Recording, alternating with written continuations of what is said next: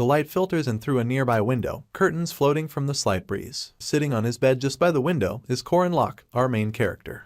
His eyes widen from the shock and he immediately questions his faculties. He rushes to look out the window and asks himself if he's inside the game he was playing. 3 years ago, our MC possessed a game character in the action-packed game, The Heroic Legend of Archon. It was about various kinds of dangerous events that went on in an academy and its endless incidents. Monsters of all kinds arise, even the end of the world comes up, with multiple humans turning into zombies. As bad as the story seems, our hero isn't the least bit worried. He concludes that the main characters of the game will come to his rescue and take care of everything. He's just an extra, a level 1 NPC in the beginner's quest where the main character saves a villager. Locke then steps out to fraternize with the other NPCs, hoping that if everything goes as planned, as it went in the game, everything will be resolved. He chooses to track down the main character, Park Sihu, who's going to become wealthy and famous soon enough. He walks past a lady singing as she walks with her son, and continues walking until he stumbles upon Park Sihu. He first of all wonders where the starting point was, but soon notices a dude regally dressed, squatting and calling out names of modern-day food. The mention of Sprite makes it clear to our boy that this person is not from the game. He overhears Sihu telling himself that he will live for his own sake, and grabbing his face to strengthen his resolve. He then yells out efficiency, only for Locke to grab the knight by his hand and say that he, too, wants to live his life for himself. Sihu is confused at first. Apparently, he was also a regular person possessing a game character. He goes on to defeat monsters, enveloping them in the purple of his magic and cutting them down with his sword. Frankly speaking, I just love these tiny details in this manhwa. And speaking of details, one of the most detailed worlds I've ever explored was in the legendary comic, Tales of Demons and Gods. I'm sure most of you may have already read it, but the world of that manhwa is truly filled with bewildering mystique and a sense of never-ending grand adventures. That exact same legendary comic is currently collaborating with the highly acclaimed immortal cultivation mobile game, Overmortal. For the fans of my channel, you know that I love making cultivation manhwa memes. In fact, I even have a channel membership tier that's called The Cultivator. I have also covered plenty of these stories on the channel. But of course, none of those compare to the absolute scale of the Tales of Demons and Gods, and now is your chance to experience it firsthand with Overmortal. In this event, you'll be able to witness an exclusive storyline where Niai and Ezian cross over into the world of Overmortal. There's tons of new added gameplay, including exploring the Trials of Glory City via the Dimension Gate, unlocking exclusive world locations like the Heavenly Sacred Boar, and achieving legendary rewards like the Chrono Book, Nightmare Urn, and Avatar Frame Bucktooth Panda. You can also gain manhwa-themed skins for the characters. Experience what it's like to actually cultivate. Break through to newer realms, gather strong allies and sexy disciples alike, and pave your way towards the path of an overarching deity that rules the land. Overmortal has over 500,000 downloads on the Google Play Store alone, with an overwhelmingly positive user rating. Get ready for daily login rewards packed with limited legendary curios, Fatium, and a wealth of resources. Dive into World Chat for a chance to snag bountiful Destium chests, and make every day in the game more exciting. Download the game now, and join the clan of future immortals using the QR code on the screen or with the link in the description. With my promo code, you'll also acquire some in-game rewards, 1 treasure token, 150 Fatium, and 20 Nimbus Jade Slips. This is a limited time collaboration, so make sure you hop in early and grab all the exclusive avatars and characters only available in this event. A huge thanks to the Overmortal team for sponsoring this video. Now then, back to our story. He easily defeats a dragon type, and Locke admits that Park Sihu has an advantage only given to playable characters, a stat window. As expected, the mage accesses his stats but immediately asks what he's supposed to do with it. That brings us to the second biggest problem. Sihu has never played the game before. Our boy can make up for that though. He launches himself onto the knight, happily wrapping his arm around his shoulder. He then reminds Sihu that he said he was going to become a mage, and advises him to go with the intelligence stats. He adds that there'll be a skill book in the next story and advises the mage that he won't like to miss it because it's really important. You see, Locke has played this game so many times that he has gone with every known route available. He then flashes Sihu his $1 million smile and tells him to trust him. Our boy is nothing if not a pro at the heroic legend of Archon. He tells Sihu that having someone like him guide him around the game is an amazing advantage to have. A smirk plays on his lips until a wild dog decides to attack. As it draws closer, our boy is quite oblivious, but Sihu isn't. Soon enough, Locke understands the gravity of the situation as he catches a glimpse of this monster from the side of his eye. Sihu quickly pulls out his weapon, accompanied by its purple essence, and steps in front of our boy to save him. He successfully cuts down the monster and turns around, smiling and asking if Locke is okay. The heated battle continues as they face off with more beasts over time. Our MC has all the information about the game, while Sihu has the stat window and the player system. They were a good duo, so Locke believed that with Sihu's help, they could save a bunch of people. One evening, as they sit atop a mountain of slain enemies, our MC recalls how they could have saved a lot of people, stopped the world from ending, and even returned to Earth. Anyway, Sugu stretches him a red potion caged in an endowed bottle. It leaves our boy wondering where he got it from and comparing it to a low-grade elixir. He then gratefully gulps down its contents. However, there's one thing that really disappoints Corenlock, and it's the fact that Sugu only picked a bunch of men for their party. Part of the game's charm is that it contains fantasy action, that is, diverse heroines and dating simulator features. Park Sugu didn't get involved with any woman, only putting them in the party when extremely necessary. For this reason, they ended up with all men. He grows bold enough to ask Sugu why that is, why their party is housed only by gross sweaty men. Around this time, Corenlock begins to blame himself for not realizing that something was up. It was weird enough that the Sword Emperor's daughter died on the way to the entrance ceremony, but Mariette, the final boss of the first stage, also went missing. From then on, it became a myriad of mysterious disappearances and murders, a plot that strayed entirely from the one accompanying the real game story. Worse off, this plot never followed the way the game version of Park Sugu thought, the way he behaved, his real personality. Our boy beats himself up for not even doubting the hero a bit. It's unfortunate that he stumbles upon Sugu's lair. He then gets the biggest reality check and begins to ask himself what is going on.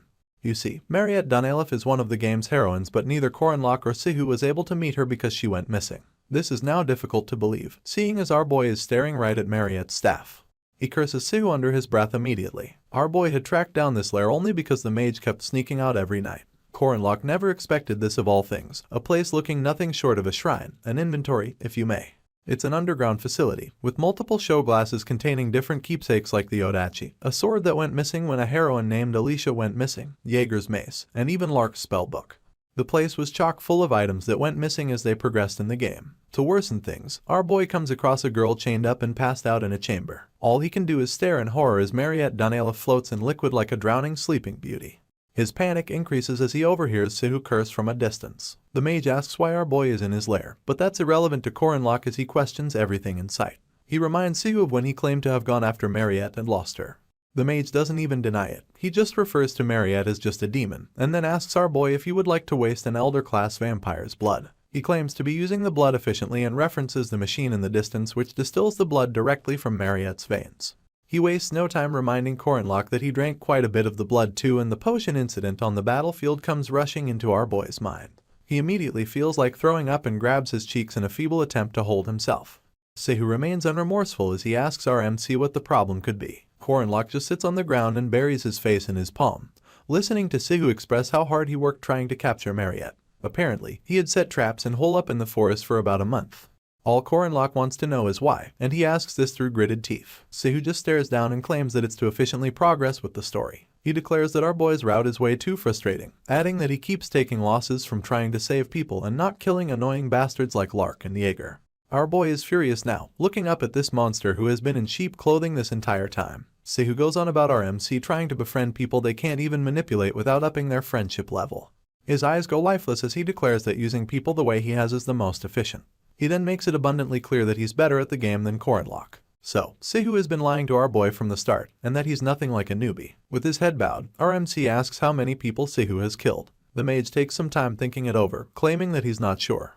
He then admits that if he kills just 3 more people, it'll become 100,000 kills. This infuriates Corenlock even more, so he concludes that Sugu isn't human. He grabs the mage by his shirt and calls him a monster. Still unfazed, Sugu tells our boy to wake up, stressing that they're just NPCs. He defends himself by claiming that our MC has killed many NPCs too, but he immediately defends himself by reminding Sugu that he only killed evil bastards with no saving grace. Our boy yells loud enough for people 2 miles away to hear, screaming that the people he killed were trying to end the world.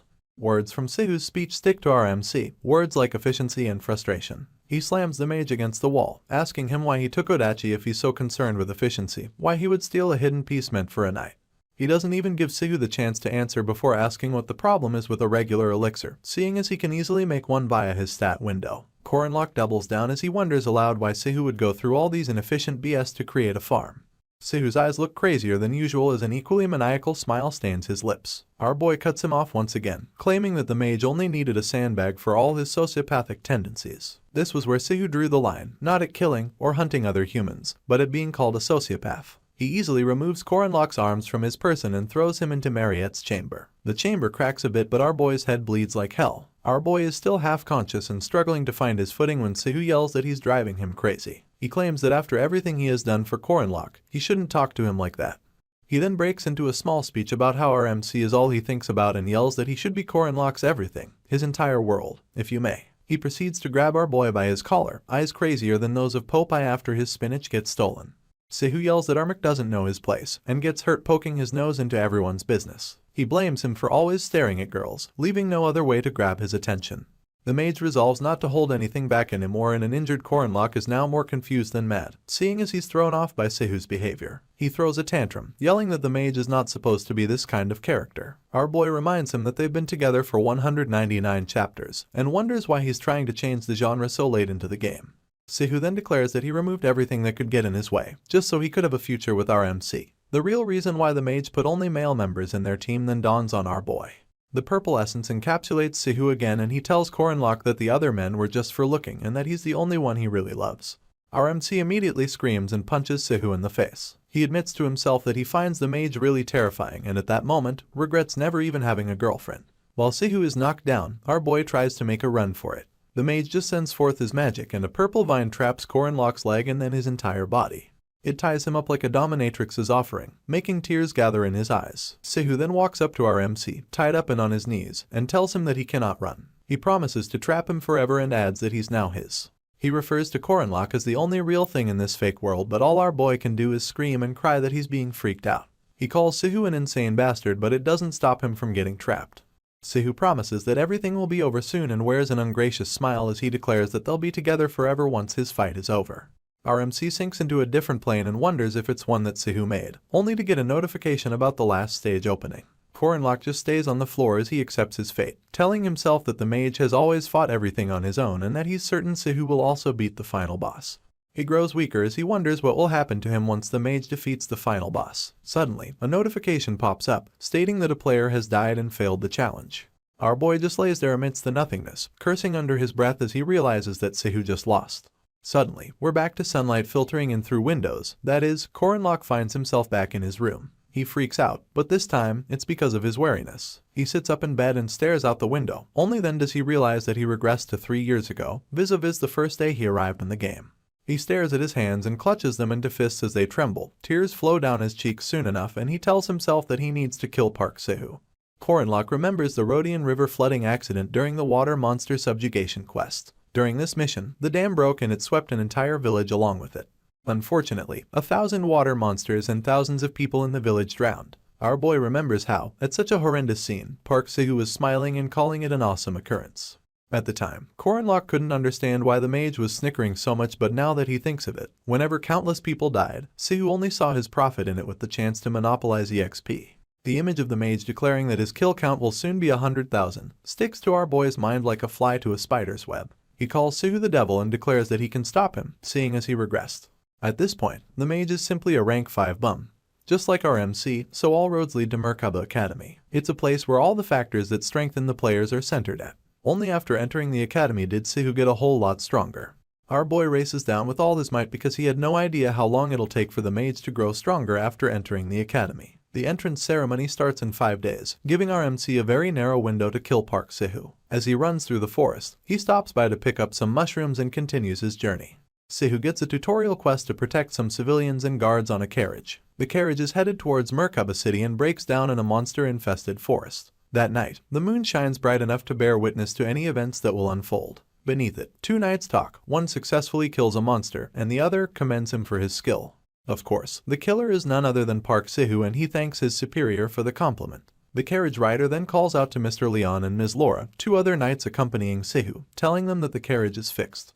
The mage goes on ahead, while Leon and Laura drag their feet. The former is excited to get a move on things while the latter just wants a chance to get some shut-eye. They then suddenly hear an ungodly howl emanate from behind them and look back with trembling. Out of the blue, a tree trunk comes launching towards them, but Leon is fast enough to push his comrade out of harm's way, yelling at her in accordance. He calls out her name as he hears up, only for her to have gotten the message before he speaks. She also wields her weapon close to her chest as they recognize the cries of a rank 2 werewolf monster. This beast huffs and puffs with its horns battle ready and fangs sharp as the tongue of a scornful woman. It lets out another howl for good measure, loud enough to draw Corinlock's attention. He wonders if the mission has already started and is surprised because he ran to the forest as fast as he could and still couldn't stop the mission. He wishes he had more time to prepare just so he can save the other knights. Unfortunately, the werewolf gets busy tearing them apart. Laura, being its first victim, falls to the ground and Leon yells to check if she's okay. He doesn't have the luxury of letting down his guard, so he tells Sihu to get on the carriage while he buys some time.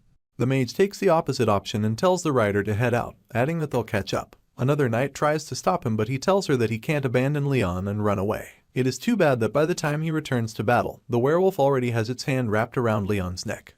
It towers over Sihu while it's at it, overwhelming him with its size. Meanwhile, Coronlock is already near the scene but waits in the bushes to confirm if the mage is either the one who will save this world or if he's a possessed player just like him.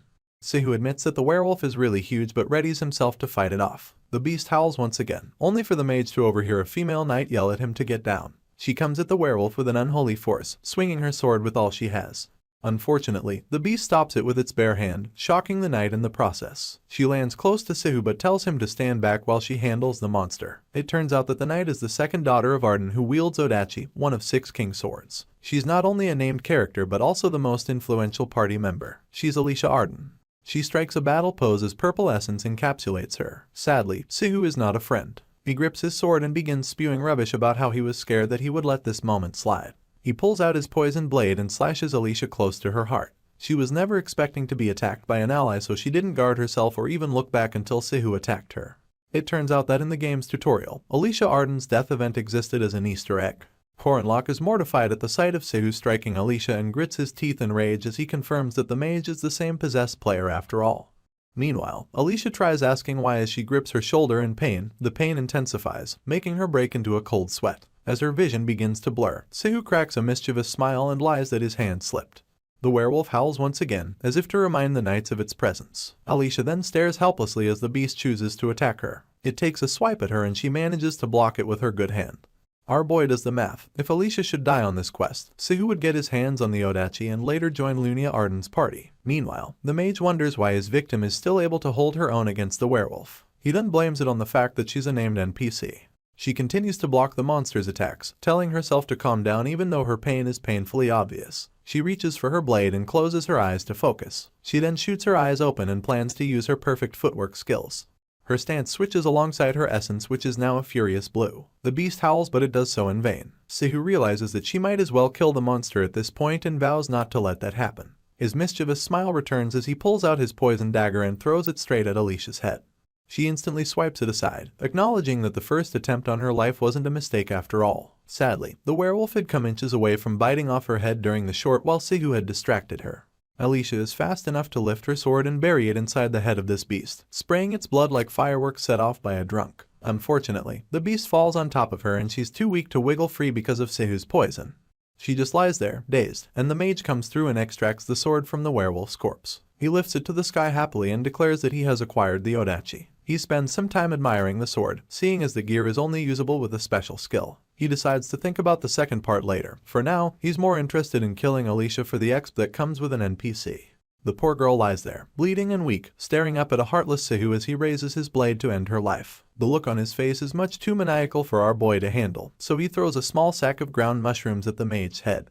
Sihu cringes and begins to cough. He glares in every direction and yells as he asks about the mushrooms thrown at him. Furious, he dares the culprit to come out, screaming at the top of his lungs. Little does he know that a bunch of horned rats are making their way to him. You see, Coronlock had thrown to panic mushrooms at the mage and they just happened to be the favorite of forest monsters. Sihu exclaims when he notices that he's nothing but fresh meat marinated in tasty powder in the eyes of these monsters. He tries fighting his way out but finds it really difficult. Meanwhile, our boy infiltrates the scene and drags Alicia away, thanking God that she's still alive. He returns for the fangs of the werewolf, prying away at them with his dagger. He's still on his knees when Sihu shows up and asks for his identity. Our boy then mentions that the mage defeated the horned rats easily, thanks to the Odachi. Sihu is surprised to hear his voice and is even more surprised when he stands to his feet. Sihu still can't believe his eyes, so much so that he asks what Coronlock is doing there. Our boy gets the sense that the mage may have lost his memories from before. He also thinks it's great, so he plans to use it in his favor. He flashes him a smile and says hi, telling him that he'll cut his hand if he continues to hold his sword by the wrong side. When the mage seeks to confirm it, our hero takes a bunch of sand and swiftly throws it at the mage's eyes. He reacts immediately, cursing out loud and yelling for our boy to die. This is escorted by 2 mighty slashes of his blade. Our hero remains calm in the face of this, but admits to himself that the mage is pretty quick with his sword, even though he's clumsy on a good day. He realizes that Sihu is still stronger than him physically, but he's at a crossroads and has no choice but to defend himself. Korenlock then takes an offensive stance, using the fang of the just slain werewolf. Our boy follows up with a bunch of swift attacks that his opposition barely dodges. He thinks to himself that the mage can obviously smell that he'll die if the fang pricks his neck. As the clashes intensify, our boy manages to get Sihu to focus on the fang, and it gets so bad that he can't see anything but the fang. Our hero lets out a war cry as he continues to barrage the mage with attacks, overwhelming him beyond return. As soon as our MC realizes that he has fully engaged his opposition into blocking just the fang, he introduces a dagger with his left hand and sinks it into the mage's chest with an unholy force. He yells out in pain as blood leaks from the newly formed orifice, tears even gather in his eyes, and he lifts his hands in a pathetic attempt to stop our boy from doing the needful. Fortunately, Armak already has his hand lifted and he's about to sink the fang into his neck. He wastes no time bringing it down, but Sihu blocks it with his palm, so the fang goes right through, puncturing yet another orifice in his body. As he bleeds out, tears flow down his cheeks. He also tries to stop the fang from going into his neck like his life depends on it. Because it does. Too bad that Korenlock still prevails. He successfully pushes the fang through the mage's hand and into his neck, causing his blood to leak out from the opposite end. That makes it 3 new orifices in less than 10 minutes. Our boy thanks him for his past life, admitting to the now shallow-breathing mage that he made him stronger. He then adds that even now, he has no regrets about what he's doing. He retrieves the fang from the mage's neck and kneels over his body, breathing heavily. Armak later admits that he doesn't feel guilty only because he killed the seed of a monster. After the whole debacle, the game begins to malfunction, claiming that there's an error because Park Sihu, the main character, has been killed. It puts up a player's death notification while it calculates the odds of clearing the main scenario, and recommending the first best judgment world backup. The game proceeds to check out Korenlock by examining his ideology, potential, compatibility, and player log. They also pass his opponent's EXP down to him, alongside his minimal backup in case of a scenario collapse. After all of this is done, the game begins a succession program for our hero, making him a triple A-class knight and the Martial Master's successor. He stares at his new rank on the notification bar and notices that he's been moved up from NPC to sub-player. He immediately wonders if he'll get his own stat window now. His thoughts of grandeur get interrupted when he overhears Alicia coughing behind him. He swirls around to get a look and sees her having a rough time. Her cheeks turn red like she's got a fever coming on. She grips her side as though she's still in pain, and to top it off, she breathes heavily as blood escapes her body. Armak soon becomes wary of her, so he rushes to her side and inquires if she's okay. He gently cradles her head in his hands and tears fall down her eyes just as quickly. She easily confesses that she's not okay, mostly because she can't see. Our boy then tries to encourage her by adding that she, at least, has the strength to speak. He lists out a couple of symptoms for her to confirm, from being dizzy and losing her sense of smell, to her ears ringing. She then wonders how he knows her exact symptoms. Korenlock judges from her twisted tongue that she was poisoned with the peacock tree frog. It turns out that she was just lucky, because at this point in the tutorial, this poison is hard to create without a combination window. Apparently, Alicia would have already died if the poison had a slightly higher combination level. He heaves a sigh of relief and begins to worry about the fang he found in her abdominal region. He takes out his belt, attempting to stop her bleeding and then detoxify her. Our boy easily slants his belt across her shoulder and tightens it until Alicia screams like she's seeing a ghost that she can't run from. In a bid to calm her down, he tells her that everything's okay, adding that he's a master at detoxifying and stopping bleeding. He realizes that if she bites her tongue, it'll pose a huge problem, so he stares down, wondering something else that she can bite. With Sihu's body nearby, it becomes the best option. Our boy then stretches out Sihu's arm for Alicia to bite down on. He promises her that it's going to hurt and encourages her to bite down as hard as she can whilst also hanging in there. For some reason, the procedure involves Korenlock taking off his shirt. He reveals an unbelievable set of pecs, but that's by the wayside. You see, our boy doesn't really know why or how he traveled 3 years back, but he returned and killed a player. Meanwhile, he places his shirt on the exit wound in Alicia's back, grabs the fang, and swiftly pulls it out while still applying pressure to the exit. She may have died in his previous life, but he saved her in this one. Now, it's just 2 of them in the forest and of course, the beasts of the night. This doesn't bother our boy one bit. He's just glad that he saved a person. He then sets up a fire and gets to cooking an antidote. He had set up a makeshift bed for her and covered her up to her chest. He then tells her to hang in there once again, seeing as she's struggling for her life. In turn, she tells him not to worry, adding that people don't die so easily. She calls him Mr. Savior, but he pays no mind to that. Alicia would much rather know his name, so she asks for it as he wraps a few herbs in a warm towel. He places it on her head and then claims that she doesn't need to know his name. She tries to question him, so he tells her to stop thinking too much and adds that he'll wake her as soon as the antidote is ready. Knowing when she's beat, Alicia gives it a rest. Our MC even prefers that fewer people are kept in the dark about his actions. He proceeds to sit cross-legged just so he can access the current situation. Our boy draws a circle in the sand, remembering the story of the heroic legend of Akan and how it's about the hero. It turns out that said hero will have to attend Merkaba Academy, where he'll have to solve incidents and accidents that will occur there. This player will become the hero that will save the world, and said hero will have to defeat countless villains before defeating the final boss at the end. At this point, he remembers the devilish Park Sihu and how he only went with this part of the story because without defeating the final boss, the world would end. However, that hero just died, leaving our boy to wonder who will fulfill his destiny. After little or no consideration, Korin Locke declares that he must do it. Unfortunately, the game is stressing our boy out by blocking his access to a bunch of devices. He tries to access the inventory, the system window, and even the combination window, but the game only tells him that he doesn't have the permission to. Our MC then complains aloud about becoming a sub-player but not being privy to their convenient devices at all. He was excited for a chance to see the stat window, but in the end, it's all the same. Staring into the open flame, our hero admits how hard it is to be the backup for something he doesn't know. Worse off, with only the future memories he came to know during his past life. It dawns on him that he has to use elements outside the system. For 3 years, our hero had trained to his limits, confirming that he's no longer just a possessor or just an extra. He carves a sigil into the ground and flames emanate from it soon enough. A small smile revisits his lips as he confirms that the magic works. Apparently, our boy was desperate to survive back then and had an affinity for magic. He learned only one type, and that's rune magic. These are ancient letters with magical powers of their own like duty, restraint, and oath. These 3 are known as the runes of the 3 commandments and are some of the most powerful laws of this world. They also happen to be the source of supernatural strength and the cause of destruction. An idea pops into our hero's mind and he decides to go with it. He decides to inscribe all 3 runes onto his body, so he begins by biting his finger to get some of his blood and then begins to draw on his left arm. He starts with duty and tries to stifle the pain as the inscriptions begin to sizzle. This commandment grants the user extra strength when honoring a self-imposed oath. For example, you could keep doing simple duties like not eating chicken, but you won't earn reasonable stats because they're easy to adhere to. Even though this commandment is pretty demanding, our hero strengthens his resolve to make promises that he'll have to follow till the end. As the rune continues to sizzle on his arm, he declares that he will not turn a blind eye to the misfortune of good people. Immediately, the notification board pops up and spells out his duty. It then adds that his status will rise whenever he clears a quest. Soon enough, a chain surrounds his heart and the console tells him that if he fails to do his mission, it'll incur a penalty of 10. For the second commandment, our boy chooses restraint. He bites his left finger this time and draws the rune on his right hand.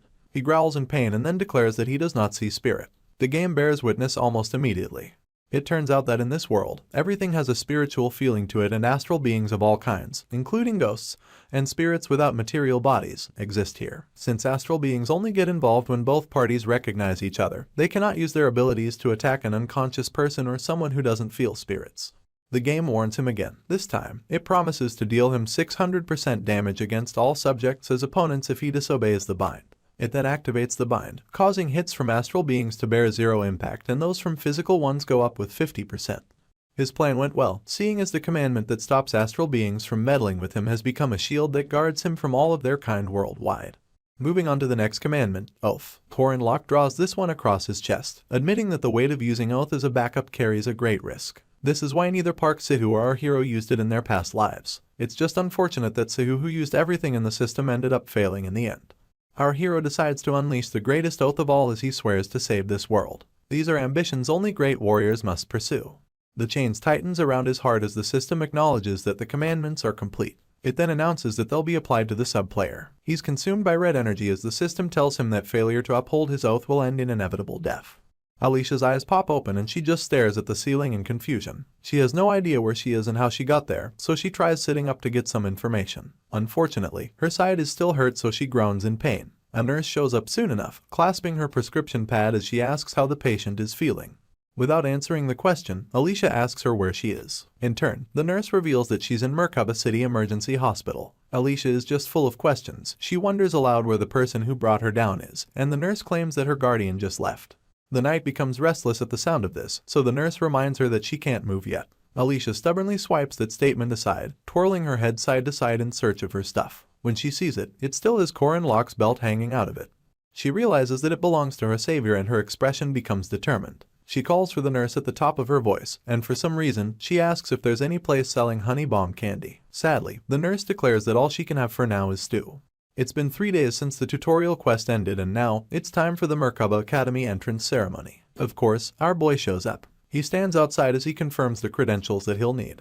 To enter, he'll need his student's ID, which he finds in his wallet alongside a letter. He has no recollection of putting it there, so he just pries it open. He then discovers that it's from his mom, and it expresses how proud of him she is. His mom encourages him to become a good man who protects many people like those who are great protectors by his side. Our hero heaves a tired sigh as he tries to remember when his mom slid in the letter. You see, Corin Locke may be a normal incompetent child, but he, too, has a family. When our hero first possessed his body, he was as awkward as a loud fart on a silent commute. Even at that, the family didn't stop treating him like one of their own. This was what made him begin to love his family in this world. He clasps the letter as a smile creeps onto his lips. He then reiterates that that's the difference between him and Sihu. On the other hand, many trains find their way to the Merkaba Academy, but even more students do. They commune nearby, talking amongst themselves. One of the students wonders why there are so many trains, but he just chucks it up to the fact that Merkaba Academy is the Holy Grail. Soon enough, a blue-haired lady with a cape and a basket of potatoes drops by to say hello to the new students, telling them to gather. She instantly asks if our boy is also a student, but he introduces himself instead. All she notices is that he's tall, so she concludes that he must eat a lot. She then offers him a potato, smiling and stretching one out on a napkin. This confuses him though. They all move on as this lady gives them the tour of the school. She shows them the creation building where magic students gather and conduct their research. This lady happens to be Mariette Dunelif, a first-class second-year Merkaba Academy mage who receives blessings from everyone and practically has no secrets. As she continues to give her tour, our hero can't help but see her as one of those people who'll experience a lot of unpredictable misfortunes and tragedies in this world. Sadly, there are depths of this misfortune that Mariette must face when the time comes. That is because this dainty lady is going to be the final boss of the first act.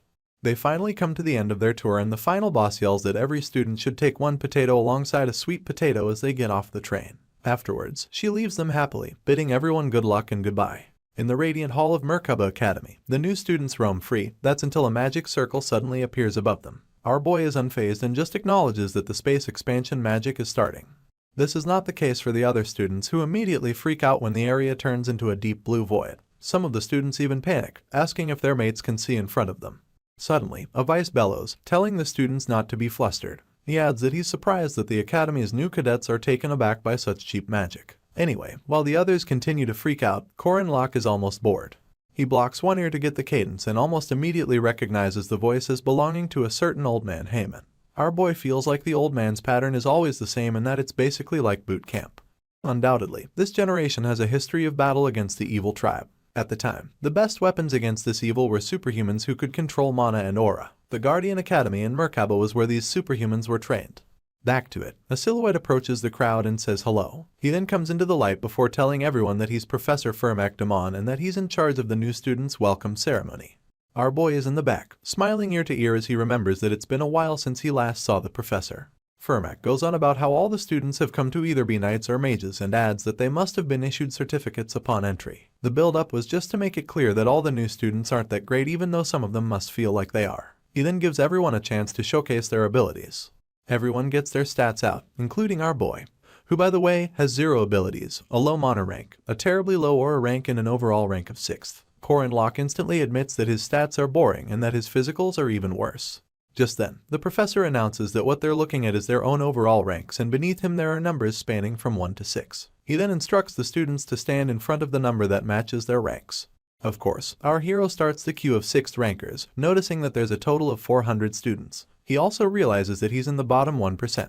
At this point, Firmak grins mischievously and wishes everyone good luck in battle. The students then begin to glow as they are transported to where they'll be tested.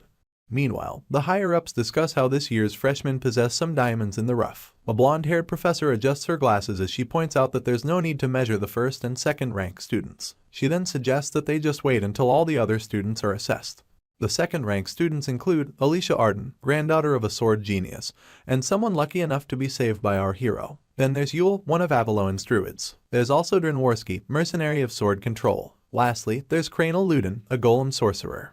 For this year's freshman there is only one 1st rank, blessed with power so immense it leaks out of her body in a red essence. She's the heavenly Yaksha, H. Warren.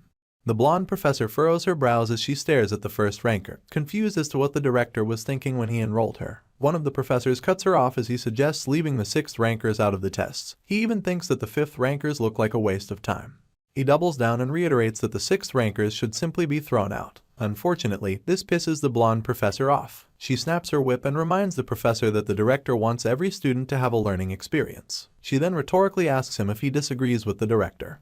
The professor swallows his opinions moving forward and starts the test by snapping his fingers. In turn, a weapon's chest emanates and drops down in front of our hero. A warning then comes through, telling him that monsters will swarm out in 30 seconds and that he should do as much as he can. Korin Locke sees this as a bias test, one that puts you in a place with nothing and makes you fight monsters based on your level. His expression is one of disgust and he declares that the place is as unfriendly as ever. With 5 seconds left on the clock, our boy digs through the weapon's chest knowing full well that most 5th and 6th rank students will be anxious. This anxiety will push them to grab anything they can and it'll most likely be a sword. Our hero also picked a sword in his last life's rank test. With 3 seconds to go, monsters begin to forge. These monsters are called shorthounds and they're only 5th rank. They seem to have flames in their eyes and jewels encrusted into their heads. They begin to growl as though the timer is the only thing stopping them from tearing our hero apart. A gust of wind begins to surround our hero as he warms up his weapon of choice. He declares that swords are all good and fine, but it takes 100 days to use a spear, 1,000 days for a blade, and 10,000 days for a sword. At this point, the timer runs out. Our hero wastes no time as he takes in a deep breath and lifts his weapon for attack. He launches it with all the strength that he can monster and like a missile with optimum precision. It leaves a red trail until it takes out the first short hound. Our boy had chosen a spear and rightfully so. He apologizes to the other hounds ahead of time, but they chase after him anyway. Sadly, before they can reach him, the spear returns and takes the 2 of them out at once. Our hero simply flashes a smile as he announces that he has way too much experience killing off monsters. Korin Locke retrieves his spear from the guts of a short hound, using his leg for support as he announces that he used 12 seconds to take them out this time. In his past life, our MC had gotten himself eliminated by these short hounds and couldn't even kill any of them. Now, he's standing over the disintegrating corpse of the last one, swinging his spear in victory. Of course, this time is different. He then mounts his weapon on his shoulder, wearing an arrogant grin as he claims that he'll kill all the beasts until the next rank comes. Our hero declares that the next wave can enter, but nothing happens. 5 minutes pass and he's just standing there wondering what the problem could be. He begins to worry soon enough and asks himself why nothing's coming out. He breaks into a cold sweat as thoughts of the system being broken seep into his mind. Meanwhile, a 5th ranker is somewhere struggling with one short hound and losing. He screams upon seeing the beast, making a run for it as it howls at him. Ultimately, the poor student gets cornered, so he yells for someone to save him as he comes face to face with the exposed jaws of a short hound. The monster wastes no time aiming for his neck, only for this so-called warrior to curl up pitifully. Their professor just watches with disgust and he openly asks what the students are going to do if they can't handle common low-rank beasts. Apparently, the professor had set a record for killing 5th rank monsters in 1 minute and 22 seconds. The professor is deeply disappointed as he stares into the crystal ball. He then concludes that there's no point in checking out the 6th rankers if the 5th rankers are this underwhelming. At that moment, his attention is drawn to Korin Locke, who is now sitting and yawning in the middle of the test. The professor is left wondering if the monsters weren't summoned and concludes that it must be a bug in the system. Because of this, he sends more short hounds at our hero. In turn, our boy just glances back at the hounds, disappointed that a higher rank of monsters haven't been sent out. He then asks no one why the same monsters have come again. Back to the professor who's busy lording over the test, shaking his head in disappointment. As the losing students cry for help, he refers to them as pathetic bastards. Meanwhile, Korin Locke wastes no time destroying his monsters with the aim of his spear. The professor is distracted the whole time, thinking that he has finally found the first student to pass at 7 minutes and 20 seconds. He then deduces that the 3rd ranks will only need 2 to 3 minutes to finish up their monsters. As he asks himself what the 5th and 6th rankers are up to, he notices our hero again, sitting and yawning just like he was the first time. This gets the professor even more confused, so much so that he calls our hero a bastard and asks what's up with him. He tries touching the crystal ball to check if it is broken and yells that the monster summons keep malfunctioning. His much bigger colleague shows up and confirms that there's nothing broken about it, seeing as Madame Josephine, the test magic creator, has never made a mistake in 20 years. The professor then points at our MC, telling his colleague that he should have been eliminated a long time ago, but is still sitting bored in the middle of the test. He then adds that it is obvious the test magic isn't working. In turn, his colleague inquires if the professor witnessed the monsters not being summoned. His hand reaches his chin as he admits that he didn't, and asks if there's a need for him to witness such a thing. His colleague just repeats the question for confirmation's sake, but this time it annoys the professor into yelling that he's sure it is a bug. To settle everything, the professor agrees to summon the monsters again. As the short hounds appear before Korin Locke for the umpteenth time, he gets so pissed that he curses out loud and then asks why the same monsters keep coming. He continues screaming that it is not like he's training a dog, and channels all of his anger into his next attack. Our hero wields his spear with both hands, tainting the tip with flame magic as he stabs all 3 short hounds into oblivion, one after the other. The poor beasts never stood a chance and they squeal as they get eliminated. The timer stops at 7.3 seconds, surprising the professor and his colleagues so much that their jaws almost touch the ground. The professor is the most taken aback by this, so he calls on Fermac to come take a look. In turn, Fermac would like to know what's happening, so the professor asks him about the fastest record for the 3rd and 4th ranks that he's in charge of. Mr. Fermac takes a while to think it through before announcing that a kid named Jaeger got it done in 3 minutes and 30 seconds. After getting asked why, the professor averts his gaze, claiming that it is nothing much. He concludes that our boy must be the son of a hunter, seeing as he's so good with a spear. On that note, he summons a greater monster for him to face. Just then, a 4th rank mat boar appears before our hero, eyes red and full of malice. The professor then stands aside to watch how he'll fare against this beast, only to be shocked beyond his expectations mere moments later. Our boy had successfully defeated the boar in 3.7 seconds. The professor sends another beast, announcing that this one won't be easy. He sends a 3rd rank owlbear for our hero to combat. This beast comes with fur white as snow, but has a battle cry that could keep children up at night. Anyway, despite how much it towers over our hero, he remains unshaken. The owlbear makes the first move as it swipes at our boy. Luckily, he's fast enough to dodge it and tries striking the beast in succession. Unfortunately, it is ineffective, seeing as he has to dodge a consecutive attack from the monster. To gain the upper hand, our MC calls forth Kenaz, the rune magic for flame, and in accordance, it surrounds the owlbear. For unknown reasons, fire is ineffective against the monster, but every professor present is intrigued when they see our boy's rune magic. Even Professor Fermac. While the monster struggles to put out the seemingly never-ending flame, our hero stands a few ways from it and deduces that his last attack has no effects. At that moment, he has an idea, so he begins to twirl his spear in anticipation and jumps high enough that he's right above the distracted beast. He then comes down on it, piercing the spear into its head with the help of gravity. Apparently, it was enough that the flames blocked the vision of this monster. Meanwhile, one of the professors is so impressed that he admits to himself that our boy isn't a mere 6th rank. In fact, he feels like he would defeat more high-ranking monsters, but the test doesn't allow monsters higher than 3rd rank for tests. His colleague can't get his hands off the crystal ball, seeing as he's excited about a fun guy finally showing up at the academy for the first time in a long time. After this, comes the evil spirit test, and the professor is excited to see how our hero will do in that. He announces the beginning of the 5th rank evil spirit test and sends the first spirit down. Unfortunately, immediately it appears, it disappears. It does this so quickly that our hero doesn't see it. He keeps watching his environment, telling himself that something was definitely summoned. He also realizes that he can neither see nor hear it because of the restraint penalty. This, alongside the rune he drew on his body, giving him a pass from sensing or interfering with souls, ghosts, or spirits. By extension, he can't see evil spirits too, so he shuts his eyes just to be sure and counts to 60. After the minute is up, he confirms that the spirit must have been summoned. With this, he lifts his spear above his head, announcing to his judges that he gives up.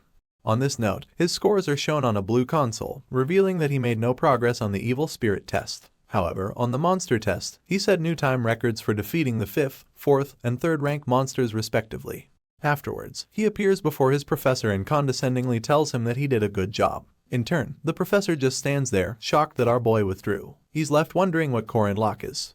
Later on, all the candidates gather in the main hall as they converse amongst themselves. Our hero then weaves through the crowd, overhearing his classmate ask his friend about rank, and said friend claims that he's doomed because he only made 4th rank. The conversation goes on as one announces that he made 3rd rank and the other asks if he fought both the owlbear and banshee. At this point, everyone's attention is drawn to the hunky man posing in the middle of the hall, a 3rd rank student named Jaeger Hinchbetter. Our hero instantly remembers him from before. Apparently, Jaeger started a fight with Sihu at the beginning of the story and the psychopath slit his throat because he was pissed off. Our boy rubs the back of his neck as the memory replays. He then admits that although Jaeger is arrogant and a bit of a delinquent, it is pretty common to be those things at the boy's age. Secluded to a part of the hall are the students who didn't do so well. Unfortunately, the others openly laugh at them, reiterating that it must be hard to lose on purpose, and asking whether there are still people who lose to short hounds and ghosts. Amongst these low performers lies Lark, a boy who, in our hero's past life, couldn't get over his inferiority complex. Sadly, he received the same fate as Jaeger after slandering him and Sihu. The sound of speakers coming to life interrupts our hero's thoughts, and a certain director Iryu Kassar wields the microphone to bid everyone a good morning. He begins his speech with a quote about the students coming to his academy where the strong gather just so that they, too, will become strong. He adds that some students have enough strength while others have a long way to go, and that he cannot guarantee that they'll get what they want at the end of their time in the academy. What he can do is hope that each student finds his or her place in the academy. Everyone listens attentively. Lark, our hero, and even Jaeger. The director goes on about merely being there to help the students take the correct first step, and adds that the second step upwards is their responsibility. His speech then comes to an end, so he flashes a small smile and bids all his students a good day. Right on cue, everyone scatters into their various nooks and crannies on campus. Lark finds a corner to nurse a good book, but gets intruded upon by Jaeger, who tries to introduce himself arrogantly. He soon notices that Lark isn't paying any attention. This makes him approach the bespectacled boy, lean on the wall above him, and say hi. Lark stutters his reply and gets asked what his rank is. In turn, he confesses that he's a 5th rank. Jaeger mocks him, calling him pathetic, and taunting him as he asks if the boy couldn't kill a ghost or even a short hound. Just as he's laughing at the poor boy, our hero observes the situation and intervenes by putting his arm around Jaeger. He then flashes a bright smile as he says hey to both boys. This makes the hunk glare at him, wondering aloud about who he is. Our hero just dismisses the question and begins to praise Jaeger's tattoos, claiming that the artist must have been really talented, all because the tattoos are still very neat up close. He points at the one on Jaeger's top back, seeing as it is a tattoo of his blood type, and commends him for being prepared for a situation where he'll need a blood transfusion while he's passed out or hurt. Anyway, the air is thick with tension until the hunky student loosens up. He then flashes our hero a smile, telling him that he knows his stuff. Jaeger also points at the tattoo as he announces that his mom did it for him, adding that she's a tattoo artist. Apparently, she originally specialized in line work, but since her son asked, she did it in the old school style. These are both types of tattoos. Our hero continues to play along, declaring that Jaeger's mom is awesome, and asking whether he has more ink anywhere else. This was a question he already knew the answer to. It turns out that in our boy's previous life, the hunk had gone missing, and this attracted his mother to the academy. She then revealed that all of her son's tattoos weren't meaningless. It was something she did out of worry for her son who had enrolled in the Guardian Academy. Back to the present, and Jaeger wastes no time showing off more of his body art, flexing his muscles as he explains that the flying chariot on his arm represents Merkaba Academy. Our hero just keeps playing on his ego, telling him that he's so cool. He then introduces himself as Koren Locke and gives the hunk a chance to introduce himself too. Of course, he claims that he's Hinchbetter and then asks the bespectacled boy for his identity. Lark is startled that he got asked, so he quickly twirls his head in their direction before stuttering his name. As the three of them share a sort of bonding moment, Alicia is busy watching them closely. Well, watching our hero. She's so impressed by how he naturally saved Lark from getting bullied, and blushes as she admits that he's amazing. She then concludes that he seems like a good person. Back to our MC. He takes note of the way he left a good impression on his bespectacled friend, and remembers that Lark's ability was memorize. He smiles mischievously with his hands against his hips, acknowledging that he has found his free skill book. Meanwhile, Alicia thinks that even his smile is pretty, and wonders what type of person our hero is. You see, the great Merkaba Academy makes almost all of its facilities free for its students. The cafeteria is much cheaper than outside, and the dorms are also free. Amongst all of these facilities, the most recommended remains the training rooms, and the reason for this is quite simple. Take our hero for example. He makes use of one of the training rooms, a place where the impossible becomes possible, a place where spirits which he normally shouldn't see become visible to him.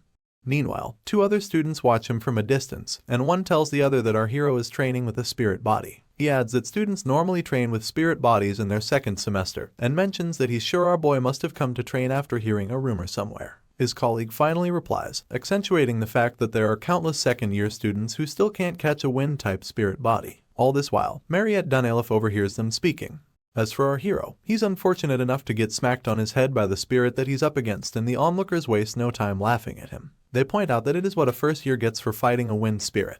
Our boy begins to breathe heavily as he grips his spear with the little strength he has left. He then wonders aloud if he has taken on more than he can handle, only for an instructor to reiterate the fact that he's a freshman. This is enough to distract our hero, so he turns around to say hello to the instructor. He gets asked why he's practicing against a spirit body, and our hero claims that it's to strengthen his spear skills. In turn, the instructor asks if he's confident he can do it, and our boy declares that he will. On the inside, he mulls over why the old man approached him out of the blue, and welcomes the possibility that something may have gone wrong during the entrance exam. The instructor just glares at our hero, only to suddenly burst into a wide smile and commend his take on life. As a reward, the old man presents our MC with 10 meal tickets, and adds that he should find him when he succeeds so that he can praise him. Koren Locke is excited and confused at the same time, and just watches as the instructor laughs his way out of the training room. He then admits to himself that he got nervous for no reason, and acknowledges the instructor as a man who shows affection using food. The only thing under contemplation now is whether or not it is a good sign. Anyway, he declares that he's going to start the training again, while Mariette just observes as he goes about it. He twirls his spear as he uses it to combat the wind spirit, but eventually gets struck in the stomach. He groans in pain and falls on his back, more groans escaping him.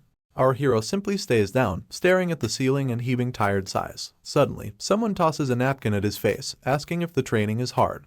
It turns out to be Mariette wielding an empty glass on the other side of the demarcation. Our boy admits that he's having a hard time, so the heroine tells him that he can rest, and that he has worked hard enough for now. In addition, she uses her water magic to fill up the cup and hands it to our boy, informing him that he just needs to get the hang of it. She proceeds to encourage to try again next time and declares that he'll be able to do it someday. Our hero simply peels off the napkin from his face and stares into the abyss in silence. He mutters to himself that he does not have a next time even though he had one 3 years ago. He stretches his hand to collect the water and then goes down memory lane. You see, back when he met Sihu, they had the player's stat window, as well as potions and skill books from the combination window. Unfortunately, Sihu is no longer around. Having gulped down the contents of the cup, our boy sits upright and recalls killing the former hero. It dawns on him that he now has to do everything on his own. He thanks Mariette for the water as he returns the glass. He then adds that he thinks one can always give up later. For now, he has to become the strongest. With this, our MC gets back on his feet and wields his spear, keeping in mind that he must first figure out his limits. As the spirit comes for him, he realizes that he must test how far he can use his abilities from the past even though it might seem a bit excessive. Our hero starts with the ominous serpent stab, twisting his blade in a slithering manner. Up next, he uses the tiger wind attack, which involves him using his fist as a claw alongside his spear. He goes on to the black capture plaque counterattack, making 2 quick and successive motions to make it seem like he's more than one person. After this, he tries his hand at the returning heaven spin, and then the pagoda tree mountain throw. Our hero decides to take a breather, reminding himself that he neither had a strong body nor vast magic power. He then realizes that all the information gathered on Park Sihu and the future was all useless in the face of monsters and geniuses. Anyway, in order to make it out against these monsters and geniuses, our boy had to work harder than anyone else. This was the only identity he possessed. He grips his spear once again, tighter than he did before, telling himself that the last 3 years of training will not betray him. With this, a reddish essence begins to surround him, and he unleashes the technique known as Ominous Serpent. Deep Righteousness. His spear, still encapsulated by the red essence, pierces the air until it grazes the wind spirit.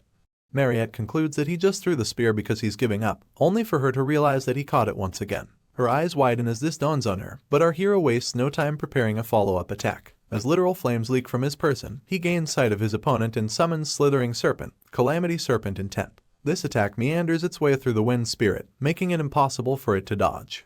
Soon enough, the spirit explodes in defeat and Mariette just observes in awe. The after effects of the attack literally blow her hat off, and she's so impressed that she admits that calling our boy strong, or even outstanding, is not enough. Only words that could summarize her honest appreciation lingered on her tongue. She can't help but gaze upon Korin Locke in all his glory, seeing as the blue of the wind spirit spreads across the room, giving our hero a certain majesty. She then admits to herself that he's so awesome. At this point, our boy begins to drop to the ground, parting ways with his spear on the way down. Mariette immediately asks if he's okay, and when she doesn't get a response, she calls out for him. It turns out that our hero is being excessive after all, because he just lays on the ground exhausted and unable to move. His spear also had the misfortune of getting broken in the ruckus. The next day, Mariette comes before all the freshmen, smiling as she announces that she'll be showing them the academy's facilities. While she goes about her mission, our hero chews on a potato even as his face is patched up. He can't stop thinking of how to get his body into shape so that he can fight properly, of how to raise his physical capabilities without using Park Sihu's elixirs. As he mixes with the crowd, the only way to achieve his mission comes to mind, and that is to invoke commandments. He looks at Lark as he remembers that the first one is not to turn a blind eye to the misfortune of others.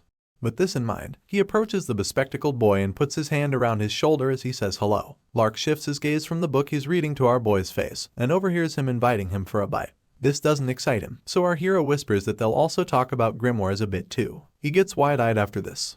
Simply put, a grimoire is a skill book, a powerful artifact that allows you to acquire the corresponding magic or trait just by reading it. For some reason, the library at Merkaba Academy is almost as large as the academy itself. It also stores and passes on humanity's knowledge to future generations. Our hero doesn't believe a word of the last statement though. What he believes is that the library exists to hide grimoires.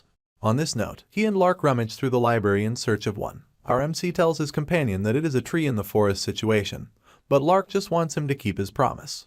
In turn, Korin Locke smiles at him, adding that he'll have the grimoire with the traits written on it as long as his companion fulfills the preset conditions. You see, Lark is a hard worker, an intellectual and model student who memorized all sorts of magic and stored them in his spell book. Of course, it doesn't matter how many spells he has since it'll be difficult to use all of them. Our boy just continues scrolling from book to book, throwing them on the ground if they're not what he's searching for, all while his friend stares in confusion. Anyway, he bears in mind that if a magician's level and mana level are low, they cannot produce good results even if their theory is great. Fortunately, it is a different story when it comes to grimoires. Our hero finally tugs on a book called The Opposite of a Sparrow is a False Bird, and while Lark tries to rebuke him for playing around, our boy reveals a secret passageway. When his friend notices this, all of his rebuke ceases and is replaced by immediate awe. He's so shocked that he stutters as he asks our MC about how he managed to find it. All Core and Locke does is proclaim that they should go inside, so his partner asks him to wait so they can go in together. As they walk down the stone brick road, Lark admits that the place is eerie and clasps his book against his chest. At that moment, our hero calls out to him, reminding him that it is time to keep his promise, and asking that they should do well. Apparently, our boy wants his partner to help him repel evil spirits, so they shake on it enthusiastically. Just as Lark seeks more information on what to do, our hero suddenly punches his lights out. Worse off, he does it with a smile on his face and then stands over his body menacingly. He then declares that it is time they get started. Core Locke squats over his passed-out friend, admitting that he's here to complete a special quest even though his initial reason for coming was to help Lark. However, if he manages to capture the evil spirit in the library, he'll earn the hidden piece he wants. Our hero glances to the side as he realizes that there's one major problem, and his name is Sabancha Duke, a special evil spirit big enough to tower over our boy. He remembers that this quest has been designed to be practically impossible. His hand then cups his chin as he wonders how he's supposed to catch a special evil spirit. At this point, our hero has no idea that Sabancha has compiled multiple balls of energy to attack him. The evil spirit then sends them in their numbers, but they just flow past our boy. Normally, most players would die at the beginning of such a quest, an attack from a General Duke who commanded the South 800 years ago. But not our hero. He stands to his feet soon enough, looking in the direction of the multiple attacks, all to no avail. This is because of his restraint rune magic, which restricts him from perceiving spirits. Sabancha tries to attack him once again, but it is a waste of time. Having sensed his environment, our hero scratches his face, wondering if something is happening. He then calls out the spirit's name, catching it by surprise. In turn, he apologizes for not being able to see him and lifts Lark, asking the spirit to just enter his body. Meanwhile, Sabancha stands right behind our hero, more confused than ever. You see, in this world, there are factors, and these are elements that can change normal humans into demi-humans like vampires and werewolves. One day, Sabancha woke up as a vampire and killed his servant. Despite his efforts to restrain his vampire instincts, they win every time. So, out of fear of killing his wife and daughter, he evacuated his family and closed down the castle. In order to avoid any carnage, he used magic to seal himself inside a book, and that is the grimoire that's located in the Merkaba Academy library. As suggested, Sabancha possesses Lark, but immediately roars with malice. He then launches towards our hero in a fit of rage, leaving him to wonder if the spirit is approaching him because he's a vampire who's gone crazy by impulse. Anyway, the other reason why our boy chose Lark is because being possessed by such a strong evil spirit would pull out any latent strength left in him. As predicted, he tries to attack our hero, but he dodges it in time and easily knocks Lark to the ground. It turns out that inside the heroic legend of Arhan, the bespectacled boy had the lowest physical strength stats. Our MC feels sorry for him but painfully accepts the fact that this is the best way to clear the Duke quest at hand. He's now stepping on Lark's back as he welcomes the idea of killing the poor boy to attain the highest grade items, like the Duke's cape and the vampire's armor. These were the same weapons wielded by Park Sihu, and they played a big role in the incidents that occurred in the future. A barely visible smile creeps onto our hero's lips as he admits that he's different from Sihu. At that moment, he asks the evil spirit if he's curious about his wife and daughter, Luina and Cecilia Duke. This prompts Sabancha, stopping him in his tracks as he rests on all fours and looks at our boy. In turn, Core Locke tempts the spirit with the promise of information about his family's lives after he was sealed. Our hero went on to tell Sabancha many stories, from how his wife died after leaving the castle, to what an amazing adventurer his daughter turned out to be. He went on about how the girl traveled the world, reminding himself that he didn't like the way Sihu did things. So, as Korin, who had a family he loved in this world, he wanted to properly end the life of this poor soul. Our hero asks Sabancha what he thinks about his response, whether or not it was satisfactory. Tears just well up in his eyes and he apologizes for attacking our boy earlier, adding that he's grateful for all the information. Our MC laughs it off because he wasn't even hit, and even if he was, Lark's punches barely carry any weight. After this, our hero asks for one more thing, grimoires. It turns out that before Sabancha ascended, he and our hero had a long conversation, and the spirit bestowed a few things upon him. First off, some soul dust, and then a grimoire. This is the same book that the Duke's soul was sealed in, and it contains various abilities and spells which, when read, can be learned. During this process, our hero attains a new ability called Persistent Warrior's Regeneration. This ability works on the principle that the wielder's fighting spirit be maintained. If he can do this, he will continue to recover. Our hero lifts the soul dust as he stares at it, But all he can think about is his new ability and how Park Seo also possessed it. The only problem is that he doesn't know how much he can recover, mostly because he never saw Seo get hurt. At this point, Lark regains consciousness, groaning and rubbing his face as he sits upright. Our hero turns to him, asking if he's okay and telling him not to push himself. He then adds that an evil spirit possessed him until just now. In turn, his bespectacled friend asks if chins are supposed to hurt when evil spirits possess people, and our hero quickly averts his gaze due to all the guilt he's feeling. He pretends not to know what happened, telling Lark to shut up and take the grimoire. Still nursing his chin, his friend stares in awe of this magical book, trying to confirm if it is the real thing. Our hero then squats so he can be on eye level with his colleague, and the boy asks if he can really have the grimoire. You see, there's another reason why our MC chose Lark, and it was because he wanted to see how sometimes the ones who try hard receive a reward. As expected, the bespectacled boy is overly excited as he flips through the grimoire's pages.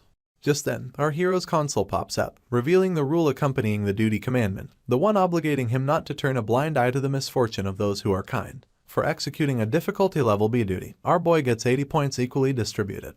He's giving Lark a hand when he discovers this, and it dawns on him that based on the game logic, if one can get 5 stats from leveling up once, he just got the point equivalent of leveling up 16 times. For some reason, he didn't get a level up notification, so our hero concludes that the first level quest rewards must only be points. He continues to carry his friend out of the secret passageway, asking himself if the total is compensating for the fact that he can't gain stats directly. He's still impressed by the amount of EXP he got though.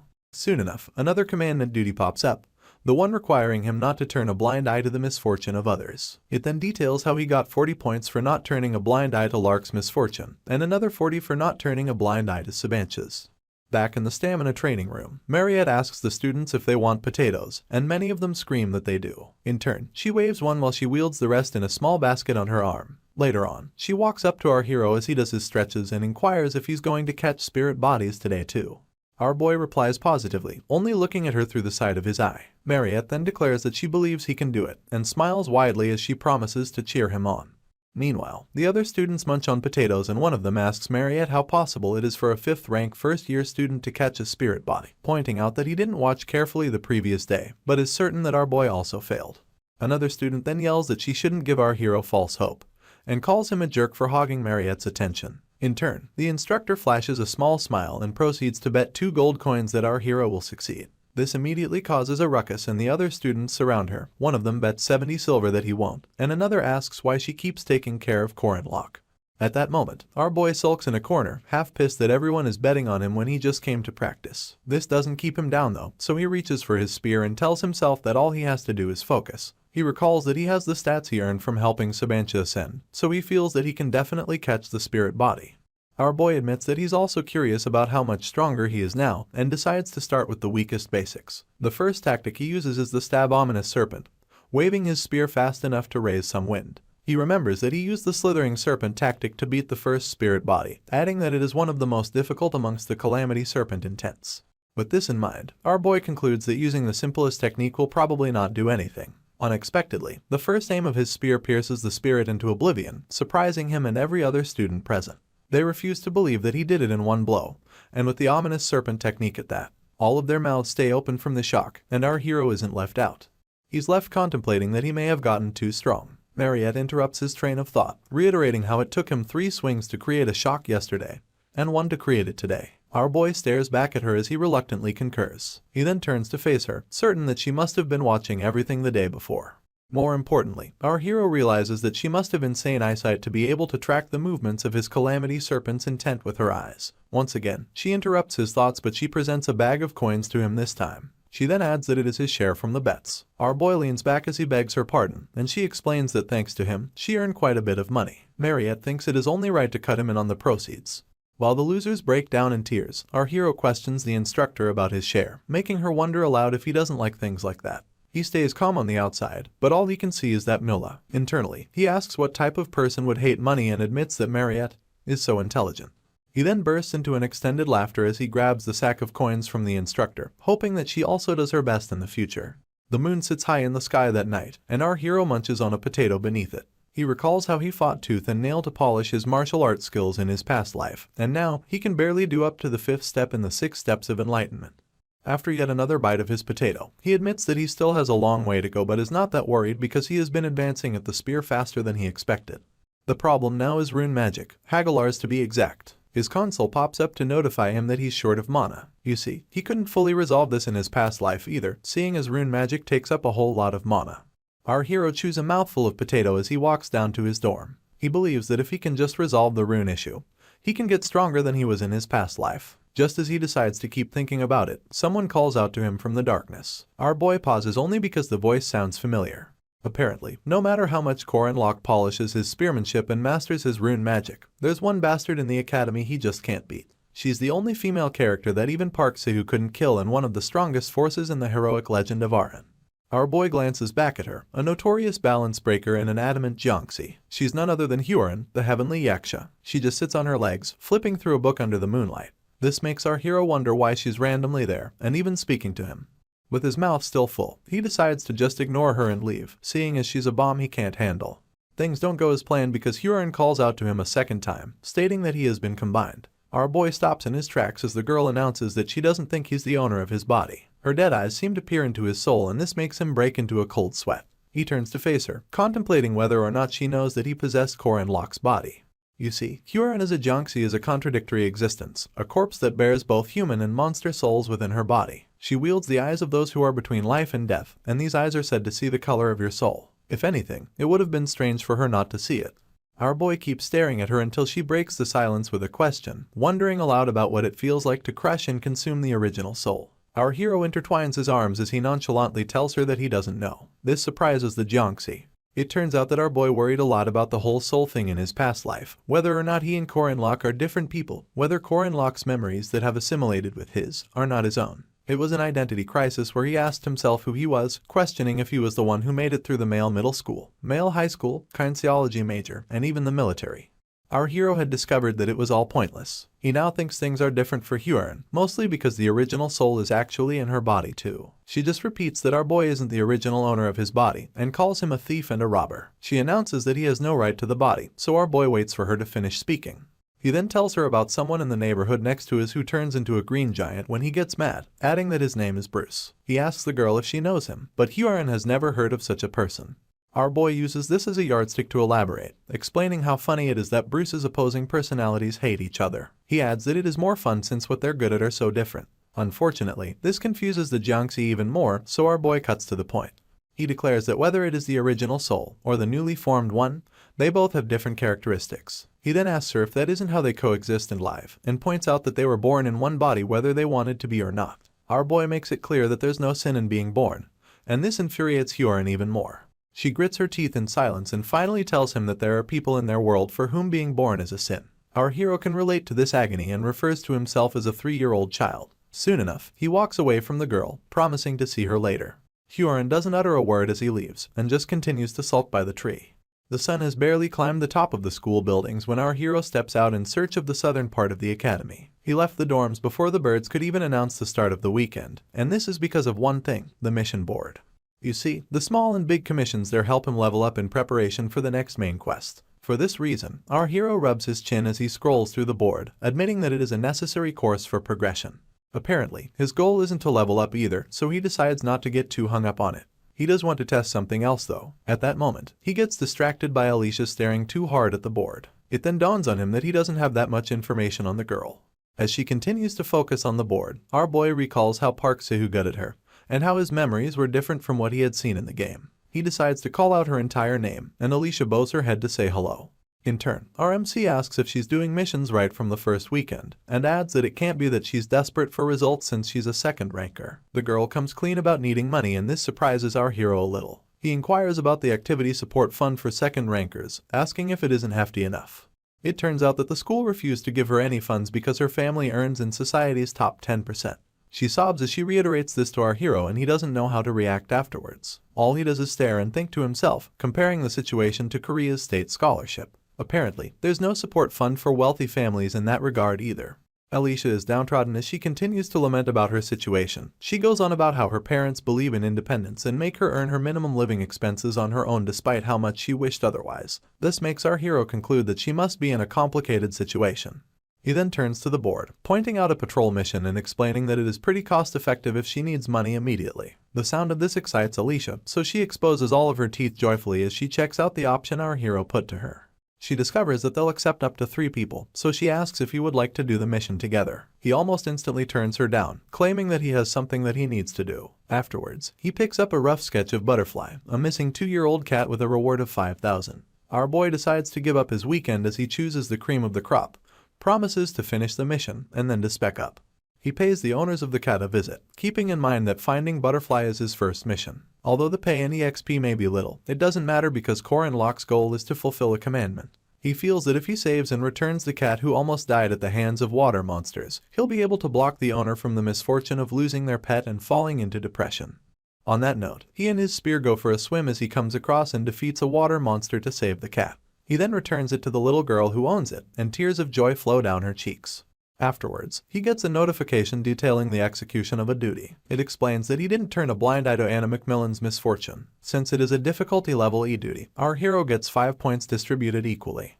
Our boy laughs maniacally after realizing that the commandment is activating. The thought that even the most trivial missions will give him incredible spec-ups drives him to the edge. So much so that it gets scary for little Anna to watch. She runs in search of her mom, yelling that our boy is weird. After this revelation, our hero goes on a spree of good deeds with misguided intentions. He saves a crying youngster from getting bullied by 3 men. He even helps a couple retrieve their ring from the rooftop. Korin Locke gets an epiphany immediately after completing the ring mission, telling himself that there's one mission more important than points. Our boy even wrote a memo about it before coming out that day. Meanwhile, at a chicken restaurant, the chef laments that he hasn't gotten the taste he's searching for. He tries something else and gets infuriated that it also isn't the right taste. He gets so mad that he smashes the table, recalling how he made the sauce using more than 10 ingredients but still hasn't found a sauce that appeases his desire to make delicious chicken. The chef feels like he just can't find it. At that moment, he hears a voice from the door telling him that he got it wrong. He wonders who it is, only to overhear our hero telling him to add starch syrup to the sauce. The maniacal look is still heavy on his features when he proclaims that the syrup will solve the chef's problem. After this, he prances away, bidding the cook goodbye, and leaving him thinking that our boy is a crazy person. Just to cross it off the list, the chef pours some starch syrup, thinking that adding it won't change anything. After taking a bite, he immediately exclaims how delicious it tastes, yelling that this is what he has been looking for. Meanwhile, our hero is right outside feeling proud of himself. Apparently, this was a mission he really needed to crack, since for most Koreans in this world, they can't survive without yangnyeom chicken. This is a type of sweet and spicy Korean fried chicken.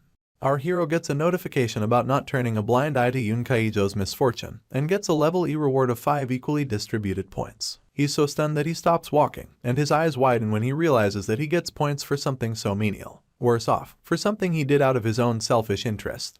He exposes all of his teeth as he proclaims that this is the best, yelling that nothing wrong can happen to the person who makes yangnyeom chicken. Our hero continues to laugh like a crazy person, oblivious of Hyorin who's staring at him from the rooftop in the distance. She just calls him a weirdo, and soon enough, some lady appears from a portal, announcing that she now knows where the Jiangxi has been. The lady adds that she let her be, only because she didn't leave the city, and reminds her that she still needs permission to go out. Hyorin averts her gaze from this lady almost instantly, leaving her quite confused. The poor girl then recalls our hero's words from before, how he told her that there's no sin in being born. Unfortunately, she also recalls being told that she shouldn't have been born. The girl just continues to check our hero out.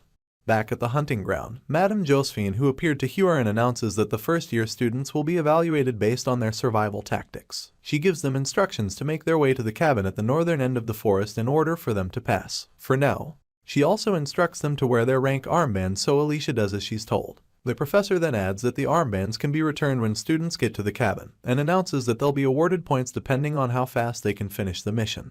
Lark smiles mischievously as he hears that the points won can be exchanged for a prize.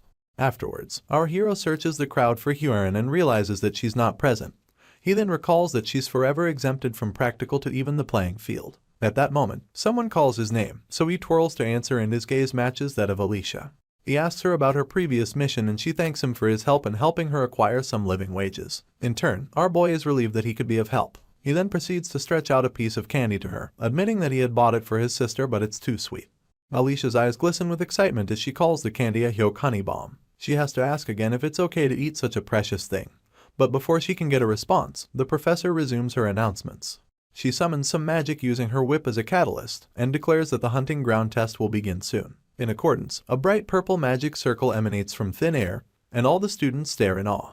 Well, except Korin Locke. Our boy just smiles softly as he thinks to himself that Madame Josephine is the only person he knows can create space magic for such a large number of people. He then admits that she's indeed a great witch. Soon enough, our hero is transported to the middle of the forest and wields his spear in expectation. As he begins his stroll through the bushes, he overhears two students fighting and is surprised that they're going at it so soon after the test began. You see, the hunting ground is an important event where even the professionals have to do countless retries. He watches these two students clashing swords and recalls that the event is a battle royale system where you start at random locations and have to gain points by stealing the armbands of others. Our hero simply leaves the two to keep fighting, admitting that he has no interest in them. This is because he considers Alicia, who's second rank with a blue shoulder strap, to be the most dangerous. Some sort of flame exudes from his finger as he concludes that all he has to do is handle Alicia for the other students to become free points. Our hero races through the forest in search of his target. Apparently, he has planted a tracking rune on the candy he gave her and is now following it to her current location. Our friendly neighborhood freak puts up the creepiest expression as he declares that the rune will make them meet again. It gets worse as he wields his spear, running, laughing, and calling out the poor girl's name multiple times. Meanwhile, Madame Josephine tells the chairman that she'll also enter the forest, adding that it's best to be careful even though she dispatched professors throughout. At that moment, he turns around with a mortified outlook, wondering where Huron is. She even asks the chairman if he knows anything and he explains that he didn't send her. Director Kasser then reiterates that the girl stepped out on her own and Madame Josephine is so shocked that she asks again. Back to our hero who, at the moment, has the misfortune of being chased down by Huron. As he tears through the forest searching for Alicia, the Jonxie tears through the forest after him. Fighting sounds emanate from a certain part of the hunting ground, with other students yelling at themselves to catch Miss Arden. As sweat drips down her face, she wonders aloud why they're being like this and asks if they don't think they're being unfair.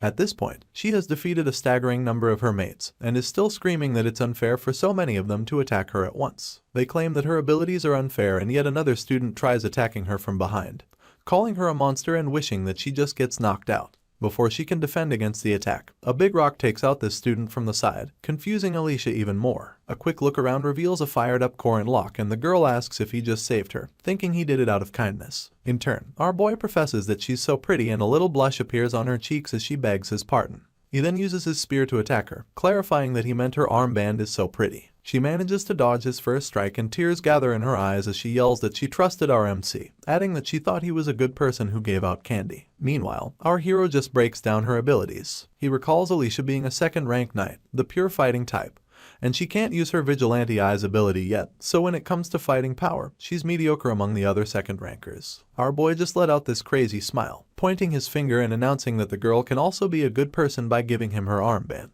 He realizes that his opponent may be incomparable to her genius sister, but that doesn't remove her from the top 1%. This is the same girl who handled 7 students who forge an alliance made up of 3rd and 4th rankers, and now she doesn't feel threatened by our 5th rank hero. Until 30 seconds ago when he attacked her. Alicia brings the full wrath of her sword, using it to block our boy's spear. She wonders what his problem is and admits to herself that he's so strong. Corin Locke spins his spear in anticipation of another attack, leaving his opponent in awe of his close sword wrestling and his strategy to penetrate the outer range. With each clash of their weapons, Alicia becomes more weary of our boy, confessing how much he is counterattacking and pressuring her. Luckily, she also realizes that he has gaps and plans to strike during the slight intervals between our hero's stabs and cuts. Miss Arden finds one of these windows and thrusts her sword through it, almost piercing our boy's chest. In turn, a smile of mischief revisits his mouth and he points out that she lacks practice because she's over-reliant on her talent. As a counter, he begins with Lan, the deflection of incoming attacks, and pushes aside his opponent's sword. Up next he uses Na, the pushing down of his opponent's weapon, and follows up with Chow, the art of striking in a straight line. All the girl can do is gasp as our hero combines all of these basics to create the most basic and extreme counter. He repeats them until he creates a window large enough to rid his opponent of her weapon and send her flying into the distance. He calls this technique Spear Intent Ultimate Essence, the 6-step block, capture, plaque. Anyway, his spear stays outstretched even as his opponent is pushed back. She barely manages to stick her landing, and just slides herself to a halt. Multiple coughs escape her after this and she acknowledges that she would have been in danger if she hasn't used her aura to immediately protect herself. It then dawns on her that our hero is neither fast nor strong, it's just that his level of mastery over each skill is no joke. As she struggles to regain herself, she keeps asking herself who Corin Locke is and refuses to believe that he's only a 5th rank. Our hero lords over the now weak Alicia, leaving her no choice but to admit defeat. He then swipes her armband, proclaiming that he'll use it well. Our boy barely finishes his celebration when he overhears a student yell that his opponent is unfair. He bites down Alicia's armband as he turns to inspect the sound he's hearing. Luckily, he's fast enough to go on the defensive, and blocks a sword flying at him from the blue. He immediately analyzes the situation, noting that the sword is heavy, and concluding that it must be a magic sword made from heavy ironstone, which is 4 times denser than regular steel. It's also a sword that is effective against large boss monsters, and the fact that such a sword attacked him can only mean a powerful opponent. As the sword goes flying in another direction, its wielder announces his surprise that our hero blocked it. He admits that our boy is pretty good, and catches his sword as many others float around him. He then tells Korin Locke to put down the armband and leave. Our MC immediately recognizes his opponent as Dranworski and is irritated because he never wanted to meet him. Even after slaying countless students, Dran doesn't have a scratch on him. If anything, he seems more at ease, truly showing that he's different from Alicia. With the armband still in his mouth, our hero declares that there's no helping it, and makes a run for it almost immediately. He admits that there's no point in fighting now, and Dran just watches him flee in bewilderment. At this point, he gets fired up, remembering that our hero had a blue armband in his possession. Master Worski then attacks with multiple weapons as explosions go off one after the other. Meanwhile, our fleeing hero yells, asking what Dran's problem is. He thought the young master wasn't into things that wouldn't bring him money, but before he can continue this train of thought, he asks Alicia why she's running behind him. The poor girl then admits that she doesn't want to die, adding that she actually doesn't know the way out. Our hero switches the armband from his mouth to his hand, admitting once again that fighting is pointless now, seeing as all he has to do is take the armband to the cabin. Good news is that he finds the cabin soon enough. Bad news, it's mounted by some spry kid with a mighty golem. This kid smirks and then announces that our hero has to give him the armband if he wants to get past him. This is none other than Cranel Ludin, a named first-tier golem sorcerer. Alicia screams that the guy is being unfair by blocking the exit, and our hero admits that things just got difficult, seeing as Cranel is in front, and Dran is closing in from behind. It becomes clear that while trying to avoid a fight, our MC may have to fight 2 named characters at the same time. He cracks his neck in preparation, and a very surprised Alicia wonders if he plans to fight both boys. Our hero readies his spear, looking danger in its eyes and proclaiming that if he can't avoid a fight, he has no choice. Right on cue, Cranel's golem reaches out to grab our hero, just as Dran's swords come flying. Some time passes and silence falls upon the forest. Our hero knocks on the cabin door and a lady inside it exclaims as she wonders who got to the cabin first. She opens up the door, only to see our hero biting down 3 armbands and asking if he can choose his prize. She's really impressed that our boy got 3 blue armbands and doesn't bother hiding it. In turn, Korin Locke just claims that he was lucky. Alicia had the front row seat to how our hero defeated both Cranel and Dran. She thinks it's nothing short of incredible. You see, he began by piercing the sword's magic core before it was able to reach its maximum output, while simultaneously ramming another one into the ground to make it impossible to be pulled out using telekinesis. Using as little movement as possible, our boy dodged the swords he couldn't block, guided them to the golems, and moved behind Dran. This leaves his opponent no choice but to defend against the golem's attacks, and while he was busy defending, our hero shattered the core crystals of the golems, thus neutralizing them. Afterwards, he dealt with the powerless Cranel. Alicia is still in awe of our MC's speed, judgment, and even psychological warfare. She now perceives him as someone who has fought on the battlefield countless times, seeing as he organized things in a single moment. From the basics of the spear to the techniques used to cover his weaknesses, our hero gave this girl the impression of watching her big sister fight. She even recalls when he taunted her for relying too much on her talent and not practicing enough. Alicia heaves a calm sigh, balls her fists, and resolves to try working hard too. Meanwhile, the defeated Dran just bows his head, remembering how he was attacked before he could even demonstrate his power. He wonders who our hero is, and perceives him as someone who already knew his abilities before they fought. As for Cranel, he's still nursing his arm as he lays on the floor, recalling our hero's words. He had told the boy that golems are big targets for small but powerful opponents. He had advised the youngster to find a friend who would stand guard, but Cranel revealed that he doesn't have any friend. This took our hero by surprise, but he quickly brushed it off and wished the boy good luck. In turn, Cranel cursed him in his heart as tears gathered in his eyes. On the day of the hunting ground exercise, 3 named characters came to remember Korin Locke in their own ways. Back to the present, and our hero sings happily in the cabin. He recalls that the strongest person left to beat is the druid who receives the protection of the forest. This is none other than Yule, a petite green-haired girl with amazing powers. However, participants are not the only ones on the hunting ground. The strongest person there remains the greatest mage Merkaba Academy has ever seen, Mariette Dunelif. She summons a mighty wave of water and drenched the life out of Yule. This is because the seniors were taking on the role of monsters and helping with practice training, leaving poor Yule with this unfortunate matchup. With her defeat, the hunting ground training came to an end. Mariette squats down to introduce herself to her defeated opponent, and the girl returns the gesture, only for her to notice Huron lurking behind her. Miss Dunelif doesn't freak out. Instead, she asks the Jonxie to identify herself. Mariette glances at Huron and realizes that all the boys she defeated resemble Korin Locke. She then announces that the girl seems to be looking for someone. In turn, the Jiangxi just bolts past her, only to be obstructed by a mighty wall of ice. Miss Dunelif apologizes for her behavior and explains that she cannot ignore Hyorin because she's a monster for the duration of the training exercise. The first year finds her senior annoying and doesn't hesitate to tell her. On the other hand, the instructor at the cabin exclaims when he calculates our hero's total score and announces that he got 117 points. He adds that it's been a while since he saw a score like that, but our boy just wants to get his prize. He scrolls through the mat boar molar knife, a leather protective coat, and even a shark bear's bile. His hand meets his chin in contemplation as he admits that the shark bear's bile is the most valuable item present. However, he came into the exercise with something in mind. Our hero proceeds to collect a mandrake seed and flashes the instructor a smile, revealing how satisfied he is with his choice. In turn, the instructor confesses that our boy has an eye for things, and then asks what he's going to get with his remaining 17 points. After mulling it over for a few seconds, Corin Locke picks nutritional plant supplements and earmuffs, worth 6 and 10 points respectively. Later on, he and his spear exit the cabin and he admits that he did some good shopping. As he makes his way through the ruins of his most recent battle, it dawns on him that in all his retries of this game, things have never worked out this well. In addition, it's also his first time seeing Hinchbetter and Lark complete this mission. Jaeger screams happily because he came in second place with 19 points, while Lark awkwardly staggers to the cabin with his 15 points. They both stop to talk to our hero, and he commends them for working well together, only for Hinchbetter to request that they return to the stamina training room that night. Our boy sights Cranel searching for something, so he asks that they help him find his golem's core since they have enough energy to visit the stamina training room. Cranel overhears this and is shocked. Upon glancing in our hero's direction, he confirms from the ginger that the golem core is important and reiterates that they'll help him find it. His colleague claims that it's fine, but our boy corrects him, telling him to just say thanks at times like these. Apparently, our MC worked a lot with Cranel in his past life, seeing as there aren't many aggro tanker dealers as good as golems for the semi-large monster battle. Our boy then exhales loudly as he realizes that things are slowly ending. Cranel successfully recovers his core. Alicia is still injured. Drin just plays around because he's out of fighting power. And lastly, Yule. Well, our hero finds her in a state so despicable that he wonders if she's dead. Upon closer inspection, he discovers that she's not, so he helps her up, still scared at how far Mariette was willing to go.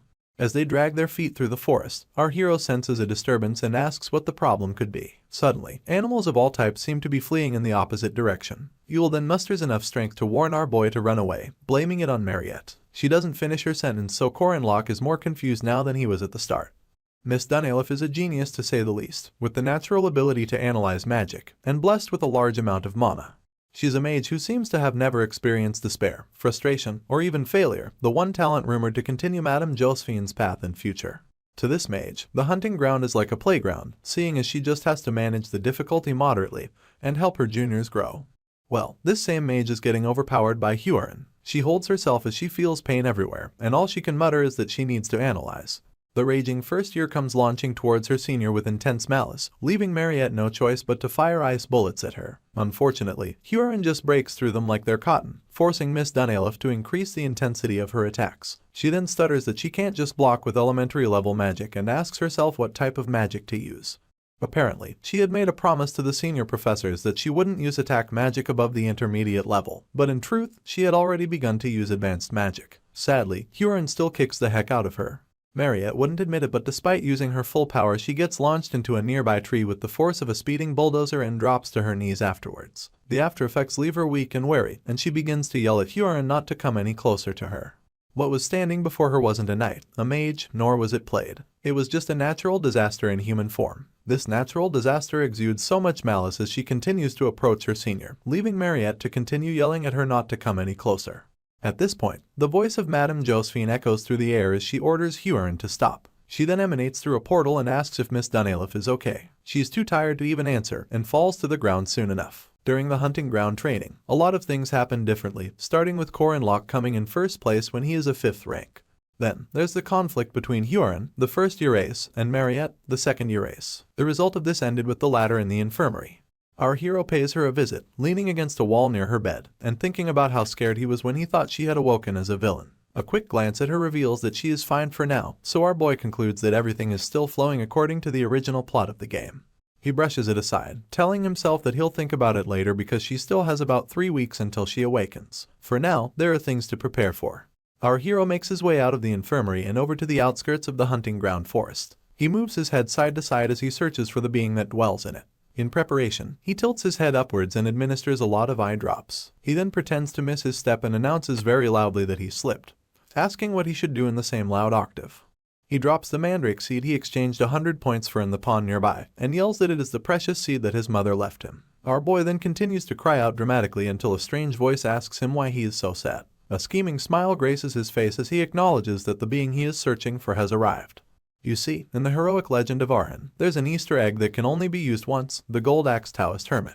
Our boy stands before a giant of sorts with beards as white as the pale skin of Icelanders. This Taoist hermit is the same one who asks the woodcutter that drops his iron axe into the pond whether or not the golden or silver axe is his. Just like in the original story, the hermit used gold or silver axes and was limited to weapons that were unique grade or below. Unfortunately, there was no reaction when you threw other items, so it ended at that. Later on, some old-time players started a random item challenge and had apparently tried dropping 500 items in the Taoist hermit pond. This even moved some heroes to drop rare items too. This was an Easter egg that the producers added as a joke.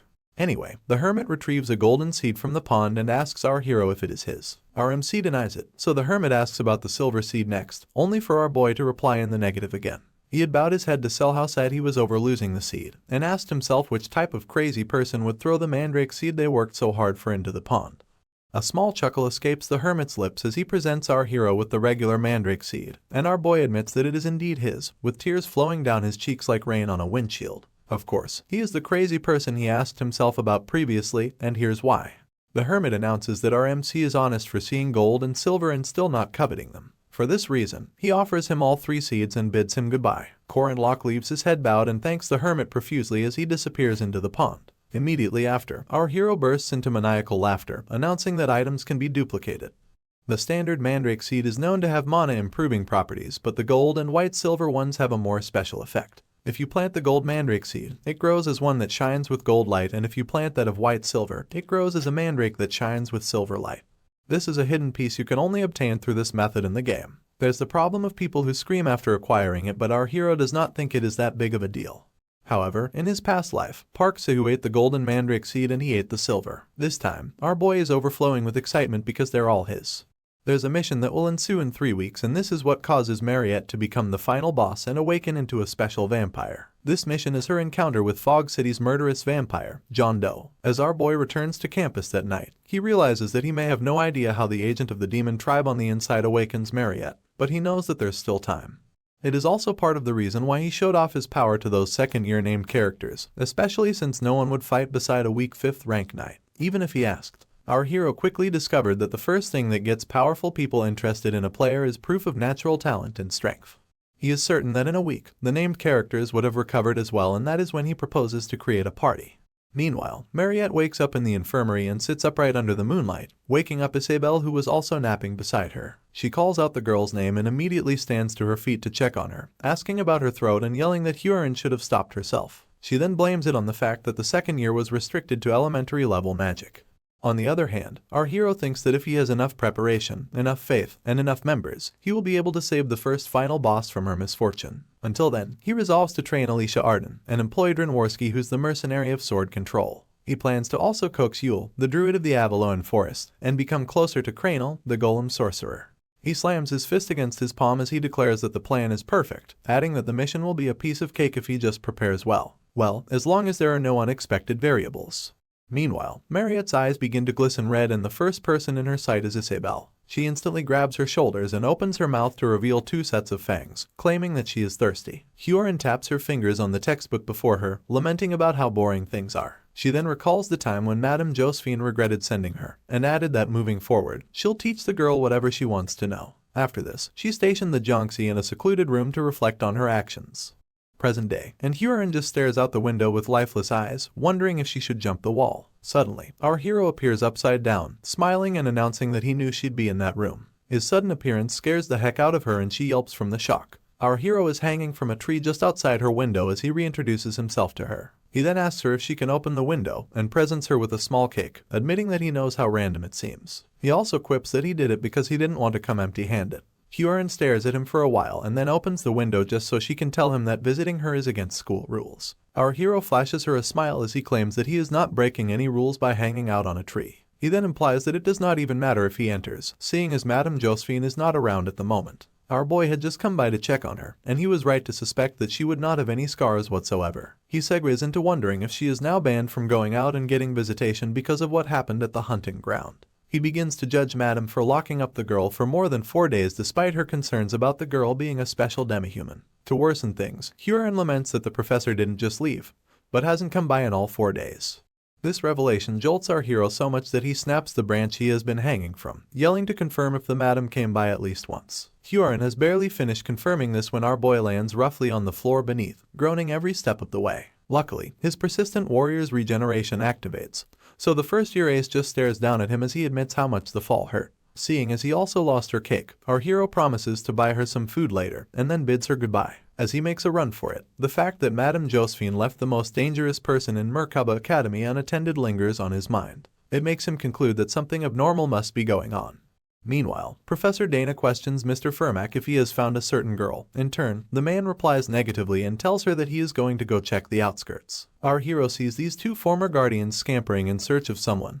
The representative martial artist of the magic faculty, Professor Dana, and the night faculty professor, Fermack Damon. He crosses two of them and arrives at a guarded infirmary entrance where the knight on duty immediately recognizes our hero. He asks what he is looking for and reminds him that his visitation request was rejected. In turn, Corin Locke pretends as though his mission is not to enter and with a faux smile on his lips, refers to the knight as third guard Kron. He then presents Mr. Kron with a slushie and a sandwich, lying that Madame Josephine told him to bring the guard something to eat and drink. Mr. Kron actually falls for this as he accepts our hero's token. He then admits that the madam really takes care of those below her. You see, our boy's request to visit Mariette was rejected and Isabelle, who was put in charge of protecting her, has gone missing. He deduces that it is weird enough that a guard is stationed in front of the infirmary, and the more he thinks about the situation, the more his suspicions seem right.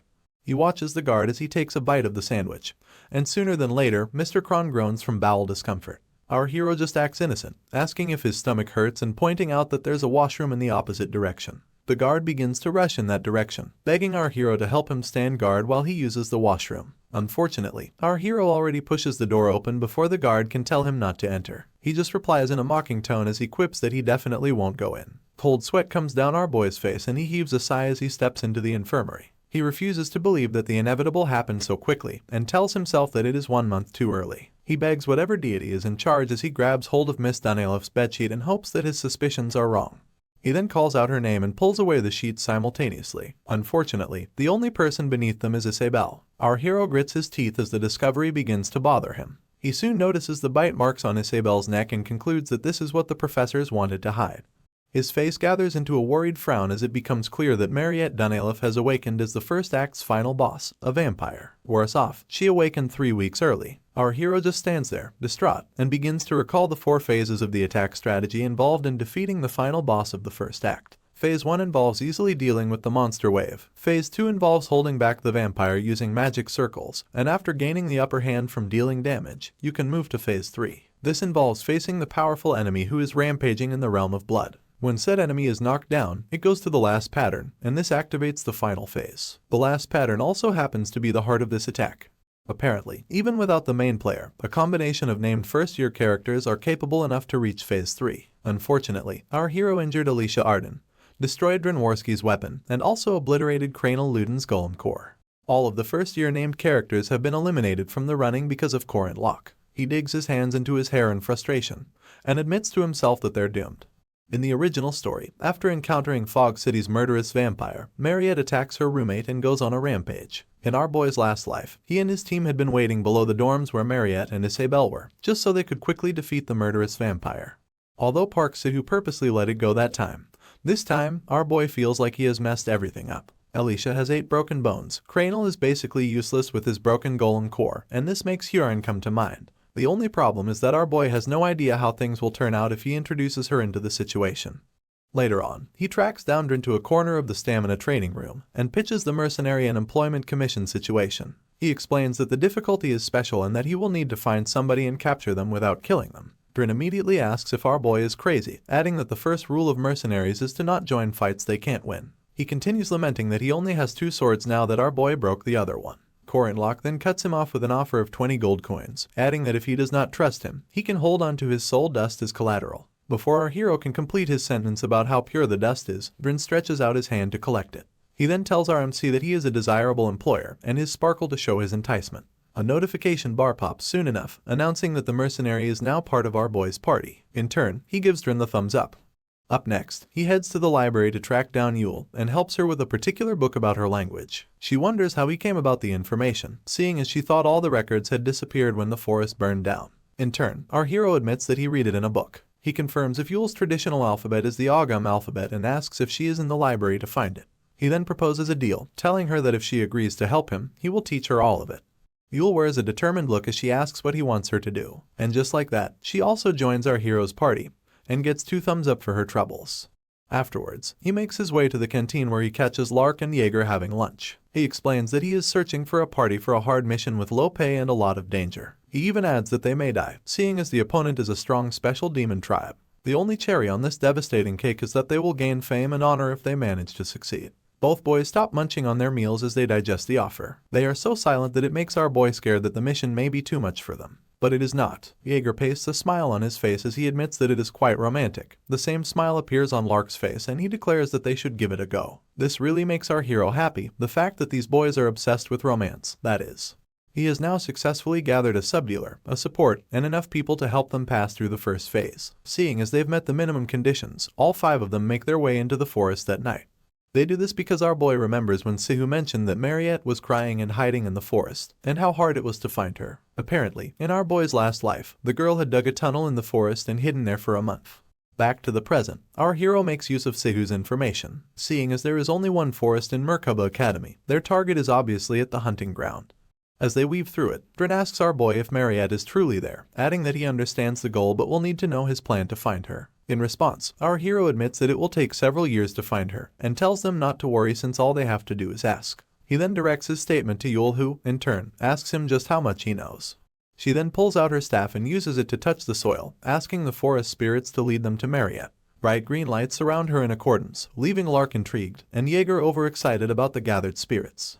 Our hero can only judge from the reactions of his party members, but it's enough to let him know that countless spirits have gathered. Sadly, he can't see them for himself. In turn, he scratches his chin and asks if the spirits have found their target yet.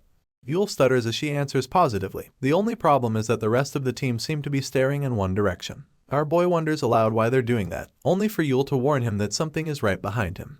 Korenlock is fast enough to block an attacking monster with his spear and turns around in time to slash it in 2. He is surprised that such a thing burst out all of a sudden, only for Drin to warn him that many more monsters are attacking from the front. True to his words, beasts of all kinds seem to be falling out of nowhere, some with wings, others with horns and fangs. Some look wolf-like, while others even wield weapons.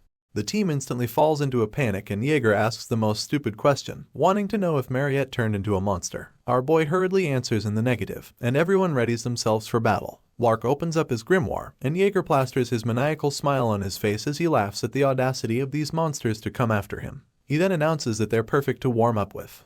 At this point, our hero yells instructions at Jaeger, telling him not to go to the front lest the monsters surround him. He then adds that he should take 3 steps back and steadily cut away at their numbers. Meanwhile, Lark is still behind him, so he instructs the boy to cover their back and yells at Yule to support him.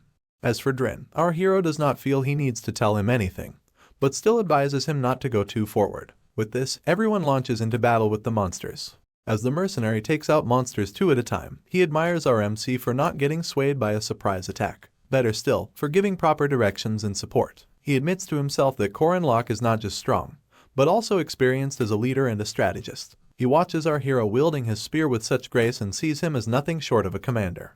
The mercenary still finds it difficult to believe that he is just a 5th rank knight, and concludes that the Academy's test is very wrong. Amidst the battle, Jaeger raises his voice to tell Yule that he thought they were locating Mariette. He then asks why they're only facing a bunch of monsters instead. All Yule can do is stutter as she reiterates that she was only listening to what the spirits told her. He asks if Miss Dunelif is controlling the monsters, and this time, Lark answers, explaining that there's no way monsters would travel in a pack like this. He then adds that they seem many times more ferocious than normal. He does all of this explaining as he uses his grimoire to the best of his ability. Unfortunately, our hero doesn't agree, so he points out that Mariette is not a puppeteer or anything of the sort. He then makes it clear that such a person cannot up and control monsters so easily. He slashes his way through yet another beast and tells his team that even if it was possible, the second year would not just control them so thoughtlessly.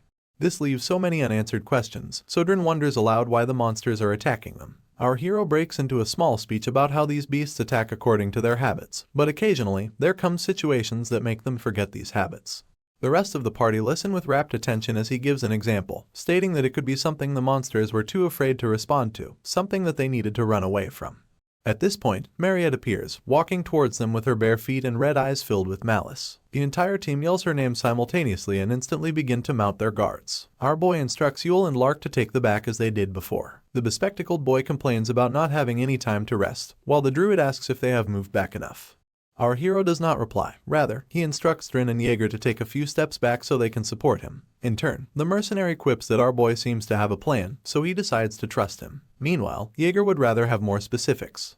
Amidst all of the ruckus, Corin Locke offers to take the front line, and this activates the third commandment, his desire to save the world and defeat Mariette Dunelef. Our hero's status increases by 50% and it displays some backup stats. His aura rank and mana rank go up by 740 and 460 respectively, while all his other stats get increased by 13 points each.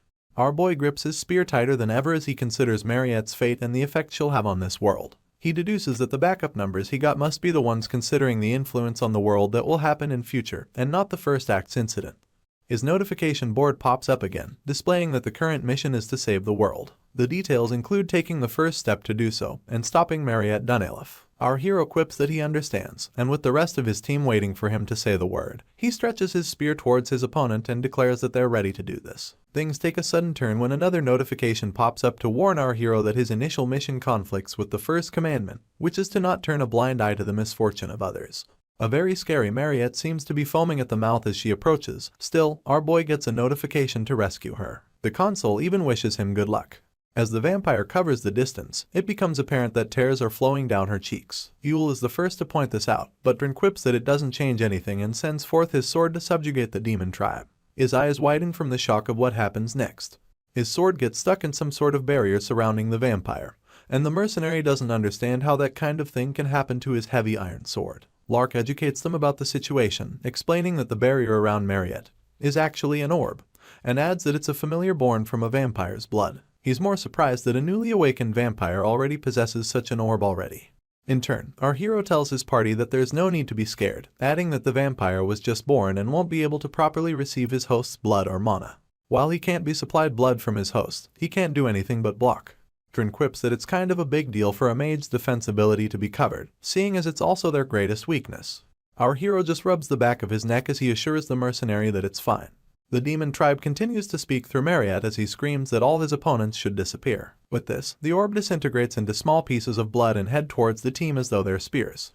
Our boy quickly warns everyone that a wide-range attack is approaching and yells out Yule's name. She understands immediately, so she begins to activate a protection spell. The druid claims that she may not know about anywhere else but they're in a forest, and that this is her stage. With this, she activates Rapid Development Spirit Protection, a spell that raises trees tall enough to encompass the entire party and thick enough to block any attacks. The disintegrated blood chips away at the makeshift shield and Yule grunts as she tries her best to keep it up. At this point, Jaeger is so scared that he imagines a situation where the shield breaks. Lark quickly tells him not to say things like that. Meanwhile, the druid is putting all of herself into maintaining their shield, and admits that raising it took out half of her mana in the first place. As an after effect from the training practice, her mana heart is still throbbing. Despite the difficulty, Yule tells herself that she needs to keep going because Corin Locke made her a preposterous promise. Just then, our hero asks if she's nearing her limit, and stares back as he beseeches to just keep it up for a little longer. He then announces that he will turn things around in 5 moves. As heavy breaths escape the druid's lungs, she confirms if he can really pull it off. In turn, our hero tells her that it's possible. Meanwhile, their opponent readies herself for another attack. You see, the first act's final boss round is divided into 4 phases, and the first phase is where the monsters surround the main character's party. The second phase is where you defeat the monsters, so Mariette comes out herself, and you need to go from phase 2 to phase 4 to enter the final boss's attack pattern. Simply put, until the final phase, she's not using her full power. It's the same in the game and in our boy's last life. As more blood chips away at their wooden shield, Corin Locke advises Lark to leave before Yule, seeing as he can only use beginner's magic a maximum of 2 more times. The youngster is surprised that our hero was able to calculate that, but obeys soon enough. As he walks away, our boy tells him that he's doing a good job, and instructs him to run as far away as possible. Immediately Yule joins him. Until now, the number of attacks and their scale were big, but they weren't that powerful. The real problem is the alchemy that happens after. All of the blood that got stuck in the shield begins to crystallize and eat their way through it, making our hero conclude that his opponent is coming. The crystallized blood continues to grow bigger with every passing second courtesy of freeze, a type of alchemy magic. It successfully shatters the shield and huge chunks of it begin to descend. Jaeger is the first to scream that the shield is collapsing while Yule, although almost out of strength, begins to chant a new spell. She calls forth the earth that summons the trees and barley, the gods and the bugs, the ashes that help keep the world full. The druid then summons the sail, Ifin, Uath, and Strafe text respectively. In response, the vines on her head grow, a green essence surrounds her, and trees in the environment seem to come together.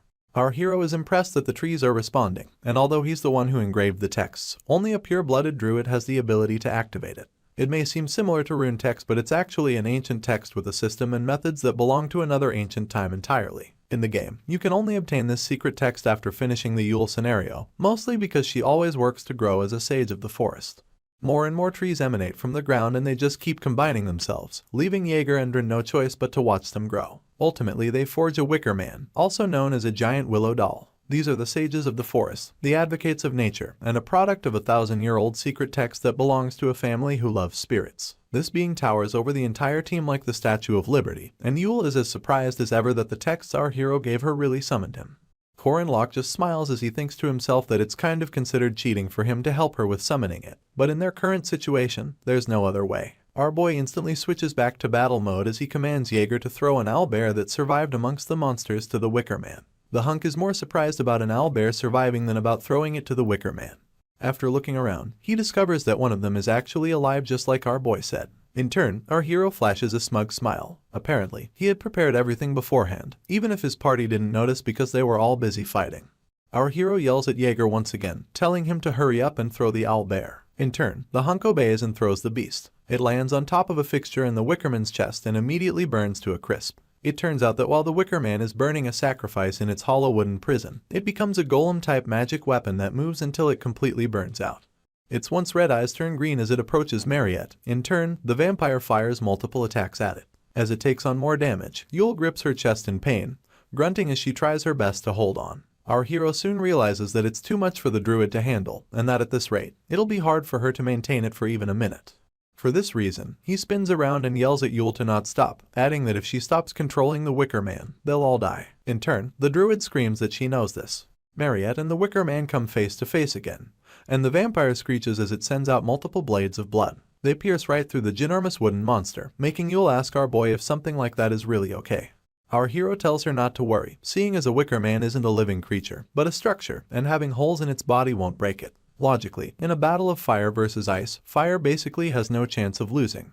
Well, our boy gets the surprise of his life when Mariette sends out a ginormous blood blade and it pierces through the Wicker Man's hollow wooden prison, putting out the flames completely. Corin Locke remains in shock as he watches their last wooden hope drop to the ground in defeat. The entire party shields their eyes as the Wicker Man raises an enormous amount of dust. As for our hero, he grits his teeth as it dawns on him that the common sense he thought he had is flipping over and collapsing.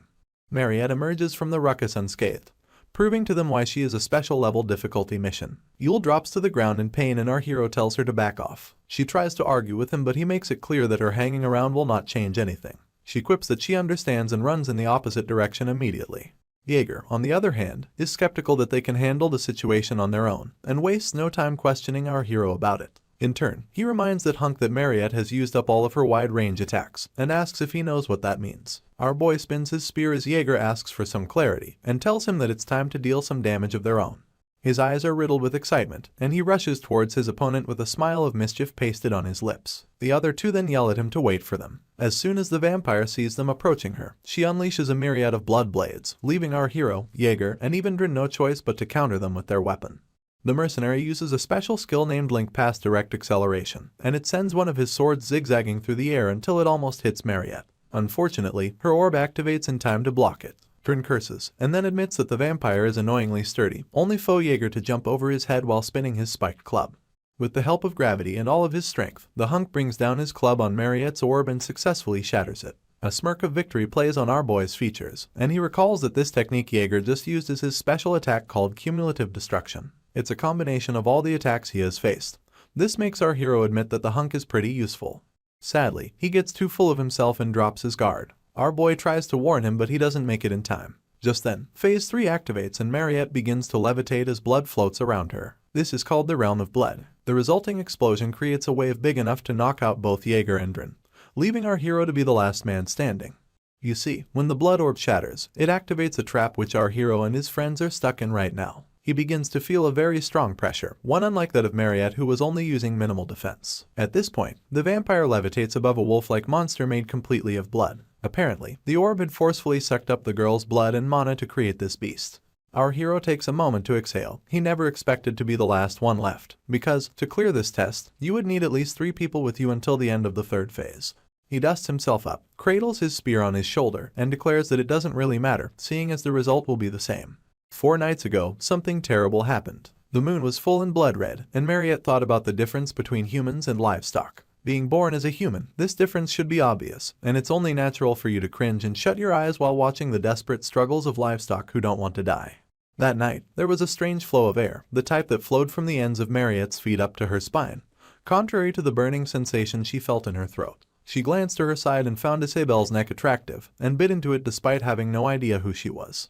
Her canines broke the poor girl's skin and reached her vessels, but Mariette only saw her as trembling livestock at the time. She had no idea if the girl was trembling from the fear of being butchered, or from grateful resistance. The bottom line was that it wasn't important. The vampire didn't even feel the need to cringe or close her eyes because the painful moans of Isabelle were as beautiful as the melody of a piano.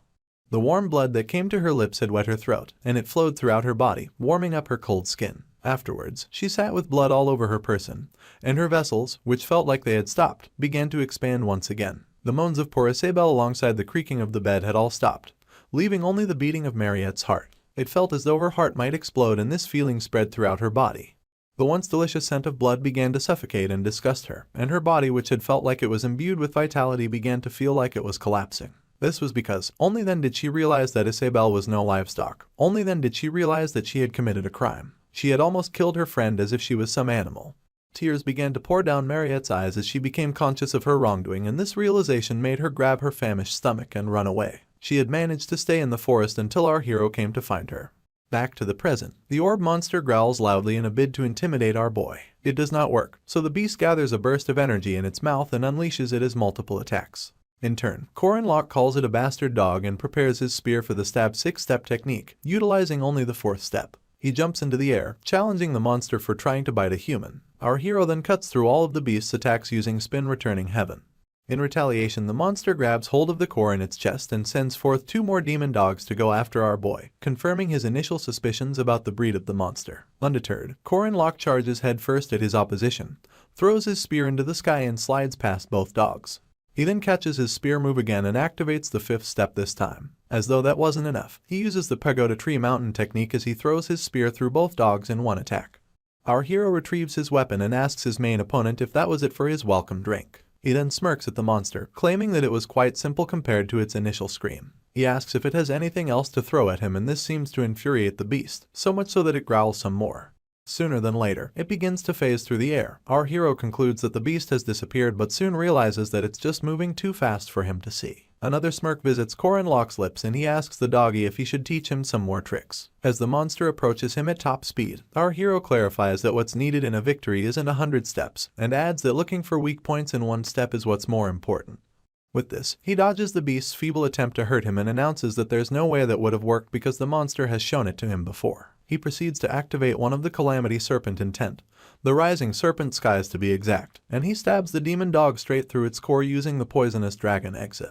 In accordance, the orb of this beast begins to crack and continues to do so until it shatters beneath the night sky. Our boy just stands majestically as he watches the destruction, and soon enough only the body of the beast is left in a small crevice created by the after effects of our hero's last attack. The poor thing still coughs, showing very little signs of vitality. It even stands to its feet as its body begins to turn to mush, growling with the last of its strength. Our boy acknowledges that the dog will protect its creator until the end, adding that it has committed no crime. Afterwards, he tells it to be patient and promises to save its mother, the vampire. With this, Corin Locke enters the final phase, coming face to face with a burning Mariette. Normally, as soon as this phase starts, she puts the members of the party into critical condition. This time, she launches off the ground and her silhouette is the only visible thing under the moonlight. The fact that she puts the team in critical condition is inevitable, and our hero knows this. He even acknowledges that it's the reason why this phase cannot be cleared alone. He begins to unbutton his shirt in preparation, realizing that in order to save the party member who became Mariette's target for blood-sucking, all members would have to stick close and rip the vampire off. At this point, said vampire is mere inches from our boy, but he seems to be the most unbothered person on the planet even though there's no one to help him right now. Mariette makes a move for his neck and a notification pops up to signify that her mana and stamina are recovering due to the blood sucking. She pushes our hero to the ground as she continues to feed on him, and he realizes what it feels like to be robbed of your life. However, he balls his fist and declares that he can endure it. This is because he possesses the persistent warrior's regeneration, which helps his body continue to recover as long as he doesn't lose his fighting spirit. He continues to tell himself that he can endure something like this, but grinds his teeth from the pain. Our hero gains solace in the fact that he's returning the favor that a kind child did for everyone while sharing potatoes with her small hands. He proceeds to pet her head, telling her to take her time lest she choke. The whole cradling thing gets to the vampire, well, enough to make her stop sucking his blood and stare at him with tears flowing down her cheeks. At this moment, our hero remembers Sabancha Duke and how he had sucked the blood of his servant, killing him the moment he awakened as a vampire. He realizes that even a great commander who was left in history couldn't control his lust for blood. As for Mariette, our boy remembers that it took Park Sehu about a month to find her in his past life, and by feeding on monsters to quench her thirst, the thirst became worse. Even at that, the girl didn't kill people. Instead, she endured her urges through superhuman willpower. Our MC just feels like this is an unnecessary setup for a final boss that only has a bad ending. This is why he has always believed that there must be another ending. At this point, Mariette's tears drop down on his person, and she begins to apologize profusely. To Corin Locke, it doesn't matter how many times he almost died, or if the girl is a first-rank mage. The fact that she's a vampire is also a trivial issue. He unveils a pitiful smile as he realizes that he may have looked at the girl as just another character, like Sehu did. Luckily, the teachings of the master he met in this world have made him into a different person. She had called him a child and declared that her being an adult leaves her with the duty to protect him. He looked down on her as a game NPC until she protected him. Now, he decides to make it a little bit obvious that he's an adult, seeing as he's her disciple who studied all of her teachings, her successor, and also the one who witnessed her final moments. He smiles with all his teeth with Mariette still on top of him, and later on, declares that he's going to walk a different path from Park Sehu. At this point, the notification bar pops up to show that he cleared the difficulty level S mission. His mana and aura ranks rise, and he gains pain tolerance alongside 100 points equally distributed. Madame Josephine, a master at space magic, had made a special prison for Mariette, and our hero decided to pay her a visit. Upon getting there, he sees her feasting on a steamed potato and admitting how much she missed potatoes. Unfortunately, the poor girl was so lost in her feast that she gets the shock of her life when she realizes that our boy is mere inches from her cell, so much so that she begins to cough. In turn, Corin Locke asks the madam if he can go in and she asks if he will be okay. Our hero claims that he will be, adding that he trusts Mariette. Upon entry, he meets the girl still coughing and tapping her chest vehemently. He then tells her to eat slowly so she won't choke, and wonder aloud about who would give someone potatoes without any water. She finally calms down, so our boy confesses that he thought her taste buds would also change, and explains how unexpected it is to see her enjoying potatoes. She flashes one of the brightest smiles as she admits that potatoes will always taste good, adding that it's a happy plant that tastes good no matter how you cook them. At this point, our boy comes so close to her face that she goes red in the cheeks. She immediately freaks out and begins to rain mock punches on him, telling him to give her space because she smells. All our hero can do is block the punches as he asks her if she's still self-conscious after everything they've been through. He even points out that he hadn't washed up when she bit his neck. This only makes her yell at him to stop it. Afterwards, she goes to the opposite corner of the cell and curls up. Our boy then makes it clear that she doesn't smell. In response, Mariette admits that she was scared. Corin Locke didn't get her the first time, so he begs her pardon. The girl proceeds to explain how scared she was when she fought Huron, adding that she thought she would really die. Mariette continues to lament about how scared she was, claiming that she couldn't do as our hero did. Meanwhile, Corin Locke remembers his initial meeting with H. Warren and blames himself for invoking something in her that pushed her into participating in the hunting ground practice. That was where the Jiangxi coincidentally ran into Mariette, and in order to face the first-rank mage, she used her actual power. In turn, this provoked Mariette and awakened the vampire inside her. The second-year ace wonders aloud about how our hero doesn't give up, adding that it was the same thing when he was training against spirit bodies. She reiterates how everyone mocked him, claiming that he won't succeed. But in the end, he did. Mariette then admits that our boy is so cool, and this leaves him stunned.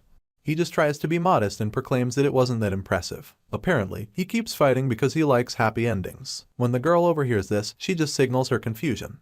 Our hero then explains that he loves situations where the good guys get rewarded and the bad guys get punished. That kind of obvious yet touching story. He goes on to tell her that she's a good person, and with a smile on his face, he adds that she's also nice and pretty. He then rounds up by saying that he wants Mariette to be happy. This gets her red in the cheeks, so she claims that she wants to wash up and finish her potatoes, just to get our boy to leave. He begs her pardon, trying to explain that he only just arrived. He ends up agreeing to leave and waves her goodbye as he promises to see her later.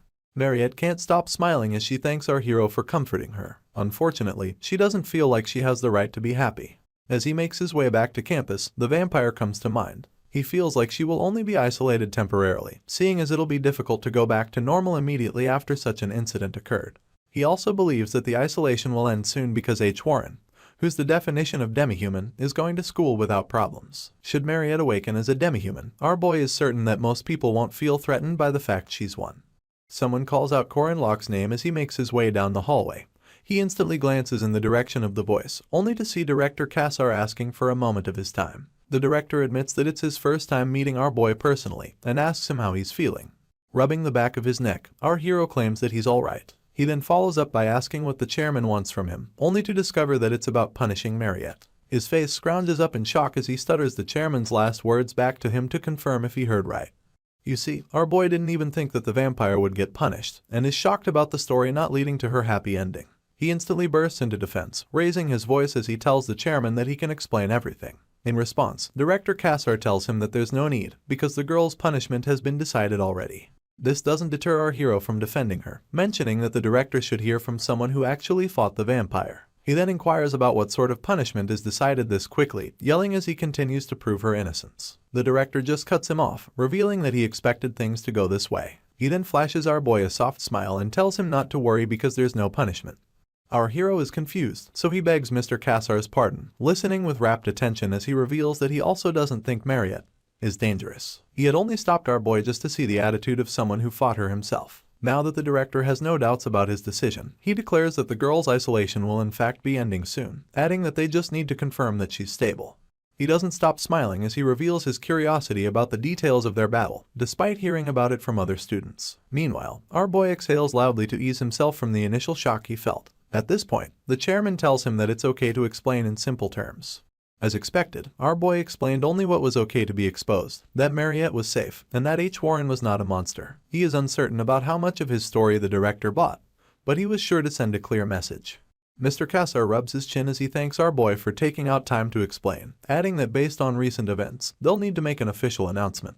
The director also thinks that they can't say everything transparently, and proclaims that he needs to do his job now that he has heard everything. This surprises Corin Locke so much that it's obvious from his features. He is even more surprised when the director bows to thank him for his help. This is because our hero was able to prevent the danger caused by the inexperience and complacency of the adults. Madame Josephine simply adjusts her glasses as she listens to the chairman promise to repay our hero should he need anything.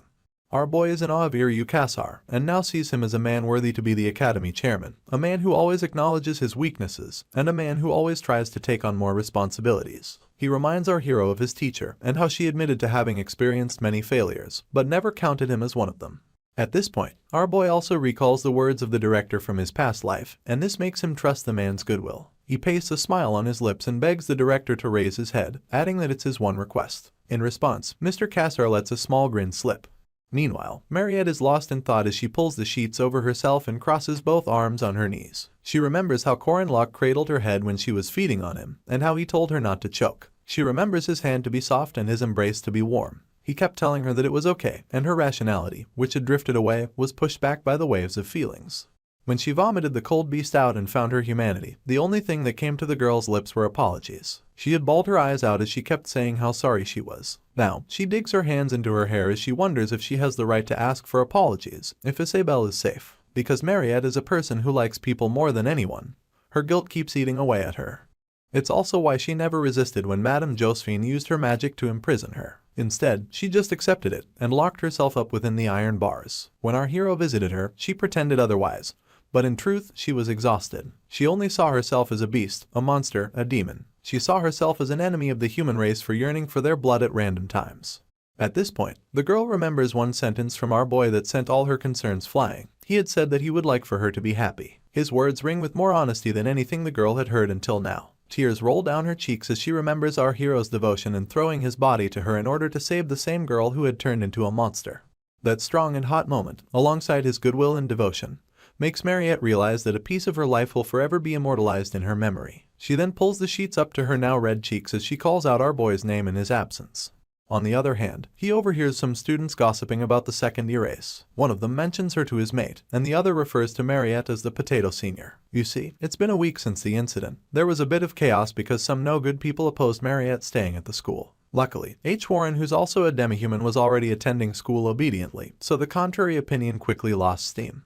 In the cooking classroom, the students continue to gossip about the vampire, asking if she's still in isolation because they heard that she's not coming to class, while Jaeger and Lark cook up something dangerous in the background. All our hero can think about is why the girl's still isolating herself after a week.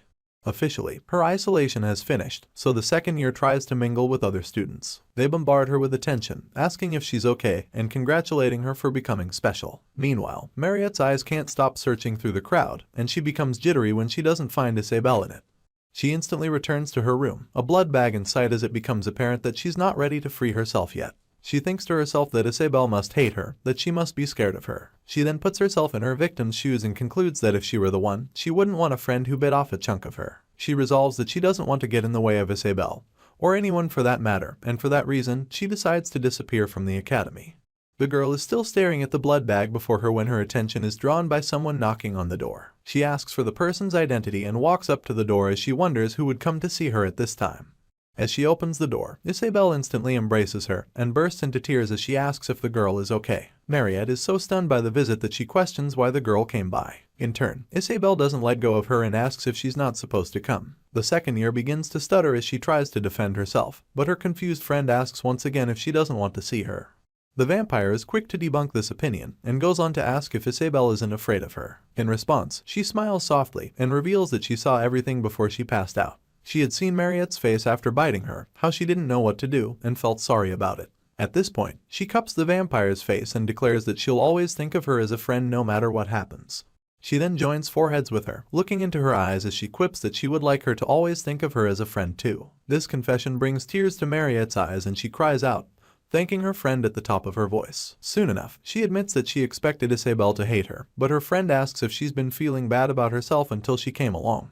She doesn't wait for a response before flashing the vampire a smile and admitting that she already felt better after some time, but the hospital told her not to go out. This was why she couldn't go out even after her friend's isolation was over. She then reveals that she's only there because a certain first year snuck her out of the hospital, but when she turns to point him out, the student is nowhere to be found.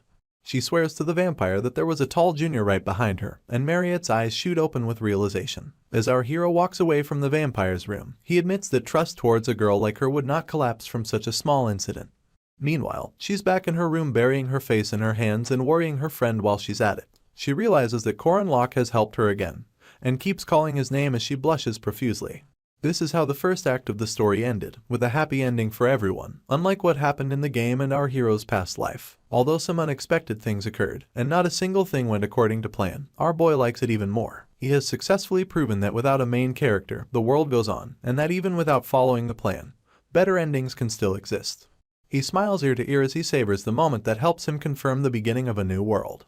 Corin Locke's schedule has become quite desolate with a repetition of class, lunch, more class, training, dinner, and yes, more training. Unsurprisingly, he's in the stamina training room at this moment, telling himself that he has to be stronger although he's still riddled with bandages from his last battle. He wants to learn to be faster because of the scenario that's approaching with X.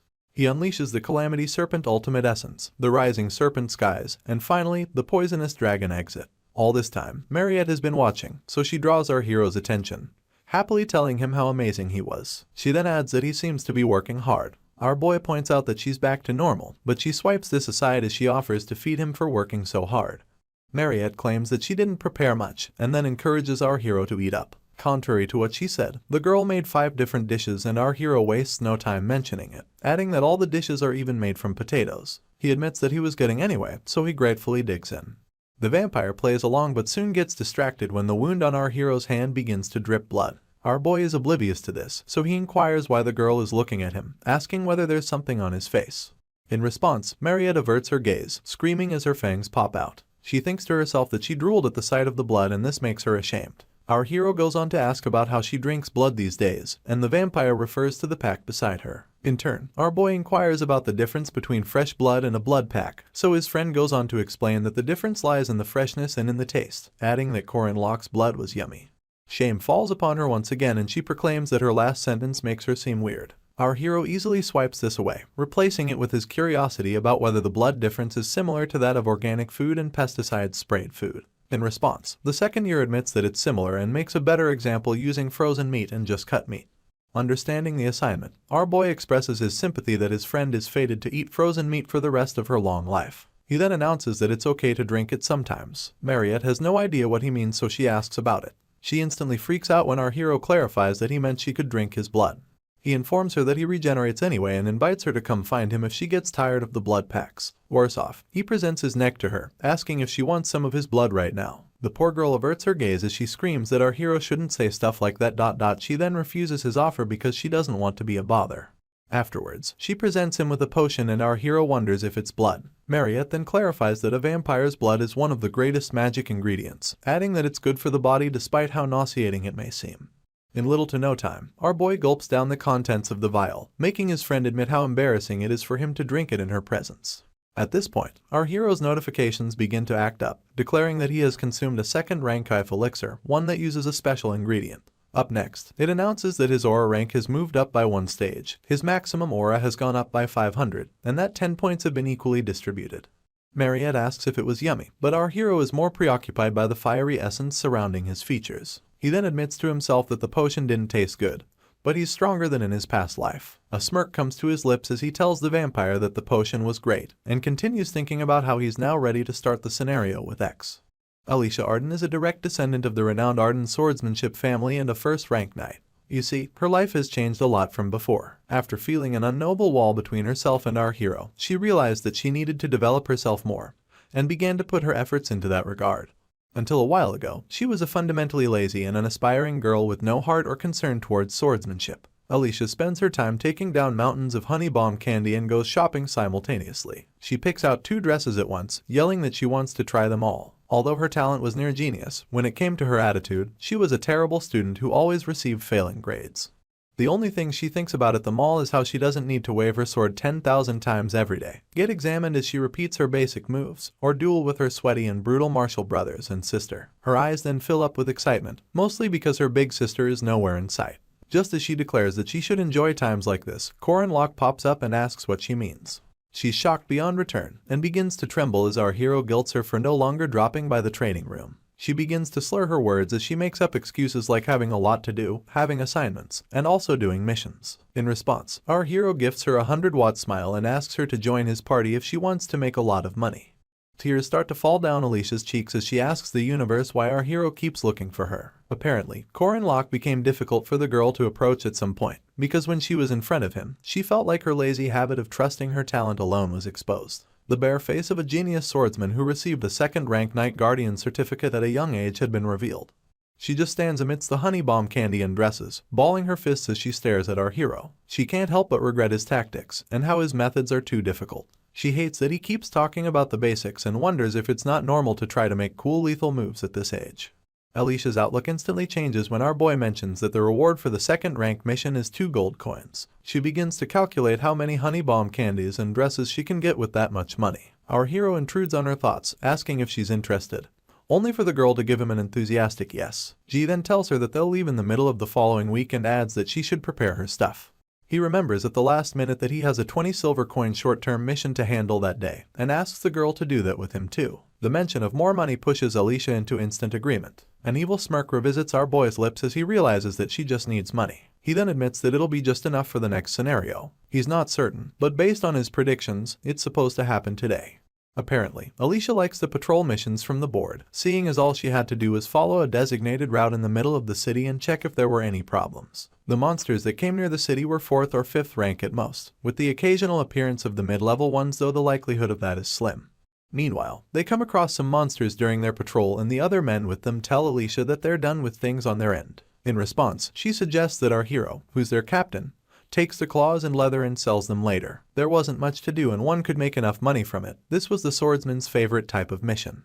The other men begin to rain encomiums upon Alicia's name, telling her that she's amazing for defeating 10 monsters instantaneously. She just wears a smug look as she claims that it's nothing much. This brings about another round of praise, seeing as the men consider defeating an owlbear to be a great deal. As they praise her, she smiles ear to ear. All the talk from her family members about how her big sister achieved the supreme stage at her age, how they'll finally have an heir to the Arden name, and even how they talk down on her for being an illegitimate child compared to Lunia Arden. All of these get wiped away by the praises, and she tells herself that she's not that bad. At this point, our boy interrupts her thoughts as he announces the presence of an owlbear nearby. In response, Alicia just laughs and reveals that she already took care of it. Our hero admits how amazing that is, and soon enough, nightfall arrives. He quips that nice it is that their patrolling is done. It's supposed to have ended easily, safely, and happily as long as no sudden changes occurred. Unfortunately, things don't always go as planned. A green signal gets shot into the sky and one of the men with them announces that it's from the preceding patrol group indicating a nest of second-rank monsters. Alicia declares that she can't see it, so he clarifies that it's a magic signal that can only be seen using the special goggles that they're wearing. He adds that it's a secret method used by guards and quips that they should head down immediately. Tears run down the girl's cheeks as she realizes that she has failed to leave work on the dot. You see, when nothing much happens on a patrol mission, it can end without even killing a single monster, but when changes like a monster signal occurs, one has no choice but to participate in the raid. The other men begin to cheer, announcing that they have no reason to fear because they have the granddaughter of the sword genius. While they celebrate in the background, our hero just smiles, realizing that he was right. The nest of second-rank monsters that were found by the preceding patrol group was the nest for the wolves centered around Werewolf. Werewolf was the monster that Alicia managed to defeat while she was poisoned in our boy's past life. This time, they managed to defeat it as well. However, a more capable beast comes riding in, shocking the girl to her core. It's none other than the mythical Dullahan, a first-rank monster. Moving on, we see that the Dullahan comes riding in with green flames exiting every crevice in his bony body. Alicia begins to worry instantly, wondering what such a beast is doing in the forest. In the midst of the ruckus, she reaches for her sword and tells herself that it's not over yet.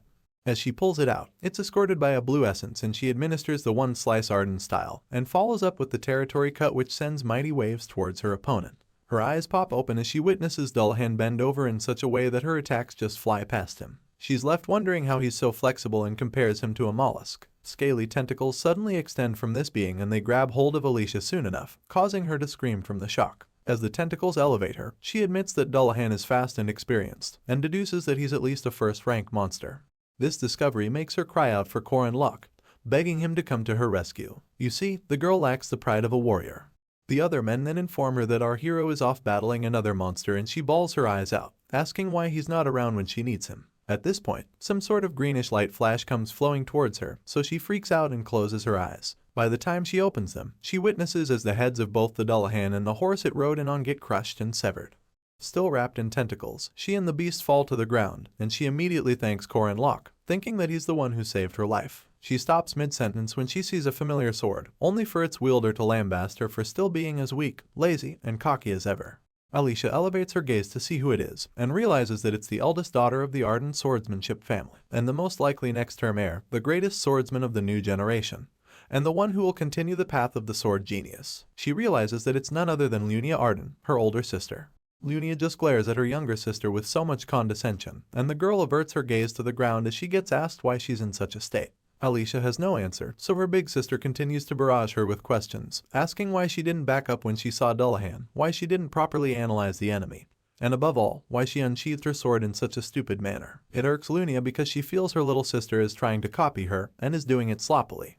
Alicia is quick to apologize, but her sister doesn't want to hear excuses. She makes it clear that the results of the girl's actions are totally her responsibility. She adds that it can't end with a few words and helps the girl realize that her casual actions are what endangered the soldiers who trusted and followed her.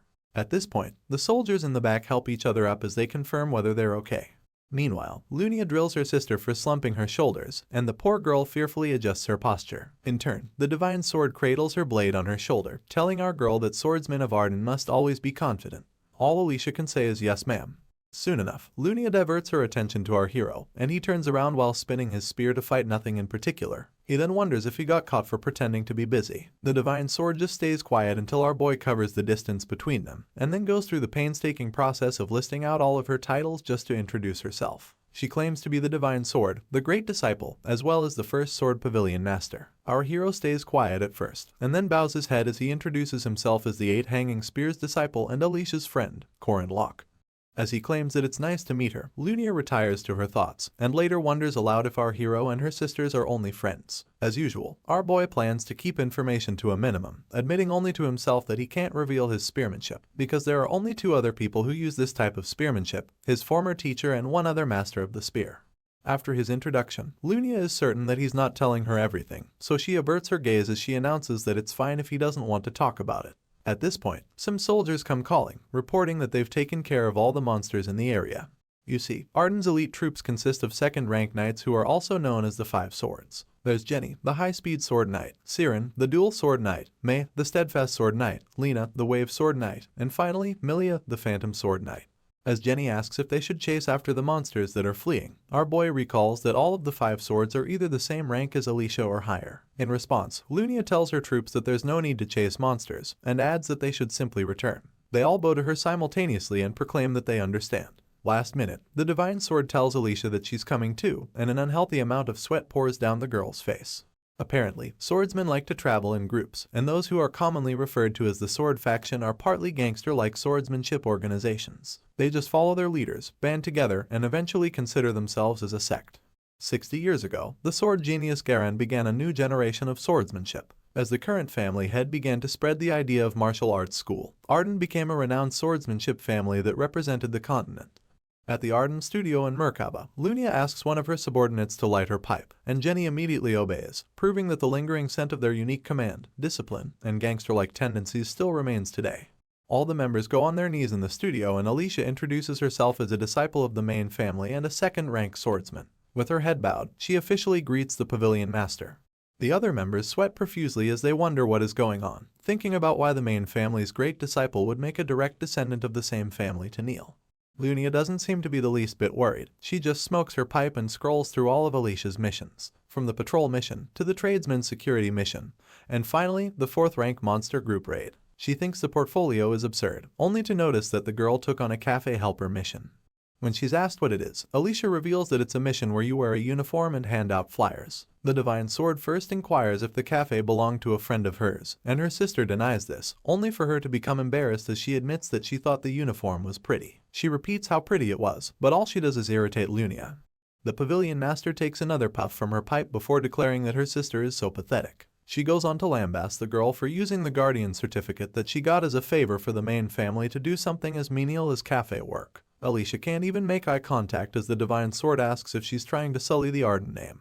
She's even more disappointed when she realizes that all of the girl's missions are the ones where she faces low-ranking monsters, and asks if she was planning to act like a hero from doing monster raids. At this point, our girl remembers the words of her father, how he had told her that she can't escape her essence.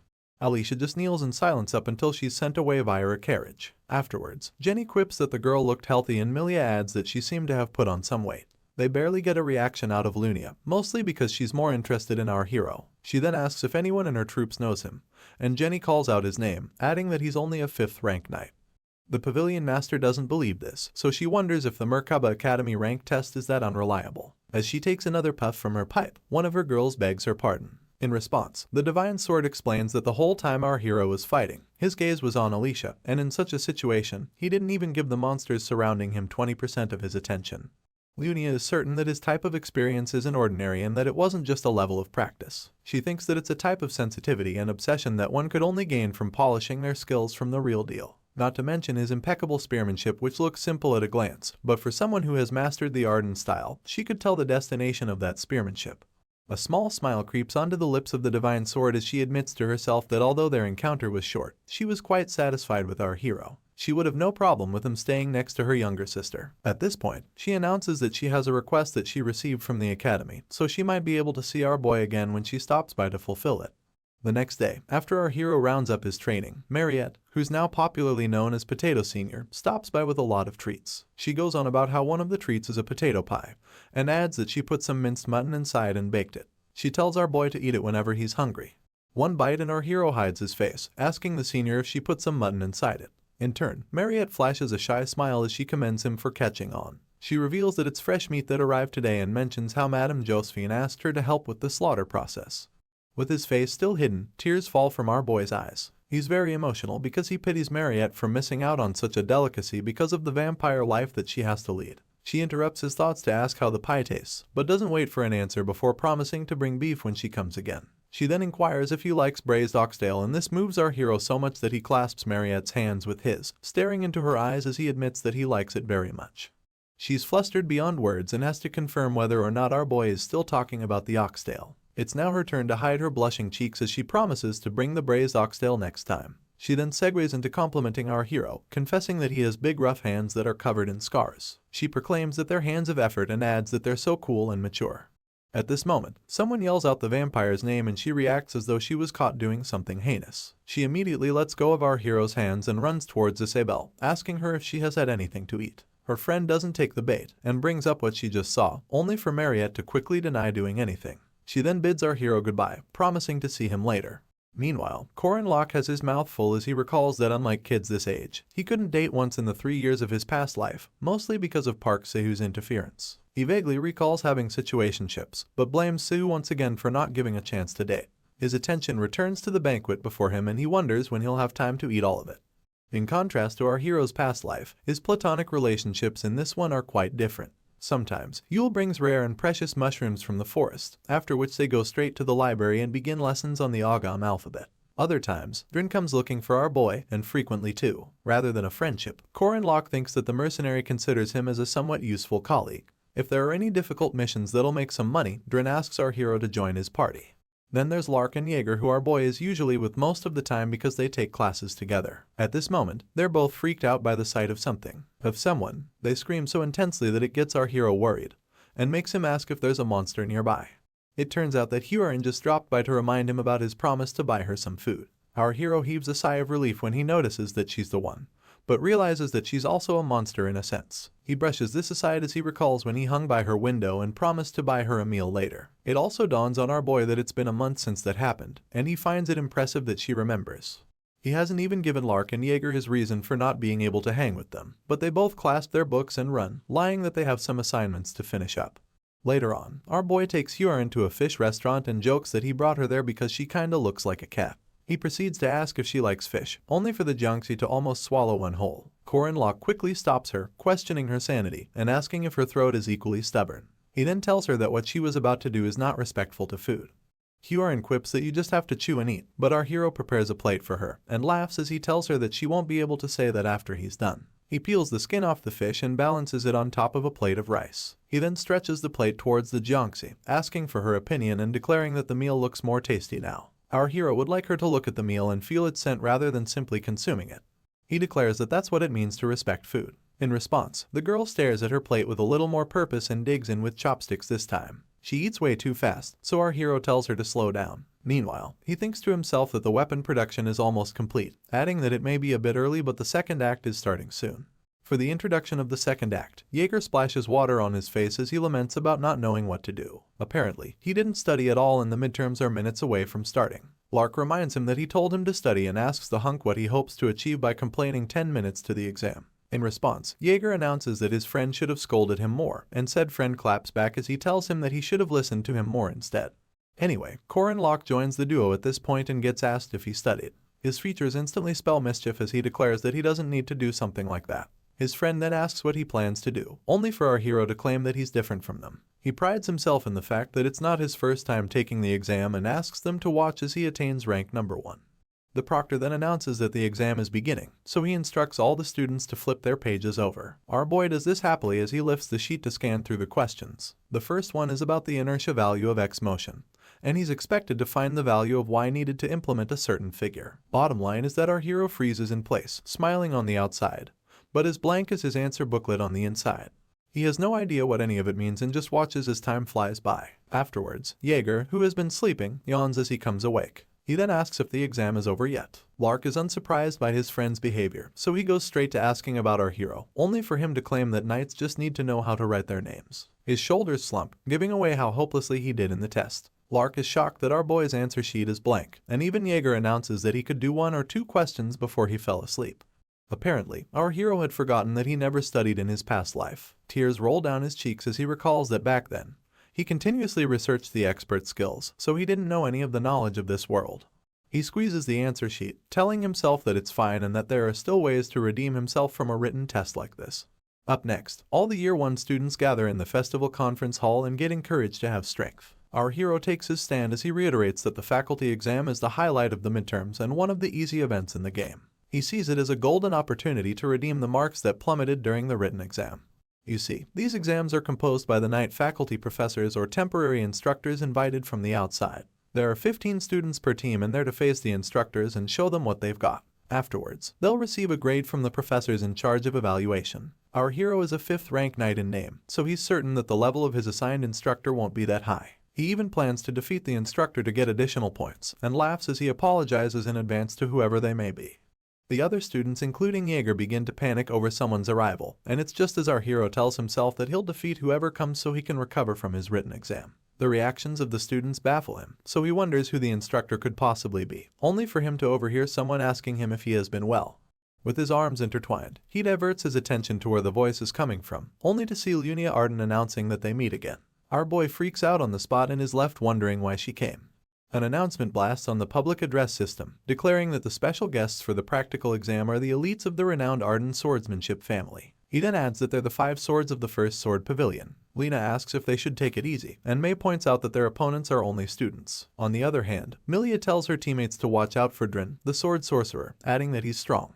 The students waste no time charging towards the 5 swords, but Drin stands behind and thinks things through. He notices that all the girls in the 5 swords are second rankers, compared to their team where it's just him and Alicia that hold a second rank. It dawns on him that their odds of winning are still low. The 5 swords get into battle stances as they activate the Arden-style sword formation and use the 5-sword combo technique to send a myriad of slashes at once. This blows away almost all the students upon impact, taking pieces of the ground alongside it. Mid-air, some students begin to lament that they can't see while the others just scream in pain. In all of this, Drin hasn't taken a single step. He reevaluates the situation, having concluded that the odds aren't in their favor. He notices that their opponents began the match by taking out the vision of the students, and this proves how experienced they are. With this, the mercenary concludes that their opponents are moving with combat experience and not rank. His first line of action becomes creating a proper line of sight, so he manipulates his sword to spin until enough wind comes from them to clear the air. At this point, Milia, the phantom sword, comes attacking from above, but Drin is fast enough to block her and begins to wonder if the girls have decided to ambush them. From the distance, Alicia yells his name and Jenny, the high-speed sword, takes advantage of the distraction to attack her. The girl barely blocks the attack and gets told that she's the swordsman's opponent for the exam. She stutters her words, wanting to know if her opponent is marking her. Jenny then goes on about how there are about 15 students, and adds that 6 swordsmen are more than enough to take them on. With this, she kicks our girl's foot, throwing her off balance and sending her falling to the ground. The high-speed sword then points out how unstable Alicia's posture is. She tries to stab the girl while she's down, but the Arden quickly rolls over to dodge it, leaving the remaining students to cheer in awe of the power the 5 swords wield. Siren, May, and Lena tear through the other students like they're nothing, willing them to at least do something to put up a fight. The onlookers even realize how the majority of the students keep falling, with the exception of Drin and Alicia. At least, that's what it seemed like. In truth, it was the exact opposite.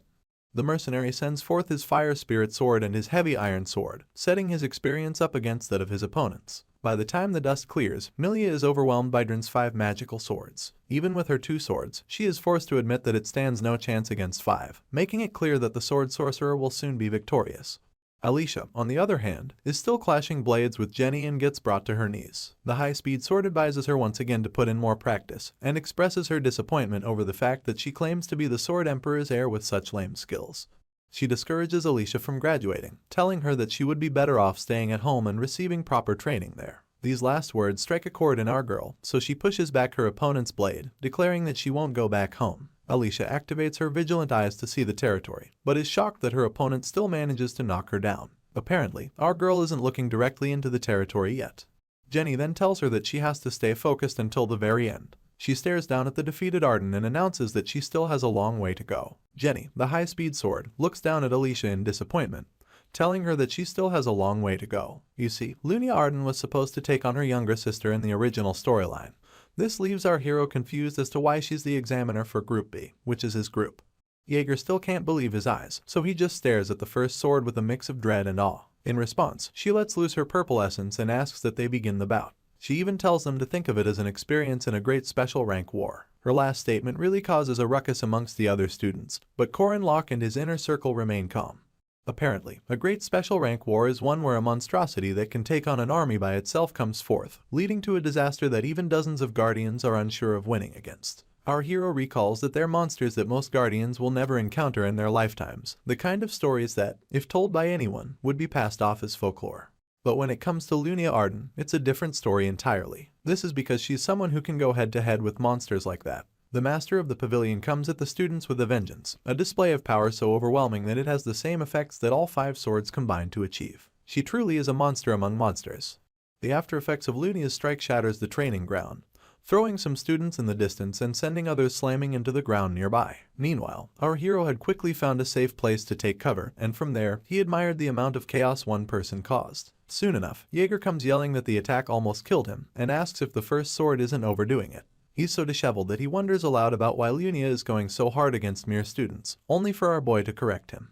Corin Locke actually thinks the examiner is going easy on them, and adds that if she gets serious, she'll be done with them in 10 seconds. He then asks what the hunk has in his hand, and soon discovers that it's a passed-out lark. For some reason, Jaeger smiles as he shows the boy to our hero. He quips that he only brought Lark along for fear of him dying where he was. The hunk goes on to advise our hero not to faint, claiming that he's way too heavy to be carried around. At this point, he gets hit with an attack strong enough to send him falling on his face. Our boy calls out his name, but Jaeger just groans in response. He can overhear Lunia proclaiming that none of the students are good enough to receive guidance from her, and a quick glance behind his hiding place reveals Lunia standing in wait for him. She then announces that they're the only ones left, and asks him to come out. After mulling it over, our boy comes out with both hands in the air, asking if he can surrender. In response, the examiner quips that he can do that if he wants to get the lowest score. Of course, our hero doesn't want that. She's certain of this, mostly because he won't pass up the opportunity to go up against a powerhouse like herself. Corin Locke tries to hide a smile of mischief, but it shows itself anyway. He thinks to himself that anyone can sense Lunia Arden from a mile away. In his past life, he and the examiner were comrades who fought many battles together. If his master was the one who taught him the way of the spear, it wouldn't be far-fetched to say that Lunia taught him real-life combat techniques. This was why, by the end of their last match against each other, our hero lost. He now sees it as a wall he has to break through at some point in life, and tells himself that if he's to take his place as the main character, he must surpass Lunia with his own strength. He takes a battle stance to match his determination, but his opponent is the first to strike. He manages to block it, only for one strike to become 2, and 2 to become 3. The examiner uses this yardstick to keep our hero on the defensive, throwing multiple high-speed attacks his way like they're free t-shirts at a rally. Just when our boy thinks he has found a window to attack, Lunia switches up and tries to cut him down from above. Luckily, our hero is quick enough to block, and has no choice but to return to the defensive once again. Even at that, he raises murmurs among the onlookers, making them wonder if he's really a 5th-rank knight. They find it baffling that a first-year student is actually holding his own against the great Lunia Arden, and begin to wonder how it's possible. As beads of sweat pour down our hero's face, heavy breaths follow suit.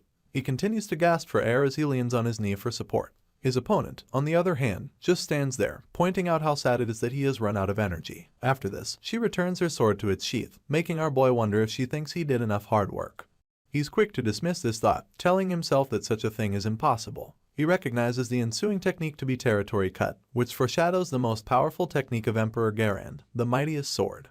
Lunia grips the hilt of her blade, ready to unleash hell on our hero. She then tells him that she wants to see him counter it and show her a worthy response with his spearmanship. As soon as she activates lethal intent, her aura ripples throughout the area, pushing back our boy and leaving the other students to wonder what is going on. Some of them even fear that the first sword's technique may be too dangerous. The exam evaluators scream at her to hold on, asking if she's trying to kill our hero. They try to stop the test and continually yell at her to quit it. Unfortunately, Lunia is too stubborn to listen. She goes on to activate the Arden-style one slice alongside the fake territory cut. This instantly brings the world to a standstill. The only thing able to move through this stationary world is the Pavilion Master's translucent reflection. Her blade seems to be moving in slow motion, while our boy tries to move his spear at full speed towards his opponent's sword that's as clear as day to him. Sadly, the spear doesn't move an inch. Our hero soon realizes that he's incapable of motion in this stationary world, and he can only perceive its stillness to some extent. At this moment, he recalls the whole Mariette debacle, and begins to wonder if he controlled the territory by coincidence back then. Now, all that he's left with is self-doubt, but he resolves to push through it and take just one step. As he stretches his spear to counter Lunia's blade, he tells himself that it doesn't have to be perfect, and adds that he just needs to take one step forward. His spear successfully touches her blade, but the after effects unleash another wave of power that blows the surroundings away. The evaluators gasp in shock. While our hero admits that he moved on instinct and not knowledge, he also quips that territory gives a feeling of omnipotence, one that makes you feel like you're the center of the world. Anyway, Lunia's blade remains outstretched as the dust settles. She then confesses that our boy was able to react to the territory in the end. As he stares her down, she announces that they'll conclude the test at that point, and then turns around to leave. She makes sure to advise our hero to get himself a better spear, quipping that his gear is too weak for his skills. True to her words, our boy realizes that her blade had split his spear down the middle. Soon enough, the pavilion master catches a glimpse of her sister sitting defeatedly amidst the rubble. She then confesses to our hero that the test wasn't even that important, and proclaims that the reason Corin Locke didn't avoid the fight was to showcase the territory. This informs Lunia that our hero also knew about her sister's talent. A sly smile graces his features as he stays silent. He then thinks to himself that the pavilion master isn't wrong, seeing as he lost the fight but achieved his goal. Afterwards, Lunia tells him that she's staying in town for a while because she has work to do there. Anyway, she warns our boy not to be arrogant enough to interfere, and adds that nothing is going to change no matter how hard he tries. She then continues to walk away, only to declare that she will crush Alicia with her bare hands. More determination pours into our hero, making him certain that things won't go as Lunia planned now that he has shown her the territory. The instructors are so impressed by how our hero did on the test that they announce over the public address system that he got full marks and maximum additional points. Meanwhile, the other students sit on the steps as they nurse their wounds and bruised egos. They begin to gossip about our boy for getting full marks in a bout with Lunia Arden. Worse off, he did it alone. One of the professors is outraged. He quips that it just doesn't make sense that our hero could face the pavilion master in a one-on-one. This makes him reevaluate his position as a 5th rank. On the other hand, his colleague intertwines his hands and rests on them as he falls deep in thought. He remembers our boy as the student who attempted to capture the spirit bodies back in the stamina training room. Even Professor Firma can't believe Corin Locke's ability, and ends up breaking his glasses as he wonders how our hero is using his techniques. A few days pass and our boy pays the blacksmith a visit. Even before Lunia advised him to change his weapon, he already felt the need to get a good one. Just like everyone else, the blacksmith asks who our hero is, seeing as the academy readily provided him with precious and rare ingredients. The blacksmith is even more cautious because our boy happens to know his family's secret methods. In response, our hero just tells him not to worry about it. In truth, he did a lot in his past life and finds it quite annoying to explain it all now. Anyway, to acquire such super expensive ingredients, one would need at least several hundred gold coins, and there are no high-stake players who are ready to pay for them in cash. Typically, these ingredients are made using more ingredients obtained from scenarios or quests. Then there's our boy who already has some special soul dust from Sibantia, a 2nd rank runestone, a 1st rank silver stone, and the wholehearted support of Director Kassar. Put all of these together and you can make one of the very few weapons capable of handling the territory. The sight of it brings a smile to our hero's lips. The legendary grade weapon, Shadow Kingdom Silver Knight's Spear, also known as Silver Spear. On its own, this weapon already exudes power, and our boy reaches out to grab his new baby. Later on, in another part of Merkaba, Alicia is on a temporary mission. Sadly, all that comes to her mind is the bloodshed from when she was little. She keeps remembering how it didn't stop despite striking a non-lethal blow. You see, when she was much younger, she went out in a real battle for the first time and she cut down a 5th rank monster. She recalls the disgust, and how she winced at the sight of its blood and intestines spilling out of its body. However, it made her distinguish it from the smell of human blood, and despite it being her first time, she grasped it instantly. Sweat poured down the poor girl's face as she shook on the spot. The scent of human blood was too intense. It was the scent of the death throes of a fading life. She had stared at the blood on her sword back then, and now she stares at her sword once again. Alicia quickly exhales to brush all these memories under the rug, and realizes that she also has to work that day. The mission at hand is to capture werewolves and it'll pay the girl 70 silver coins. Although it's tiring, she thinks it's much better than her other option, which was to search for Fog City's murderous vampire. When she came across it, she instantly yelled that she doesn't like dangerous things. Apparently, the Arden had taken up the werewolf capturing mission because of an underlying reason, and she just stares at the piece of now bloodied cloth that our hero had used to tie up her injury the day they first met. She begins to wonder where her savior is at the moment, only for her to overhear someone talking smack to a 5th rank and telling him to do a good job as the porter. She glances in the direction of the voices, and yet another soldier complains about having to pick up after some brats at his age. Our hero just waltzes in with his good energy and waves at Alicia from a distance. He claims that it's a coincidence, and proceeds to cover the distance between them.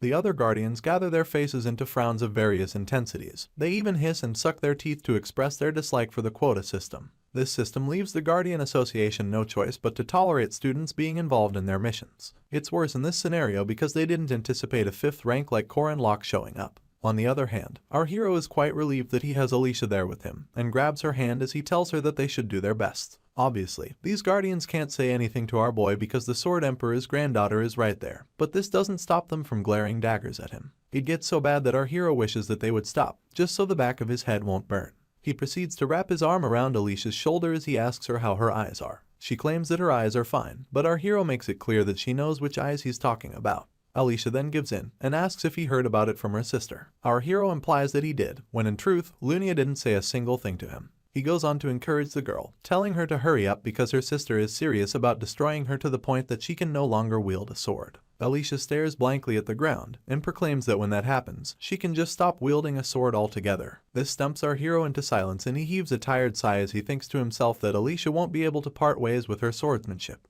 By dusk, the team arrives at the werewolf nest where they encounter 2 werewolves and about 20 short hounds. The capturing party skillfully handled the short hounds and even hunted a werewolf which they held bound in the cargo department of their carriage. Unfortunately, the situation gradually took a strange turn. More and more monsters seemed to crawl out from every crevice in the woods, throwing the guardians into great panic. They keep yelling as they ask themselves where the beasts are coming from and why there's a fog accompanying them. As the battle gets more intense, Charlie, one of the guardians, asks Hansen, his colleague, about our hero's whereabouts. In response, Hansen screams that now is not the time to be worried about someone else. They're just grateful that Alicia is around and doing so well. In truth, the girl cuts her way through the monsters like they're helpless mannequins. Things get worse when ghosts begin to join the mix, and the guardians yell that the area is not even known to house so many evil spirits. Alicia then recalls that places without many humans don't tend to attract evil spirits. This makes her feel like the scenario is man-made. At this point, a hunky opponent with glaring red eyes slowly makes his way to the swordsman. Before she can regain her balance, he brings down his axe with the force of 3 men, leaving the girl to block it with both her hands. She realizes that the weight of the axe is not that of a ghost,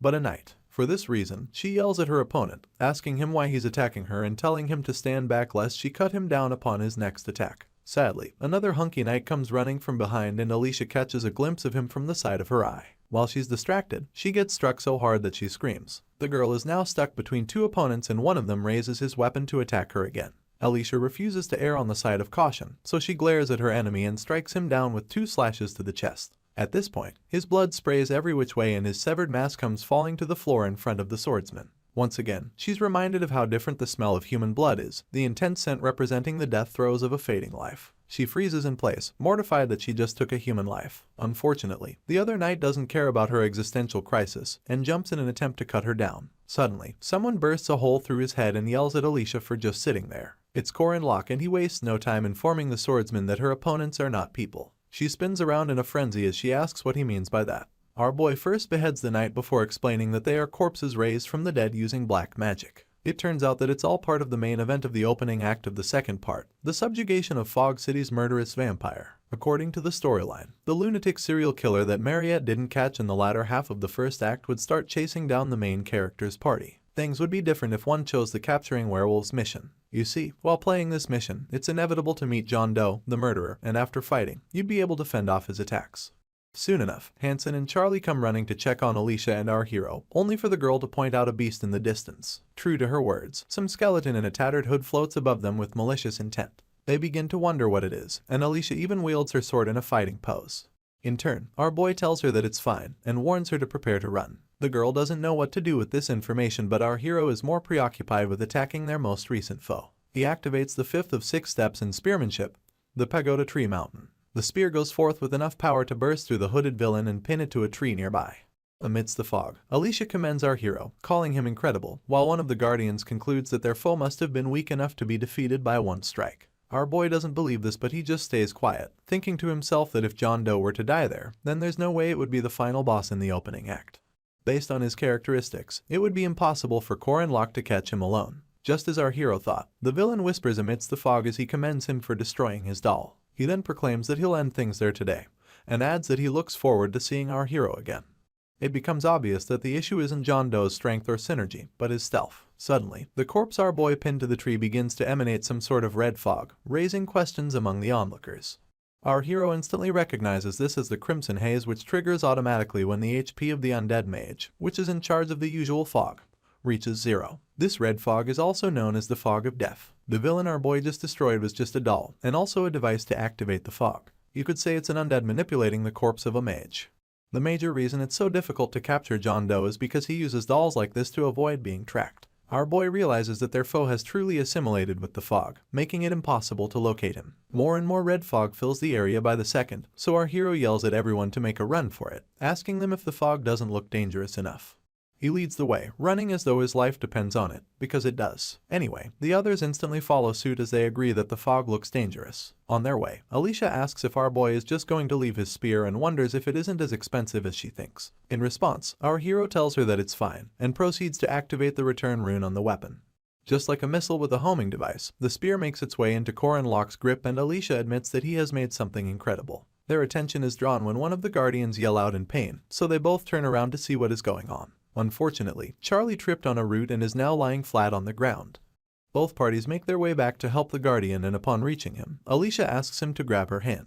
He thanks her, but just as quickly yells that she should dodge. The swordsman is oblivious to the reason why he said this, only for a mighty hand to emanate from the fog and grab her. It instantly pulls her in, leaving our hero to admit how annoying the situation just became. He helps Charlie up and tells him to run, adding that he should just forget about the situation and make his way out of the forest. For some reason, our boy confiscates the guardian's robe before he leaves.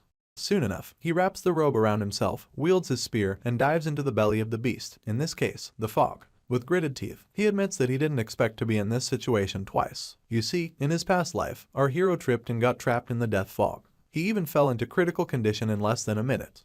This time, he's lucky enough to have regeneration, so he'll be able to last much longer. But of course, the real problem now is Alicia. Alicia swings her sword over and over again in an attempt to cut the hands coming at her, but they just seem to be endless. She keeps screaming for them to let her go, but John Doe pays her no mind. Just like our boy fears, blood begins to exit Alicia's body and she screams as it becomes obvious that she will not last long. The hands seem to increase, but the girl keeps on cutting, telling herself that it is all she has to do. Unfortunately, she grows weaker with each slash of her sword and she is left wondering why the hands are not giving way. She begins to question her strength and her posture, only to remember Lunia's words when she saved her from the Dullahan, how she looked down on her for being in a pitiable state. Alicia's blade escapes her grip and goes dangling on the ground, making her wonder if she is in her current situation because she is weak. As more blood exits her body, she apologizes for wanting to be cool, for wanting to save somebody. All she wanted was to become a respectable person in our hero's eyes, especially because he had saved her life.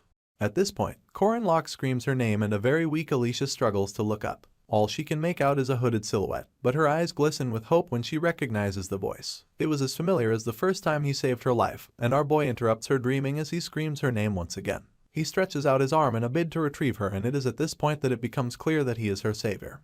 As the bloody hands hold up Alicia, our hero grabs her shoulder and asks if she is alright. She struggles to speak just so she can confirm if it is Corin Locke, and afterwards, she cries out that the hands will not budge. She goes on to beg him to save her, adding that she thinks she might die like this. Our boy wraps the cape he collected from Charlie around her and tells the girl to calm down.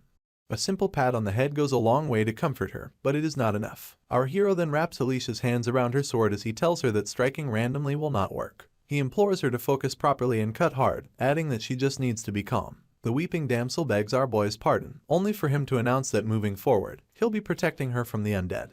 True to his words, multiple corpses drag their feet as they cover the distance between themselves and our hero. He just tells his friend that she knows what she has to do, but she instantly laments that she doesn't have enough power to pull it off, crying that she is dizzy and hurt from the fog. Corin Locke grabs her by the shoulders once again, encouraging her that she can do it. He presses his forehead against hers as he proclaims that she is the most talented of all the swordsmen that he has met, and that if she decides to do it, she can. He then tells her that one step in the right direction is all she needs. The hope in his eyes brings more tears to Alicia's, only for our hero to thank her and run off to face the herd of undead soldiers. The girl tries calling out to him, but he is long gone by now. She is left thinking that she cannot last long in the fog, talk less of our boy who has a lower aura rank than she does. She grits her teeth at this point, remembering everything that our hero said to her. This fills her with fresh vigor and she reaches for her sword as she concludes that she has no choice but to take that one step. As the bloody hands try to grab her once more, she recalls her grandfather's secret technique. Capable of cutting anything, and to wield it, Alicia must awaken Eyes of the Boundary. This is a cursed ability that forcefully allows you to see other territories. She shuts her eyes in a bid to focus and the whole place seems like a sea of tranquility to her. At this point, our hero's encouragement plays back in her mind and she tries her best to take that one step. She channels all the tears that she had shed, all of her blood that had spilled, and even the overwhelming emotions, all so that she can take that step towards a frozen world. The instant her feet move, she activates the Ardent First Sword style, and a blue essence emanates from her body. With one swing of her sword, the essence spreads far and wide enough to cut down multiple undead soldiers. The activation of domain severance makes her attack cover even more ground, leaving Core and Locke shocked. John Doe also gets caught in the wave, and he wonders how she was able to see him. The attack goes on to wipe out the fog alongside half of the trees in the forest. Charlie immediately yells that the fog has vanished, and he and Hansen come running so they can check on Alicia. They wonder what just happened, only to notice the corpse of the murderous vampire from Fog City lying helpless on the ground. Hansen is confused as to how a normal human is capable of cutting the forest in half, and his colleague mentions that he has heard of it. He then points out that it is the Sword Emperor's legendary domain severance. On the other hand, our hero is perplexed. He had expected the girl to use the third form of the one-slice technique, or even the Iron Wave, but now he is left wondering how she can already use domain severance. A very tired Alicia beams with joy as she tells him that she really pulled it off. He can't say anything, so he keeps telling himself that the girl should not be able to use that technique yet. To make matters worse, the guards wonder aloud whether Alicia will become the new Arden head after this development. Our hero's jaw almost meets the ground as he overhears their conversation. The other guard concurs with his colleague's speculation, seeing as no one else but the Sword Emperor is able to use domain severance. Well, other than Alicia. All the guards present begin to rain encomiums on the girl, calling her the future of the Arden family and the next Sword Emperor. In turn, she happily yells out our hero's name, leaving him to wallow in self-pity. As everyone else celebrates, our boy wonders why his plans always get so twisted. The next day, news spreads like wildfire. The newspapers carry Alicia's feat and turn it into headline material. Some of them mention how she single-handedly defeated John Doe. Others call her the next heir to the Arden swordsmanship family. Some ask what will happen to the Arden family's succession structure, and others ask if the heir will change. The worst of them all carries a false confession from Core and Locke stating that Alicia is the true genius of the Arden family. May comes across the paper and it infuriates her immediately. She rips it to shreds as she laments about how cocky it sounds and then hands the paper to Milia to get rid of. Meanwhile, Lunia just sits quietly, sipping her tea and thinking about the past. You see, the Arden-renowned swordsmanship family operates within the sword faction and moves based on the logic of power. Beneath the overwhelming charisma of Garand Arden, they have been anticipating the swordsman who will succeed him. Domain severance is one of the criteria for this decision, seeing as it exists on the stage of the Heart's Path, a realm unknown to most martial artists. Garand Arden, on the other hand, has long awaited someone who can continue his legacy. For this reason, Lunia has trained while dripping blood and sweat, and the calluses on her palms are evidence of the life that she has led. In spite of all this, in spite of being called the genius of her generation, she still could not satisfy the Sword Emperor. Then came Alicia, who fearfully clashed swords with Lunia, who had sweat dripping from her person as heavy breaths escaped her little lungs. Alicia had only just held a sword for the first time and engaged in a friendly duel with her older sister. She was the illegitimate child that the head of the family had brought from outside. For this reason, the pavilion master had never thought of her as a competitor. As they continued to clash swords, something awakened inside the little girl. Her eyes bore a blue symbol, and this was enough to distract Lunia. In little to no time, the youngster had gotten a critical hit in, leaving her older sister to lament that the blood will not stop despite the blow being a non-lethal one. Stained all over with Lunia's blood, the youngster stood scared. Her older sister began to play back the events from the last minute but still could not place when she got attacked. Soon enough, she realized that she could not have, and that by the time she pulled herself together, the little girl had already cut her. It was not a matter of speed, more like a matter of domain. Alicia had somehow managed to take a step in that profound path of martial arts. While Lunia was still incapacitated, she kept asking herself how possible it is for such a young and lazy child to pull off the domain technique. It was obvious to the blind that the little girl was taken aback, but Lunia understood that the title her grandfather told her about was at play in Alicia, the twisted nature that other mortals could not understand. It was the Sword Demon, also known as the talent of a demon. After the little girl won the duel, Garand Arden held her head and announced that he is appointing her as the next head candidate as well. And that was how Alicia overcame everyone's objections and became Arden's head candidate. Before the match, the little girl had approached her big sister to tell her that it was her first time holding a sword. The memory of rubbing the hair of her half-sister who had been neglected by her father's family has now been shoved somewhere deep by Lunia. Back to the present, the pavilion master sips on her tea some more. May calls out to her and this interrupts her train of thought, making her glance at her subordinate via the side of her eye. In turn, May asks if she is okay and it dawns on the first sword that her people are worried about her. In response, she declares that they should not worry and finally stands to her feet. Apparently, she wanted her sister to step into the domain as well. This is because she feels like she might also be able to reach the domain if she were to see that sword once more. As she makes her way out of the dojo, she asks her subordinates to prepare the sword challenge.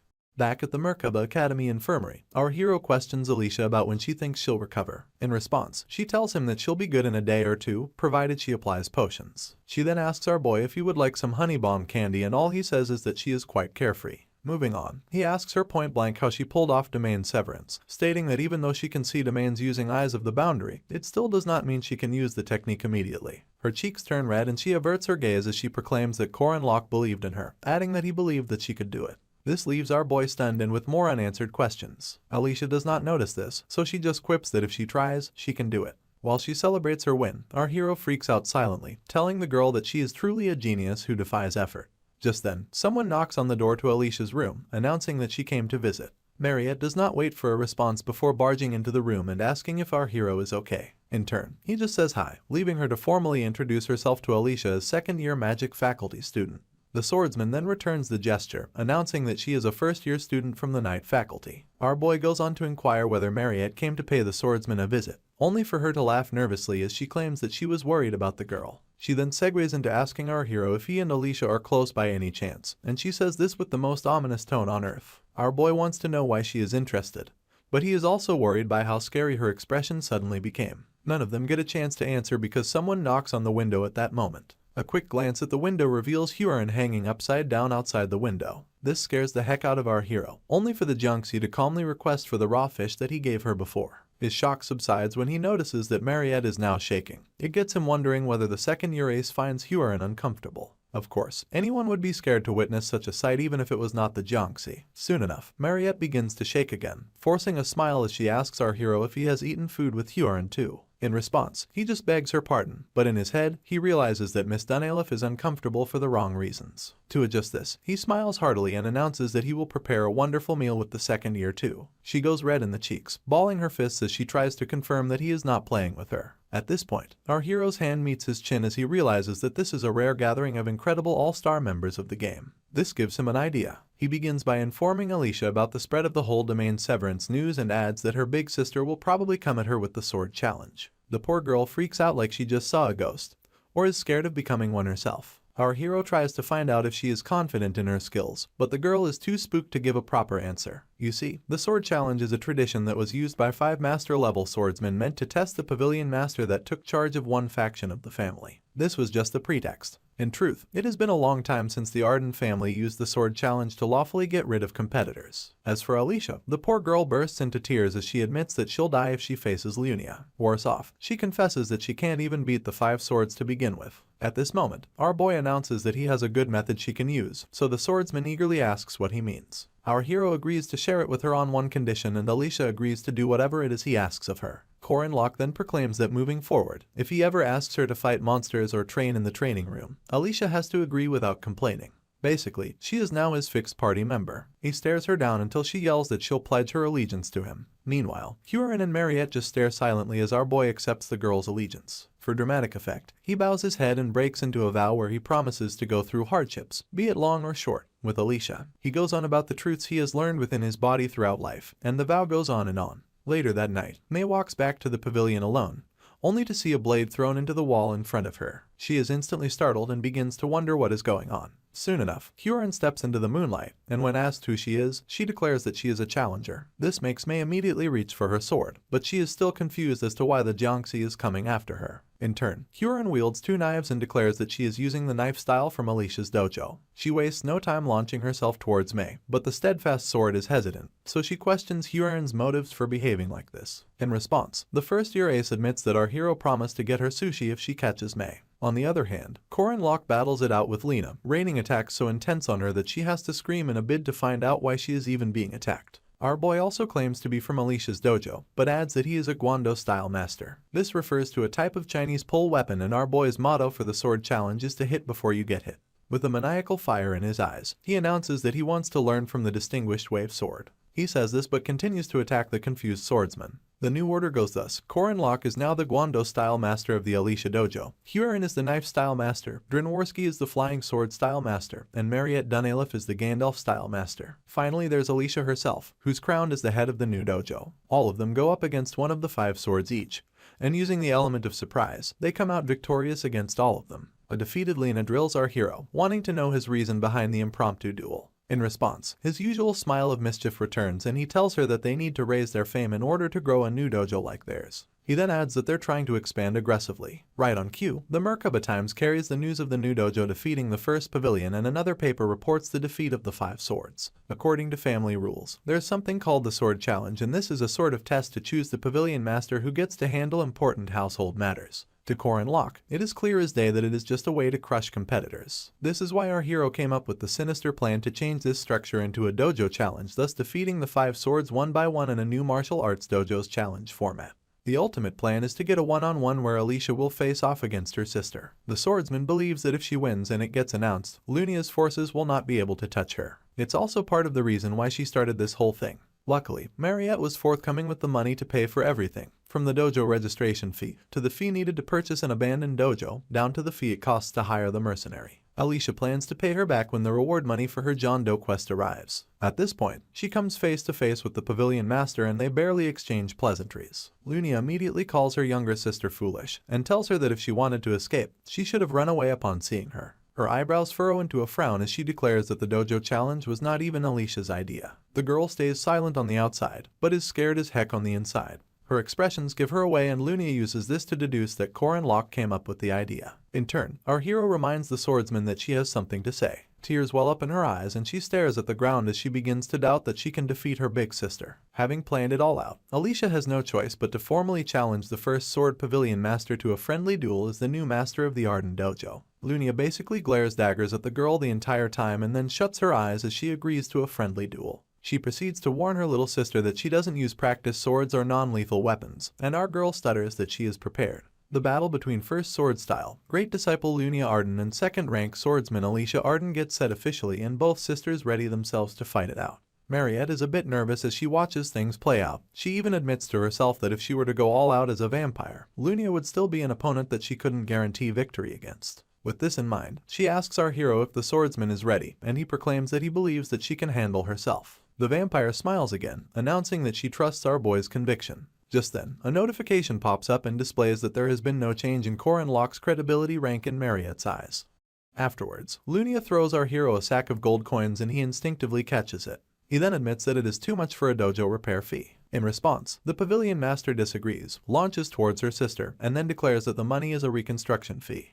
The clashing of swords begin with only our boy and the vampire as witnesses. The next clash sends waves so mighty that they practically consume anything in its path. The one after that is so bad that it sends Mariette and our hero screaming for their lives. Both sisters remain at loggerheads for a while, with Alicia gritting her teeth as she recalls how Lunia used to be her object of admiration when her passion for swords was still burning. Back then, she would hear stories of Lunia defeating minotaurs at 15 and how the Sword Emperor was keeping an eye out for her. People would cheer her on and she seemed like a hero from a fairy tale, a hero like her grandpa, Garand Arden, whose stories she grew up hearing. Compared to her big sister, she was just the daughter of a concubine. Her mother had died giving birth to her and her father only saw her as a reminder of his shameful mistake. For him, the only worth he had was having the blood of the great Sword Emperor running through his veins. She had approached her big sister after she returned from a mission and congratulated her. In turn, Lunia patted her head and told her that she had gotten quite tall. That was a beautiful memory compared to the day she first cut a human. That day, all she could do was stare as her opponent bled out, and took deep breaths as tears fell down her cheeks. Everything went awry from then on. Lunia Arden resumes her battle pose, pointing her blade towards her sister while the girl reminds herself of her previous training. She tells herself to take a step back and deflect her big sister's first attack to the side. Her eyes shoot wide open as she seeks to apply this. The moment she knocks Lunia's blade to the side, the pavilion master recognizes this technique as the irregular guard. Her little sister wastes no time going for a follow-up attack, keeping in mind that her opponent is sticking to textbook procedures. She then makes the mistake of thinking she won't be expecting tricky irregular guards despite being skilled at what she learned officially. Anyway, Lunia hits her opponent with the force of 3 men and sends Alicia and her blade flying into the distance. The girl manages to slide to a halt while her big sister condemns her footwork for being as sloppy as always, adding that she's a scaredy cat. Our girl takes a deep breath, reminding herself to use her speed to confuse Lunia's line of vision and to strike her from the closest distance. To implement this plan, Alicia takes off so fast that all onlookers can see her zigzag lines of light. She quickly surfaces behind her big sister using the advanced forward third form technique called lightning. The only problem is that her opponent catches a glimpse of her via the side of her eye. The pavilion master instantly uses the upward slice technique known as Makawaza, throwing off Alicia's game and almost cutting her up in one move. Our girl has to yell in protest, but Lunia's expression doesn't show the tiniest form of guilt. Instead, the pavilion master attacks her little sister with more intensity. Unfortunately, she soon realizes that her opponent has switched from fighting with her sword to fighting with her body. In retaliation, Lunia tackles our girl and successfully throws her to the ground nearby, while she lands on her own feet. She calls out her sister's name with the fury of the gods, and proceeds to kick her chin into oblivion as she calls the girl an idiot. She raises her sword to cut her opponent down, asking if she thought she could defeat her with such cheap tricks. As she brings her blade down with a vengeance, it's all Alicia can do to block it. Literal sparks fly as their blades clash against each other, only for our girl to use Makuwaza. She notices that everything is going just as Corin Locke said, so she uses a combo strike to push her sister back. This gets Lunia to admit that our girl is countering well against an attack that almost brought her to her knees, adding that it can't be too easy. One would think she was complimenting her, but the pavilion master proceeds to kick Alicia in the gut with an unholy force as she tells her that she's still inexperienced. Our girl barely lands on her feet as she grips her stomach to stifle the pain and wields her blade with her less dominant hand.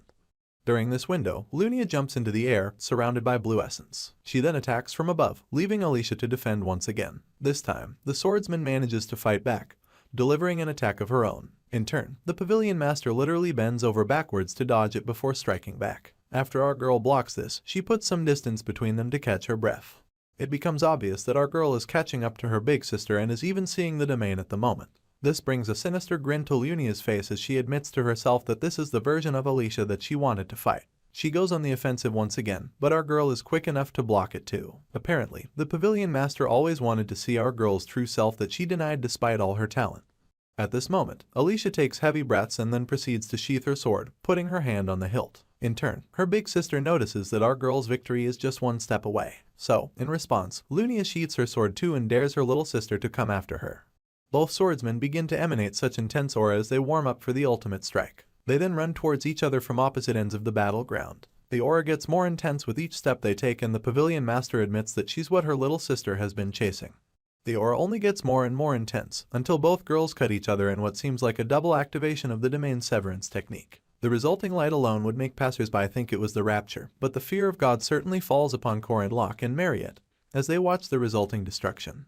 Our boy quickly regains his composure, but the vampire is left asking if everything is over. All they can see in the dust is the silhouette of one swordsman left standing. It's obvious that the winner has been decided, but no one knows who it is yet.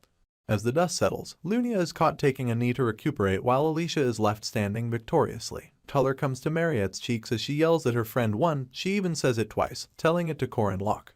Our hero only smiles softly, knowing full well that it was his plan all along. You see, compared to Swordmaster Lunia Arden, her sister's only strength was domain severance, so the only way to win this fight was inside the domain. Our boy has instructed his friend to keep dodging, escaping, and stalling for time. All of this was to exploit her big sister's known habits from our hero's past life. With this, they seized a chance to win in a domain battle. The clash even resulted in Lunia's blade getting cut in two. Amidst heavy breaths, a bruised and battered Alicia stares at her hands, unable to believe that she defeated her big sister. In turn, the pavilion master pushes herself back on her feet, asking if her performance wasn't up to par. She then announces that moving forward, neither her nor her subordinates will interfere in Alicia's work. The swordsman is so stunned that she calls out to her big sister, chases her down even. She tells Lunia to wait, only to stutter her words and actually not say anything. Our boy realizes that she must be scared, seeing as she was the weaker one, but somehow she defeated the great Lunia Arden. It's understandable that she's now scared of the way people will look at her big sister, as well as her attitude towards her. The pavilion master looks at her little sister from the side of her eye, only to turn around and pat her head. Alicia is shocked because it's the last thing she expected. But our hero isn't. It turns out that the first time he met Lunia in his past life was before the Mariette incident even happened. He remembers being surprised because they met sooner than they were supposed to in the game's storyline. The whole time, the pavilion master searched high and low for Alicia's murderer and couldn't find him because she had no idea that it was Park Sehu. She had visited her little sister's grave on her 3rd death anniversary and never gave up looking for the killer. It was raining that day. Our hero had mentioned that Lunia dropped by to pray every year on the anniversary of Alicia's death and quipped that he thought the pavilion master hated her sister. This, she didn't deny. In fact, she admitted to only knowing her sister to be lazy, unserious, and annoying clingy. Our boy just listened quietly as she spoke amidst the rainfall, adding that other than herself, there's no one who can resolve Alicia's bitterness. It's now apparent that Lunia never turned her back on her little sister. If anything, should Alicia take the lead, the pavilion master would quietly support her with a smile on her lips. Back to the present, and the first sword is still ruffling her little sister's hair, telling her that she has grown quite tall. This brings a soft smile to our hero's features, seeing as the Lunia he remembers is that kind of person. Tears pour down Alicia's cheeks almost immediately and she calls out to her big sister. At this point, a notification bar pops up to announce that Lunia Arden has been defeated. Apparently, the mission was a B+ difficulty level, so it increases our hero's aura rank from mid-low to medium. His aura amount gains 600, and he gets 40 points distributed equally. He also gains domain severance. Alicia ends up back in the infirmary, telling our boy how scared of fighting she is. In response, he tells her that he knows, but she goes on about having a part of her that fights with a smile. Luckily, our hero saw it too. The swordsman then explains how she has always avoided fighting because she doesn't feel like the real her, and adds that she only sought simple tasks and pretended to be less serious because she feared facing Lunia. Locke just keeps peeling an apple as he points out that she's not the only one who does stuff like that.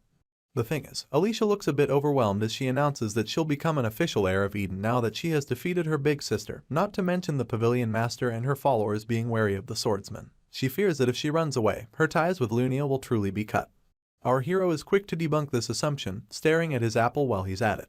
The swordsman begs his pardon, so he explains that there might be more distance between them and that their relationship might even become awkward. But relationships aren't something that someone can cut so easily. This is because at the end of the day, both girls are still sisters. His small speech leaves Alicia emotional, but he doesn't stop there. He commends her for doing a good job and narrates how he got beaten up by the neighborhood thugs every time when he was younger. He later realized that his anger towards himself for not standing up for himself was what made it hard. He tells his friend that she's much stronger than the child he was back then and that he hopes she can always be proud of herself. In response, Alicia quips that he's a strange person and this makes our hero glance in her direction. She then points out that they're the same age and wonders why he keeps acting so mature. Our boy wonders aloud whether he looks old and the swordsman wastes no time affirming it. She adds that our boy seems like he has experienced all sorts of hardships. Locke admits only to himself that it's because he has lived 14 more years than Alicia, and if you include the memories of his 30-year-old self, our hero's actually 50. His friend becomes sober again as she thanks him. He asks her what for and she claims that it's for the incident that happened earlier that day. She then stretches a bit and also thanks him for the forest incident. Our hero doesn't get it, so she tries to confirm that he was the one who saved her back then. In turn, he asks how she knows and a smug expression comes to Alicia's face as she reveals the connection she drew with his voice and belt. Our boy quips that there's no way she's that smart and soon declares that he can't overlook the incident now that she knows. The swordsman lets out a nervous laugh as she declares that she's so indebted to Locke, adding that he should feel free to ask her should he ever need anything. After mulling it over for a few seconds, he simply asks that he and Alicia become friends. She's stunned into silence by his request, so our boy asks if she doesn't want to be friends. In response, the poor girl stutters and stutters some more before finally agreeing. She's so flustered as she points out that she has never had a boyfriend before and quickly rephrases her sentence to mean a boy that's her friend. Our hero does his best not to make it weird, and just flashes her a smile as he asks that they get along. Alicia then winks at him as she acts that she's glad to have a reliable friend like him. Flashbacks of killing Sihu come to mind as our hero admits that punishments await the evil, and the image of Lunia patting her sister's head reminds him that a bright future awaits the kind-hearted. For children, well, there are better choices. As the chandelier lights up the academy hallway, Isabel Carmen lurks right beneath it, sweating anxiously as she spies on someone from behind one of the pillars. That someone is none other than Mariette Dunaliff. Isabel watches as yet another admirer stops the vampire in her tracks, taking a knee and pleading with her to take a blood bag from him. He tries to get her to accept his feelings but chickens out and begs her to take his blood instead. This leaves Mariette flustered and it gets worse when this boy offers to let her have his neck. The vampire calmly turns him down, pointing out that Madame Josephine regularly hands her blood packs. All this while, Isabel is watching with the stinkiest stink eye ever seen. She thinks to herself that that boy is an idiot for using the words that make Mariette the most uncomfortable. Seeing as proposals like this happen every day, Isabel isn't really worried about him, only for her to witness yet another boy startle the vampire by asking if her class has ended for the day.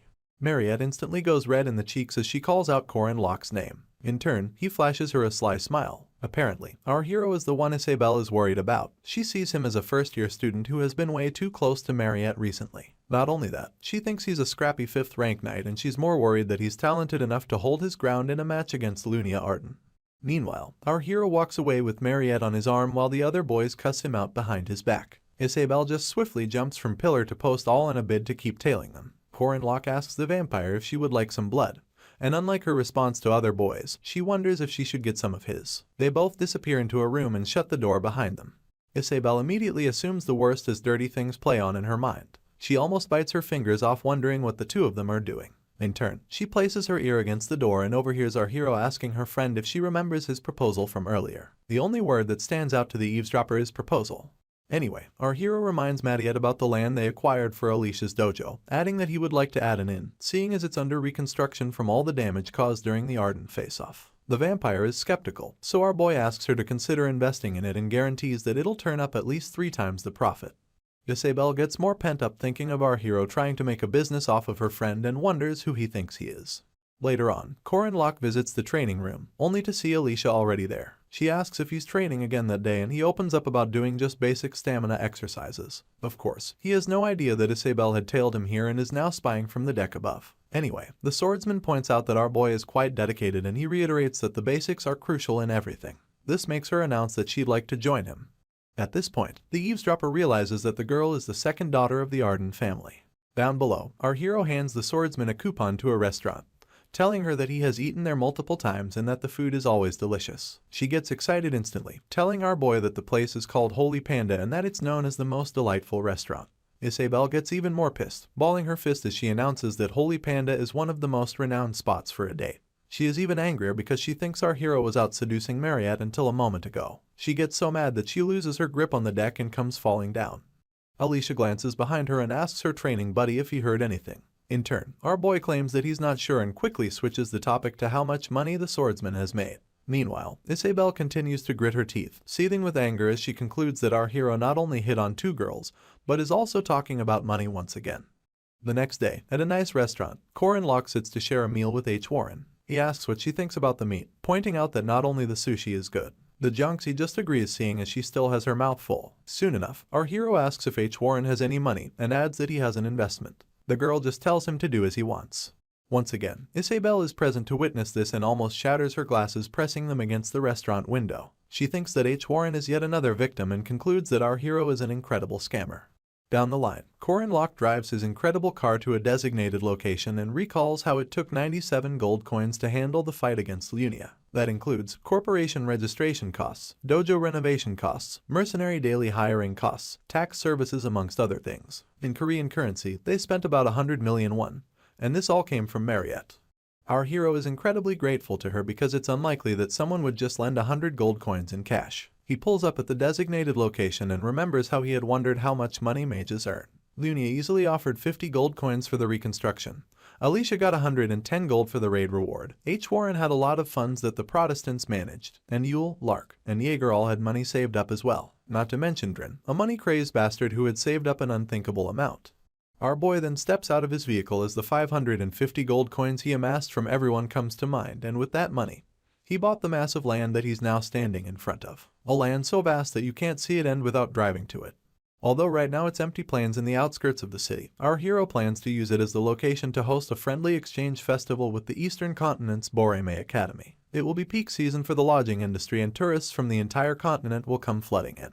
With this in mind, our boy is certain that he'll make their money back in 2 weeks. He flashes a dangerous smile as he declares that he's a possessor and a professor, and that knowing the future means he'll have to do stuff like this with it. He's certain that he'll sweep up all the money in this world. Back at the academy, Director Kassar has a conversation with Madame Josephine, explaining that the stance of the Catholic Church, the royal family, the Mage Tower, and the association towards Merkaba Academy isn't very good. He then looks through some files and declares that it's not something that they can't resolve. In response, the Space Mage tells the chairman that he has the support of their order, adding that she thinks opportunities should be given to everyone. Director Kassar offers to take a leave for some time, and the madam points out that she could go in his stead. He points out that she can go everywhere else but the church. This is because it really isn't a pleasant place for her. Afterwards, he tells her to take care of the academy while he's gone, adding that she should use the emergency communication network if anything should go wrong. He then slams the door behind him before the madam can even wish him a safe trip. She adjusts her glasses almost immediately and gets to work. She starts by disapproving a request to experiment on a vampire's regenerative power, and defers permission to build a 3rd dormitory. Up next, she comes across a proposal from Corin Locke and is instantly mortified when she reads through it. It gets her wondering what our hero is up to now. Madame Josephine reads through our hero's proposal for a land for harvesting mandrakes and questions every bit of it. Meanwhile, in the testing facilities on the west side of the academy, Alicia asks our boy if they're harvesting mandrakes in a place like that. He in turn wonders how much she knows about mandrakes, and the swordsman admits that she only knows that they scream a lot when you pluck them. Our hero confirms that she's right and adds that it's the reason why people have to be careful not to burst their eardrums when plucking them. Apparently, high-quality earplugs are a must, and having ample space in a vacant plot is all the more important. They both put on their earplugs and our hero asks if Alicia is ready. She returns his energy, yelling that she is. These were the same earplugs our boy had won from the hunting ground practical, and they're made of silver fox leather. Corin Locke admits that he can't harvest mandrakes on his own, seeing as someone has to hold the flower and pluck it by its roots, while another person cuts off the roots and stem. The swordsman holds a hand trowel in preparation while our hero gets to pulling. In a situation where one doesn't separate the roots from the stem, the mandrake will continue to scream endlessly. This is our hero's fourth time harvesting mandrakes, seeing as he and Park Se-who worked on it together in his last life. In this life, he confesses that he's a bit nervous, but Alicia didn't hear him because of the earplugs. She shifts them to hear him, but our hero absent-mindedly pulls out the mandrake at the same time. The plant takes a few seconds and then begins to shriek in an unusually high tone. With veins pulsing on his forehead, our boy yells at Alicia to cut the roots and showcase her exceptional swordsmanship. Before he can finish his sentence, he notices that the swordsman is foaming at the mouth and it becomes clear that she didn't wear her earplugs properly. Our hero curses, seeing as he now has to do this alone, and grabs a dagger to finish off the screaming plant. The noise annoys him so much that he begins to scream too, successfully subduing that of the mandrake. At this point, he quickly cuts off the root, throws it into the air, and cuts off the stem. Finally, silence returns to the X. Moving on to the next episode, the veins on Corin Locke's head begin to pulse as he screams at a passed-out Alicia to wake up. As his ear bleeds, he goes on about how he brought her to the farm, only for her to be absolutely useless. In turn, the totally dazed swordsman asks our hero if he slept well. He follows up by angrily questioning her if she wants to die. Soon enough, our boy cleans up his bleeding ear with a handkerchief, recalling how he wanted to continue harvesting mandrakes until he came across the silver ones, but now he feels like he'll collapse if he uproots another mandrake. At this point, someone calls out our hero's name and he turns abruptly to see who it is, leaving Alicia to follow suit as she perks up. Our boy is quite confused because he put up a no entry sign, only to realize that Mariette is the one visiting. He wonders aloud if she didn't have some tests scheduled at the testing facility that day, and the vampire doesn't deny this. Instead, she just admits that it was too noisy, so she jumped down from the facility. The window from which she jumped is still open and it's so high up that our hero wonders how she made it down from the 12th floor. Anyway, Mariette's smile gets tainted with malice, and soon enough, it's her entire aura. She asks what our hero is doing with Alicia, and her aura is so scary that it stuns the swordsman into silence. Corin Locke, on the other hand, reminds her that he had mentioned harvesting mandrakes before. The vampire lightens up after this, and wonders if our boy plans to harvest the others as well. In turn, he replies positively, adding that they'll return later because they're tired at the moment. Mariette just brushes past our hero, announcing that she'll just do it for him. He's stunned once again and quickly tries to warn her that she can't cut mandrakes if she's not a knight. Before he can finish his statement, the vampire pulls out a silver mandrake and begins to commend its fascinating color. Our boy instantly freaks out, telling himself that it's too late because the girl already plucked it. He's now scared because if she hears the screams of the silver mandrake, she might actually die. In turn, the plant begins to vibrate in preparation to scream, and Mariette informs the other two that she has a mandrake farm at home, adding that she has harvested 30 of them in the past year alone. With a smile on her lips, she easily removes the stem before the mandrake can get a syllable out, and reiterates that it's easier than expected. Our hero thinks that's incredible, only to be interrupted by the vampire asking if he's planning to make a herbal decoction. She then offers to cook up a stew while he's at it. Meanwhile, she sends Alicia to go fetch some rabbit meat and potatoes, and the girl gives her an enthusiastic yes. While the swordsman runs off on her errand, our hero wonders what he's supposed to do. Mariette reiterates that there's nothing for him to do, adding that she'll do everything for him. Her cheeks are as red as scarlet as she stares at our hero with all the lust in the world. In turn, he beams with joy, laughing and admitting that he'd be grateful for that. In other news, there are two ways to consume a mandrake. One is the traditional way of eating the root directly, and the other way is by making it into a herbal decoction. Of course, the latter is the most effective. You add reed roots, silver vines, Chinese matrimony vine roots, and deer antlers. There are up to 28 more ingredients to be added before boiling everything for over 10 hours. If you do this, you can successfully create a mandrake decoction. Mariette had already gathered all the ingredients, and all that's left now is to boil them. She then turns around to ask our hero what he's doing. He pauses his scribbling on the soil to tell the vampire that he got bored waiting, so she covers the distance and crouches over his shoulder. She recognizes his scribbles to be rune characters, and our boy is surprised that she knows them. She soon opens up about not knowing what they mean, stating that she has only seen them before in her liberal arts class. Mariette is curious about where our hero learnt this stuff, seeing as rune characters are basically a dead language these days. He falls sober as he admits that his master taught him. Until a year ago, our boy learned about runes and spearmanship from his master. She had left behind martial arts and original runes, and our hero achieved methods to learn the former, but found the latter to be quite difficult. This was because knowing the letters didn't mean you could use them. You see, original runes were retrieved and engraved onto the body, mostly because it's a power that can only be wielded by one person. One of the final boss's goals was to retrieve and possess the original rune, and our boy's master passed away before she could pass them down to him. This was all because of their sworn enemy. Back to the present, Mariette wonders who our hero's master is, adding that she must be a member of the Mage Tower for her to know about runes. In turn, he claims that his master is just a normal person that can be found anywhere. He recalls her being normally kind, being a person who does her best. The vampire then points out that Corin Locke seems kind of affectionate and springs up to ask if he wants some potatoes. He signals that he won't mind some, quipping that he actually did not eat. After this, she states that she brought some and calls forth Otaku to bring them to her.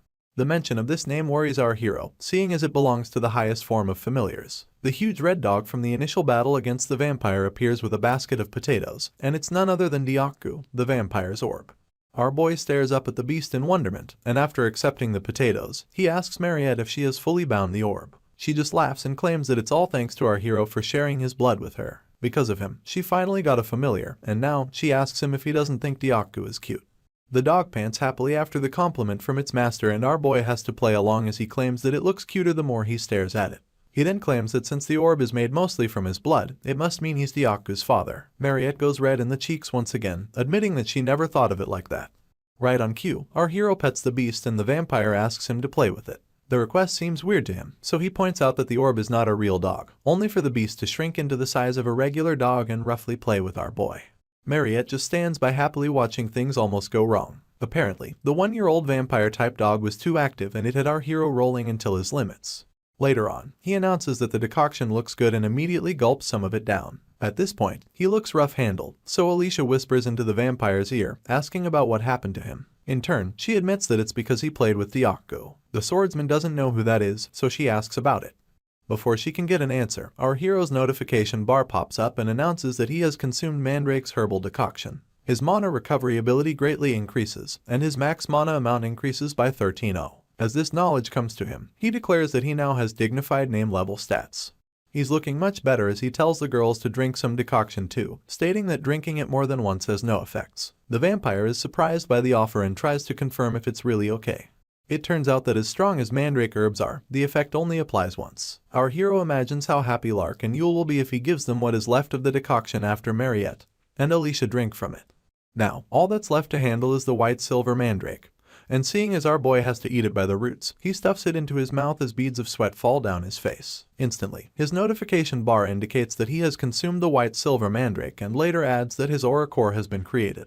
An aura core is a storage vessel for a knight's aura. To create it, one would have to train their aura to the extreme, but our hero already has one thanks to the silver mandrake. At this point, he literally begins to cackle with overflowing energy, thinking to himself that he can get more cores once his aura rank rises to a higher one. He has to announce that he now has an aura core because the swordsman and the vampire keep staring at him in awe. He admits that the silver mandrake has such an incredible effect, only for Alicia to tell him to hurry up and take the golden ones too. Corin Locke turns her down as he points out that he'll pluck and eat it later. The swordsman begs his pardon before stating that having too many good herbs at once is truly not good for anybody. A sinister smile revisits our boy's lips as he keeps his true reason to himself. Meanwhile, a board meeting of high-ranking Merkaba Academy officials is taking place, and Corin Locke, being Locke 5th rank knight, comes up. Professor Heyman declares that there's a need to remeasure his rank, and his colleague asks if our hero isn't still a first-year student. Another one of the higher-grade professors points out that the data seems underwhelming, so he wonders why they feel the need to reassess such a student. In turn, Professor Firmack announces that the upper-grade professors must not have seen the first-year midterms. He then goes on about how our hero faced off with Sword Master Lunia Arden in a battle lasting only 3 minutes. The sound of this perplexes the upper-grade professors and they shout that it makes no sense. One of them claims that she must have gone easy on him and asks why the Sword Master would exert her full power in a children's midterm. Professor Heyman cannot believe his ears, so he questions his colleague's last statement. In response, said colleague puts out a consensus, asking the other professors if any of them believe that Lunia exerted her full strength. After waiting for some seconds, he notices that no one is raising their hands to support his theory. One of his colleagues still thinks it's a bit rash to raise our hero's rank based on the results from one midterm. She thinks that as long as there are no results, they cannot acknowledge a promotion according to the regulations. With his hand on his chin, Mr. Heyman, who opted for an increase in our boy's rank, suggests that they leave the decision to the association. He then adds that he thinks it would be enough to reassess him on the condition of issuing an official guardian certificate. His colleague makes it clear that this will involve dealing with our hero's academic schedule, and states that the professor in charge will have to leave. In addition, another colleague points a finger at Professor Heyman, announcing that he was the one who brought the whole thing up. For this reason, they ask him to take charge of the situation. In turn, Instructor Heyman admits that that's what he wanted all along. After the ruling on Korin Locke is complete, the board moves on to other matters, but Professor Firmak is stuck thinking about our hero. He thinks that him being a 5th rank seems excessive judging from his stats, but his battle against Lunia was undeniably remarkable. Not to mention his spear technique which, no matter how the professor looks at it, reminds him of an ancient hero. He adjusts his dark shades as he concludes that our boy needs to be remeasured.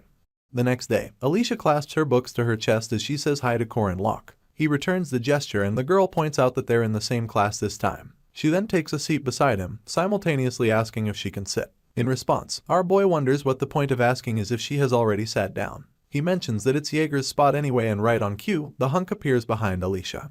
She stares up at him and instantly apologizes. Just as she offers to move, Jaeger skips the table to take the seat in front of our hero, telling the girl to just sit where she is. In turn, our boy quips that he is so gentle. The hunk doesn't like this, so he glares daggers at his friend, making Korin Locke uncomfortable enough to ask what the problem is.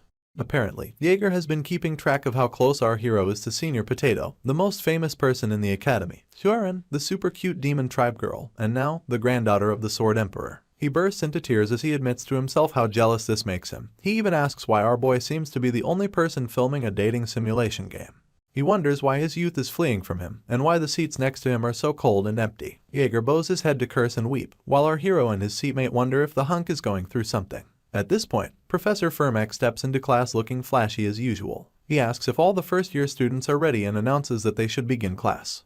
He starts by sending everyone back to their seats and revisits the topic of group projects which he mentioned in his last class. Murmurs instantly emanate from the students as some of them lament about hating group projects. In turn, the professor tells them to wipe off their annoyed expressions and adds that the project will be helpful.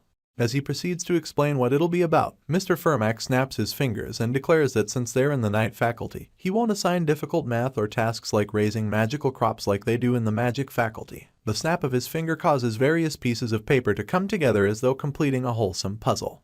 He asks the class to watch the papers and our boy stares intently as the professor declares that the topic of this group project is spearmanship. Right on cue, the papers reveal a man wielding a spear as he strikes a Zen pose. The sudden mention of spearmanship surprises the students, but Alicia just points out how easy it will be for Korin Locke.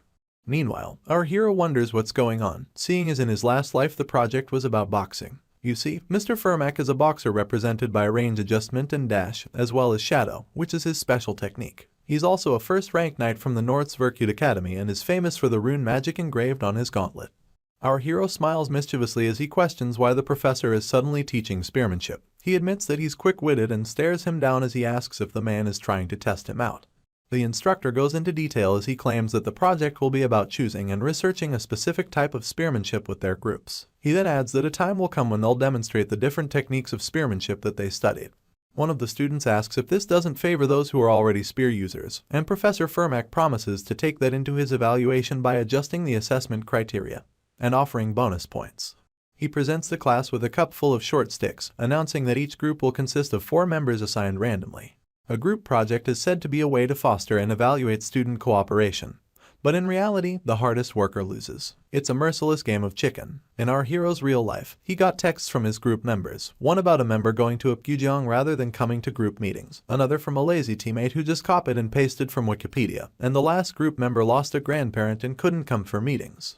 Tears roll down his cheeks as he recalls the sort of useless teammates he had been stuck with during his 4 years of being an education major in the university and 3 years at the academy. A smile replaces his tears because this time, things turned out differently. On his team, he is Jaeger Hinchbetter, a 3rd-ranked knight with physical abilities in the upper ranks. His judgment is on point and he's also good at doing what he's told. The hunk is so happy to be in the same group with our hero but does everything possible to hide it, including idle whistling. Then there's Alicia, who's an incredibly strong swordsmanship prodigy and will easily be able to learn anything physical. She's quite emotional at the moment, seeing as Drin offered only 20 pieces of silver to exchange groups. Anyway, the last member of our boys' group is Huron. Even though her attitude is a tad bit rough, the girl is pretty hardworking. Watching her concentrate in class lately has been the source of our hero's smiles. Since his group members are all strong and hardworking people, our boy can say goodbye to his painful past. A dubious smile plays on his lips as he tells the others that he has made a reservation in the training room for 3 hours from now. In the meantime, he proceeds to teach about theories and attributes of spearmanship. Contrary to his thoughts, this group also has a problem. Dust is still thick in the air in the training room as Jaeger asks our boy if they've not been using the training room for about 2 months now. He confirms that they have, and the hunk wonders if the walls are made from high-density shock-absorbing material. Consequently, our hero confirms this one too, adding that they weren't cheap either. Jaeger trembles as he follows up by inquiring if such walls are something that could be destroyed. This is because at this point, Huron has already left multiple cracks in the floor, coupled with a ginormous hole in the wall, all resulting from a single punch. Her sparring partner, Alicia, shrieks when she realizes this. Apparently, our hero had asked her to have a light sparring session with the swordsman to work on spearmanship, and he's now left to wonder why she had to up and wreck everything. The worst part of it all is that Huron is completely oblivious to what she did wrong. Sooner than later, the whole group gets kicked out of the training room and our boy yells as he asks where they're supposed to use for practice. The next day happens to be Sunday, so the group meets each other in church. As the sunlight filters in through a nearby window, our hero declares that it's their first reflection session for the group assignment. He then opens the floor for the other members to share their thoughts openly, only for Jaeger and Alicia to stay quiet. After a few moments, the swordsman apologizes for the day before, explaining that she's not good at controlling her power. In response, our boy tells her that she did well and adds that it's a good thing that he has helped her practice all this time. The girl just bows her head as she praises Corin Locke's spearmanship and claims that just copying his movements make her feel like she has become a true spearman. Our hero just attributes this to her good eyesight. He goes on to question Jaeger about his progress and the hunk looks away, stuttering that it's been difficult to handle a long weapon. He asks if our boy was talking about the returning heaven technique, and adds that he's really struggling to execute such a unique spin. Unfortunately, he can't seem to find the right path, so our hero starts by commending his efforts. He then tells Jaeger that as long as he learns the 8 Bamu spear moves, the handling of his spear mace will get even more diversified. He abruptly spins around to ask Huron about her progress, but sees her approaching with some red wine and bread. She just presents it to them and tells them to eat. Our hero thinks this is happening because he selected several of Earth's religions and put them into the game, but gains solace in the fact that they have similar customs. Moving on, he asks if it's Holy Communion and Huron declares that it's the blood and flesh of the saintess. This makes our boy inquire whether she's doing it as voluntary work, but the Jiangxi proclaims that weekend services are mandatory. This helps him deduce that the girl is being forced to attend, and he exploits this fact, asking if she's training to be a nun with the Protestants. Huron averts her gaze in irritation and announces that she's not training because she wants to. Corin Locke thinks she should read the scripture though, adding that there's still something to learn from the stories of the saints and saintesses. He proclaims that the Catholic Church may have some outdated views, but Protestant teachings often talk about the same thing, and that thing is love. Our boy tells her to love herself, love those around her, and also to love her neighbors. Basically, he wishes for her to love and be loved. Alicia picks it up from here as she declares that love is a great thing to teach and that it's pretty important. None of this seems to get to Huron, who's still averting her gaze to prove her disinterest. The only thing that makes her look at them is when our hero asks if she knows the source of yesterday's failure. She then makes it clear that her teammates are all too weak. All 3 of them shoot questioning looks at the Jiangxi. This doesn't stop her from repeating how weak they all are. She thinks it's a problem because no matter how little the strength is that she puts into training, they break anyway. Basically, she feels that no matter the amount of training, the weak will be weak and the strong will be strong. Our boy gets on his feet, tapping on Alicia's shoulder as he tells Huron that she isn't wrong. He then looks her in the eyes as he proclaims that she made a sentiment that only the strong can express. She begs his pardon, so Corin Locke asks if she wants to make a bet. He proposes that he can make her kneel in 1 minute, and if he pulls this off, she has to pay for dinner that night. The Jiangxi has no problem with this, and doesn't even want anything in return for her victory, seeing as something breaking is enough. With this, they both find a suitable location for their duel. As they ready themselves for the duel, Corin Locke announces that they'll begin on Jaeger's signal. The hunk and Alicia are dumbfounded as they stay struggling to wrap their heads around how fast things escalated. Being left with no choice, Jaeger accepts his responsibility and signals to both parties to prepare. Huron glares daggers at our hero and he glares daggers right back. The moment their teammate gives the signal, our boy springs into action, keeping in mind that he'll use his highest ranking techniques from the very beginning. He unleashes his Calamity Serpent intent, only for his opponent to block it easily. The resulting reaction is enough to push our hero back and make him admit that Chwara is as good as she's known to be. The sleeves of her cloak are the only things that seem to be destroyed, but our hero doesn't relent. He leaps into the air and hits her with the tiger sweeping, second step. Unfortunately, his spear breaks in the process, surprising him more than he's ready for. His opponent stares down at him condescendingly as she points out that his hands are empty and his fists are naked. In turn, Corin Locke flashes a smile as he quips that she loves destroying things. He activates his playing tool from the 8 trigram steps and dodges every single punch that his opponent tries to deliver. As our hero gets her to chase after him in vain, He mocks her for not being able to land a single blow. In turn, Hyorin just gets so irritated that she declares through gritted teeth that he's annoying. She then tells him to dodge her next attack if he doesn't want to die, and proceeds to unleash a right fist. It's obvious to our hero that if he gets hit he'll spend the month in the hospital, but instead of dodging it, he decides to try and block it. He gathers a sort of blue essence between his palms and points it towards the incoming attack. He calls this one linking chains, and it's also from the 8 trigram steps. Our hero's face scrounges up as he puts his best into blocking this attack, and despite doing it absolutely well, he still feels like all his muscles are going to rupture. Hyorin is shocked that he didn't dodge, so much so that she loses focus afterwards. Our boy is quick enough to exploit this window and knocks her down by her knees. Alicia instantly asks how he managed to get behind his opponent so quickly, and Jaeger declares how incredible he is. Meanwhile, a sinister smile returns to his lips as he looks down on Hyorin, telling her that she kneeled. She turns abruptly to ask that they go for another round, but Korin Locke is quick to turn her down, asking why he should fight again when he already won. The Jiangxi repeats her request, but with an angrier tone this time, only for our hero to reiterate that he doesn't want to. He gets smug about it and mocks Hyorin for getting angry, adding that he can hear the sound of her trembling. She sucks her teeth in response and stares him down. A few days later, he gets a note from her, and admits to himself that he managed to apprehend his group members' revolt even though it took a bit. With this, he thought he could get to slowly teaching spearmanship in preparation for their presentation. Unfortunately, in the note, Hyorin claims that she's sick and asks him to train without her. He instantly concludes that she's lying and asks no one why she would be sick. He's so annoyed that he squeezes the note, asking himself if this is how she wants to do it. Now, he has no choice but to use his secret weapon, seeing as he's the troubleshooter of their group project. Later on, he and the Jiangxi meet up at a restaurant and he welcomes her emphatically. He then has them serve her a fish course, and points both hands at it as he tells her to dig into the meal. The mischievous grin doesn't leave his face as he tells her that he won't accept that she's sick if she eats. Hyorin stares lustfully at the banquet before her, saliva leaking via the corner of her mouth. Our hero continues to emphasize the meal as he asks if she thinks she can refuse. After a few moments of mulling it over, she grabs the fish with both hands and replies with a mouthful that she's not sick anymore. Our boy just laughs victoriously as he announces that it's no surprise. As his colleague continues to chow down, he asks her if she knows how long it takes a chef to work on one meal. She quips that it didn't even take 30 minutes, only for our hero to tell her that it takes 10 years, from finding good ingredients to dealing with those ingredients, down to prepping everything. He then declares that it apparently takes most chefs up to 10 years to show their cooking to customers. Hyorin wonders what he means by that, so he explains that it took him 3 years to get good enough at martial arts to make her kneel once. He then balls his fist as he adds that her favorite fish and his martial arts share similarities, from selecting the right ingredients to the posture he takes before striking. At this point, he remembers going at it with his teacher and tells his colleague that it all begins with the little details. Hyorin doesn't utter a word in response and just sits there holding her fish. Finally, our hero breaks the silence, leaning in to ask if they've made up. She just signals that they have and proceeds to slam a notebook in his face.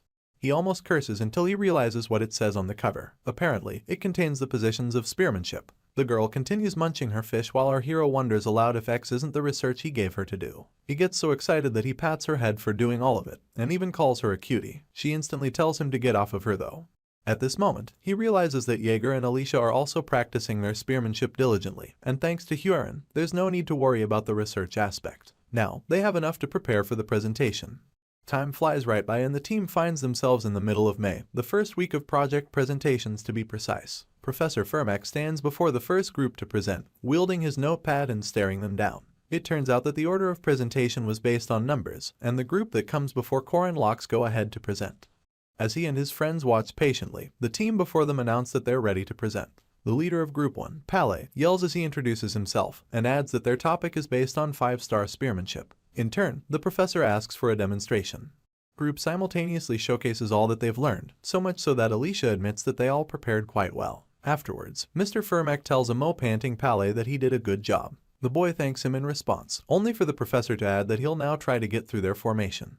Sweat drips down the poor boy's face, seeing as he didn't expect this to be a part of the presentation. Meanwhile, Professor Firmak Damon, a distinguished graduate of Northern Guardian Academy Virtute, and the former El Lost Kingdom first-ranked knight, fires up his gauntlet.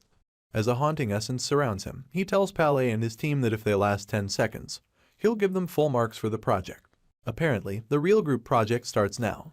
All of Group 1 just stare helplessly as their professor announces that they should block. He throws his notepad in the air and it's enough of a distraction for him to pick off the first group member, and then the second, third, and finally the fourth. He had used the Southpaw Boost combination to uphurl all the students within mere seconds. Jaeger is so moved that he exclaims that the professor is so fast. Our boy just thinks to himself that Firmak is really not holding back. In turn, the professor catches the notepad he threw as a distraction and announces that it's good they chose group spearmanship, adding that they may have lacked practice, but it wasn't terrible. He then grades them a B- and asks if they have any objections. Of course, all 4 students are still groaning on the floor as they announce that they have none. Up next is Group 2, and some other students are already having doubts about facing the professor. They even wonder if they should just give up from the start. The leader of Group 2 yells that they chose the deadly spearmanship of the North 9 deadly dragons because it looks like 9 dragons flying. In no time, Professor Firmak pummels Group 2 and tells them that their technique is not only uselessly elaborate, but they also haven't learnt it properly. For this reason, he grades them a C-. Next is Group 3, so he asks Korin Lok to step forward. With a smile on his lips, our hero asks his team if they're ready to go. They all step forward soon enough, and our boy declares that they'll be showcasing the 8 trigram spearmanship's Lan Naja. In turn, the professor asks them to demonstrate. Jaeger is the first up, so he demonstrates Lan, which is the deflection of incoming attacks. Alicia handles Na, which is the pushing down of an opponent's weapon. And finally, Huron demonstrates Sha, which is the stabbing of an unguarded opponent. Tears of pride roll down Korin Lok's cheeks as he declares that his team has done an incredible job. He's particularly proud that the Jiangxi worked harder than expected. Professor Firmak also thinks they did incredible work, and points out that they removed all redundancy. He thinks that the principles were excellent, but simple. As he scribbles into his notepad, our hero announces that he'll get the rest of his team to prepare for the second part of the evaluation. In response, the tutor tells him not to, adding that he only wants him. Our boy glances back in surprise, only for the professor to repeat that the real fight will be between only him and Korin Lok. He asks if there are any objections, but our hero just stays silent. A knowing smile comes to his lips as he realizes that Mr. Firmak planned this from the start. He then announces that he doesn't have any objections. Excitement escapes the professor's eyes as he declares that he'll be starting. Without wasting time, he launches himself towards our boy and attacks using a technique called Rado. All our boy can do is stare down at his opponent as his gauntlet powers up for his southpaw jet boost attack. Luckily, our hero recognizes this technique as the right hook that continues from the posture that one has in boxing arts, especially when they're about to punch. He deduces that he's supposed to block his right side in such a situation, but also realizes that the professor's body isn't moving with his right foot as the axis. Instead, it's his left foot. The advantage comes from our hero's knowledge about the professor being left-handed, and with this, he blocks his opponent's first strike using the second of the 6 steps of Lan Naja. Mr. Firmak is left in shock as he wonders how our boy predicted his movements. Meanwhile, one of the students who faced the professor already points out that his speed has increased, only for his colleague to express his awe towards our hero. Back to the duel. Each and every sped-up attack from the professor meets the body of our boy's spear as he blocks them. This does not dissuade the instructor from coming at him with all his might though. At this point the students are left wondering how our hero is keeping up with Mr. Firmak. Even the professor himself welcomes the thought of our boy having surpassed the level of a mere student. He wants to see it all, and not just the basics, so he packs quite the loaded punch and brings it Korin Lok's way, all in a bid to test how far his spearmanship has gone. Our hero watches the attack come at him, and to everyone else, he gets hit by the overwhelming force from Firmak's punch. The students worry on his behalf as dust rises into the air. In truth, the professor's bald fist stops mere inches from our hero's face and he still doesn't flinch. Firmak is all but confused and asks our boy why he's standing still. All he does is remind his tutor that he already survived 10 seconds and this stuns the man into silence. You see, our hero deduces that his professor must be suspicious, seeing as until now, he only dealt attacks using his right hand. He showed off that he's right-handed, but our boy's response was due to the fact that he already knew about the man's left-handedness. At this point, Firmak turns around and our hero asks him what this signifies. In turn, he asks him what he thinks, calling him his martial nephew. The professor goes on to address Group 3, telling them that when it comes to secret arts, many blindly choose only elaborate techniques when in truth, the basics are the true secret art. He calls forth Group 3 and declares that they get an A+. With this, the whole group begins to celebrate, well, except Huron, who probably expected to win from the beginning. Our hero prances around, raising his spear and announcing that he's a plus Korin Lok. Mid-celebration, Mr. Firmak asks to see him for a moment, and as he walks forward, he tells our hero not to feel too pressured because it's just a casual one-on-one meeting. They both find a secluded place to talk, only for the professor to ask our boy if he's truly a 5th rank knight.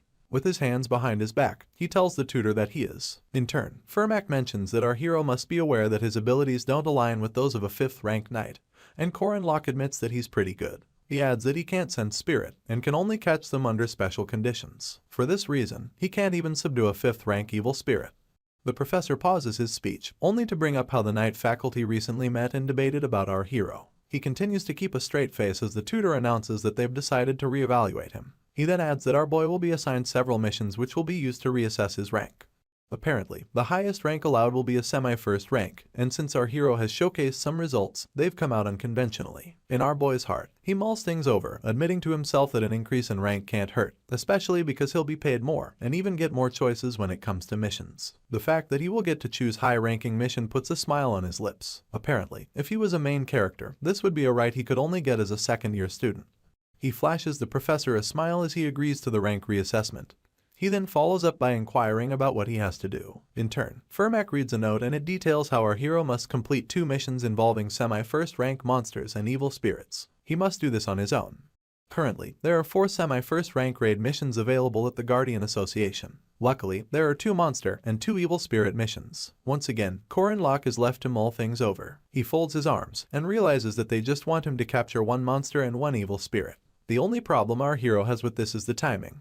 At this point, the professor stretches the mission list to him, urging him to choose. Instant pressure falls upon our hero and he starts to feel nervous. In the near future, our boy steps into the forest with instructor Heyman as his guide. The instructor quips that he came at the right time, and our hero bids him a good morning. He then adds that it's a bit gloomy to claim that the time is right. As they walk deeper into the woods, the instructor breaks into a story about how he would venture into the fog to find monster nests when he was younger. Our boy then urges the instructor to tell him heroic stories along the way to keep things from becoming boring. Mr. Heyman takes the bait, rubbing his hand on his chin as he proclaims that he childs tell stories about his time in the West. You see, listening to the old man's stories will greatly please him. At this point, our hero overhears the old man describing what his first hunt will be like. Apparently, it'll be for the twin-headed ogre, a semi-first rank monster located in the city's western mountains. This monster is slow but dangerous. Our boy admits that he chose the monster personally, but now wonders why a first-rank beast is being assessed under semi-first rank. In turn, Heyman reveals that the ogre isn't an adult yet, hence the reduction in rank. According to word on the street, the minister is raising some longhounds and a few hunting dogs as well. Upon hearing this, our boy deduces that a frontal assault will be a terrible idea. The old man agrees and points out that what the Guardians need isn't just simple strength. He then promises to evaluate everything about our hero.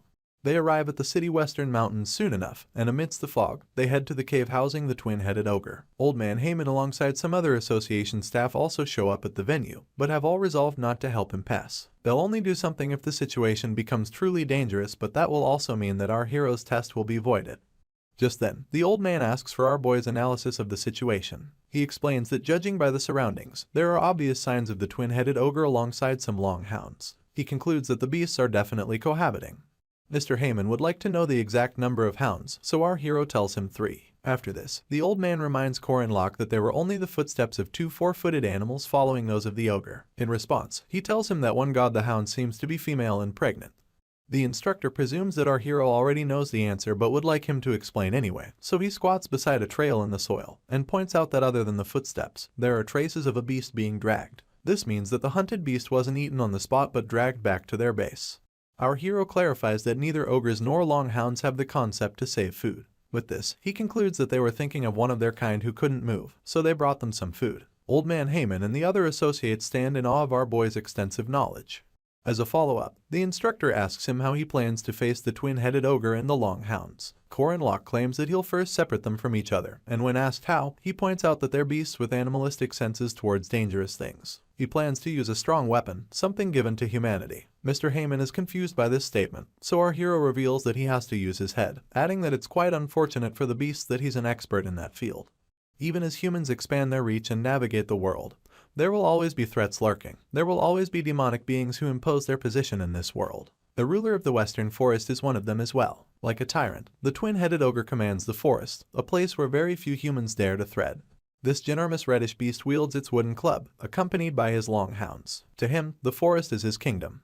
Soon enough, these longhounds begin to bark loudly, indicating that something is off. They had noticed that the nest they created for their female who had given birth is now empty despite her inability to move easily. They bark some more as they follow the scent of this female, and they soon notice that an intruder had dragged her away. After the realization that his female longhound and her ex were kidnapped, the twin-headed ogre gives in to his fury, and his furious scream makes the forest tremble. The other hounds continue their barking as the urge to chase down their kin becomes stronger. Their feet hit the soil in haste as they follow her scent, and without fail, the twin-headed ogre is right behind them. The scent slowly becomes stronger, so much so that they could even smell the intruder who took her. As usual, there's nothing that can hinder this ragtag team in the forest, and it's now time for the foolish intruder to pay the price for bothering the rulers of the forest. Right on cue, they find the female hound with her legs bound with some rope. She whines sadly and her kin empathize with her by rubbing their noses against each, just to confirm that she's safe. As they try to help the female out of there, they pull on the rope tying her legs and it unleashes a myriad of stakes that take her out immediately.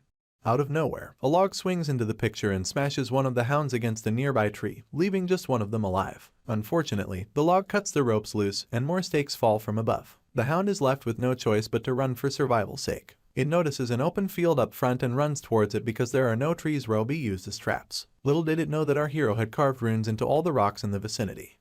In no time, a mighty inferno arises and consumes this hound. The two-headed ogre then emerges from the flames, only to witness the last of his hounds still burning to a crisp. He grits his teeth in anger for he had lost his loyal subordinates, and howls so loudly that it rings throughout the forest. At this point, the flames burn up the ropes holding back more logs, and they get unleashed on the tyrant. As the flaming logs make their way to him, he swipes them aside one after the other. Nothing can touch him, with the flames doing nothing but warming up his skin, and his eyes as red as scarlet. This creature is truly the ruler of the forest.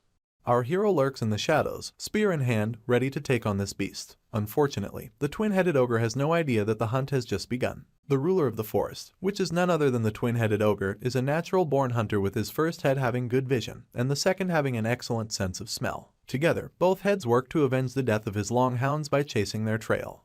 The beast comes upon footprints of the intruder. If anything, there are so many traces of him that it seems absurd. The ogre sees our hero as a bastard who can't even hide his footsteps or scent, and wonders how the long hounds lost to him. Unfortunately, throughout his first day of chasing this intruder, he ends up not finding him. The beast sits dejected, resting his back on a nearby tree trunk. You see, even though the traces were abundant and he chased them down diligently, this intruder always slipped away, leaving the impression of almost getting caught. Now tired, the ogre puts his unfortunate feelings aside and sets up camp for the night. Sadly, it's at this point that he gets ambushed by rocks with the rune Hagalars carved into them. This attack would have caught the beast off guard if one of the heads wasn't alert. The head had awakened to see hail raining down from the sky, and prompted his entire body to make a run for it. As the ogre navigates the forest, hail continues to cause destruction in its wake. Luckily, the beast ends up with a few grazes from pieces of hail, and at first sight, it seems like a coincidence. He soon realizes that it wasn't, because day after day, just as he's about to fall asleep, hail falls from the sky, leaving the monster frustrated. After some time, he decides to ignore the hail completely, seeing as he has no idea about its source. Unfortunately, things get worse. Rocks which had been set on fire fly near the ogre and begin to burn everything in sight. Come daybreak, a scarred and battered ogre trudges his feet along the forest. He realizes that despite his pursuit and all the chaos the intruder caused, his only plan was to leave ambiguous traces and not actually show himself. After 3 days of what seems like torment, the beast realizes that he's being hunted. The once furious look that graced his features melts into a wary one as it dawns on him that his role as a hunter has been reversed. At this point, he hears a voice behind him and turns to see that it's the source of all his frustration and torment. It's Corin Locke casually yawning with his spear cradled on his shoulder. Our boy then asks that they put an end to things, mostly because he's tired of all the effort he has been putting into catching the beast. Right on cue, the ogre's fury returns and he roars as flames begin to emanate from his skin. He launches himself towards our hero soon enough while he calculatedly waits for the right time to move. A mere second later, he also charges towards the ogre and makes the beast expect a head-on battle. Suddenly, Corin Locke leaps into the air and twirls his spear in preparation for his next attack. The poor monster never expected him to jump but quickly brushes off his shock as he plans to smash our boy into oblivion using a 2-meter-long birch tree club. The beast angrily wields his weapon of choice, waiting for our hero to land. Unfortunately, our boy attacks from above. He summons the pagoda tree intent and throws his spear with all his might using a macro hit technique. The spear goes where it's sent, piercing through the abdomen of the ogre with enough brute force to take out a chunk of his right side. The beast roars once again, finding it difficult to believe that such a small man is one-upping him. As he's still on his butt, our hero comes mere inches away from his mass, only to activate one of the 8 trigrams. He summons the primordial chaos palm and slams it into the chest of this beast. To the mere man, it seems as though his soul is leaving his body, and the sunken eyes alongside a hollow scream support this notion. And with that, the tyrant who once ruled the forest comes crashing down as he becomes Corin Locke's prey. Our boy locates his spear and laments about filling his aura core and not getting to use it. He yawns as though he didn't just take down a beast twice his size and declares that he's done with the ogre. He then wonders if Mariette is doing okay. You see, 3 days ago, he had asked her about how much she trusted him. As he gulped down his soup, the vampire announced that she would trust him even if he said he was going to make kimchi out of potatoes. After pointing out that it's actually possible to make kimchi from potatoes, he asked his friend how far she was willing to go with him since she claimed to trust him. In turn, Mariette spilled blood from the pack all over herself, blushing as dirty questions escaped her lips. She instantly got on her feet to declare that she would follow him till the very end, making a show of it by swinging her hands for emphasis. Our hero simply handed her some cloth to wipe herself with and told her that he needed her help to fulfill his plan. This excited her so much that she repeated his words back to him. Our boy then went on about how he needed Mariette and Alicia to do something for him. After outlining the plan, the vampire gripped the bloodied rag even tighter as she asked why he would include the swordsman in their plan. Our hero didn't even know how to react.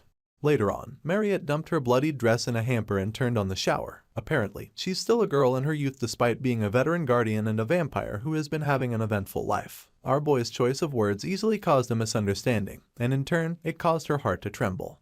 She got into the shower and admitted that our hero's plan was bigger trouble than she expected. She wasn't an idiot, although it seemed like Corin Locke was always one step ahead, planning and reacting before anything happened. As she washed her hair, she recalled the time he saved her, and even when he helped Alicia. The vampire wasn't ungrateful for his dedicated efforts, but was left wondering how much he knew. She was left with so many questions, but was already blinded by the love she has for him. In spite of her better judgment, she decided to listen to the request of her one-sided crush. Apparently, mages want to become professors at the academy not because of Merkaba's library of incredible books, but because of the huge research building at the academy's west end. This, coupled with the best of ingredients it wields, makes it every mage's dream. At this facility, room B306 to be precise, two professors converse about a wild boar. This is one of the special monsters that can't be killed, so it ended up getting sealed with enormous golden chains. Professor Dana tries to remind Mr. Firmack that he has seen such a wild boar in a textbook, adding that it's the same monster that ate an entire iron mine alongside the origins that were engraved deep inside it. In turn, the professor asks her if the research is based on the special entity's alpha characteristics. Dana admits that she wanted to write a thesis on the influence of the special demon tribe on low-rank entities and the unique alpha energy. Firmack wonders if all he has to do is engrave a rune on the special monster, and his colleague excitedly confirms this. She goes on to express how much of a relief it is to have Firmack because of how rare it is to find rune mages these days. In turn, the professor declares that such a thing is common with dead languages and adds that they're also difficult to use in real battles. He draws the rune in the air, only to overhear someone proclaiming that the only exception to his previous statement is when the mage is a knight with lots of mana, just like herself. Both professors spin their heads to see who it is, and Dana quips that it's obvious that their academy has more special monsters. She then goes on about never expecting a special vampire to volunteer to help with the experiment, and soon feels like she just spoke rudely. Mariette tells her professor that it's fine and pastes a smile on her face as she announces that Dana isn't exactly wrong. This becomes an encounter between two specials, the meeting of the first act's boss, Mariette Dunelif, and the second act's boss known as the King of the Iron Mountain. The moon is full and high in the sky as it marks the launch of the Haunted House mission, a simple mission that can be chosen during one's second semester in the original game. To defeat the first-rank evil spirit possessing this haunted house, one must navigate through attacks from several household items and destroy the hidden magic circle in the basement. As objects float within this house, it becomes apparent that the difficulty level of this mission is far beyond what one would expect. This mission has been used by players as a challenge to prove who is an expert. At this point, Corin Locke's notification bar pops up to remind him that he can't sense spirits, but this time, there's an exception. The Sabanchaduk who possessed Lark, or the spirit body in the training room that possessed magic tools, are both categorized under the Geist phenomenon. This phenomenon also occurs when possessing a building that's a home, and it means they have the ability to exert physical force. For this reason, it's even more difficult to ignore religious precepts like our boy's inability to see spirits. Anyway, he heads towards the haunted house confidently and begins to announce a certain strategy as he carries it out. He starts by jumping and attacking possessed roots as he cuts off their tops and stalks, and then stretches his spear forward as he proceeds. With a sinister smile on his lips, he uses the spear to shatter the window in the terrace, thus giving room for glass shards to fly towards him. He slides to dodge the shards and makes his way to the door. Upon entry, he cuts the clock to his right and does a jump and slice technique 3 times. The stairs are up next, so he destroys the nails popping up from them and heads down without taking a second look. Apparently, if you step once on the center carpet, you'll find yourself in the basement, so Corin Locke does this. Meanwhile, Instructor Heyman and some other association members put on 3D glasses and feast on popcorn as they watch our boy go. From how he cuts the table in the basement to how he scratches the magic circle to weaken its telekinetic power. He goes up and down the stairs, dodges some more furniture, and comes across a wall he can't move. At this point, all the runes engraved into the walls activate and glow with a golden hue until a mighty inferno emanates from them, leaving the house to burn on its own. Corin Locke smiles from ear to ear as he majestically makes his way out of the flames, looking forward the whole time because real men don't turn back during explosion scenes. He cradles his chin in his hand as a smug look is pasted on his features. He then declares that he pulled off the mission in 30 seconds. Old man Heyman's jaw literally drops, seeing as 2-second rank mages couldn't do anything about the magic cave our hero just conquered. He wonders how he did it, but our boy just laughs maniacally as the flames rise behind him. Apparently, he used the last strategy that a legendary streamer had left behind, the same streamer who had shaken South Korea's internet streaming world. Soon enough, Old Man Heyman approaches our hero and grabs him by the shoulder as he congratulates him. He chuckles as he adds that our boy is definitely confirmed to be a semi-first rank. The instructor then mentions Sar, a port city nearby, and invites Corin Locke to join him for a meal at a very delicious restaurant in the city. Our hero inquires if it's a raw fish joint, keeping in mind that there's a restaurant with a special dish that made him choose to do an evil spirit raid in this region. The old man seems to know the place our boy is referring to, so he wraps his hand around him and asks if he likes raw fish. In turn, our hero quips that he loves it. As the instructor promises to show him to a nice raw fish place, our boy glances behind them, only to notice the Otaku lurking behind a tree. For some reason, he thinks to himself that it's nice that the orb is following them. In other news, something happened on the Dingle Peninsula located in the polar region of the northern continent. 88 years ago, this bitterly cold region harbored countless natural resources deep within its frozen expanse. Amidst these icy mountains laid a vast mine so rich in resources that it was called Iron Mountain. The miners who pioneered in this region to search for iron or gold witnessed something unbelievable. It was a massive boar greedily devouring the iron ore. It was Dingle Peninsula's demonic king, a beast also known as the King of Iron Mountain. This was the first sighting of him, and he stood meters upon meters taller than any of the miners. Present day, Alicia's feet hit the ground as though they're angry at it as she hurriedly makes her way to the Academy's research facility. She wonders why she slept in on a day like this and struggles to remember if our hero said the testing facility was on the 4th floor. She picks up her speed as she tells herself that she can't be late, mostly because it was what our boy asked of her. A few days ago, Alicia had met with Mariette on the 1st floor of the testing facility. She had slipped in too quietly, so the vampire admitted that she was startled. In turn, the swordsman apologized and asked if the experiment Mariette was so focused on is an important one. The vampire just laughed it off and told the girl that it's something she's trying out during the rest period. Alicia cut straight to the point as she asked why Otaku summoned her to the facility. The vampire laughed once again, explaining that she was going to pass on a message on Corin Locke's behalf. The swordsman blushed upon hearing this, only for Mariette to stretch her a vial, asking if she wanted to try it out before they start. In turn, she stared down at it and wondered if it was an elixir. The vampire only gave a vague reply to this, but Alicia took the entire vial and gulped it down. She happily chugged it because she thought it would be good for her body. Mariette tried to get her to slow down because of how hot the elixir was, and also because she wanted to check if it was safe. The swordsman had drunk too much of it before she heard the last statement, so she asked the vampire to repeat herself. Unfortunately, she began to react before she could get an answer, leaving Mariette to ask what the problem was. Alicia just lifted her head, abruptly announcing that the elixir is tasty and that it somehow tasted like home. Her eyes continued to glisten with excitement as she took in the entire experience. Meanwhile, the vampire checked off her list that the taste, safety, and toxicity of the elixir is good. Afterwards, the swordsman finally asked about what Corin Locke wanted her to know, and in turn, Mariette revealed that it was something that was going to happen soon. This piqued Alicia's interest even more, and she found out that it was about the King of Iron Mountain. Back to the present, the swordsman begs the pardon of multiple passersby as she weaves her way through foot traffic. She recalls the whole demonic pig warning and picks up her pace, telling herself that she has to go to the facility quickly despite not knowing why our hero chose her. Meanwhile, in the 4th floor basement, Professor Dana asks the vampire what she thinks distinguishes special demons from monsters. Mariette suggests that it's because they're strong, and in response, the professor declares that strength is a given among the specials, adding that one of their special abilities is the power of domination. Our girl doesn't understand what she means, so the professor opts to explain. At this point, Fermac is left wondering if his colleague was the one who summoned the vampire.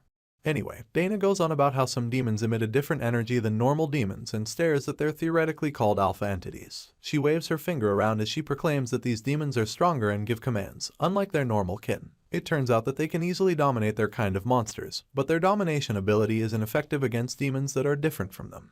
For some reason, it works for special demons. Mariette takes over the conversation from here, pointing out that special demons can command any demons weaker than them. The professor instantly concurs with her logic and asks if she has had any experience with the concept. This takes the vampire down memory lane, back to the time when ran away from the hunting ground. Crazed by her thirst, she controlled the monsters and had them bring her their blood. Back to the present, the girl tells her professor that she thinks the concept is a bit different from domination. They both fiddle with their chins as the vampire announces that she used the fear of monsters rather than dominating their minds back then. Dana then reveals that it's based on Mariette's species. She goes on about the existence of 3 types of demons: the monsters, the evil spirits, and the demihumans. She adds that these 3 types are simple but possess different influences of alpha traits. This is news to the vampire, so she wonders aloud whether it means that she can control other demihumans. In turn, the professor clarifies that they need to do more research on the subject and states that she doesn't think it's generally possible. Apparently, the intellects of demihumans are greater than that of humans, thus nullifying the effects of that kind of domination. With this, Professor Dana announces that they'll be stopping all talks about theory and getting into the real deal. She then instructs the lab attendants to bring in the fang boars, and right on cue, they roll in various cages containing these beasts. The professor declares that the core point of the experiment is to see how far the alpha traits of a special monster can go, to see if Mariette can freely use this alpha trait. This is because, according to theory, humanity should be able to control most monsters and evil spirits. The vampire discovers that the experiment is much bigger than she thought, and that it's also a topic that she has genuine interest in as a mage. It dawns on her that should this experiment succeed, humanity can preemptively block the dangers of demons.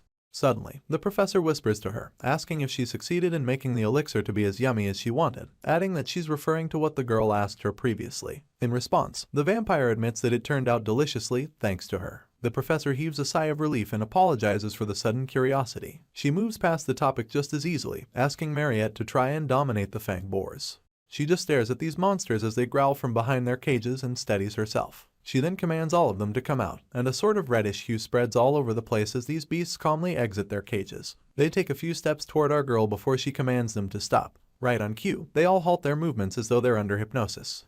The vampire takes things a little further, raising her hand and commanding the fang boars to lie down. From her mouth to their ears, they all lie on their backs simultaneously. She's flustered because it wasn't the instruction she gave, and wonders why they're not listening. Professor Dana steps in at this point, explaining that this must be the limit of communication between a demi-human and a monster, seeing as lower-rank monsters lack the intelligence to understand the girl's command. She announces that they should check the effects of alpha traits in the same beasts, and asks Professor Firmak to release the seal binding the King of Iron Mountain. In turn, Firmak declares that he understands. He begins by scribbling the rune of banishment, telling everyone that he's only going to release the first seal. Upon doing this, the king growls so loudly that it emits waves, and these waves seem to turn the wills of the fang boars. To ease Mariette, Professor Dana yells that the 1st, 3rd, and 7th resistance circles have been activated. She then instructs her colleague to strengthen the 4th and 6th seals. The king growls with even more malicious intent, and the fang boars instantly replicate it. They even go as far as charging towards Mariette, and she screams at them to stop. The boar in front doesn't slow down, so the vampire slams it back into the herd with a sleight of her hand. Afterwards, the professor voices her concerns about losing control over the beasts too easily, and wonders if it's because they're all boars. Just as Mariette claps back about being able to apprehend the monsters, a loud bang is heard in the vicinity. An announcement then comes through, declaring a state of emergency over the monster in cage 107 escaping. Dana panics on the spot as a scaly beast slithers its way out of holding. It turns out to be a manticore, and this monster charges towards Mariette, baring all of his teeth. In turn, the vampire activates her blood spear technique, and literal spears of blood emanate from a magic circle to attack the manticore at full speed. Sadly, the beast is somehow faster than the blood spears. Upon noticing this, the second Urace sucks her teeth and calls forth Diaku, only for Professor Firmak to tell her to save her strength. He activates his gauntlet and sinks a punch directly into the face of the monster. The southpaw screw demolition is such a heavy punch that it causes the manticore to spin on its axis, but Firmak doesn't stop there. He delivers a follow-up punch using the left straight technique, and it sends the monster flying in the distance. At this point, he tells Dana that something is strange. Screeching and hissing become audible to everyone in the lab, only for one of the attendants to announce that the monsters are escaping from their cages and throwing themselves against the bars. The professor tries to get her other attendants to activate large-scale monster resistance circles and sealing magic, adding that she's resealing the King of Iron Mountain for now. As soon as she gives the word, she declares that safety takes priority even if they'll end up losing some research funds. She hypes herself up, only to hear from Group 2 that the magic circles are not activating. Similar news comes about the sealing magic circle, and Dana discovers that someone has destroyed all of them. She's not done worrying about the problem at hand when the King of Iron Mountain begins to break off his chains. Her jaw drops in shock, alongside those of the other attendants, as it becomes apparent that the beast has freed himself. The water glistens under the afternoon sun as more boats dock at the port city of Sar. This city now hosts our hero, Corin Locke, and his instructor, Old Man Heyman, in one of its finest restaurants. Our boy mentions how much more refreshing things would be if he could get a drink, but his instructor just laughs it off, telling him that he sure knows how to eat. An elaborate feast lies before our hero, and it's all thanks to Mr. Heyman, who brought him to a famous raw fish restaurant to celebrate his promotion to semi-first rank. At this point, our boy lets out a laugh of mischief as he suggests ordering a bottle of soju to his professor. In turn, the old man points out their standing in society.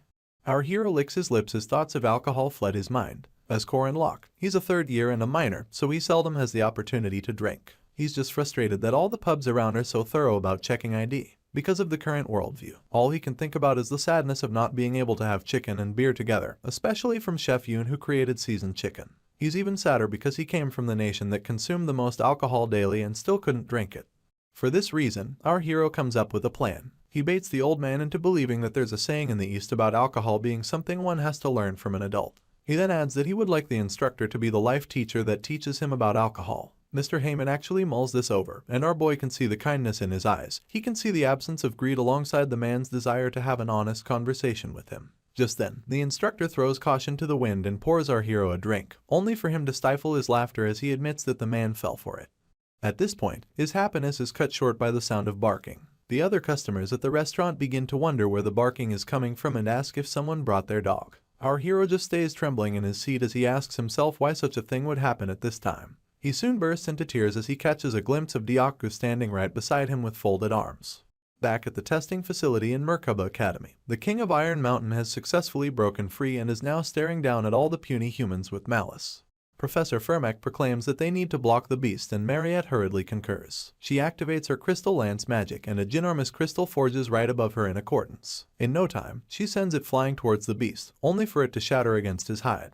The vampire is taken aback by the fact that it couldn't even leave a scratch on the monster, and her mouth stays open as she mulls it over. Mr. Fermac commends her effort as he activates his gauntlet and announces that he'll finish things. He tries to punch the monster but soon admits that he can't feel anything. The beast just exhales hard enough to raise a fog, and it dawns on the professor that his attack didn't do any damage whatsoever. In retaliation, the Iron King activates Durasez Fehu, a type of rune magic, and Fermac cannot believe his eyes. Soon enough, the beast slams him with so much force that he crashes into the wall. Dana instantly screams after this, yelling that the barrier system has been taken out because the wall was destroyed. Consequently, the other caged monsters begin to rattle the bars holding them back. They send out yet another emergency signal, announcing that all the monsters that were trapped within the cages have been freed. They flood the lab in their numbers, so the attendants activate Code Veronica, chanting that all workers should evacuate. They then call for the security team and instruct them to activate all magic circles and mobilize the spirit golems. In response, they unleash these green and brown robot-like entities and send them out to handle the overflow of monsters.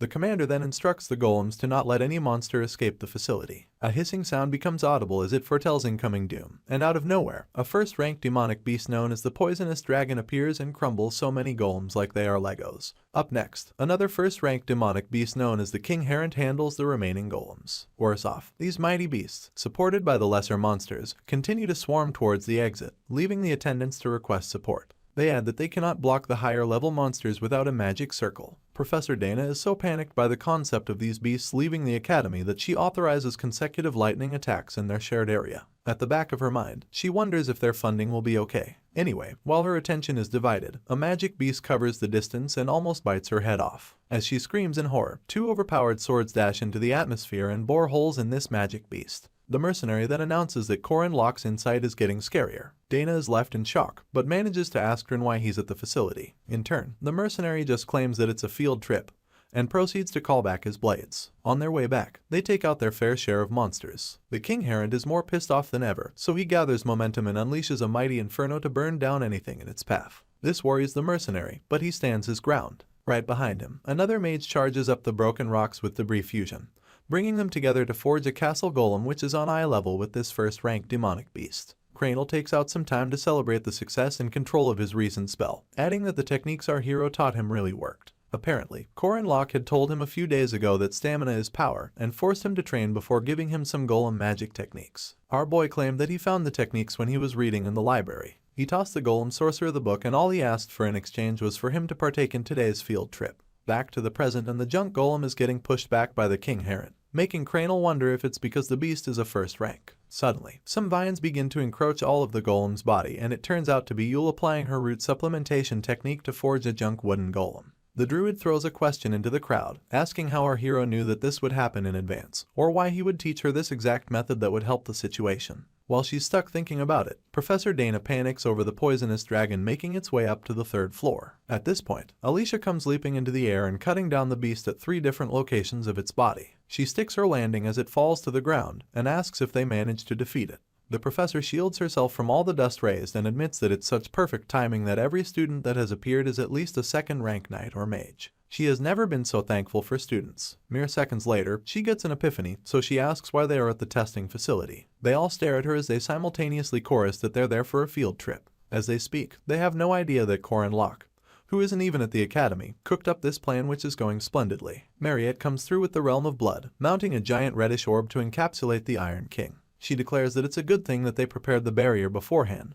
Just like our hero said, hopefully, this will make it harder for the Iron King to get to the ground. The vampire follows up with crystals big enough to keep the beast stuck in place. He looks so angry, but the inability to move keeps him still, while the lab attendants just watch in awe as Mariette does her thing. In turn, the girl screams that they shouldn't let their guard down, and then tells the Iron King that she's a special just like him. On the other hand, the King Herent is still a problem. This 1st-rank monster seems more like he would star in a monster movie rather than be a demonic beast. He roars so loudly that it shakes the foundation of the building, leaving Drin to lament about how it breaks everything in its axis just by moving. For this reason, Cranel yells at Yule to help him, and she asks if he really wants her to move the junk wood golem. Somehow, Cranel had managed to collect the bombs of the golems who had their bodies broken during the hunting ground practice and put their joints together using the magic techniques that our hero provided. All of this combined with Yule's mana powered the golem enough to unleash one hell of a punch against the King Herent.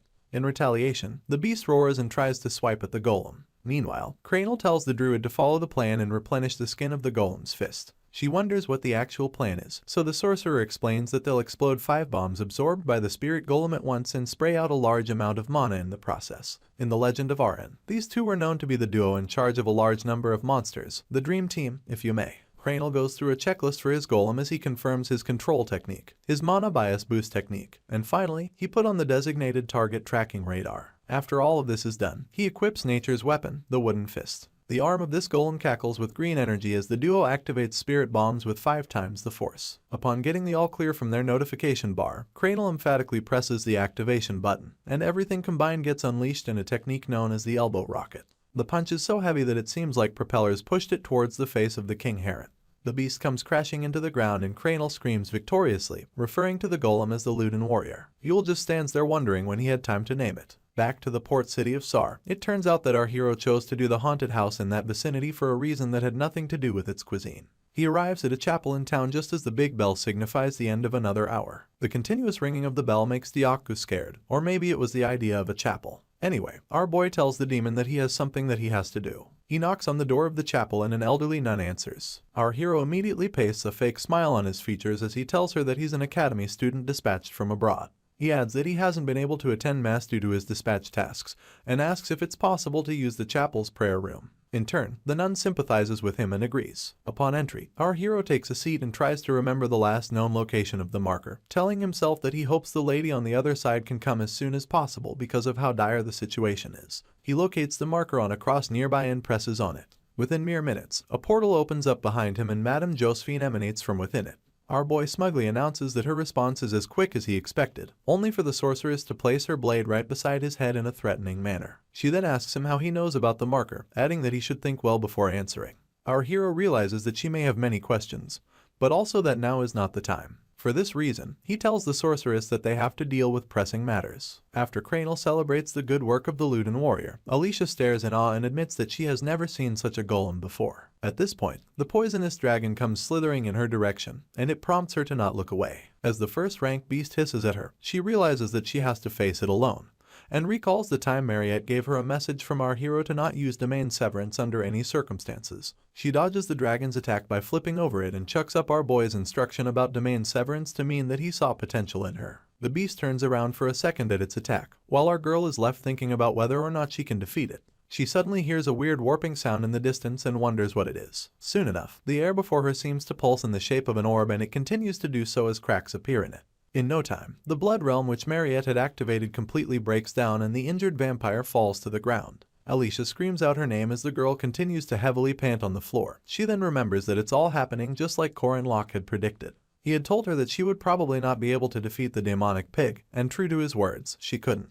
This is a monster who turned into a demonic pig after consuming the oldest steel and is now in possession of an original rune. This same beast has 100% resistance to both magical and physical attacks. The demonic pig roars after its victory against Mariette, although temporary because the girl gets back on her feet to face him. You see, his 100% resistance is the biggest reason why countless heroes were murdered and still couldn't kill him, hence his having to be sealed. The vampire knows this and still doesn't give up. Instead, she grips her staff even tighter, seeing as this is what our hero asked of her. She proceeds into battle once again, escorted by her blood spears and a dwindling life force. Alicia is so worried about her that she gets distracted from the poisonous dragon once again. With this window, the first rank beast snaps its jaws open in a bid to swallow her. The swordsman centers herself at the dying minute and tells herself that she also has no choice but to succeed. A blue essence then engulfs her entire blade as she readies herself for a destructive attack. Meanwhile, Professor Dana can do nothing but stand in awe of all that is taking place before her eyes. As for the demonic pig, he activates Thyrsa's Fehu once again. But Mariette counters it with a type of alchemy magic known as snow flower. Their attacks clash in a bright display of red and white. Surely, the King of Iron Mountain is being given a run for his money by the elder rank vampire. Although she seems to be struggling, the girl is definitely managing to hold her own against this beast. Dana, who seems to be the only witness aware that this would go down in history, can't seem to hide her emotions of wonder and fear. The demonic pig and Mariette ready themselves for yet another clash, so our girl gets the head start by firing the beast with multiple crystal lances. In turn, the monster easily dispels them. Of course, our girl doesn't give up. Instead, she activates a multilayer shield of blood and snow and attacks her opponent from both his right and left. Unfortunately, it's not enough to take him down, but just enough to keep him from unleashing an attack of his own. It's obvious to the blind that the students are fighting hard to prevent the demonic beasts from leveling the testing facilities. In all of this, every one of them can feel defeat drawing near. At this moment, the Iron King charges towards Mariette until he slams her into the wall of the facility. Or so he thought. A second glance at the rubble reveals that his prey is nowhere within or underneath it, and so he begins to twirl in search of her. As the dust settles, Dyaku comes forth cradling his master in his arms and her staff in his mouth. The first thing she does after seeing him is ask about Corin Locke, and a smile graces her features as she gets the assurance that he has finally arrived. Meanwhile, Alicia continues to battle it out with the poisonous dragon, racking her brain for a move that she can use to defeat it other than domain severance. She grits her teeth in the moment and tries to think about what our hero would do if he was in such a position. The dragon simply turns around to continue chasing after its prey, hissing and launching forward at incredible speed. The swordsman suddenly takes on a sense of calm, gripping her blade as she reminds herself that Corin Locke would not go for the high road. She leaps into the air to dodge immediate danger and recalls how strict our hero is about the basics. With this, she decides to cut and dodge and erase every other thing from her head. She peels out her blade and hacks away at this beast like it hurt someone she loved dearly. She just keeps cutting and cutting as she applies Rising Heavens, an ardent first sword style. The beast screeches loudly as it falls to its defeat, leaving our girl to shield herself from the aftermath. She laments about the amount of dust raised and wipes it off of herself. She then declares that she succeeded without using domain severance. A certain voice concurs with her last statement, so Alicia quickly twirls around to see who it is. Apparently, it's our hero with his signature smile, folding his arms and telling everyone that they did a good job. At this point, even Cranel is celebrating his victory against the King Herent but gets so carried away that he announces that he neither needs Corin Locke nor his friends to defeat monsters. He then claims that all he needs is the Luden Warrior. You'll waste no time reminding him that the Luden Warrior wouldn't have been actualized without the help of our boy and his friends. Our hero acknowledges the defeat of the King Herent but wonders where the injured poisonous dragon has slithered to. Alicia brushes off his question with one of her own as she asks him how it's possible that he's here. It's not a competition, but our hero also answers her with a question, wanting to know the location of the demonic pig. She then reveals that Mariette is still blocking it and adds that she needs to go help her. Madame Josephine interrupts their conversation to ask our hero what the plan is, seeing as he must have something in mind since he dragged her all the way from the church. In turn, he boldly declares that he does have a plan, and mentions that all she needs to do is help him catch the demonic pig. She's surprised by this, and points out that there are other monsters besides the Iron King. In response, our hero hits the edge of his spear against the ground and as it resonates, he tells her not to worry. Apparently, there was something that he predicted must happen while he was telling Mariette his plan days ago, and that was to feed rocks engraved with runes to all the monsters in the testing facility. After feeding these rocks to them under the pretense of giving them food, he planned to sweep up all the monsters using the rune resonance activation function. He had made it so the resonance activation could be possible with his silver spear made of runestone. At this point, he bolts in the direction of the demonic pig and calls forth Alicia to join him. Post-resonance activation, only about 30 mid-upper rank monsters survived, with the special demonic pig standing among them. Our boy smiles mischievously as he declares that there's no cause for worry.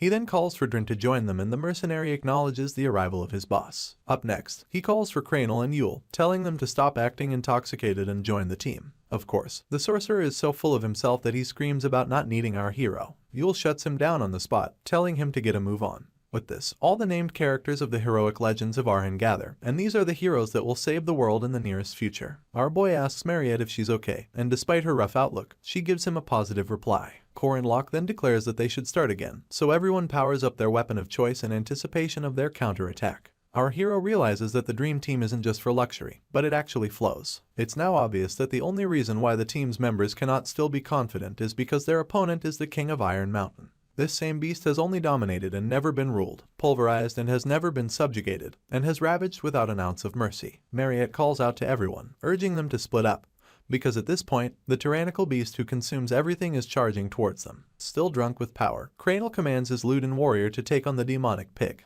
Our hero tries to warn him that they can't take the beast head on, but the sorcerer doesn't care to listen. He just keeps hyping up the warrior, yelling that it's the strong castle warrior that defeated the King Herod.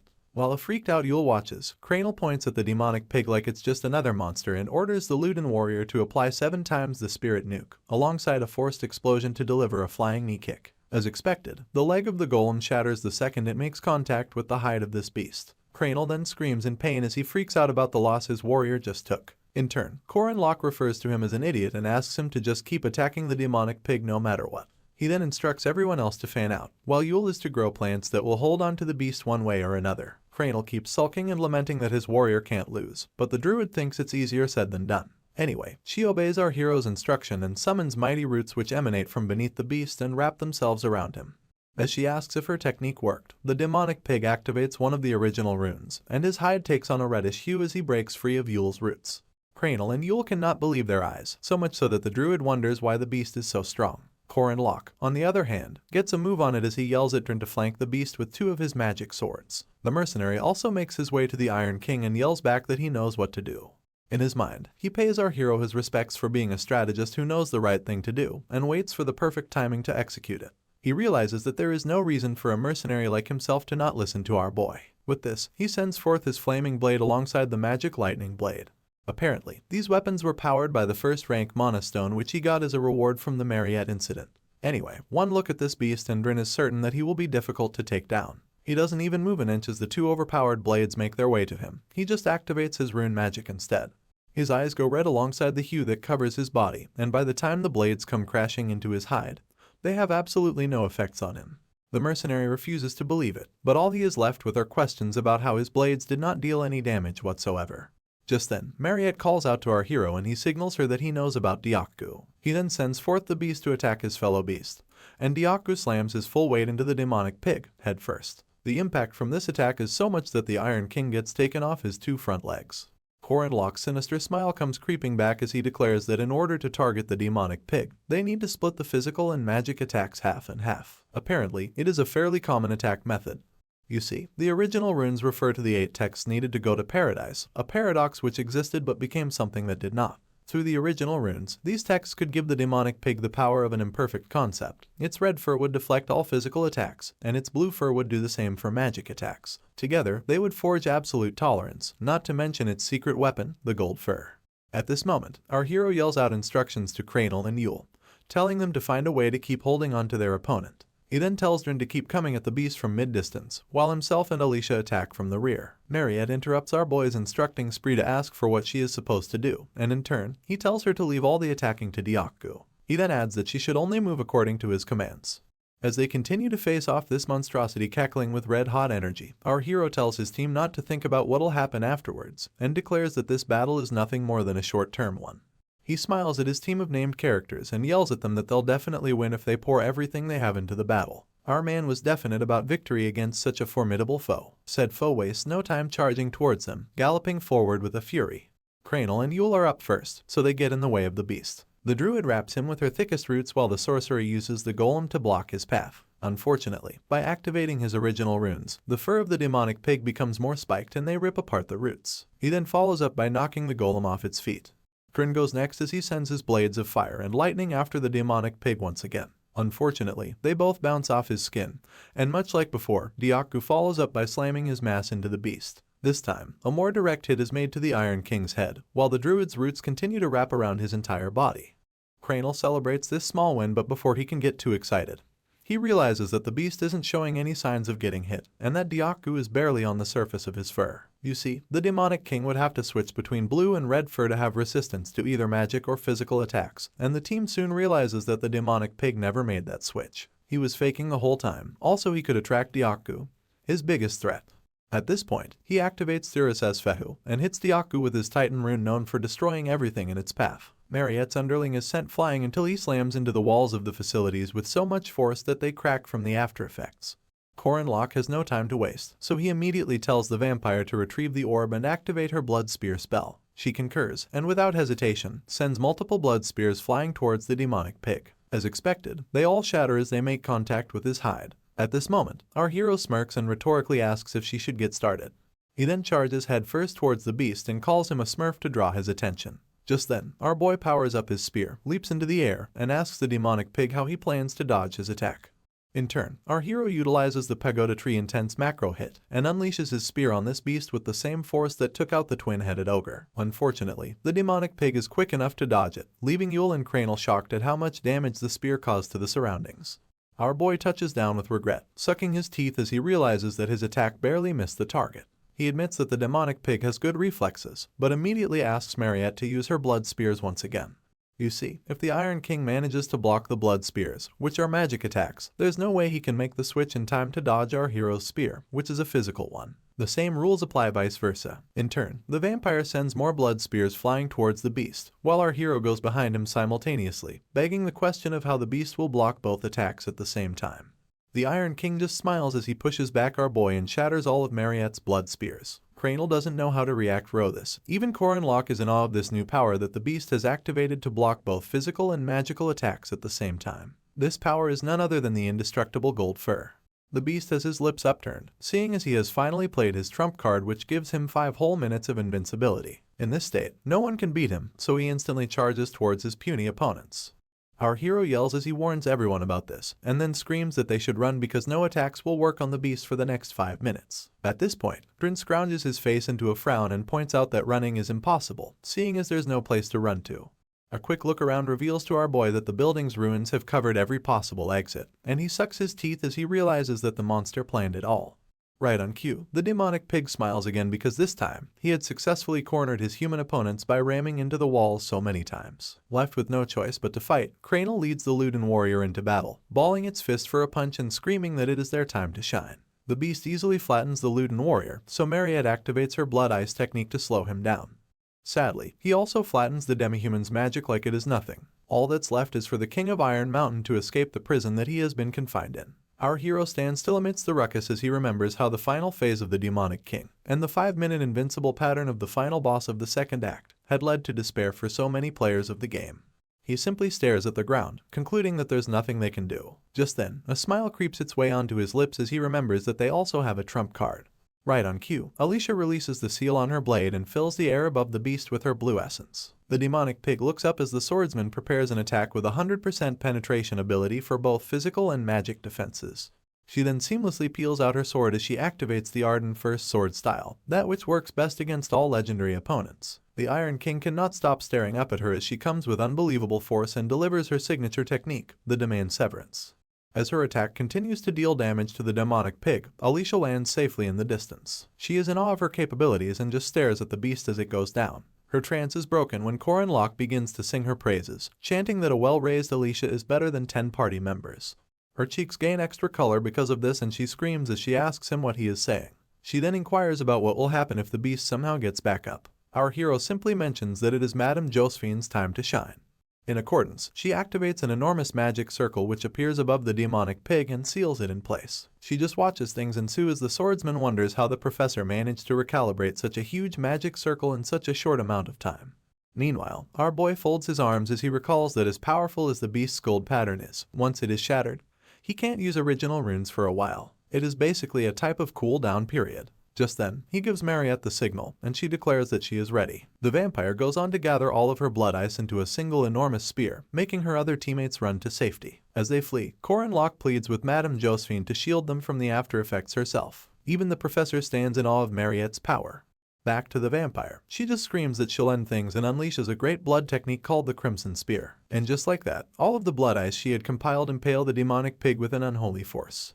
Consequently, the menace of 80 years, the hero murderer, meets his end, and the origin light that leaves his body as it disintegrates could not be missed by a spearman. As you know, or did not know, origin runes refer to the 8 texts needed to go to paradise. It was a remnant of the divine generation that couldn't be destroyed with any power, but its container, the rune stone, was sometimes destroyed. It turns out that 88 years ago, a boar on the Dingle Peninsula swallowed said rune stone and nobody dared trying to take it out because it granted the boar near immortal power. Present day, the same demonic pig whose seal was released got defeated, and the rune stone inside him got shattered in the process. As for the present location of the original rune, it finds its way to the closest rune stone and spends some time before settling. It turns out that the nearest rune stone was in Professor Fermac's possession. 10 years ago, this man had entered the academy for this very reason and pretended to be a professor. Even after the Iron King's demise, the havoc doesn't stop. Mariette is busy trying to find out if the testing facility is fully evacuated. Drin mentions some monsters who still haven't been defeated, and Yule yells that they should try blocking the entrance. While all of this is going on, Mr. Fermac plots his way out of the academy with the weakened original rune that had been sealed for over 8 years. His plan is to sneak out of the city using secret tunnels, but he gets the shock of his life when he sees someone blocking his path. His spear is the first thing to come into focus as our hero asks how his martial brother, Baltazar, is doing, and refers to the faux professor as martial nephew Fermac. For dramatic effect, our hero took a seat and cradled his hand beneath his chin to show just how long he had been waiting for the traitor to arrive. The professor finds it weird that our boy called him his martial nephew, so Corinlock explains that the traitor is a disciple to the disciple that his master renounced, and by that logic, he is Fermac's martial uncle. He even asks the traitor to come and show his respects. It takes some seconds, but our hero can tell that the man has realized who he is. In turn, he speculates that the traitor must have come to only one judgment after seeing that he uses the same spearmanship as his master. Basically, Mr. Fermac's sensei was the only person who achieved the title of martial master using the required 6-step spearmanship. So when the traitor saw our hero using the same spearmanship as his sensei, he must have concluded that they shared the same master.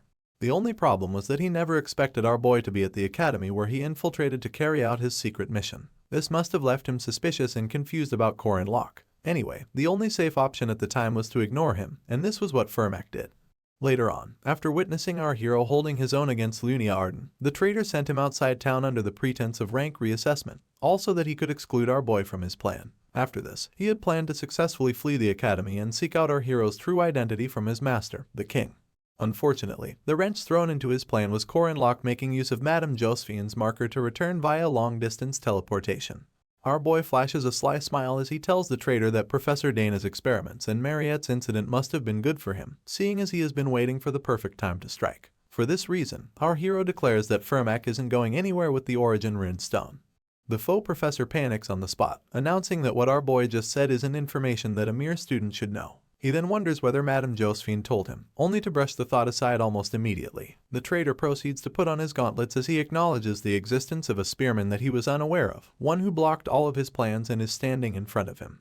He takes his battle pose at this moment and declares that our hero is his enemy. As a purple-black essence leaks from the traitor, Corinlock looks him in the eye, recalling how his opponent being a famous first-rank knight isn't the biggest thing about him. Apparently, Fermac is the mastermind behind the unsealing of the final boss of Act 2, the King of Iron Mountain, and also the one who will appear with the King of Paradise later on. As one of the 4 executives, this traitor's power is at least a semi-special rank. Same with Lunia Arden, and under the right conditions, he could easily become a special rank. At this point, the professor berates our hero for being arrogant just because he showed a little talent. In accordance, his shadow seems to be coming alive as it bubbles with a purple liquid. He then asks if our boy thinks he can face him, and proceeds to summon shadow servants. Right on cue, the purple liquid forges a replica of the traitor and he declares that he'll end things quickly. Corinlock just smiles because he recognizes Fermac's ability to attack 2 times more effectively in places with shadows. It turns out that the location of their battle is not a thing of luck. Just then, our boy activates Sowillo, the rune of sun, and the rocks shine with enough light to displace the traitor's shadow and leave him with even more confusion. He glares daggers at our hero as he explains that the natural enemy of shadow types is light. You see, shadow type sorcery needs darkness to exist, just as water sorcery needs moisture and fire sorcery needs air. The traitor charges forward in a bid to change his location and activate another shadow. Sadly, everywhere he goes, there's a rune of sun waiting. His eyebrows furrow as he realizes the situation he is in, and our boy stays seated as the entire lot lights up like a concert. In turn, he narrates how it was a lot of work to engrave the Rune of Sun throughout the entire lot, adding that it took him 20 days. He quips that it is mostly because he has a lot of mana to spare these days. Furmak knew that this desolate lot, which was secretly linked to the basement of the testing facilities, had limited access. But Corin Locke also knew this, and prepared for the finale before anyone else. The traitor seems more infuriated than ever as he grits his teeth and refers to our boy's methods as cowardly. This was a persistent and wicked counterattack made just for the professor. At this point, our hero just smiles smugly and tells his opponent to look at it like he is very prepared, rather than calling him a coward. Anyway, the traitor is mad, mostly because his Shadow Servant technique consumes a lot of mana, and is getting blocked by mere elementary level runes. He acknowledges our boy's perseverance, only to shoot himself forward in a burst of speed. He calls this technique Rado, and manages to catch our hero off guard with the instant 10-meter boost. In turn, Corin Locke slashes away with his spear, but only manages to cut an already fading Shadow Servant. While he is still distracted by the shadow, the real Furmak launches a southpaw jet boost straight at his face. Luckily, he activates one of the 8 trigrams known as playing body in time for him to dodge the attack by a hair's breadth. Sweat drips down his opponent's face, seeing as he did not expect our boy to evade that. The traitor's Rado technique is one that consecutively stabs at your blind spot, and our hero wonders why his opponent would think he couldn't dodge it. Anyway, he proceeds to use the 4th step known as returning heaven, and twirls his spear in preparation. In the blink of an eye, he applies the fullback technique, and unleashes multiple slashes on his opponent. Somehow, the traitor dodges all of them, and even commends our boy for applying a balance of technique gained through training and experience. Corin Locke keeps the attacks coming as he mocks Furmak for still pretending to be a professor. In turn, the traitor phases through the attacks and admits that it is an occupational hazard that accompanies 10 years of repetition. Our hero goes on to mock his opponent's speech pattern next and gets called a sassy brat for his troubles. The attacks take a very temporary pause as both contenders clash in the middle, spear against gauntlet. Our boy then yells that the traitor will die on the lot regardless of what he does. In turn, the faux professor quips that it is unfortunate that he won't be able to finish the battle on the lot, and adds that he'll make sure to kill the spearman when next they cross paths. This helps our boy realize that his opponent needs to leave the city as soon as possible, and in accordance, Furmak puts considerable distance between them. Apparently, the traitor also has to avoid the attention of those who still think he is dead, and if he decides to escape, he can even shake off Madame Josephine using space magic. At this point, the traitor scribbles the rune text known as Rai in the air, but our boy tries to interrupt him, announcing that they're still dueling. Furmak stares at Corin Locke as he stretches his spear and declares that he cannot let him use the rune. In turn, the professor tells him that he lacks the loyalty to partake in a duel with someone like him. Just then, the spearman reminds him of the commandment that imprisons him and adds that he should probably agree. A sinister smile revisits our hero's lips as his opponent calls him a bastard. According to the method of the great warriors of the Shadow Paradise, accepting a duel is one of the conditions that is both high risk and high return, and would ultimately give you enormous power. Furmak's commandment to not refuse duels has been sealed, and refusal to cooperate will lead to dire consequences. This leaves him with no choice but to accept duels. The traitor wonders aloud if that is the reason Corin Locke tracked him down alone, only for our hero to state with a lifeless expression that the duel has to be one-on-one, seeing as it is fair and sacred that way. They both ready themselves for the one-on-one per the imprisonment limitation of the duel. Furmak lifts his gauntlet-covered arms, because as long as our hero is alone and the rune of duels has activated, the traitor has no choice but to give in. He introduces himself formally as Furnak Damon, ordinary warrior of Tata's Valtazar, King of Paradise, and our hero does the same, introducing himself as Corin Locke, First Spear of Arandanua, Queen of Paradise. With this, both parties have officially adhered to the sacred rules. They both overflow with essence, and in the blink of an eye, they take off from opposite sides of the lot and clash in the middle with overwhelming power. Having reached a pivotal point in the plot, our hero's notification bar pops up as it reveals a system backup alongside a review of the commandments. The first commandment being duty, and having a relevance of a plus, is to never turn a blind eye to the misfortune of others. The second commandment being restraint, and coming with additional damage of 50%, is the inability to see spirits. Finally, the third commandment being oath, holds our hero bound to saving the world.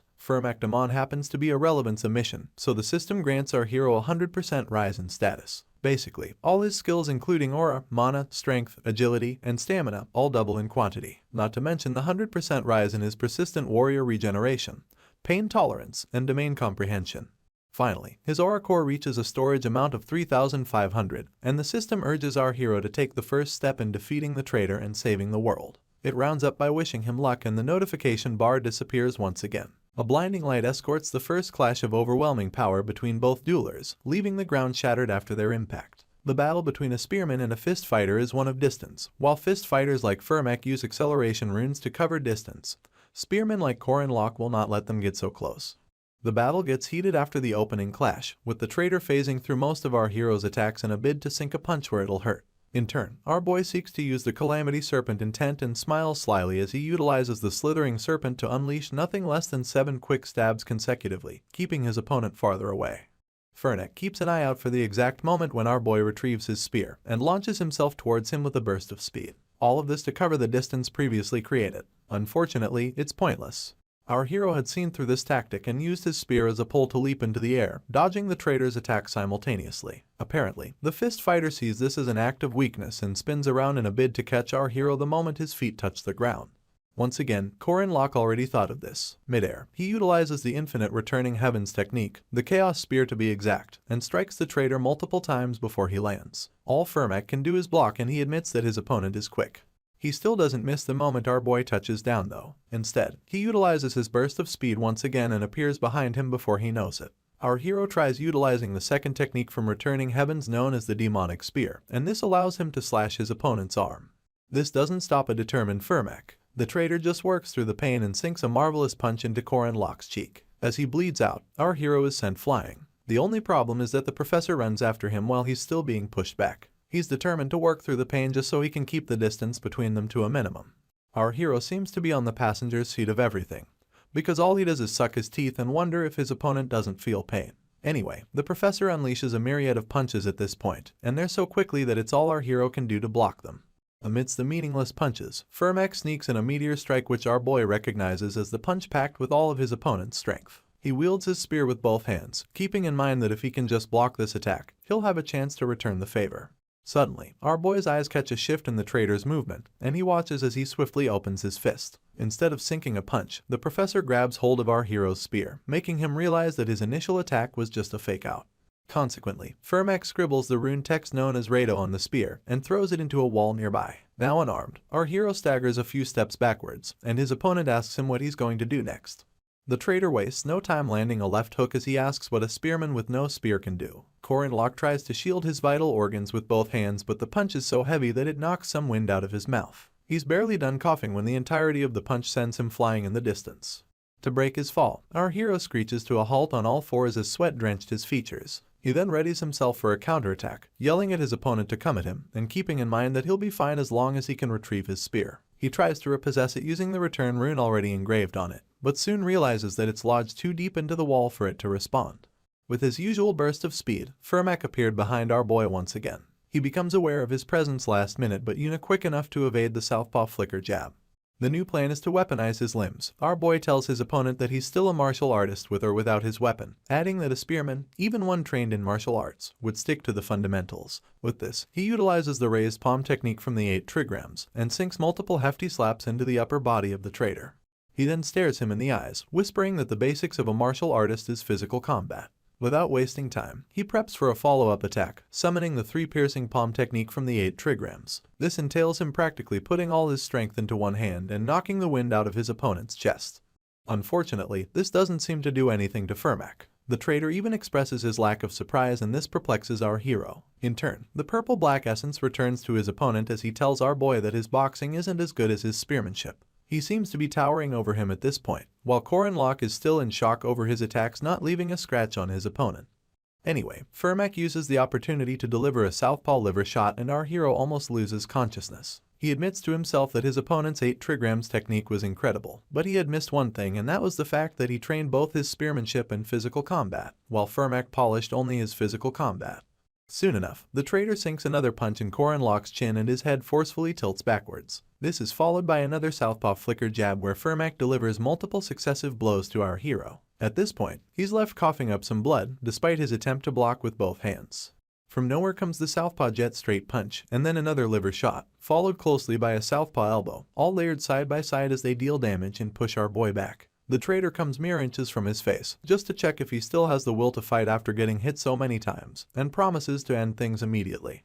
With his powered-up gauntlet, the professor preps the ultimate punch and brings it towards our hero's chest, only for the boy to block it with his spear. Fermek is just as confused, seeing as he vividly remembers throwing his opponent's spear away. The spearman reveals a sinister smile as he admits that the fist fighter is a pretty formidable opponent. It then dawns on him that our hero had only been taking hit after hit just to get to the location where his spear got stuck.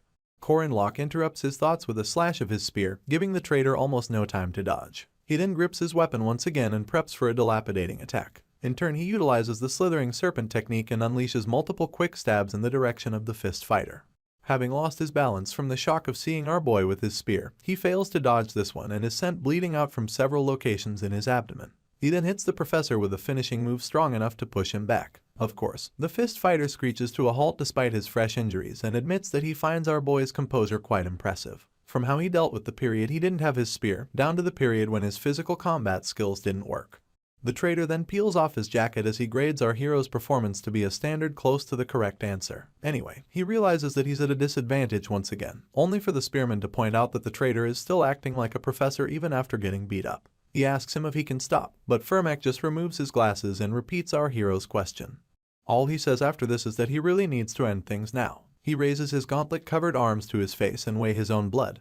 He scribbles 3 rune texts on his arm, Tiwaz, Othalia, and Ingwaz. Suddenly, the Sewillow Sun runes begin to disintegrate from all the rocks in the lot as the fist fighter summons a world where the sun does not exist. He summons a part of paradise that has been neglected, and the skies become dark almost immediately. He calls this the Shadow Citadel, and within it, the traitor oozes with unbelievable power. This is as a result of his third commandment, an oath to always serve the shadows. The professor balls his fist as he commends his opponent's effort to erase his shadows using the sun rune, only to summon more beastly shadows, and announce that with our boy's petty ability, he won't be able to dispel these ones.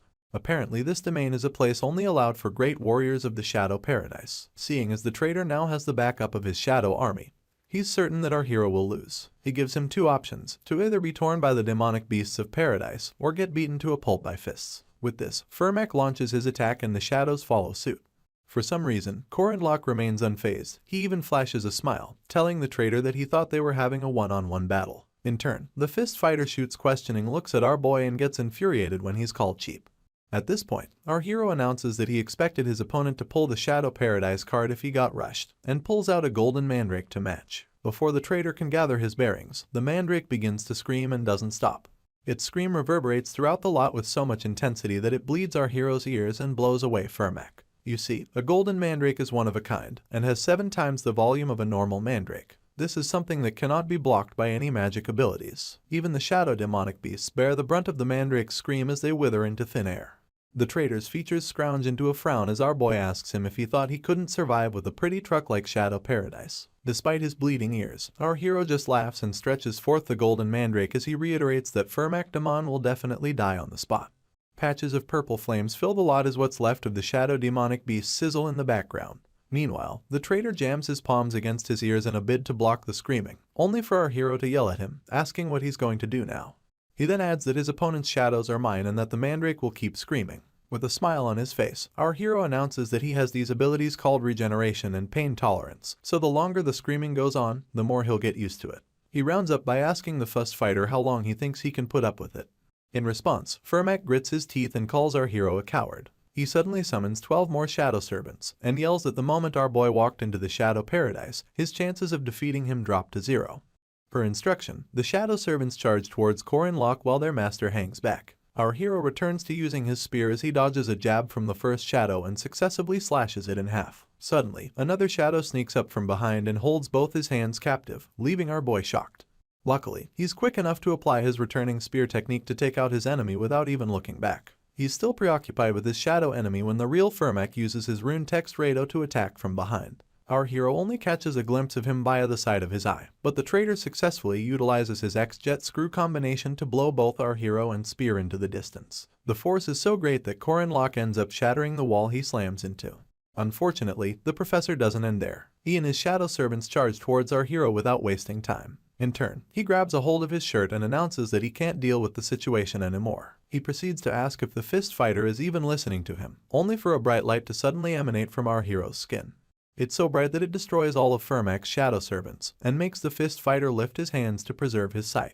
At this moment, our boy flashes the biggest smile in life as he jumps from TG's shatter wall to the ground, yelling that this is going to be the best one-on-one fight the traitor has ever seen.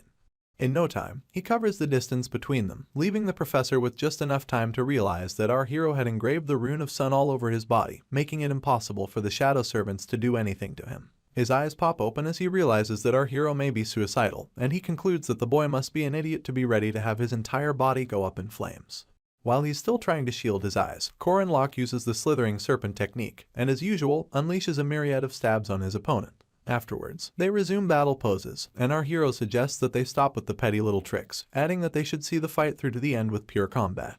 His eyebrows furrowed into a frown as he yells at his opponent to stop saving his energy, and urges him to attack with everything he's got. At this moment, the traitor instinctively senses that the warrior before him is an arch-nemesis. For this reason, he resolves to risk his life to take him down, and screams as he powers up.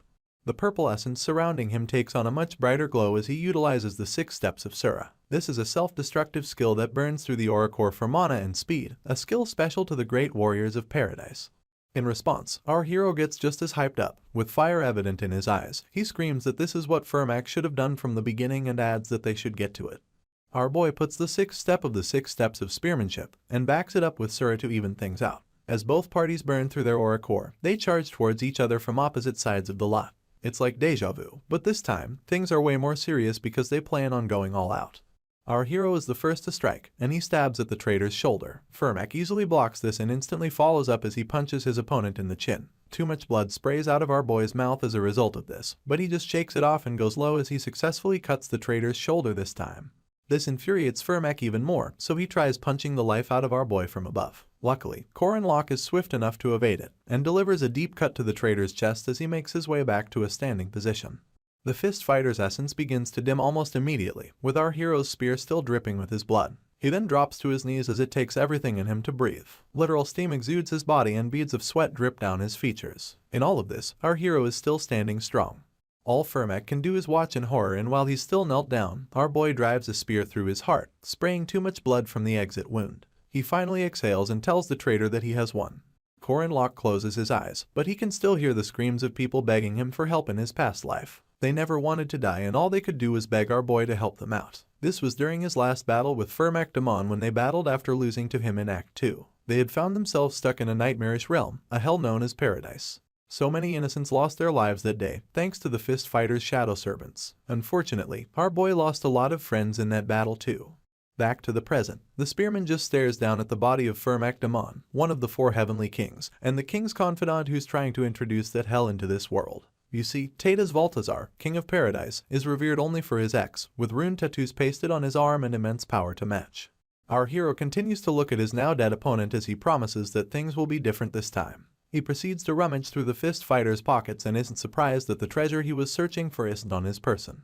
Apparently, our boy was searching for one of the 4 treasures protected by the druids, Leophale, Phalia's Stone of Fate. If this polychromatic were in his possession for having returned the original rune, our hero's chance of winning would have decreased significantly. After rummaging some more, he pulls out the original rune and gains solace in the fact that he could at least retrieve that. It turns out that Tadas Valtazar is working hard to gather the 8 original runes just so he can bring the Shadow Paradise into this world. This original rune is the one thing that our hero cannot let Valtazar have. With blood still smeared all over his person, our boy balls up the rune in his palm and wonders what's so important about the Shadow Paradise that Firmak killed all those people.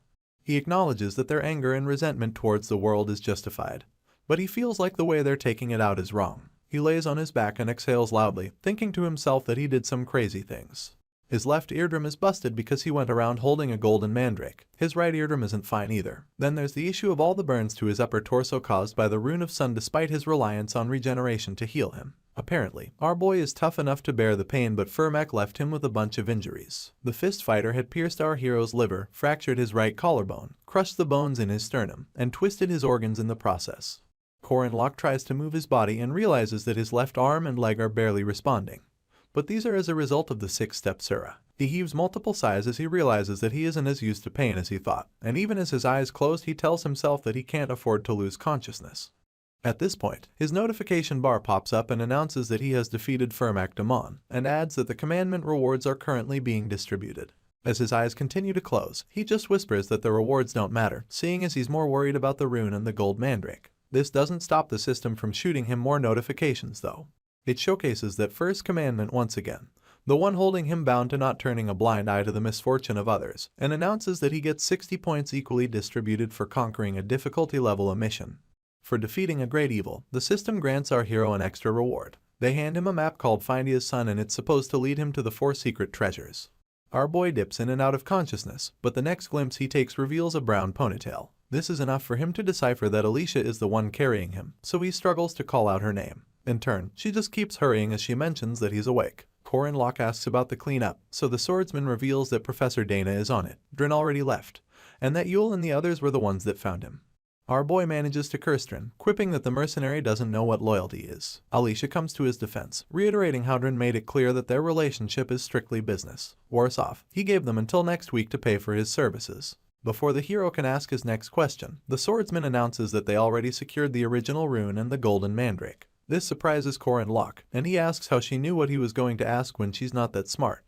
Poor Alicia then reminds him that she's the one carrying him, and then jokes about just dropping him. In turn, our hero pleads with her, adding that he might just die if she does that. They find a park bench soon enough, and our hero lies down as Alicia cradles his head on her lap. He thanks her for saving him, and she tells him not to mention it. He then brings up Domain Severance, which piques the girl's interest immediately. She just tells him that she would have defeated the King of Iron Mountain without his help, only for our hero to point out that he didn't even do much. The swordsman then quips that the results are just as important. At this point, she begins to remember their group assignments and mandrake potion making exercises, and how Corin Locke was always drawing runes in the lot. It then dawns on her that he was preparing for this battle ahead of time. Still wounded, our hero confirms this, but before he can ask how she knew, Alicia questions his decision to fight alone. She becomes emotional as she tells our boy that there's nothing wrong with fighting together. He just stares up at her, stunned into temporary silence. He then laughs as he quips that it's even better when less people die. They stare at the sunset as the swordsman wonders why everyone is so insensitive, and brushes it aside just as quickly. She later stares at our hero and tells him that he did a great job. After this, they just lounge on the park bench and enjoy the sunset. The next day, Lark and Jaeger walk the halls of Merkaba Academy as the former brings up Corin Locke being admitted to the hospital. In turn, Jaeger points out that the hero's ribs are broken and that he didn't ask them for help because what he did was very dangerous. With this, they resolve to pay him a visit, and Lark points out that they're the only ones who would visit him anyway. They arrive at the hospital soon enough and barge into our boy's room, asking if he's okay and announcing that they brought him some snacks because they know he'll be lonely. Contrary to what they thought, Corin Locke is surrounded by 3 girls. Mariette asks him if she should cut some peaches for him. Huron has brought him a big flatfish, and Alicia offers to feed him some dessert. It takes some time, but the hero finally notices the 2 boys by the entrance and says hey to them with food still in his mouth. He asks why they brought him snacks when he's already full, and both boys get so angry that they destroy the snacks on the spot. A bunch of food lies on the table before Corin Locke, with Mariette urging him to try the apples, and Alicia urging him to try the sweets. Our boy tastes the apple first, so the vampire stresses him with questions about whether or not he feels like it's filling him with vitamins. The swordsman leans closer, telling our boy that she heard about sweets helping people recover.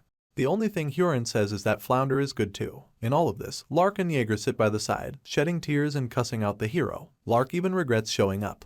Just then, the swordsman points out that they don't gather in the same place this often, and suggests that they play a game to pass the time. Mariette thinks it's a good idea and even wonders if they should invite the other boys to join in.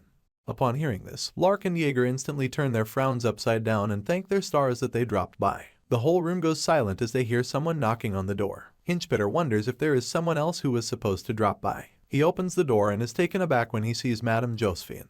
The hero and his vampire friend both stare at the entrance as Jaeger asks why the professor came. Little did he know that Corin Locke already predicted their coming. Apparently, Director Kasser escorted the space sorceress to the hospital and is now asking about our boy's health. Worse off, it turns out that he's actually a lady and is publicly acknowledged as the chairman of Merkaba Academy. Our hero says hello to the chairman, keeping in mind that it's about time he started to reveal his cards a bit. To top this off, he refers to Kassar as his teacher. In turn, she has the other students leave the room and apologizes to our boy for it, adding that the nature of their next conversation calls for such confidentiality. Immediately, Corin Locke claims that he understands. The director makes it clear that unlike the Mariette case, they have many questions for him this time. Still sitting up in bed, the hero wonders if these people are still feeling him out, and for this reason, he feels like he needs to move the conversation further along. Our boy begins by revealing that Professor Fermac was a spy, and this instantly sparks some sort of confusion between the director and Madame Josephine because they talk in incomplete sentences. The hero soon realizes that confusion doesn't equate to surprise, and deduces that they must have drawn their own conclusions after seeing the markings on Fermac's body. In all of this, our boy is certain that there's a truth that these 2 officials have no idea about. He mentions Tata's Balthazar and Chairman Cassar is surprised once again, even more so when the hero adds that the traitor was a disciple of Balthazar. The space sorceress interrupts as she yells that it's impossible, stating that the King of Paradise had died off 80 years ago. In turn, Corin Locke just mentions the 6-step spearmanship, infinity, and commandment techniques, pointing out that these were things that the chairman taught Balthazar. To clarify things, he adds that he was also taught these techniques. Madame Josephine doesn't take his claim well and even readies her weapon to do something about it. Pink essence surrounds her as she tries to decipher if our hero is also a disciple of Balthazar, King of Paradise. In response, Corin Locke just gets out of bed and tells the sorceress that there's no need to be wary of him, especially because she wouldn't kill anyone without proof. He announces that the information he just gave isn't for them to act on right away, and asks Director Cassar if her body that's in the hospital isn't just a spare. He then points out that the chairman's main body should be at the main castle, and isn't probably in good condition to come out. The chairman is left in shock, but she does everything in her power to hide it, only asking how our boy knows about her body. Anyway, the hero brushes past this as he reveals that Balthazar is very much alive and has become very strong too. To worsen things, the Paradise King is no longer alone like he was before, and our boy blames this on the chairman's indecision 80 years ago. Director Cassar continues to hide her shock, so Corin Locke continues to divulge information. He goes on about how the origin runes were split across the world due to the betrayal of a disciple that the chairman trusted, and adds that she could only recover 2 of them. He covers the distance between them as he makes it clear that they would have also lost both runes if he wasn't there to safeguard them. At this point, he brings out the origin rune and tells the chairman that Balthazar probably has the 4 secret treasures of Danua, including Leofail, the Stone of Fate. He then adds that if the coronation should take place, the King of Paradise will no longer be viewed as a usurper. The hero gives the chairman a chance to guess what will happen after this, and refers to her as Erin Danua. She's even more taken aback by this, but does everything possible to maintain composure. She just stares at our boy's outstretched hand as he keeps in mind that everything is beginning to come into the light. From the reason why Professor Josephine never became a chairman despite her 80 years of tenure, to why Iryu Cassar, the rising star that suddenly appeared, became chairman instead. You see, 80 years ago, she was Chairman Byron, 50 years ago she was Chairman Weig, and now she's Chairman Cassar. The truth is that all of these people were just bodies made of rune stones by none other than Erin Danua, Queen of Paradise. She collects the origin rune from the hero and simply asks him what he plans to do now. He stays quiet for some seconds and then begins to take off his shirt as he proclaims that he and the chairman have the same plan. He reveals the commandments branded into his skin and tells Erin that he'll gladly become her first spear. She shoots him questioning looks as she wonders aloud what he means. In turn, our boy takes a knee and asks to be used to protect the world, adding that the Queen of Paradise can even use him like a dog if she wants to. At this point, she recalls when she had declared that she has a duty to protect children like him first because she's an adult. He stares up with eyes filled with sadness as he proclaims that he still hasn't forgotten Erin's warm act of sacrifice, and then resolves that it's now his turn to save her. Once again, she stays silent as she mulls things over. Later on, Madame Josephine tracks down the real body of Erin Danua to the main castle and calls out to her, announcing that she's against using Corin Locke. The Paradise Queen sits weakened on her throne, hair glistening with a bright gray as she expresses her surprise over Tata's Balthazar being alive. She then asks the sorceress if they can trust the hero. The madam can't seem to answer the question, so Erin makes it clear that she knows not to trust people easily, and requests that they at least watch our boy since they can't be sure of him yet. In turn, Madame Josephine quips that she understands. Meanwhile, the Paradise Queen gets lost in thought, wondering how easy it could be for all that the hero said to be lies. She also realizes that she can't make split decisions so easily because she's a person who holds great responsibility. The only thing that is still tugging on her heartstrings is why our boy looked at her with such sad eyes, and like everyone else, she's left wondering just who Corin Locke is. Much later, Merkaba Academy hosts a summer break ceremony where there'll be reassignment of ranks based on the performance of students. The hall is dimly lit with yellow lights as the students sit in descending chairs. You see, the rank reassignment ceremony also has a special meaning. Take, for example, a student receives a temporary rank upon entrance into the academy. This rank given by the Guardian Association is much more official. At this point, the public address system goes live as the compere tells all the students that they've worked hard, and adds that their growth during the semester has brought great pride to the school. All the students are now munching on steamed potatoes whilst the hero reiterates how getting an official high rank could grant the student a chance to exercise rights equal to that of guardians. Seated close to the front, the spearman asks Mariette why she brought so many potatoes, and in turn, she happily quips that it's the day of the summer break ceremony. While her subordinates go about sharing more steamed potatoes, she goes on about how it will be best to hand out all the potatoes in storage so that they won't rot when everyone goes home for the break. The hero just stares at her with this deadpan expression, wondering why there is a storage for potatoes, and admitting to himself that it's kind of amazing. Just then, the public address blares with news of ensuing announcements about the students who will have their rankings changed. Corin Locke asks the vampire if they should get going, pointing towards the stage while he's at it. Fortunately, Mariette is the first to be announced as she gets tagged the second-year magic class valedictorian. In turn, she just gulps down saliva and stares at the multitude of students. The compere continues announcing how the vampire showed strong will despite facing unfortunate accidents, and proved herself by making great contributions to preventing a huge incident at the testing ward.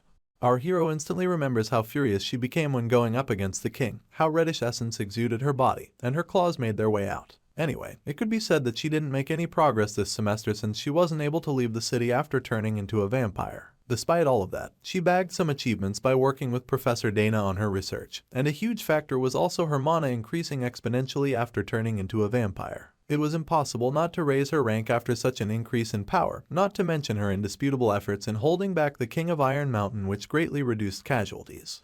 Iryu Kassar, chairman of Merkaba Academy, is the one to bestow Mariette with her honors. She declares that with her recommendation, and that of Southern Guardian's chairman, Dina Grandia, our girl will be promoted to the semi-special rank. She then hands her a plaque with a smile on her face, and all the students burst into tears in response, acknowledging that Mariette will become the youngest semi-special rank guardian ever. Some others munch on their potatoes while they feel honored to have witnessed such a legendary occasion. The public address blares once again as the compere announces that he'll be calling out some students who, like Mariette, have made great contributions to stopping the incident that took place in the test ward. Murmurs begin to emerge from the crowd as students wonder if more people were involved in the incident, seeing as they never heard anything about that. Apparently, the incident with the Iron King was widely known, but the details weren't spread much due to the beast still being held in the test ward. The happenings at the facility have been kept secret, and that includes the existence of the demonic pig and the betrayal of Professor Fermac. The compere calls forth Cranial Ludin, Yule, Alicia Arden, Drenworski, and lastly, Corin Locke. The golem sorcerer sheds a tear as he gives tribute to the Ludin warrior, while the druid tries her best to stop being nervous. The swordsman and the mercenary remain unfazed, but our hero smiles from ear to ear upon hearing his name. The chairman appears once again to promote Yule, Cranial, Alicia, and Dren to the semi-first rank for their achievements in the test ward, and then moves on to our boy, pointing out that he's still a 5th rank. Anyway, as a result of his brilliance in class and exceptional achievements, he got recommendations from the chairman, Madame Josephine, and Old Man Heyman to be promoted to the role of 1st rank guardian. The whole crowd goes wild after this. They can't believe that someone who entered the academy as a 5th rank is being promoted to a 1st rank after just one semester. They try to find the sense in this but fail woefully. The hero mounts his hands behind his back and portrays perfect posture as he gets bestowed his 1st rank. You see, he already received this unofficially after discussing things with the Guardian Association behind the scenes.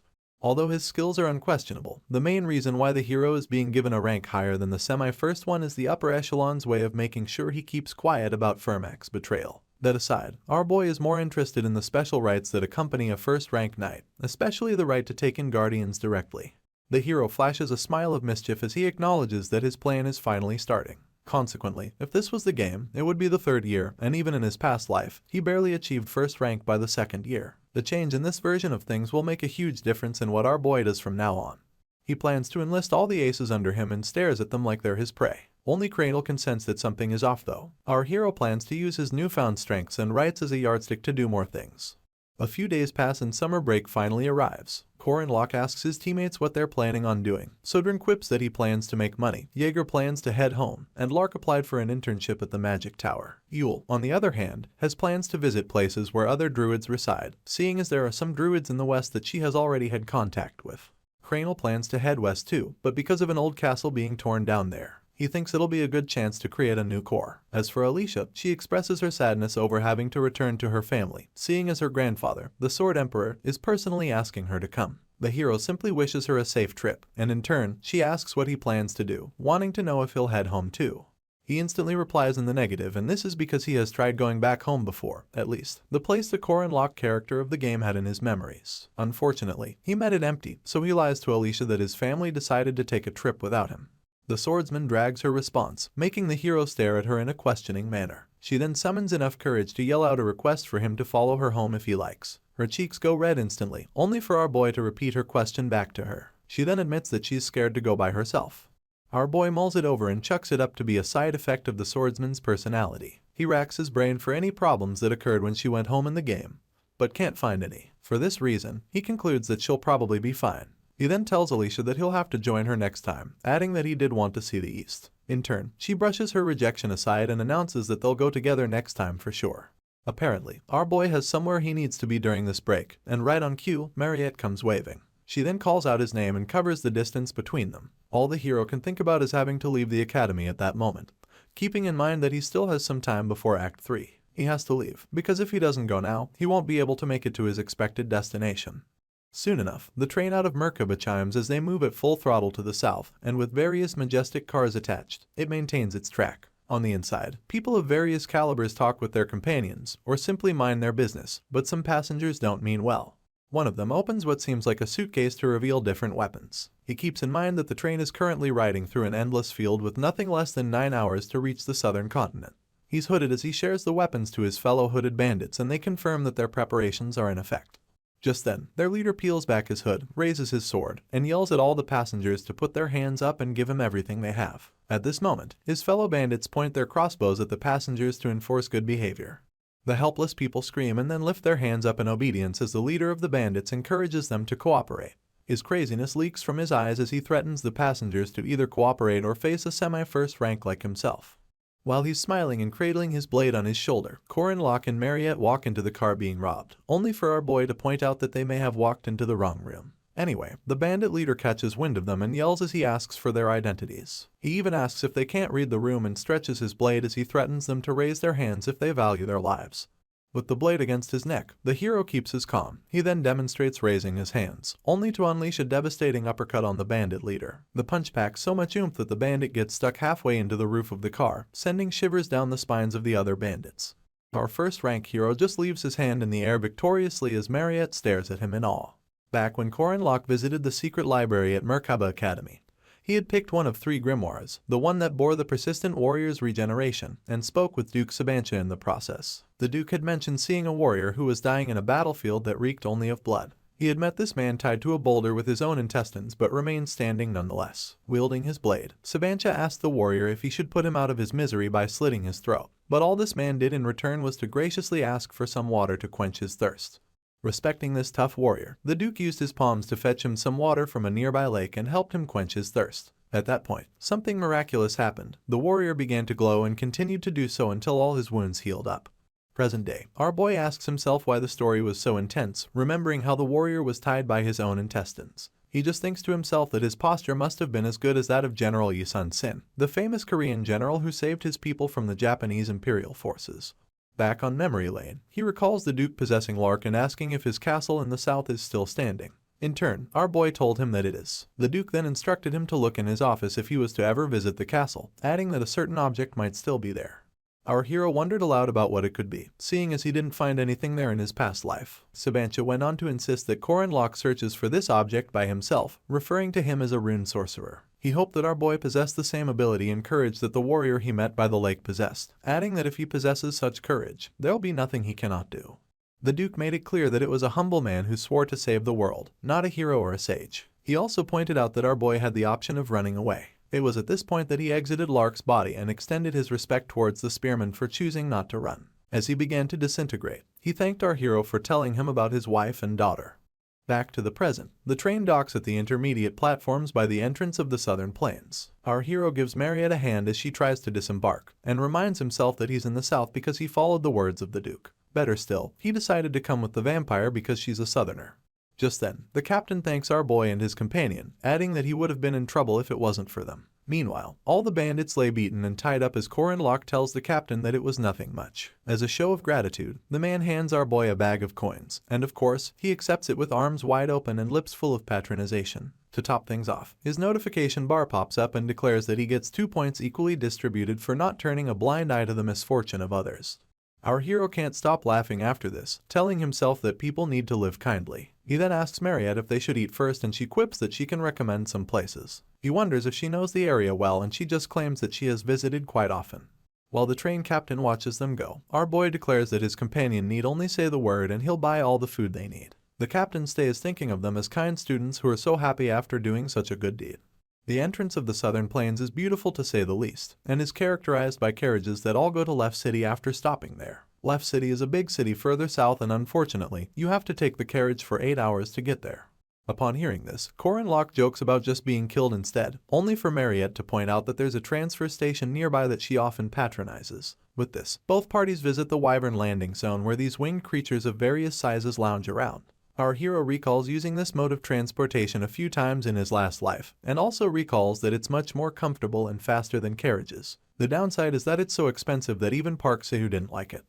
For this reason, our boy asks the vampire if one wyvern ride will cost them 30 silver coins, but she just quips that her family sent her one that is a bit different. This surprises the spearman, so he asks about it.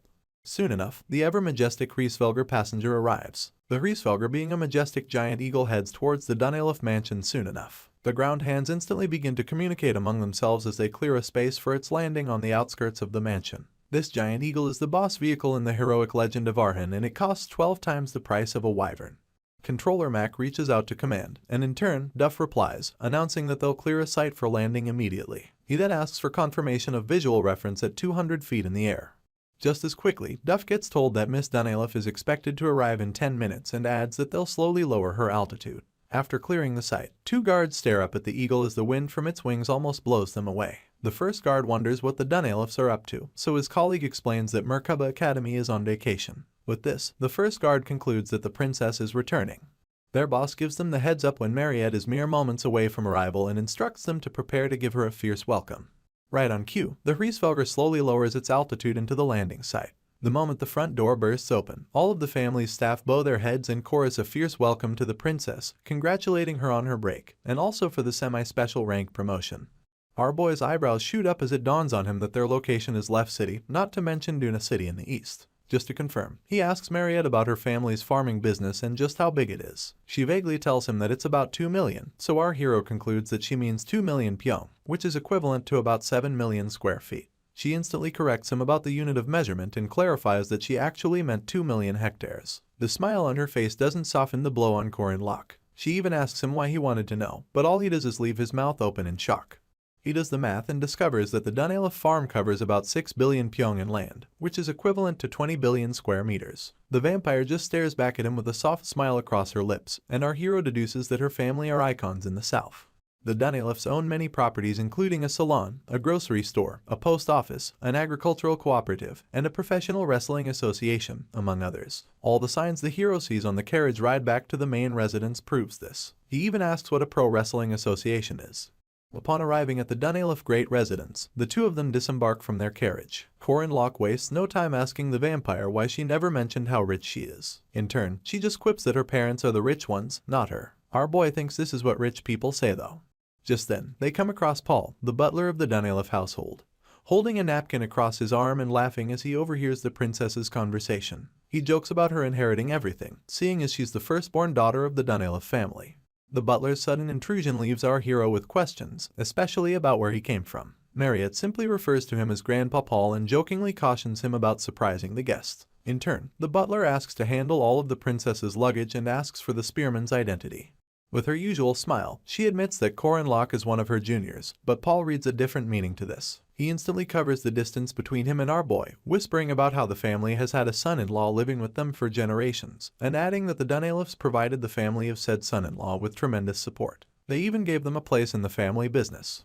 The hero lifts both his arms as he begs the butler's pardon, but Paul only continues to divulge unnecessary information. He goes on and on about the vampire being the flower of the South, and how the number of marriage proposals she got can fill up a potato warehouse. The butler was speaking so quickly that our hero just nodded in agreement.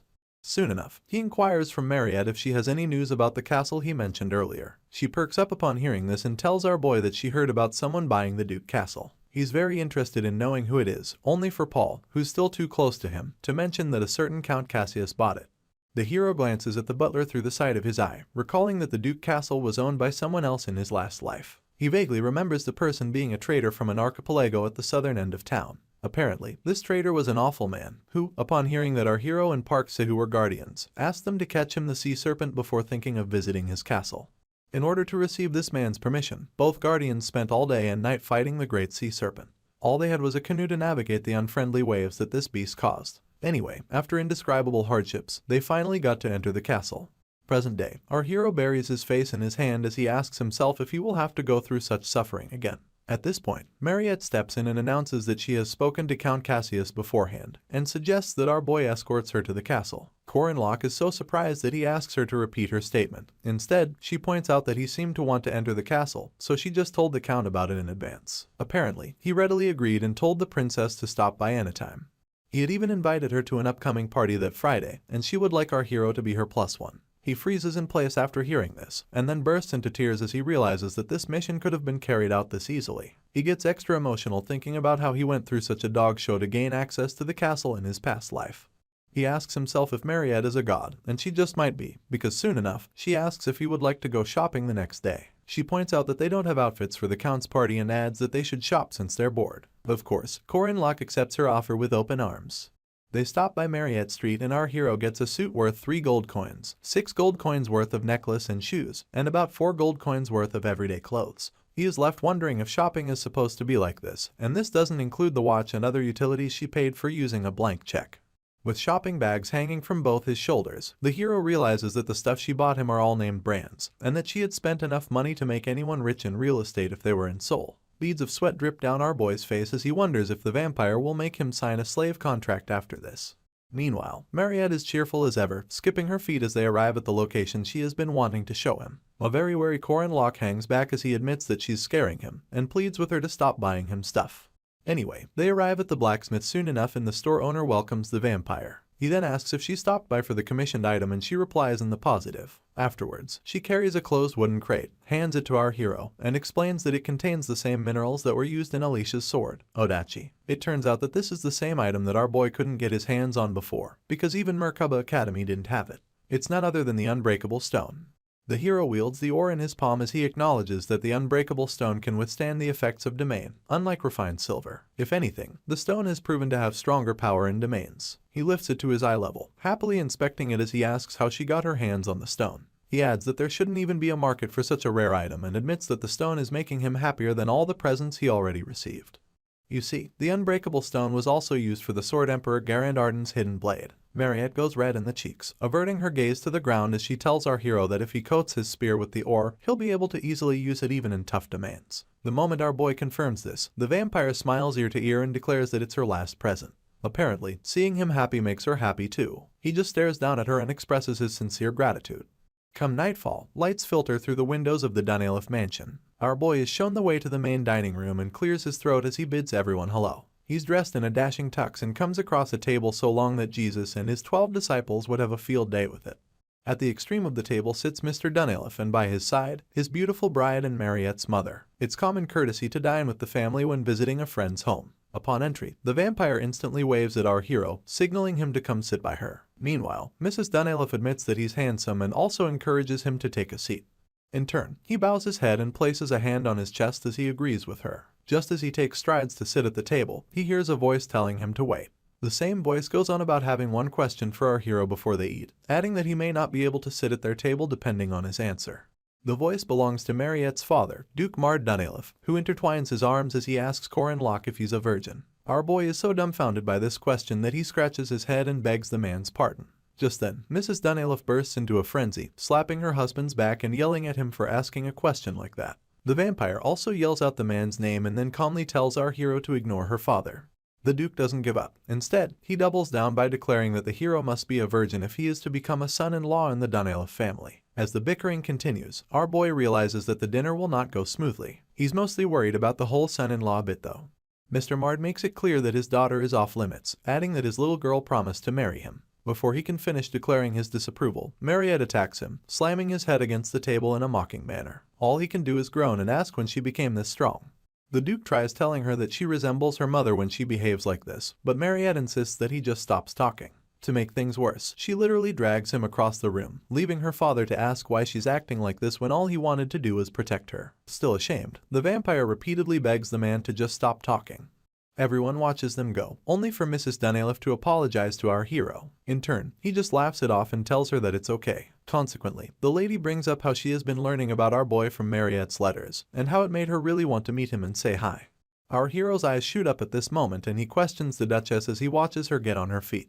She just goes on to bow her head in gratitude for everything that he has done for her daughter. Of course, Corin Locke has no idea how to react, so this becomes a burdensome situation. He tries explaining that he just helped the vampire because he could and adds that the girl deserves happiness above everything else. The Duchess is really impressed upon hearing this and covers her lips as her cheeks stain red. She then asks if our hero means what he said and points out that she thought her daughter was looking through rose-tinted glasses when she read the letter she sent. The Duchess almost refers to him as her son-in-law once again, only for Mr. Mard to pop out of the corner, pointing an accusing finger at our hero and yelling that he's only going to allow up to hand-holding. The Duchess calls him out on the spot, but he only goes on about our hero maintaining his virginity. Once again, he doesn't get to finish his sentence because Mariette instantly jumps him, and this time, her mother joins her. While the vampire keeps begging her dad to stop talking, the Duchess laughs and welcomes our boy, adding that she's quite liberal compared to her husband. Mariette doesn't know whether she should be worried about her mother too, but Corin Locke just laughs a little and admits that he walked into quite the merry family. The next day, they both visit Duke Sabanch's castle, which is now a smooth blend of beige and blue, majestic in every way and appealing to the eyes. Just then, the gates push open and Mariette says hello to Count Cassius. In turn, he comes running and welcomes her by her carriage. The Count beams with joy as he acknowledges that the princess has visited just like she promised, and officially welcomes her on behalf of the Blandria family. Our hero instantly recognizes the Count as the same awful man from his past life and wonders if he's really the same person who sent them off to chase a sea serpent before he opened his castle gates. The butler announces the arrival of the vampire and her companion, and they both elegantly make their way into the castle as golden confetti ushers them in. Our hero tied his hair up to look more formal and is now smiling softly as he admits how proud he is of saving Mariette. This is because if he hadn't saved her, he never would have seen her in all her glory like he is seeing her now. All the princess has to do to glow is smile softly under the light, and she looks nothing short of an angel. Our hero wonders how her people would have coped with losing their beloved princess, only to overhear some other girls gossiping. One of them alerts the other that Mariette really came, and her colleague whispers that the rumors about the Blandria family being worth their salt must be true. You see, it wouldn't be an exaggeration to say that the Dunelif family's influence is absolute in the south, and it's really more beneficial to the Count to have Mariette show her face, rather than catching a sea serpent. Corin Locke just watches as all the attention in the room diverts to the vampire as more and more attendees draw closer to her. At this point, he calls out to her, suggesting that they enjoy the party a bit before heading to Sabanch's office. The vampire happily agrees. Apparently, they had both brought their equipment, planning to speak to the Count, get their gear, and go to the office when the party's at its peak. Just then, some man introduces himself to Mariette as the Garly of the Rendinium family, admitting that he has always admired her. He goes on to take a knee as he humbly requests for her first dance. The vampire is taken aback by this, only for a bunch of other suitors to ask for her first dance too. They all converge in front of her, and begin to overwhelm the poor girl with all their outstretched arms. She breaks into a nervous sweat soon enough, and doesn't have the slightest idea what to do. Just then, our hero takes elegant strides in her direction, calmly calls out her name, and takes a knee. He stares up at her with soft eyes as she twirls to notice that he's the one. The other suitors instantly become envious of him, so they ask for his identity among themselves. Our hero just acknowledges that despite how energetic they are, they're all lacking in manners. He goes on to plant a kiss on the back of Mariette's hand and then inquires if she would grant him the honor of being her first dance. Our boy knew that it's basic etiquette at balls to have your first dance with your partner, seeing as his master had told him that it's the etiquette of a gentleman to kiss the hand of a beautiful lady standing before him, and then ask for a dance. Seeing as he got scolded for bad etiquette in his previous life, he doesn't forget to correct it in this one. Meanwhile, Mariette blushes so hard that she has to cover her face with her free hand as she agrees to the dance. The musicians waste no time supplying sweet tunes to serenade the party, and in turn, the hero grabs hold of his new dance partner. He mentions how popular she is and she just concurs. He then apologizes if his recklessness made her feel bad, but she quickly dissuades him from thinking like that. As they sway to the music, he can't help but feel like he was abandoning his savior who gave him a free pass up until this point. This was why he had to return the favor. You see, he had received so many of them since he came to the south, but is now getting a little hot and bothered as he stares at his dance partner. In his defense, Mariette is so elegant in that dress that anyone can tell that he's in a dangerous situation. Our hero even goes red in the cheeks as he admits to himself that he's getting embarrassed. All his embarrassment leaves when the princess steps on his foot though. It's instantly replaced by suppressed pain, so she apologizes profusely and admits that she's a really bad dancer. Amidst the pain, our boy struggles to tell her that it's okay and thinks about leading the dance soon enough. He leans in and whispers into Mariette's ear, telling her to put his left foot on his so they can dance like that. She doesn't quite get what he means, but he explains that he doesn't care if his foot gets dirty or the dance seems a little bit awkward. He declares that she needn't worry about the gazes of others and smiles as he encourages her to only concentrate on him, her partner. Corin Locke makes Mariette understand that all she has to do is enjoy the dance, and with this, they begin to sway to the music. Our boy instructs her to put her foot on his and follow his movement, to look at his feet while she reads the push and pull of his steps. She does a good job at this, so he compliments her for having good eyes. As they continue to sway, our hero remembers something he learned in his past life, a way to get the one with shaking eyes to gain stability by gazing into the partner's eyes. Soon enough, they both burst into laughter, having rid themselves of all nervousness. The musicians play like it's their last rendition, giving the guests something worthwhile to dance to. And dance they did. With this, our boy and his favorite vampire share a dreamlike moment. After the first rendition rounds up, the other suitors waste no time fighting for a second chance. Unfortunately, the princess tells them all that she's quite tired, adding that she would like to take a brief recess. Consequently, our hero takes her hand and offers to escort her to the lounge. She admits that she'd be grateful if he could, and walks away, leaving a host of suitors to stew in their jealousy towards Corin Locke. On the other hand, the gossiping ladies continue their conversation after the dance. This time, one of them points out how romantic it was when our boy had Mariette's feet on top of his during the dance, and her colleague thinks he was a cool gentleman who portrayed a clumsy but impressive dance. In turn, her friend reminds the circle of how widely the princess was smiling, and they all conclude that the hero must be her suitor. Moving on, our boy slides in the key to Sabancha's office and opens up the matching room. He and his vampire friend then step into the spacious office, and she shows how impressed she is almost immediately. She goes on to inquire about what they're searching for, only for the spearman to say that it doesn't matter. Apparently, all they need is any sign of Duke Sabancha.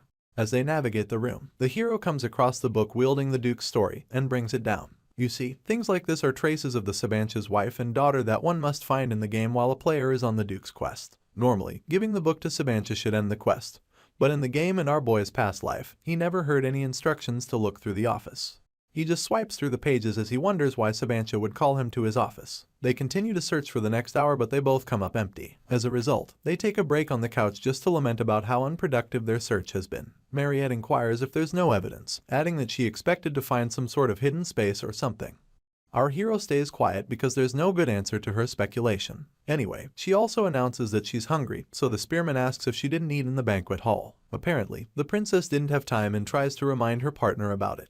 The vampire's eyes glisten as she stares at our hero like he's food waiting to be unwrapped. She then points out that his jawline and collarbones are quite pretty. Of course, their previous dynamic already prepared him for what she's trying to imply, so Mariette gets on his lap, warning him that she must sweat and advising him to resist a bit.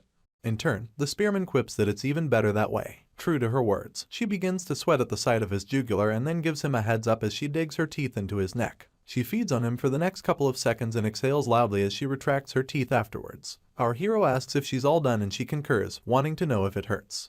It turns out that Corin Locke couldn't feel anything and blames it on his persistent warrior's tolerance. This comes as a shock to the vampire, and she stutters as she tries to explain that she also doesn't feel anything for him. At this point, our hero remembers that he definitely received Persistent Warrior's tolerance alongside the Soul Dust. As Corin Locke remembers receiving the Soul Dust from Sabancha, the grimoire comes to mind. This is the same book that the Duke's soul was sealed in, and it wields different abilities and spells. Better still, reading this grimoire can grant the reader a chance to learn these abilities. His brain engines begin to churn as he compares both grimoires' wielding abilities and spells to Sabancha's soul and body. To test out his theory, he asks the vampire to summon Diaku, and she perks up as she wonders why. She summons the familiar anyway, and Diaku appears, taking a knee before his mistress. With his hand to his chin, our hero asks the vampire to try summoning her familiar in such a way that he's a little hazy, adding that he would like to see Diaku in the state before his body fully materializes. Mariette repeats his request back to him just to confirm that she got it right, and then proceeds to instruct her familiar. In turn, Diaku wimps at the thought of being sent away, making our hero conclude that the familiar whines a lot. He then realizes that the state they're putting him through is similar to what one would feel when their body is getting destroyed. This is reason enough for the familiar to not like it. Soon enough, Diaku almost becomes transparent, and our hero acknowledges his near disappearance, keeping in mind that the only reason he can't see the familiar is because he can't perceive spirits. Suddenly, some sort of foul presence fills the air, and our boy instantly turns in his seat to object against it. He can feel a certain chill, and it gets so bad that he yells out Mariette's name, telling her to prepare. In no time, our hero is wielding his spear again, and the entire office seems to be shrouded in a reddish cloud. He then calms himself as he realizes that it's the Duke's doing. All he asks now is for Sabancha to have at least given him a heads up. You see, what was sealed in the Great Library's grimoire was the Duke's spirit. He had made a split decision when he was facing death and fighting his desire for blood. This was the separation of his body from his soul, and this begs the question, where did Duke Sabancha's body go? At this point, our hero discovers that it's right in front of him. A certain voice bellows from amidst the reddish cloud, asking how it's possible that a random person like Corin Locke has come to visit him with remnants of his soul evident on his person. The Duke cradles a blade on his shoulder and makes it clear that he's talking to our boy. He then follows up by asking him what he's looking for in his castle. First thing the hero does is confirm that he's talking to Duke Sabancha, and after this, he reiterates that he's the man's distant junior. In turn, the Duke admits that our boy's appearance isn't that bad, stating that he's just normal. For this reason, the spearman reiterates that Sabancha's assessment is much better now than it was in the library. This provokes the Duke into asking if our boy has come in contact with his soul. Locke replies in the positive and instantly follows up with a question about how the Duke is normal if he separated his body from his soul. Sabancha doesn't seem taken by this question, so he tells the hero to stop. He then stretches his sword towards him and announces that he'll be the one asking the questions, while our boy does the answering. This makes him unsheath his spear as he quips that he thought things were going too well. He then lodges it on his shoulder with this new fire in his eyes and a devious smile on his lips. In no time, our boy declares that Sabancha never had a present for him after all. 800 years ago, there was a great general who commanded the South, and he's none other than the fearless Sabancha Duke. The world not only spoke of him as the strangest of his time, but as the strongest of all time. His blade meets our hero's spear in an unprecedented show of force, and the Duke realizes that his opponent mentioned coming from meeting with his soul. He then asks if our boy killed it. Just as Locke dodges a swing of his opponent's blade, he makes it clear that all he did was grant the soul peace and help it ascend. Apparently, our hero expected something other than the grimoire this time. They continue to clash weapons as the Duke screams that our boy wouldn't have brought a vampire to his office if his soul truly led him there. He then asks if the spearman thinks he'll fall for his lies. A heavy swing of his sword accompanies this question, but the hero is quick enough to evade as he poses a question of his own. He thinks Sabancha doesn't know what he's saying, so he inquires how a body is even moving without a soul attached. Of course, this doesn't slow down the Duke's attacks. He brings down his sword with the force of multiple men, but Locke's reinforced spear easily deflects it. In turn, the Duke proclaims that his body, being that of a vampire, only needed a small piece of his soul to be trapped in the castle. He adds that this was to ensure he wouldn't become a beast like the one our boy invited into his office. Having been pushed back, the spearman screeches to a halt and wastes no time running to Mariette's defense. He makes it clear to the Duke that she's different and beseeches him to believe that she's keeping her vampire powers in check. Sabancha digs his blade into the ground, annoyed by our boy's request for him to believe his words. The Duke buries his face in his hand as he proclaims what he had to do to keep his bloodlust in check 800 years ago. Apparently, he has lost his soul, senses, and emotions, but declares that there's one thing that hasn't disappeared. Our hero stares at his opponent in horror as he realizes that he sewed his mouth shut. The Duke then announces that his taste for blood hasn't diminished, adding that it's the one impulse that vampires cannot resist. He claims to have been like Mariette too, but now he reiterates that he cannot believe Locke worse off. He claims not to trust anything he cannot check himself. With his hands still covering his face, he makes it clear that should his opponent plan on stopping him, he'll do everything in his power to make sure that he's not safe. At this point, a dreadful essence escapes from the Duke's body and sends waves of terror into our boy's person. He grits his teeth as he admits to himself that he never expected things to take this turn. He then regrets bringing Mariette along at that moment. Sabancha Duke was a known hero who had his body locked up because of his hatred of vampires, and now said body has been completely destroyed. Our hero realizes that if the Duke was the strongest of all time 800 years ago, he must be a semi-special rank in this age. With this, he grips his spear tighter than ever as he activates the sixth of the 6 steps of spearmanship, Sura. This was the same ability that he and Firmak Damon fought each other with in the trader's last moments, but our hero is activating it from the very beginning because of how powerful this opponent is. He utilizes a technique from Calamity Serpent Ultimate Essence called the Rising Serpent Skies, and within this technique, he uses the poisonous dragon head charge. In all of this, Sabancha just seems to be standing and waiting. Suddenly, the Duke swings his sword so quickly that it cuts through our hero's attack, leaving him all but dumbfounded. He then tells the spearman to take a look at the power of creation as he lifts his blade and encapsulates it in a bright purple essence. He declares that he gained this power from slaying a dragon in his youth and proceeds to bring down his blade with an unholy force. This direct hit on Locke is known as the final demonic sword, Dragon Murder.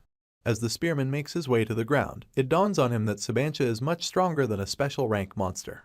At this point, the Duke is left to talk with Mariette, and the first thing he does is refer to her as a petty beast. He covers the distance between them, asking her how she hopes for a human life. The girl tries to argue her case, but he shuts her up by asking if she doesn't consider herself to be a beast. As he speaks, he remembers when he lost control 800 years ago and fed on his loyal servant. He then asks the princess if she's positive that she can overcome her bloodlust with just her will. His question even provokes the memory of her feeding on Isabel, a close friend, and then that of her feeding on Locke when he points out that she will end up coveting her lover's blood. As the Duke relives the pain of taking his servant's life, he tells Mariette that she will kill those she cares for. With this rage, he yells that she should disappear and follows up by attacking her instantly. She dodges his blade by a hair's breadth and yells that she won't go anywhere. She thinks about defending herself once again, but just calls forth Dyaku instead. The familiar appears right behind Sabancha and he twirls his head to catch a glimpse of him. The Duke only utters 2 words after this binding trigram. With this, multiple chains emanate from thin air and hold Dyaku in place. He admits that the beast is fast, even faster than when he was in his prime. Unfortunately, he also thinks that the familiar lacks strategy. As he points this out, he lifts his blade right above Dyaku and doesn't hesitate to stab him as he calls him a foolish beast that only relies on strength. Mariette quickly calls back her familiar with a scream, only to watch in horror as she gets no response. Just then, Sabancha activates his Romanian sealing sword technique and his blade shines a bright blue. Apparently, this sealing sword is made specially for sealing immortal beings. He sends forth multiple versions of the blade as he declares that the immortality of the princess's party is meaningless in front of his sword. About 3 of these blades hit her point blank and send her falling to the ground. The Duke springs in her direction with a burst of speed, telling her to hurry up and die. He goes one step further and proclaims that he'll end her feeble life. He comes mere inches away from her face, stares her in the eyes, and tells her that a beast is always a beast. Even amidst her pain, Mariette refuses to believe that. She recalls when Corinlock cradled her head as she first fed on him, and how he told her that she hasn't changed. She holds on to his words as they give her fresh determination. With blood still smeared all over her person, she begins to remove the blades Sabancha had stuck in her. As the Duke tells her to die once again, our hero's body emanates right before her eyes. Weakened and passed out, he just lies on the floor in front of the Duke, drawing the princess's attention immediately.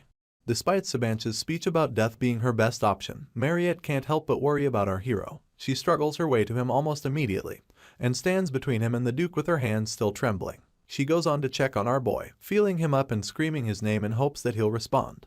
Unfortunately, he just keeps losing blood as a puddle of it forms beneath his body. Amidst heavy breaths, Mariette seems to be staring at the boy's jugular, and soon enough, her fangs pop up. She even begins to salivate, leaving Sabancha to stare at her in a condescending manner. He just lifts his blade, concluding once again that vampires shouldn't get to live. He's disgusted because even in the midst of her loved one, the princess can't seem to suppress her true nature. In turn, Mariette bites her lips so much that they begin to bleed, and this puts some hesitation in Sabancha's step. He then witnesses as she plants a kiss on Corinlock's lips with tears rolling down her cheeks. The Duke begins to question himself, wondering if the princess wasn't going for the spearman's blood in the first place. He then realizes that she's only using her blood as a healing elixir and injecting it into our hero via a kiss. The fact that she's the one giving blood rather than taking it leaves the Duke in shock. He soon admits that the princess has overcome her limits in this situation, seeing as she shouldn't have the rationality to suppress her urges. Anyway, he walks up to the 2 of them and overhears Mariette begging our hero as tears continue staining her cheeks. Sabancha fills with dread towards himself and confesses that he has failed. Back in his day, he couldn't save anyone. Instead, he knelt in the face of desire. He watches as the princess continues to beg our hero to wake up, and looks up in shame as he tells himself that he couldn't judge everything. At this point, the Duke's blade switches from blue to a lighter shade of crimson, and he lifts it in a bid to stab our boy. In turn, he plunges the blade into Corinlock's chest, only for Mariette to panic immediately. She yells out the hero's name as a certain form of energy seems to circulate his body. She then faces the Duke, yelling at him as she asks how far he is willing to go. All she wants is for Sabancha to not take her favorite person from her, and she begs him with gushing eyes. The Duke remains stoic through all of this, only for a bright light to spread from their location outwards. Sooner than later, all of the theatrics begin to die down, and our hero grabs the princess by the shoulder, telling her that he's fine. He then sits up as he proclaims that he's there for her. In turn, Mariette twirls in shock, bursting into more tears as she wonders if he's really okay. The spearman just feels up his chest and then questions Sabancha about why he saved him. The realization comes as an even bigger shock to the princess. The Duke emphatically throws his blade aside and both of them watch it fall to the ground. He then reveals that he has transferred his aura to our hero, and he listens attentively as the Duke adds that he now understands why his soul led him to the office. He goes on about seeing the qualities of a hero in Corinlock and feels like our boy lacks the greed, but has the beliefs and pride that those who seek power often do not have. To top it all up, he proclaims that our hero has changed what he couldn't, and believes that he has the right to change the world.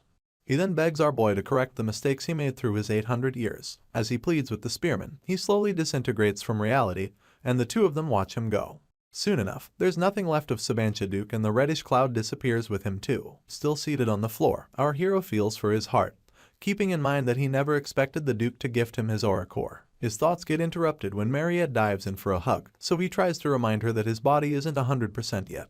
She shuts him up as she expresses how scared she was. The girl had thought that he actually died. She presses her body against his as she asks him to promise to never die without her permission. Our boy just flashes a soft smile, thinking to himself that things ended well regardless. He then agrees to the princess's terms, telling himself that this is reward enough. Just then, his notification bar pops up, signifying that he has obtained the aura core of Sabancha Duke. His aura rank has increased, and that his core ability has been formed. The hero now possesses Duke's demonic nature and gains the dual core ability. You see, if there's one thing Corin Locke hopes for, it's for the Duke's body and soul that were in pain for 800 years to finally find rest. The hero is still trying to catch his breath as he goes through his stats. Meanwhile, Mariette is already asleep on his lap, and the new scar on his chest is undeniable. He realizes that his aura rank increased and now has a second core that came with a special ability of its own. The only strange thing is that Sabancha never gave this power to the main character in our boy's previous life, or even in the game. This raises more questions and leaves the spearman wishing the Duke was this nice from the beginning, rather than making him suffer so much. He takes a glance at Mariette's blood-drenched clothes and keeps in mind that he'll have to help her wash them despite how long they'll take to dry. Just then, a maid barges into the room and instantly apologizes for not knowing that there was a guest inside. She cuts her apology midway as she notices a half-naked Mariette fast asleep on the hero's lap. Our boy tries to explain that it's not what she thinks, but the sweat and heavy breathing doesn't help his case at all. That doesn't stop him from trying to explain to this maid that it's just a misunderstanding. All of his words are like water on a duck's back, seeing as the maid is more concentrated on the sweat, muscles, and hot air. She goes red in the cheeks and almost dies from embarrassment. Corin Locke doesn't give up trying to explain things, only for the girl to scream an apology and tell him to enjoy his time. She slams the door behind her before the Jiro can say anything, and he begins to freak out as he wonders what she meant by enjoy your time. The world becomes gloomy to him, so he stares down at a still sleeping Mariette, thinking to himself that something has gone very wrong. Right on cue, the whole household can hear her father screaming as he calls our boy a bastard. He accuses him of touching his daughter and promises to kill him. It took about 20 days for this misunderstanding to clear up, and during this time, the spearman hid in the mountains. The guards rode wyverns in search of him, wondering where he found the audacity to touch their dear princess. He also used that time to train his aura, and somehow, the misunderstanding got cleared up. Present day, our boy and Mariette are on a carriage leaving town, and laughs as he realizes that he almost became the #1 enemy of the South. As they ride away, the princess points out that they'll be starting the second semester by the time they arrive at school, and our hero adds that it'll be festival season too. This makes the vampire ask if the business they invested in is doing well. In turn, the spearman assures her that she'll get several times what she invested. Consequently, the festival will attract a large number of tourists, and that will cause a rise in the value of the lodging industry. This is when our hero plans to sell that land he acquired, make it big, and get a stupendous amount of money. He can only imagine that the money will multiply, and a big smile comes to his lips as he thinks of this. He even believes that he's invincible and admits that the festival is the best. The hero's good mood gets ruined when a strong wind begins to fan the area, bringing leaves to his face. He wonders what could be going on, but soon realizes that they're up against a typhoon. Our boy begins to panic because something like this never happened in his past life. At this moment, Mariette points out that the typhoon is sure to cause a problem in opening the festival. She then adds that it's okay to fail at least once when a man is trying to do something big. This doesn't stop her from creeping onto his shoulders and asking if they should write an IO. She stares at him lustfully, making it clear that he will grant her one condition that she wants if he cannot repay her, adding that all he has to do is sign the IO. Our hero is downtrodden, not to mention the suspicious offer that the vampire is making. He's left thinking that there must be another way out of this situation. Soon enough, they arrive at the special dormitory at Merkaba Academy while it's still pouring heavily outside. Director Kassar welcomes them back as she points out that the journey must have been difficult because of the typhoon. She proceeds to hand both parties hand towels to dry themselves, only for our hero to ask after Madame Josephine. In turn, the chairman reveals that she's returning with Huron, seeing as they both spent the break at the Xian Chapel. The chairman insists that they spend the night at the special dormitory, and our hero asks if that's really okay. She tells him that he's no longer an outsider, and adds that she's thinking of letting him stay there starting from the second semester. As our boy continues to dry himself, he deduces that the offer is probably to surveil him, seeing as the sorceress and Aaron need a way to watch him because they don't completely trust him yet. Corin Locke conveniently changes the topic as he asks about the typhoon, and Mariette instantly bites as she declares that it must have done quite the damage on the city. She wonders if the city will be fine, so the chairman educates her about the main city not taking any major damages currently. She thinks the outer areas will be more damaged by the time the typhoon is done. The vampire continues to contest this logic, and she indicates that the moving typhoon will hit the city directly. Once again, the chairman disagrees, pointing out that the natural disaster won't move because it's in fact not natural. It turns out that it's the work of a monster. The chairman narrates how everything began at an important sea route of a southern archipelago going upstream along the Aegina Strait. At some point, the monster got entangled in the strait, the lone emperor of the ocean, also known as the sea serpent. This lone emperor went wild without a care for the economic situation of humans and began sinking trade ships that invaded his territory. On the other hand, there was one man who wanted to become a hero and set out to defeat the sea serpent. His father had tried to dissuade him from leaving, but the young man was determined to defeat a first-rank monster so that he can be promoted to the position of first-rank knight. This was none other than Levent Bladria, son of Count Cassius Blandria, the same count that sent our hero in Park Sehu to catch the sea serpent in his previous life. Levent Blandria strongly believes that getting promoted to first-rank knight will prevent what happened at the dance from repeating itself. You see, he was the first gentleman to take a knee and asked Mariette to dance with him, only for Corin Locke to swoop in and take the girl. In Levent's mind, he could only envision our hero mocking him for being low rank. He believes that the spearman is a scammer and that he'll be able to get the princess back from him. Levent balls his fist as he declares that he will defeat the sea serpent and return peace to the strait. With one man's fiery heart, a raid group battled the Emperor of the Sea for 5 nights and 6 days. After the fierce battle, the sea serpent sought asylum by escaping the strait. The members of Levent's crew then celebrated his victory over the beast, leaving the Count's son to dedicate his victory to Mariette. They had successfully brought back the peace of Aegina Strait. Unfortunately, their mission went uncompleted, seeing as they chased but couldn't capture the sea serpent. This same serpent that got away ended up causing the loss of innocent lives. Apparently, there are some animals called alvins and they're also known as typhoon bats. These bats become the cores of typhoons and protect themselves from enemies in order to breed. 2 of these bats were breeding in the distant islands when the sea serpent suddenly grabbed one of them out of the typhoon. These animals are nicknamed the golden bats because everything about them is an elixir, so much so that even other animals want them. This is why the sea serpent couldn't just swim past the alvin nest without nabbing one for itself. At that moment, the female alvin made a decision for the child in her womb. She began to fly towards the north and continued flying until she felt safe enough to have her baby. This is how she and her typhoon got to the outskirts of Merkaba Academy. Sadly, the typhoon is now taking out most of our hero's construction, leaving him to panic as he watches his plans go to ruin. He never would have guessed that a typhoon bat would come into play, mostly because they're such a rare species. He recalls them to be animals that couldn't even be seen on the continent in the summer. This is because they lived on small stone islands in the archipelago. The spearman keeps asking himself why such a beast would come to his plot, but just as quickly realizes that it has to be his fault. He chucks it up to something he changed in the game coming back to bite him, and puts on the most desolate expression to match his mood. To make things worse, the construction workers put on their raincoats and backpacks and announce that they're evacuating the site. Our boy tries to get them to stay, claiming that they're almost done. Even as he literally grabs the hem of their garments, the workers reiterate that the typhoon is only getting bigger and add that they'll die if they continue to work. Our hero calls out to his workers amidst the pouring rain, but they just keep walking away. One of them even tells him to give up, announcing that things like this happen in life. It's easier said than done really. Still kneeling, the spearman realizes that his plans for the festival are done for if the typhoon continues to rip apart his construction. The only sure thing is that his ends will go flying if the disaster persists for a week. Corin Locke had spent 280 gold coins to purchase the land. Another 330 coins went into buying raw materials and paying for labor and construction. All he can do is stare at the dilapidating building as he remembers that all he has left to invest is just 220 gold coins. Worse off, he owns only 110 of the total cost, and borrowed the rest.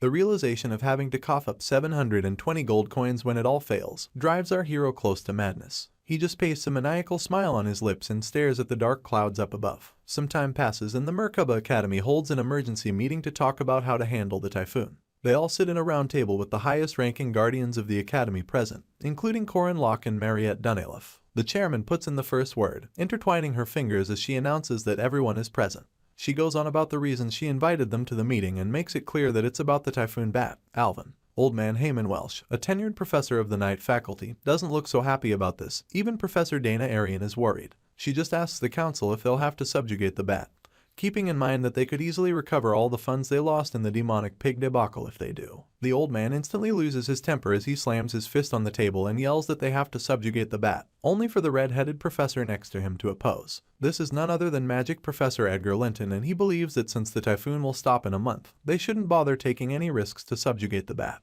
Alchemy Professor Laura Lamas feels the need to add her 2 cents, so she asks Edgar in a soft voice to provide proof for his opinion. In turn, the redhead breaks into an explanation about how alvins breed from June to September and are popular for repeating the short-term fertilization and pregnancy process. For this reason, Professor Edgar believes that the typhoon will stop in a month even with external variables involved. Old Man Heyman just stares at Edgar with folded arms and a reserved opinion. At this point, Lorala just smiles and agrees with the redhead's take on not having to risk anything. She then votes that they maintain the status quo. Just then, the new professor at the night faculty, Ojin Rentry, raises his hand in protest, adding that he thinks it's important to try subjugating the bad at least once. He announces that it will not only push back the resumption of students but also disrupt the festival plans. Above all, he thinks that others will view the academy as people who are playing it safe and sparing themselves. Some other professor speaks up, telling Ojin that their academy is an educational institution, adding that subjugation of monsters is a job for the association in the first place. More opinions arise around the table with more professors leaning towards Edgar's idea. All this while, Corin Locke has been quiet, stewing in a broth of his own thoughts until he can't take it anymore. He rises to his feet with the vigor of a wrestler on steroids, and slams the desk with so much force that it instantly draws everyone's attention to him.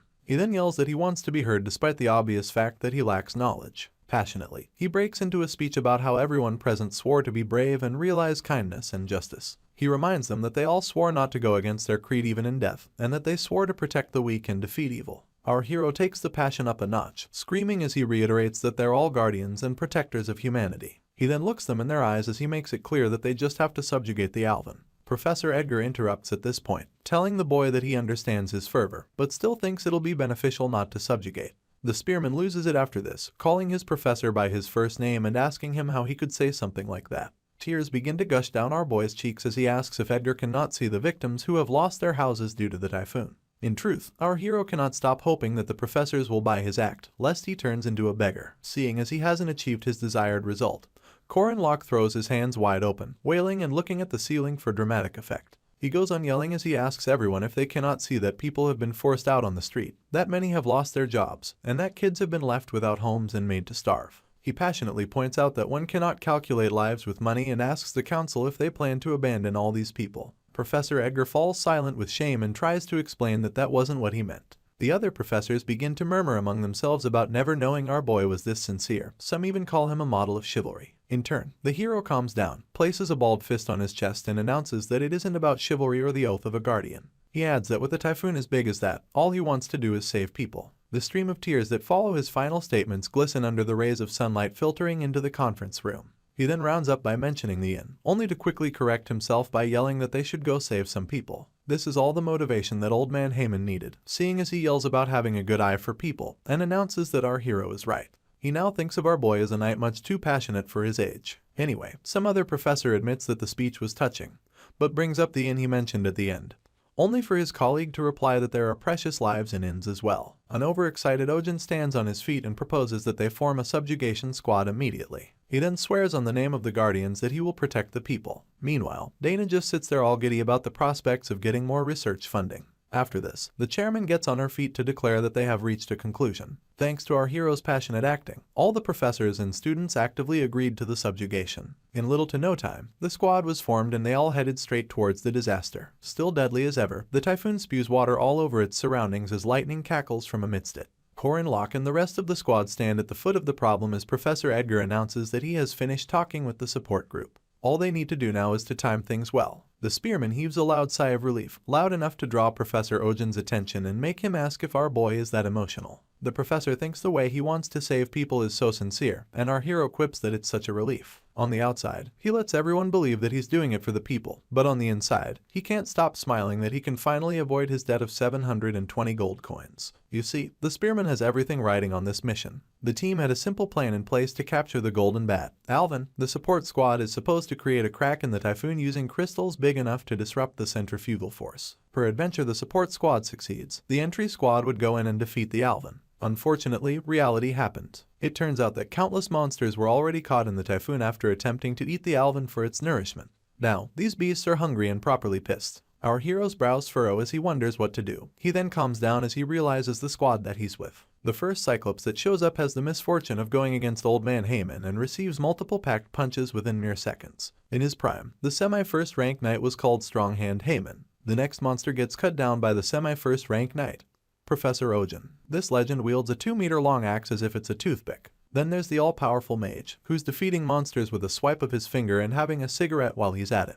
He's the first rank mage and current party leader, Professor Edgar. It turns out that he isn't burning a cigarette, but a mana stick which can also be used as a weapon. Above all is the frightening crazed warrior, Berserker. He's a second-year student and a first-rank knight like Korin Locke. He's also a member of the North Island Savage Tribe. With a squad packed with so many powerful people, it would be strange if they can't defeat some monsters. Our hero pokes some fun at Berserker's height, asking if he's a half-giant. In turn, the warrior tells him to mind his business and focus on the monster behind him. Right on cue, our boy cuts down the beast and then yells to Berserker that he's nicer than he looks. Despite all of the distractions, the goal of the squad remains to capture the Alvin, and as it stands, they still need to enter the eye of the typhoon before the damage becomes too widespread. All our hero can actually think about is the damage it can cause to his inn, and this infuriates him so much that he balls his fists as he declares that he's coming for the Alvin. Soon enough, the party leader declares that they're entering the typhoon soon, and tells everyone to prepare themselves. In turn, they all run towards the disaster after giving verbal confirmation. As they pull close, Professor Edgar stops in his tracks because he comes across something that he never expected.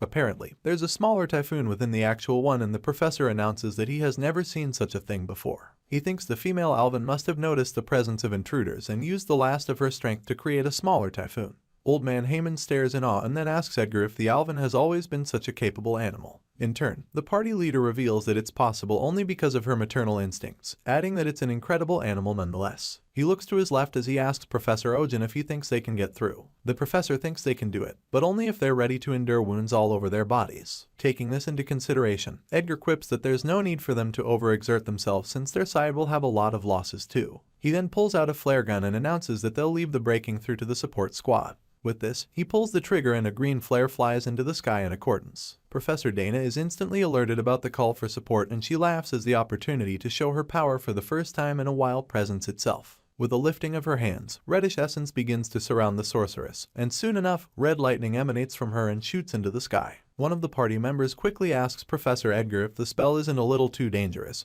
and a quick glance at the sky makes the party leader confess that Dana might be trying to kill them. In turn, he quickly puts up a shield as her spell intensifies, and tells all of his squad members to get behind him. Afterwards, he laments about Dana's use of excessive force when all they need is a way to break into the typhoon. Soon enough, her spell gets ripe enough for attack, so Professor Dana screams as she unleashes Red Sprite, a spell that sends so much lightning falling from the sky that the waves exuding it is enough to blow everyone away. The ground suffers the brunt as meters upon meters get destroyed in the crossfire. Professor Edgar's shield was barely enough to protect the party, leaving them to find their way out of the rubble of Dana's attack. Old Man Heyman is so pissed and he doesn't bother to hide it. He even proclaims hatred for mages and accuses them of killing knights. The party leader is back on his feet in no time, and announces that at least things were resolved well. He feels that with this amount of lightning, the disaster will definitely be brought down. He gets the shock of his life as he realizes that not a single twirl of this typhoon was stopped. He and Old Man Heyman break into a cold sweat as Edgar points out that even a semi-first rank monster would find it difficult to survive such an attack.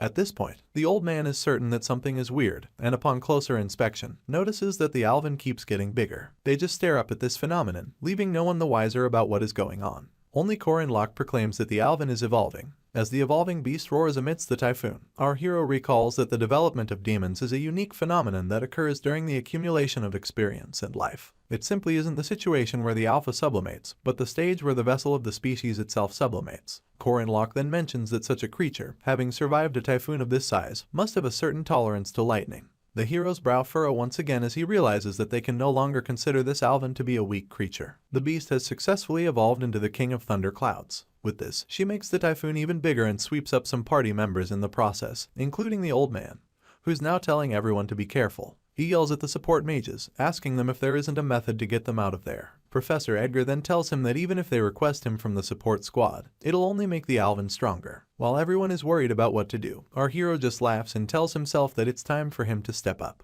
With his spear dug into the ground, he attempts to utilize the Calamity Serpent intent, but soon realizes that he can't do it because he literally has no ground to stand on. At the moment, all that's keeping our boy grounded is his spear, and he holds onto it like his life depends on it. All he can do is think about how much he hates not being able to do anything, and while the heavy wind almost blows him away, he prays for a chance. In desperation, he yells at Berserker to do something, but the warrior is in a dilemma similar to that of our hero, so he tells him to shut up. Apparently, both spearmen with 2 koras and 2-meter-tall giants are weaklings while in the air. At this point, our boy grits his teeth, grips his spear even tighter, and remembers that he has 720 gold coins on the line depending on whether or not he defeats the Alvin. After this, he yells out Berserker's name once again, and this annoys the warrior because our boy has been calling out to him since the beginning of the mission. Just then, the hero retrieves his spear from the ground and apologizes as he uses the warrior's head as a boost. He tells himself that just because he's in the air doesn't mean he doesn't have anything to step on. Having made his way up, he thanks Berserker and gets called a crazy bastard for his troubles. He refuses to give up, so he jumps on Professor Ojan's back for his next boost, and then Old Man Heyman's head, before finally jumping off Edgar's back. Our hero just refuses to surrender to a monster and screams that he'll kill the beast as he bolts through the typhoon. It becomes a clash between a man fueled by vengeance and a monster who wants to protect her child. Both of their lives depend on this moment. With the fury of the gods, this Alvin screeches at the incoming threat, and our hero remains unfazed. Unfortunately, the next object he uses to boost himself seems a little too soft, and in no time, he begins to sink into it. It turns out that our hero had stepped on a slime and is now covered up to his armpits in it. All he can do is ask what such a monster is doing in a typhoon. But despite the disadvantage, he refuses to accept that it's over. He screams at the top of his lungs as he prepares the pagoda tree mountain intent, and throws his spear using the macro hit.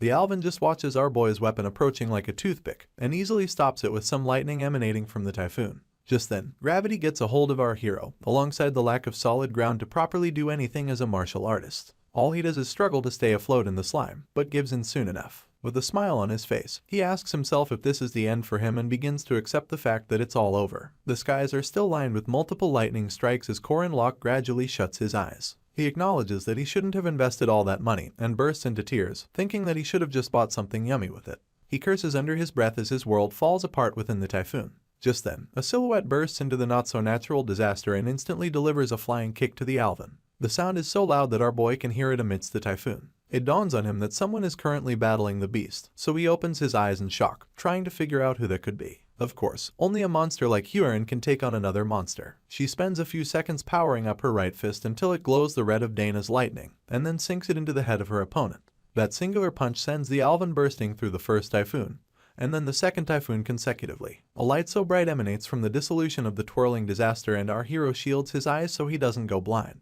Just like that, what was once a strong wind scatters into a gentle breeze, and all of the party members it had swallowed up begin to fall to the ground. Professor Ojan still doesn't know the people behind it, so he's left wondering who has that much power. The shadows of Huron and Madame Josephine come into view, and they seem so glorious that Ojan and Corin Locke are transfixed by the sight of them. Our hero keeps staring as he quotes Psalm 23, verse 4, "Even though I walk through the valley of the shadow of death, I shall fear no evil, for the Lord is with me." His eyes go wet with tears, and as the Alvin lies defeated, Huron asks our hero what he's doing. He just drops to his knees as he acknowledges that before he will be buried by a debt of 720 gold coins, a rescue squad will come. He then clasps both palms above his head in gratitude to Jonxi and Madame Josephine. Luckily, the commotion caused by the typhoon only left a few damages, and thanks to early suppression, only the highway bore the brunt of the disaster. It's a bright and sunny day in Merkaba, and although there are a few civilian casualties, they're promised to recover soon. The students of Merkaba Academy set up a stand near the disaster in a bid to do some community outreach. Nariette asks the next civilian she sees to get some food, adding that the menu for the day is potato and onion soup. You see, the academy is funded by taxes, so their heroic image and symbolism is pretty important. The vampire puts on her brightest smile as she advises the queued-up civilians on how to go about collecting their meals. Anyway, volunteer work is part of maintaining the school's image, especially for guardians attending it. The next man on the food line kindly requests for an extra potato, only for Huron to reply with all the malice she can muster, telling him to eat what she has given him. Out of fear for his life, the man accepts his fate. At this point, Corin Locke glances to his side and tells her that she's just too mean. He then asks if she knows when humanity began to form civilization. Huron just stares at the meals before her and urges our hero not to talk like a professor. This doesn't work though. He instantly breaks into some sort of lecture, lifting his index as he explains the concept of civilization. He begins by warning her that he has only heard about it, and then goes on about how the beginning of civilization was when a leg bone that seemed broken similarly showed signs of healing. Apparently, anyone with a broken leg will die in the wilderness, but a broken leg with obvious signs of being patched back to health means that someone helped them until they were healed. Huron's facial expression doesn't change, but she pays close attention as the hero explains that helping people out when they're in trouble is the beginning of civilization. At this point, she just walks away from a still cheerful Corin Locke, telling him that they need help because all humans are weak. Our boy just watches her walk away and proclaim that the concept is meaningless to her because there's no human who would help her. She's stopped in her tracks when our hero offers to help her, smiling and asking if it won't mean anything then. Hyorin simply takes a deep breath and exhales loudly before telling him that a weak person should not jabber. This leaves our hero no choice but to shut up about the matter. As for the nun, she thinks to herself that she's a living Jonxi, a being created by using a human that's close to a monster. She feels like our hero won't feel the same way if he knew her past, and begins to recall a young boy crying and telling her that she's a monster. She thinks that when the spearman comes to know about her essence, he won't trust her enough to turn her back. She just stares at him as he goes about the outreach, and calls him an idiot under her breath. Just then, she freezes in place as a voice from within whispers that she should return something. Her hand meets her head in a bid to shut the voice up, only for a separate consciousness to request that she gives her body back. Hyorin tells her to shut up as she reinforces that the body belongs to her. In truth, she knows the body doesn't belong to her, but promises never to give it back. As she struggles with this dilemma, she wonders if the spearman will still help this version of her. In other news, Merkaba City has been rumored to be the safest place in the world, and this is because it's where the Guardian Academy is located. Anyway, the truth is a bit different. A crescent moon graces the sky that night, and in the back alleys below it lies a treacherous group leading these lawless areas. They're none other than the Black Star faction. The main sources of income for this group range from slavery to selling bootleg liquor illegally, but to solidify themselves in the area, they have special businesses. They're also known for dealing with bad customers in a certain way, so our hero crashes a bar under the pretense of being drunk. He grabs the maid with his cheeks all red and yells that they serve him some more alcohol. The waiter almost loses his mind, seeing as he doesn't know how to handle such a situation. It even gets worse when they actually serve the spearman some liquor and he accuses the waiter for serving him rubbish. He points at the poor man angrily and asks to speak to the manager immediately. Right on cue, a man with short hair barges in with his escorts, screaming as he asks for the bastard acting up in his bar. Our boy instantly recognizes them to be the faction, and just lazily glances back at them as he recalls that they sell bootleg liquor to the tavern and also collect protection tax. He then acknowledges that he's in the best place to actually meet a member of the Black Star faction. The so-called manager calls out our hero for being an academy student and asks him what a minor is doing in his bar. Keeping up with his act, Corin Locke grips his cup, hiccuping as he struggles to get a complete sentence out. The manager then offers to pay for our boy's drink if only he'll leave quietly when he's done. Unfortunately, that's not his mission, so he picks up his cup and pours his liquor all over the manager as he goes on to rant. His guards instantly call out to him, ready to take on Corin Locke, but the manager signals them to stop with a swipe of his hand. They hand him a napkin and as he collects it, he breaks into a small speech about meeting a lot of kids like our hero. He thinks he's acting up just because he's a guardian and mentions that he has seen a lot of kids dive in fearlessly because they think they're the best. Just then, he summons his men, telling them to teach our boy a lesson. Right on cue, they attack the spearmen mercilessly, jumping in with weapons and brute force. Still in the back, the manager brags about his men, referring to them as the crazy hunting dogs who ran wild in the north. Apparently, they were renowned slave hunters who were called the Red Insane Dogs, and the manager really wanted Corin Locke to know this. In turn, the hero just stares at his opponent with nonchalance written all over his face, and then punches the life out of the first man to attack him. The second man catches a left hook and all that can be heard from outside the drinking establishment are sounds of bandits getting their butts kicked. Our boy drops the last bandit right in front of the manager, leaving him to scream in shock. After all is said and done, the hero stands victorious while his opponents lie in pools of their own blood, some bruised beyond recognition. Beads of sweat fall down the manager's face as he wonders who our hero is, and in turn, the spearman declares that he's the dogman who catches insane dogs. At this point, a sinister smile creeps onto his lips and he punches the manager square in the face. That day, the Black Star faction disappeared. In other news, our boy has been more interested in another matter unrelated to a gang faction, and that's the people the faction sold and bought like slaves. He pushes open the door leading to their secret operation in a bid to free the demihumans, only to meet all of them in separate cages. This immediately saddens the hero, mostly because the faction truly treated these people like their animals. Sadly, demihumans are the target of stigmatization in this world, and in several ways, they're far from ordinary. This makes it easy for them to be avoided in human society. The spearman proceeds to open up the cages, leaving the demihumans to make their way out. He then puts some distance between himself and their cages before announcing that there will be a carriage provided by the Dunalef family once they go outside. He points in the opposite direction and tells them whoever has come out can go there. He did this in a bid to get them to trust him more, and it works. Some of the demihumans burst into tears at the prospect of their long-lost freedom coming back. Anyway, our hero approaches a druid-looking demihuman and asks her if she has seen any siblings named Ren and Ron. In turn, the druid points to her right, so our boy follows her directions until he comes across a locked cage. He's surprised upon seeing them, mostly because they're much smaller than he remembers. The female sibling instantly guards her little brother as Corin Locke comes into view, but all he's worried about is how different they look from when he saw them in his past life. Back then, they were in their 20s and now, our boy blames the fact that where humans grow physically in accordance with their mental development. Even with this in mind, our boy still thinks they're too small, since he already made the trip. He squats to say hello to the siblings, but they're still too jumpy. So much so that the girl screams that Corin Locke shouldn't hit her brother and wraps her arms around the boy in accordance. It becomes obvious that she's the older sister, Ren. The hero had heard about the were-human gene awakening the moment they're born, and that it's the reason why many of them can be sold at a young age. Just then, the former image of Ren comes to our boy's mind, an image of a gruff and heavily muscled demi-human threatening to kill him. He finds it hard to believe that the scrawny girl before him will transform into that in just 1 year. You see, in our hero's past life, the siblings were the demi-humans working as villains for the Catholic Church. These were fundamentalists and radical demon segregationists, who, in trying to promote public opinion, committed all sorts of atrocities with enslaved were-humans. This led to the political confrontation of both the first and second princesses. The siblings were not easy enemies, so Park Se-woo killed them off. Back to the present. Our hero pries open their cage and confesses that they're much different from what he thought. This doesn't stop him from stretching a helping hand and urging them to leave with him. Apparently, he finds it noble to save the unfortunate villains who later turn into mid-level bosses. In response, Ren slaps away his hand and screams that he should leave them alone, leaving our boy to urge them to follow him obediently. Unfortunately, his words don't appeal to the demi-human. He ends up catching the hand she sought to strike him with, and tells her that she'll get hurt. She tries to wiggle her way out, but our boy just reassures them that it's okay. He then pulls both siblings in for a hug and assures them that no one will hurt them anymore. The moment he affirms that they're now safe, Ren practically bursts into tears. It turns out that kids who have not received the protection of adults, but have been persecuted by them, will always be on edge. He proceeds to ask the siblings for their names and Ron and Ren introduce themselves. Our boy then returns the gesture by telling them his name, and soon enough, Ren asks if he's a guardian. The moment he affirms that he is, she falls on his body and sleeps off. Our hero concludes that she must have relaxed, only to realize that her brother has done the same thing. As he cradles both kids, he heaves a sigh of relief for having calmed them down. All that he can think about now is whether or not he really has to hand them over to the guardians. He heads back out to the bar where Lenya, a bar employee who's actually the manager of an information guild, asks him what he's thinking about.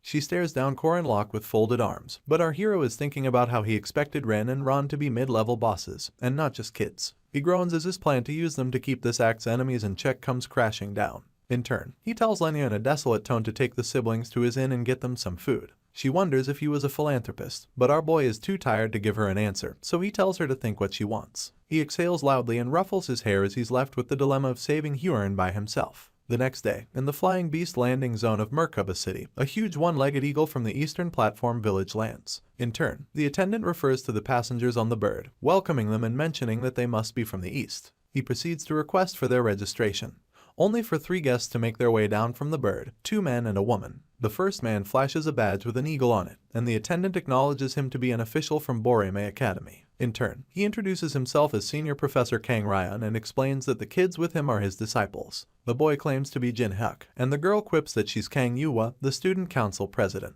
The attendant welcomes them all on behalf of Allah's kingdom and directs them towards a carriage awaiting them in the opposite direction. The carriage is majestic to say the least, basically top-of-the-line treatment worthy of royalty. Anyway, Jin Hyuk is the first to proclaim that the treatment is awesome, only for the council president to stretch her sheathed sword towards his neck, correcting him for sitting form when their master hasn't. In turn, he tells her to calm down, joking about him not being strong. Professor Kang takes his seat and rebukes Jin Hyuk for saying such a thing when he's a first rank. He then stops the tiff and tells them to sit down and quit the useless talk. At this point, Jin Hyuk calls out to his master, wondering aloud whether he's sure that they'll see their target. Without mincing words, he confirms this statement, adding that the chairman is in custody of said target and that the emperor guaranteed the information. The boy gets so pissed off that his murderous intent begins to leak, leaving their master to urge him to put in more effort to hide it. Apparently, they need to forget about the source of their anger for the moment. Jin Hyuk finds this pretty difficult, so he questions his master's orders and recalls the time when he was younger. He had watched their target burn down their home and incinerate almost everyone they knew until they barely had flesh on their bones.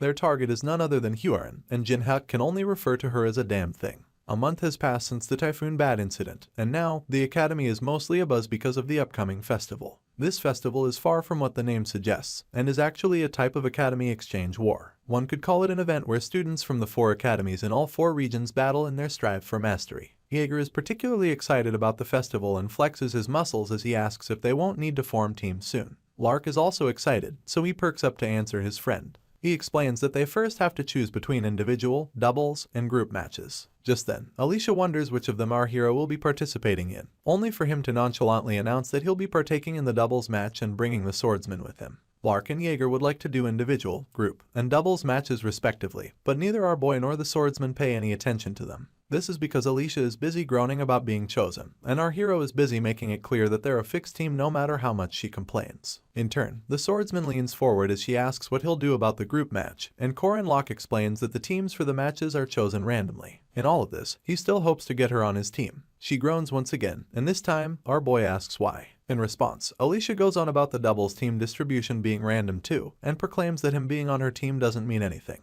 The spearman just lets a sly smile fly as he informs her about an incoming announcement. Apparently, anyone who's second rank or higher will get a chance to participate. The swordsman drops her head on her desk in desolation, lamenting about Corin Locke using her as a slave again and being forced to labor during a supposedly fun festival. Our hero shoots her a questioning look, but it only makes Alicia ask why he's not pairing with Mariette. She then points out that the vampire is honestly the strongest person available. In turn, our hero reiterates the vampire's plans to participate in the individual match. A mage in an individual match sticks out to the swordsman, so she drills our boy about it, only for him to announce that Mariette wants the grand prize of the match for herself. Just as she's about to bring up another issue, their conversation is interrupted by other students pointing out some people in the distance. Upon hearing this, the spearman perks up to check it out. He then overhears his mate mentioning that the outfits of the visitors indicate that they are from the east. This piques his interest even more, and while others argue about whether or not the guests are putting on Taoist clothes or not, he acknowledges that they are finally here. Apparently, he has been awaiting the arrival of the immortal Taoist,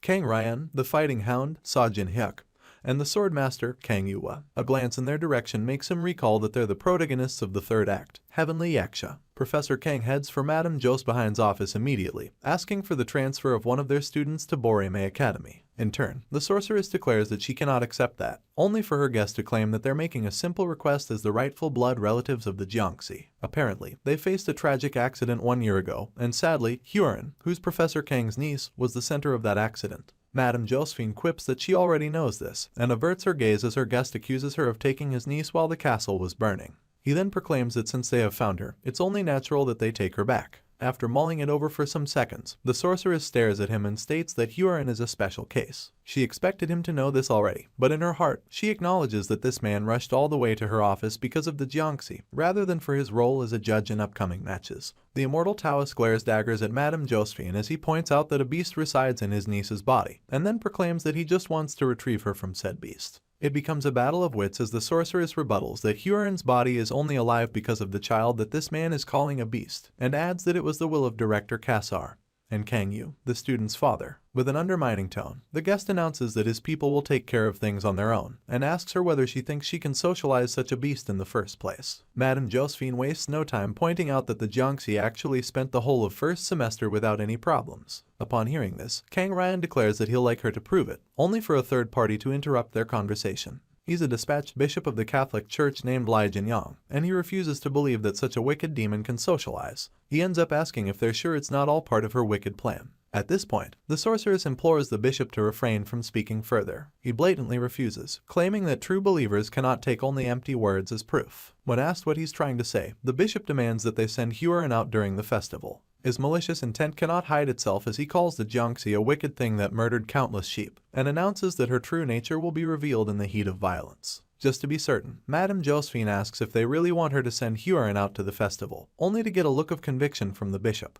It becomes clear that although these men spew groundless words, there's also no assurance that they can be convinced logically. Another reason for this is that Josephine, who's a witch, can also end up being burned at the stake when it comes to matters of faith. She averts her gaze to the ground as she continues to think things through. The bishop's idea seems like a good opportunity to show how demons can socialize and show intellect. This way, future problems can be curbed. She finally speaks up in agreement and promises to suggest to the others that Huron partakes in the individual match. She then makes it clear that wherever the girl will stay will be decided by the girl herself. The sorceress points out that she may not know how things are done in the East, but in Merkaba, Huron's legal guardians are the chairman, herself, and the Xi'an Cathedral's great saintess. Professor Kang clasps his lips with his hand and overhears Madame Josephine declaring that they're done talking. She then sends him and the bishop on their way, and in turn, they thank her for her time. The moment they cross her doorstep, the sorceress heaves a loud sigh and fetches herself some tea as she acknowledges that everything really went the way Corin Locke said it would. He had told her that Balthazar's lapdogs will be hidden during the upcoming festival. She was so shocked by the revelation that she slammed her table as she drilled him about the what, where, and who. In turn, our hero admitted to only knowing that something was going to happen, and told her that he didn't know any details. He went on to guess that either the Catholic Church or Borame has something to do with it and speculated that it could even be both. Our hero didn't tell Madame Josephine, but he was already sure that both establishments will have something to do with the ruckus. You see, the Catholic Church has been facing a decline, so they're searching for ways to expand their influence. Meanwhile, Boreme's spirit mage, alongside some of their students, are participating in this expansion. The key to this entire operation is none other than the heavenly yaksha, also known as Huron. The approaching third act is a very important incident that decides the fate of a main character and marks the turning point in a main scenario. It also decides the overall direction of the whole of Allah's kingdom, a kingdom with beautiful aesthetics and a flourishing economy to say the least. Our hero just chomped down more chips as he told the sorceress that he would like her to keep an eye on the Catholic Church, only for her to imply that she would also keep an eye on him. This did not sway him from mentioning the inns constructed on the outer regions of the academy, and suggesting that she put the Borame students there for easy monitoring. Unfortunately, he said all of this with his mouth full.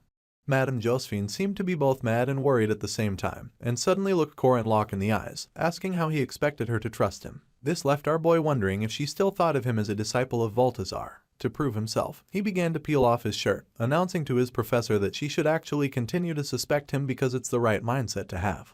Soon enough, he revealed the runes engraved into his body and declared that no matter what she does, his goal does not change. This is because he is bound by oath to save the world, and his deadpan expression showed how serious he was about it.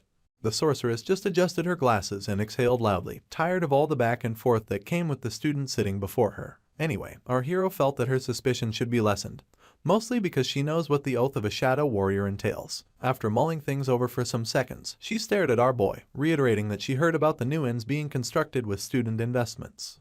In turn, our hero waved her off, lying that it had nothing to do with him. She then pointed out that information reaching her revealed that he is the student in charge of these investments, and once again, the spearman feigned ignorance. To make things worse, Madame Josephine added the fact that Mariette recently moved her ingredients to the inns and was already setting up a street stall. This one made our boy sweat a bit, but he powered through and held his ground about the whole thing not being related to him. In truth, our hero had successfully secured 100 long-term guests alongside daily necessities, food, carriage round trips, among others. The entirety of the outskirts brim with life, seeing as these profit-making projects were planned with an equally wide vision in mind. As the sorceress tried to put our boy under duress, he just averted his gaze, smiling mischievously as he claimed that people need a little helping hand sometimes. Some time passes and the preliminary round of the festival group match comes around. The ever-towering buildings of Merkaba absorb the sunlight on this beautiful day, and below it, Lark and Jaeger are busy freaking out. Beads of sweat cannot stop falling from their faces as Jaeger asks his friend if they will be able to survive.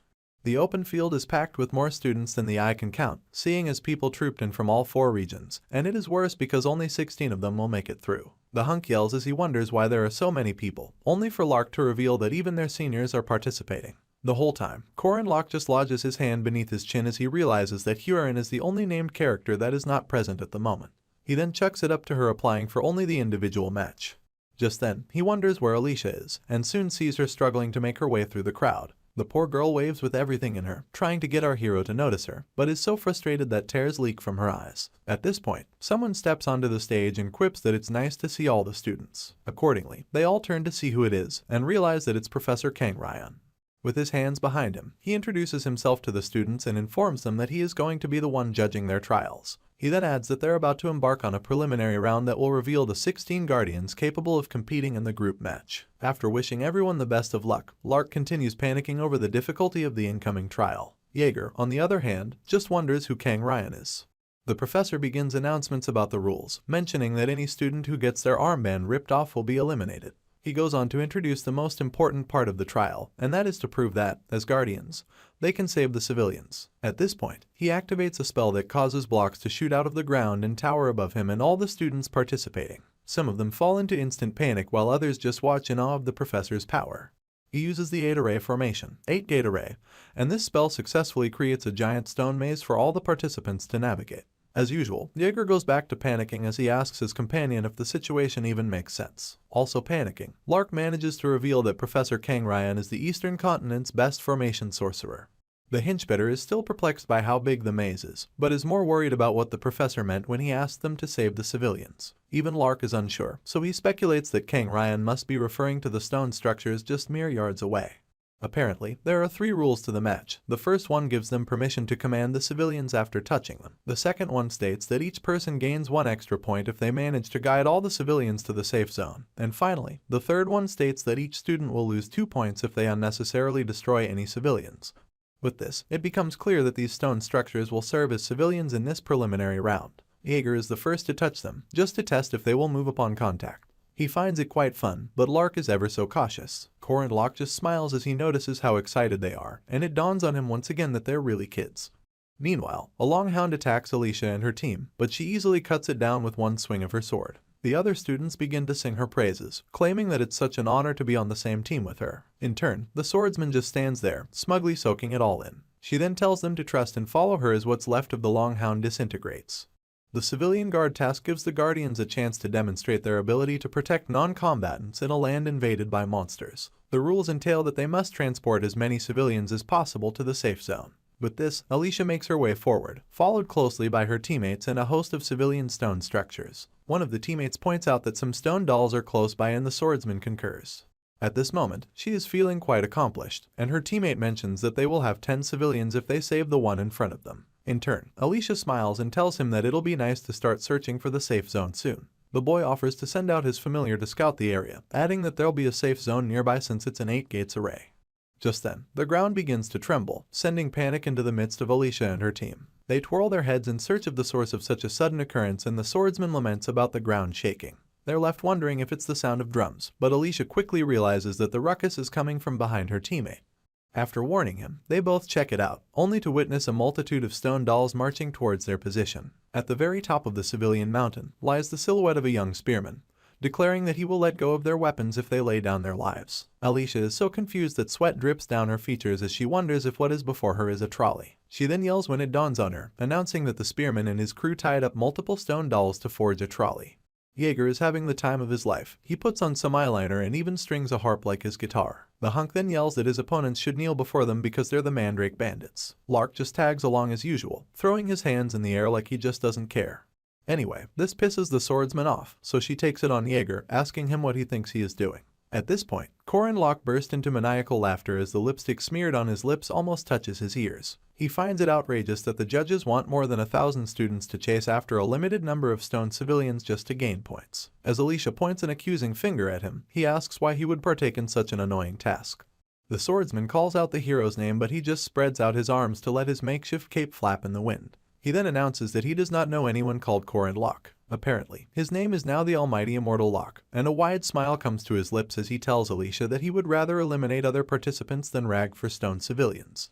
The multitude of people immortal Locke now runs with started with just 3 people, himself, Jaeger, and Lark. The other 2 had sung his praises, yelling about how they always expected such foresight from their boss. The hero just laughed like a mad scientist while they went at it. Soon enough, he absorbed the surrounding students into his crew under the pretext of joining forces to clear the preliminary match. Together, they went on to eliminate as many students as they could find, seeing as only 16 people could make the cut. This was also why they never searched for the safe zone and used civilian stone dolls as shields instead. They had come across some enemies who planned to sweep them away using magic, but one of them pointed out that destroying the civilians would cost them some points.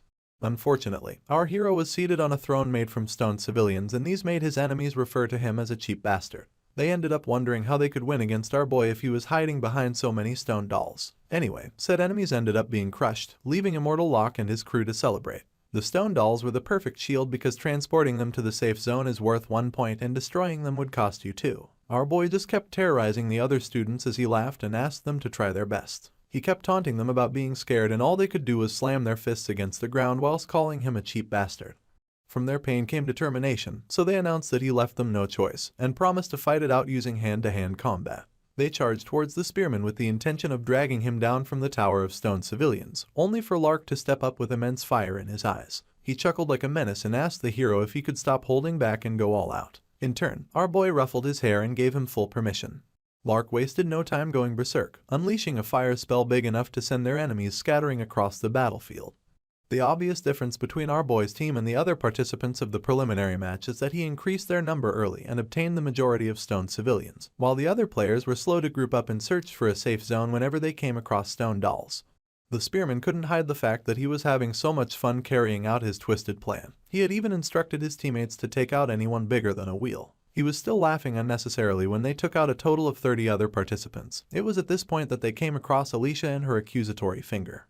After introducing himself as Immortal Locke, he pastes his ever-creepy smile on his face and gives the swordsman a chance to join the Mandrake bandits. In turn, she wonders what he means while gripping the hilt of her sword in case she will need to spring into action. Our boy goes straight to the point, asking the poor girl to fetch him the armbands of her colleagues in exchange for the position of vice captain on his team. Still gripping her sword, she tries to turn him down, only for our boy to cut her off and declare that he needs her. He stares her straight in the eyes as he proclaims that his team is expanding their offensive. Without wasting time, he puts a hit out on the swordsman, announcing that whoever brings him her armband will be accepted into the Mandrake bandits. With this, all of Alicia's colleagues instantly turn against her and peel out their weapons to take her down. She tries to negotiate with them, but they just apologize as they continue to attack. Apparently, they think it'll be easier to take the swordsman down because she's a semi-first rank rather than going against a first-rank knight like the Immortal Locke. Tears pour out of her eyes as she screams that they're so mean. It hurts her mostly because she took these men as her comrades, and now they're coming at her with blades drawn. From his mountain of stone civilians, our hero just smiles, acknowledging the cruelty of human society. Unfortunately, society appears to be civilized during times of peace, but the moment their safety is at risk, they turn into squids trapped in a wash basin, devouring each other without hesitation. As for Alicia, the girl had no choice but to defend herself, so she ended up taking out all 4 of her teammates and leaving them unconscious around her. She proceeds to take heavy breaths to regain her stamina, and grumbles that she never needed any of her teammates anyway. Seeing as the people she wanted to protect turned against her, she promises not to hold herself back anymore. With tears in her eyes, Alicia switches to the other side and takes up her rightful position as the vice boss of the Mandrake bandits. Unfortunately, everyone is subject to the same basis of forming teams, including Mariette Dunelif, the second-year ace. She had forged her team on the basis of friendship and they were doing great at gathering stone civilians. The way they laughed and communicated among themselves made her feel confident that their friendship could overcome anything. Well, that's until they come across Immortal Locke and his team of Mandrake bandits. She's so surprised by what she is witnessing that she calls out to the hero, only for Isabel to step in front of her to fiercely guard her from him. She then tells the vampire not to worry because even though their team lacks numbers, their overall average rank is higher than that of the opposition. Unfortunately, all of Isabel's words do nothing to sway a love-struck Mariette. All the vampire can do is stare at our hero lustfully as he calls out her name in a soft tone. He then asks if she is going to hit him and lets out some tears for dramatic effect. Of course, it works, and Mariette bleeds from her nose in response. She begins to tremble soon enough, leaving her bespectacled friend with the most confused look on the planet. Poor Isabel couldn't figure out that her 2-year friendship with the vampire meant nothing compared to the love she had for our boy. She finds out soon enough, seeing as Mariette raises her staff to the heavens and chants the name of Immortal Locke with her nose plugged to stop the bleeding. Sadly, it does not stop there. The vampire takes things up a notch and jumps in a bid to take out her teammates, leaving the girl even more confused. She tries calling out to her friend, but gets knocked out before she can finish her sentence. All Isabel can do is watch in horror as Mariette turns against everyone on their team. Beads of sweat can't stop falling down her cheeks as she fears the inevitability of also being attacked. At this point, our hero and his team cheer her on, with Jaeger calling her their new recruit and telling her that she's doing a great job. All Lark cares for is that she destroys everyone in her path, and she does exactly that. After defeating everyone on her team, she raises her staff once again and begins to chant the name of Immortal Locke. Soon enough, the other members of the Mandrake bandits join in while our boy places both hands on his hips to take in all of the glory. Just then, he lets himself go as his maniacal laughter echoes through the battlefield. He then declares having others hunt for him is awesome. All this while, Professor Kang Ryan and Madame Jospehine have been watching our hero's tyranny via a magic communication screen. The guest judge is so taken aback that he asks the sorceress about the identity of Immortal Locke. In turn, she adjusts her glasses and pretends like she has no idea. You see, it wasn't hidden that our boy is a brilliant strategist, but it's also not news that he is quite loathsome. For this reason, the sorceress tries to hide her nervousness, asking her colleague if they ever had a student like the spearman. She then claims that he's not from Merkaba Academy, thus cutting ties with him as quickly as possible. With this, the hero's team gained a loathsome image, but they passed the group match with excellent results. After rewards, the festival moves on to the preliminary round of the doubles match. There, the Chen siblings show off their skills, seeing as they're the second-ranked Boreme twins. The male twin wields a sword and the female uses talismans. Miss Chen wastes no time throwing a couple of talismans at our hero, but he easily dodges them with a swing of his head. Arrogantly, he sends Alicia forth to body slam their opponent, and she is so surprised that she repeats his instructions to him just to confirm that he means it. Having no other choice, the swordsman grumbles and laments about our hero bringing her into the match just so he can exploit her. She goes on to apply her annoyance to the fight, and in one swing of her blade, she cuts down both Chen's siblings, causing the boys' blades to fall to the ground and the girls' talismans to fly in every direction. After this, our boy simply gives Alicia a thumbs up, telling her how nice it is that they easily won the doubles match. In turn, she yells at him for leaving only her to fight and complains about being tired. Korin Lok defends himself by claiming to have cheered her on, but this just annoys the swordsman even more. At this point, Sa Jinhak and Kang Yua sit within earshot of the two of them. Jinhak then claims that Alicia is nothing special despite what he heard about her being the Sword Emperor's granddaughter. In response, Yua quips that she gets the impression that the girl's foundations are just lacking. She is more worried about who the spearman is and stares at him from amidst the crowd. Even Jinhak confirms that our hero is the real deal, and the council president adds that she heard about him being a 5th rank knight until just recently. Apparently, before their arrival at Merkaba Academy, they had kept two people in mind as their hardest enemies, Berjecker, the crazed warrior, and Mariette Dunalef, the semi-special rank vampire. Korin Lok, on the other hand, was never in the running, but witnessing how he easily dodged the attacks from the Boreme twins changed their perspective about him. Yua is certain the Chen siblings are nowhere near weak. In fact, she is certain that they are among the strongest within Boreme. She acknowledges that she can feel the hero's strength through his breathing, his senses, and even his gaze. To top things off, she can tell that he is strong through his obvious experience, and keeps in mind that he is currently the strongest first-rank knight in the first-year class. Jinhak rests his head on both his palms as he laments about how annoying it'll be to meet our hero in the group match, seeing as guys like him shine in such matches because they use their brain. He then hopes that the spearman does not get in their way when the time comes for them to use their special formation. Just then, someone pulls Jinhak's attention in the crowd and he turns to get a proper look. Immediately he confirms who it is, his gaze becomes malicious. While everyone cheers and has a good time at the festival, Huron is busy taking a walk all by her lonesome. She blames the fact that everyone is gathered at the festival venue for the emptiness plaguing the other parts of the academy. Unfortunately, the silence in places where there are usually loud noises reminds her of a dreadful day in her past. In turn, Huron shuts her eyes as she recalls the day she became a yaksha, standing amidst the flames as a little voice whispered to her, pushing her to kill everything she could see. The memory of standing atop a mountain of burnt corpses is still fresh on her mind, but this walk down memory lane gets rudely interrupted soon enough. Her eyes shoot open from caution, and she instantly realizes that she is being ambushed. Luckily, she is fast enough to evade the first attack, only to discover that no one actually attacked her. All of it was just a result of killing intent, and she's quite impressed when she sees that it's emanating from Sa Jinhak, who's still a few ways from her. In turn, the fighting hound points out that most people don't even realize his killing intent and just collapse from it instead. Huron does not utter a word in response, but her eyes stay peeled for any danger, mostly because someone having such a strong killing intent that she mistook it for an attack is cause for alarm. She felt as though he was reaching out from the flames, yelling that he was going to definitely kill her. Huron glares in his direction and asks him point blank if he knows her, only for Jinhak to repeat her question. He proclaims that he has never seen her before, and then calls her a nun in the most menacing tone. Sa Jinhak switches up his outlook as he apologizes for the mix-up. He claims that he thought she was someone familiar, and blames that for his lame attempt to joke around. Huron stays quiet as she mulls things over, but she cannot shake the feeling that the fighting hound looks familiar. It is just unfortunate that she cannot pinpoint where she knows him from. She concludes that it is not important, and turns around to leave. She tells Jinhak to be careful, and in response, he flashes her a smile and promises to watch carefully before pouncing next time. He grits his teeth in an attempt to hold back his anger, and soon enough, Yua steps onto the scene. She then announces that it was a reckless attempt, adding that Jinhak didn't need to confront the Jiangxi in such an open place.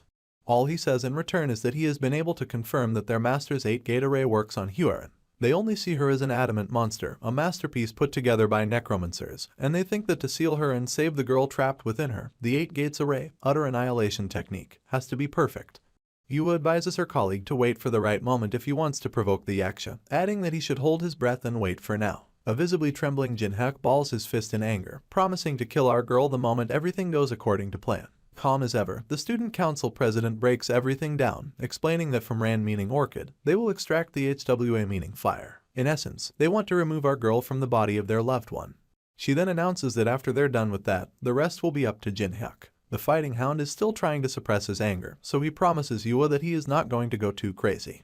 On the other hand, the venue for the second round of the group match is none other than Nazria City, located in central El-Las. The city is as lively as ever, with couples walking hand in hand, and kids waving themselves goodbye.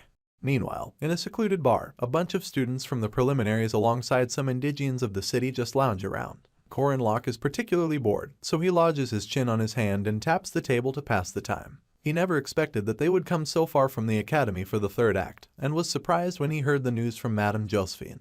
She had come to him claiming that Professor Kang Ryan changed the stage for the group match, and then mentioned some complaints from Boreme. Apparently, their supplies were stolen by bandits and the sorceress wanted to know if our hero was behind it. In turn, he instantly feigned shock and announced that he didn't steal anything.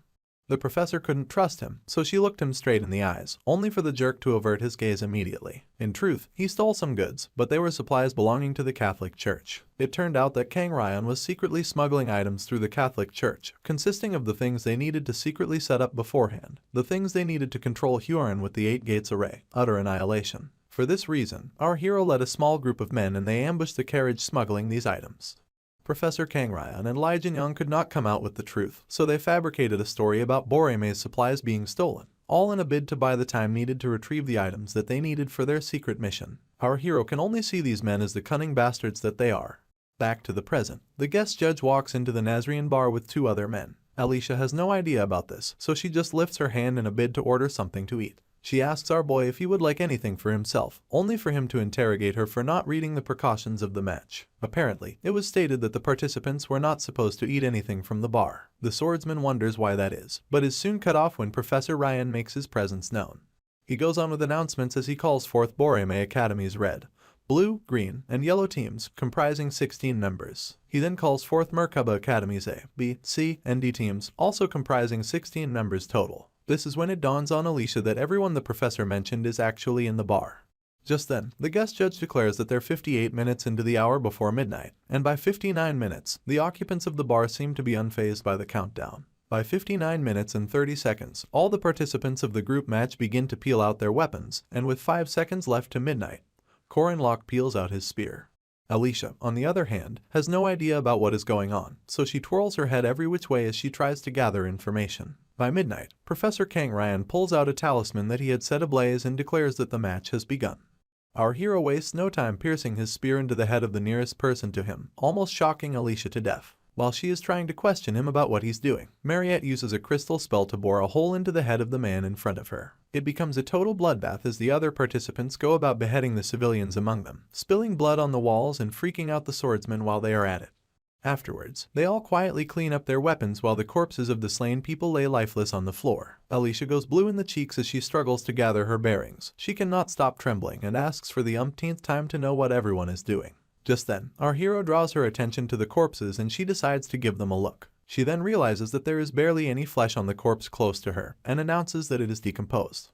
Our boy falls deep into thought, scratching his chin as he wonders why the guest judge had to use Nazria for the match. You see, for 300 years, the city has been stuck in time, with the people living their ordinary lives during the day, and upon nightfall, all 1.2 million indigenes transform into undead.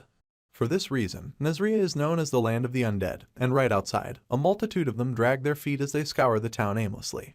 At this point, the professor confirms that everyone understands the situation and goes on about how the group match will begin soon. He declares that he will let everyone know the division of teams and adds that each team has to retrieve the moonstone. According to the rules, they have 3 nights and 4 days to complete their mission, and also reserve the right to give up halfway through. After this, teams were announced, a brief explanation was given, and backpacks containing essential items were handed out. That aside, our hero got assigned to Group D alongside Alicia Arden, Jaeger Hinchbetter, and Lark Bugman. All 4 of them then get sent outside where over 1 million undead are still swarming.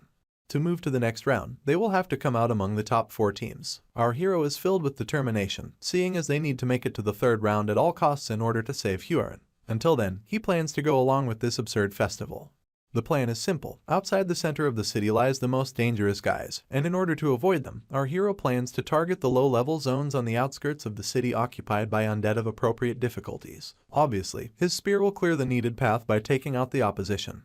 Up next, they locate higher ground and peek down at all of their potential opponents from the outskirts steeple. The plan is to target the Shining Moonstone undead, seeing as this beast has already swallowed the moonstone that their team is supposed to retrieve. Now at the top of the watchtower, Lark is on all fours as he asks our boy about the undead who is shining for some reason. In turn, he explains that it is the stage boss, and adds that they need to defeat him because quality is better than quantity. Jaeger then lifts his hand above his eyes in an attempt to check out what Lark is seeing. Anyway, Corin Locke tells his bespectacled friend to just perform his flying magic on the team and leave the rest to them. Lark admits that the team is pretty trustworthy and stares down the tower as he offers to check things out using telescope magic. Unfortunately, he notices that something is wrong. He is certain that he hasn't used his telescope magic, but for some reason, the Moonstone Undead seems to be drawing closer to them. This undead is also known as the Revenant Titan, and it towers above the others like the twin-headed ogre did to our hero in the past. Anyway, Corin Locke is too busy freaking out and yells that they all need to make a run for it. Lark wonders why, and even asks if it is dangerous. This just perplexes our hero some more, so much so that he alerts them that the Revenant Titan is the central stage boss. He tries to hurry Lark along in a bid to get him to use his flying magic on the team. For some reason, a sad smile comes to the bespectacled boy's lips, and the spearman soon realizes that a geist has just taken place. This refers to a weird phenomenon in which a spirit possesses an object, much like the haunted house test our hero had to undergo for his rank reassessment. Anyway, Lark is unfortunate enough to be knocked off the watchtower by a possessed bell and screams as he makes his way down. At this point, the notification bar pops up and announces that he has been eliminated. It turns out that anyone who receives a significant amount of impact will be eliminated and transported instantly. Just like that, the bespectacled sorcerer blinks out of the watchtower, leaving our hero to panic over losing the prospects of using any flying magic whatsoever. He quickly regains his composure as he remembers that he still has Alicia and Jaeger to take care of. He proceeds to avert his gaze to the Revenant Titan, pulling a ginormous sword and covering the distance between them. The Titan roars as loud as it can and throws his sword with all the strength he can muster. In turn, the blade lodges into the tower and causes significant damages. It begins to collapse almost immediately, leaving the lesser undead to scamper. Amidst the ruckus, Corin Locke directs the remaining 2 members of his team to climb to the top of the tower and run in the opposite direction when it falls. Of course, they both obey, but Jaeger is left wondering why such bad things happen when he's with the spearman. In no time, the watchtower crumbles to the ground, raising a considerable amount of dust while it is at it. After the dust settles, our boy struggles with a huge rock until he fishes his way out of the rubble. He yells in a bid to find out if everyone is okay, only for Alicia to also fish her way out from beneath the crumbled building. She also quips that she experiences all sorts of things when she is with our hero, and he tells her to look at him like that one fun friend. He is still lamenting about how messed up their first day is when Jaeger surfaces from beneath the rubble. This does not stop Corin Locke from complaining about the loss of Lark, or the fact that they've been tagged by the Revenant Titan. All he suggests that they do now is to run and hide until it is daybreak. At this point, huge talons suddenly grab Jaeger by the shoulders and lift him into the sky. As the henchbetter screams for his life, our hero recognizes this flying beast to be an abyss shrieker. They are not done panicking about the appearance of this beast when Alicia draws our boy's attention to yet another monster. His entire face turns blue from all the craziness of the night, and it is even worse because all he dreaded is happening right before his eyes. Anyway, this new monster is none other than the White King. This is a beast made entirely of bones encapsulated by blue flames. He wields a lance as his weapon of choice and rides around atop a unicorn also made entirely of bones. Our hero breaks into a cold sweat as his reality sets in. A Revenant Titan, an Abyss Shrieker, and a White King, which are all 3 of Nazria's bosses, are now gathered in one place, and they are all first-rank monsters at least. As they surround him and Alicia, the girl asks if it is over for them. In turn, our boy admits that the situation is driving him nuts. He lifts his spear with caution and yells that the beasts are coming, making the swordsman grip the hilt of her blade in preparation. Our hero can only grit his teeth and curse under his breath as he recalls that he wanted to avoid getting eliminated. He then asks himself if this is how he is going to be kicked out of the group match. Out of the blue, a bright light comes falling from the sky and it piques our boy's interest immediately. His gaze follows this light until it crashes into the ground and takes out the Abyss Shrieker while it is at it. It is also bright enough to push back the White King and the Revenant Titan. Our hero quickly raises his hands to shield his eyes from this bright light and struggles to locate the source of it soon enough. He ends up realizing that it is emanating from a spear nearby, but before he can regain his bearings, the owner of the spear picks it up. She is covered head to toe in a hood, but is also our boy's last hope of escape. This strange savior then brushes past him and asks that he follows her. At this point, Alicia struggles to catch her breath. She then asks if the spearman is okay and announces how worried she is about Jaeger. In turn, our hero just stays quiet to think about his next line of action. Afterwards, he urges the swordsman to escape with him for the meantime, and together they make a run for it. After making a couple of turns, they come across a secluded alleyway. Our hero leans on a nearby pillar in a bid to catch his breath, and with her back turned, the strange hooded woman asks if he is hurt. She then mentions that it is a relief that they are safe. After taking a few more seconds to catch his breath, Corin Locke thanks her for helping them, and points out that there was something unique about the spearmanship she just displayed. It turns out that the strange lady is just as curious about him, so she peels back the hood of her cloak and asks our hero how he knows about her spearmanship. Our boy's eyes widen as he gazes upon this lady, and Alicia is just as surprised that he seems to know her. Apparently, he had initially thought the voice sounded familiar, and now he knows why. The strange lady takes soundless steps as she comes close to the spearman, and stares at him with eyes as blue as pure water. She proceeds to ask if Korin Locke is her disciple from a far future, and flashes a soft smile as she awaits his answer. The hero is nothing if not starstruck, so he gazes upon the glorious sight of his master, Danua. Afterwards, it takes everything in him to ask how she's doing. In Korin Locke's previous life, he had met up with Park Seo during his second-year winter break. The psychopath was waiting in front of the chairman's office as he hurried our boy along. Upon arrival, our hero pointed an accusatory finger at him and announced that his biggest problem was his habit of speaking disrespectfully to his elders. He then asked why Seo called him to the chairman's office, only for the psychopath to instantly knock on the door. Our boy freaked out on the spot as he tried to point out whose door Seo was knocking on. In no time, he pushed the door open, reminding Korin Locke that he had mentioned wanting to get stronger. With sweat dripping from his features, our hero was way too scared to even peek into the chairman's office. Anyway, Seo wasted no time stepping inside and offered to introduce our boy to the master that will make him stronger. She sat behind a large desk with more than a sliver of sunlight flowing in. She then flashed her usual soft smile and welcomed our hero to her office. Just like the present, the spearman was also starstruck back then. This was his first encounter with his master, and it was thanks to Park Seo's connection as the main character.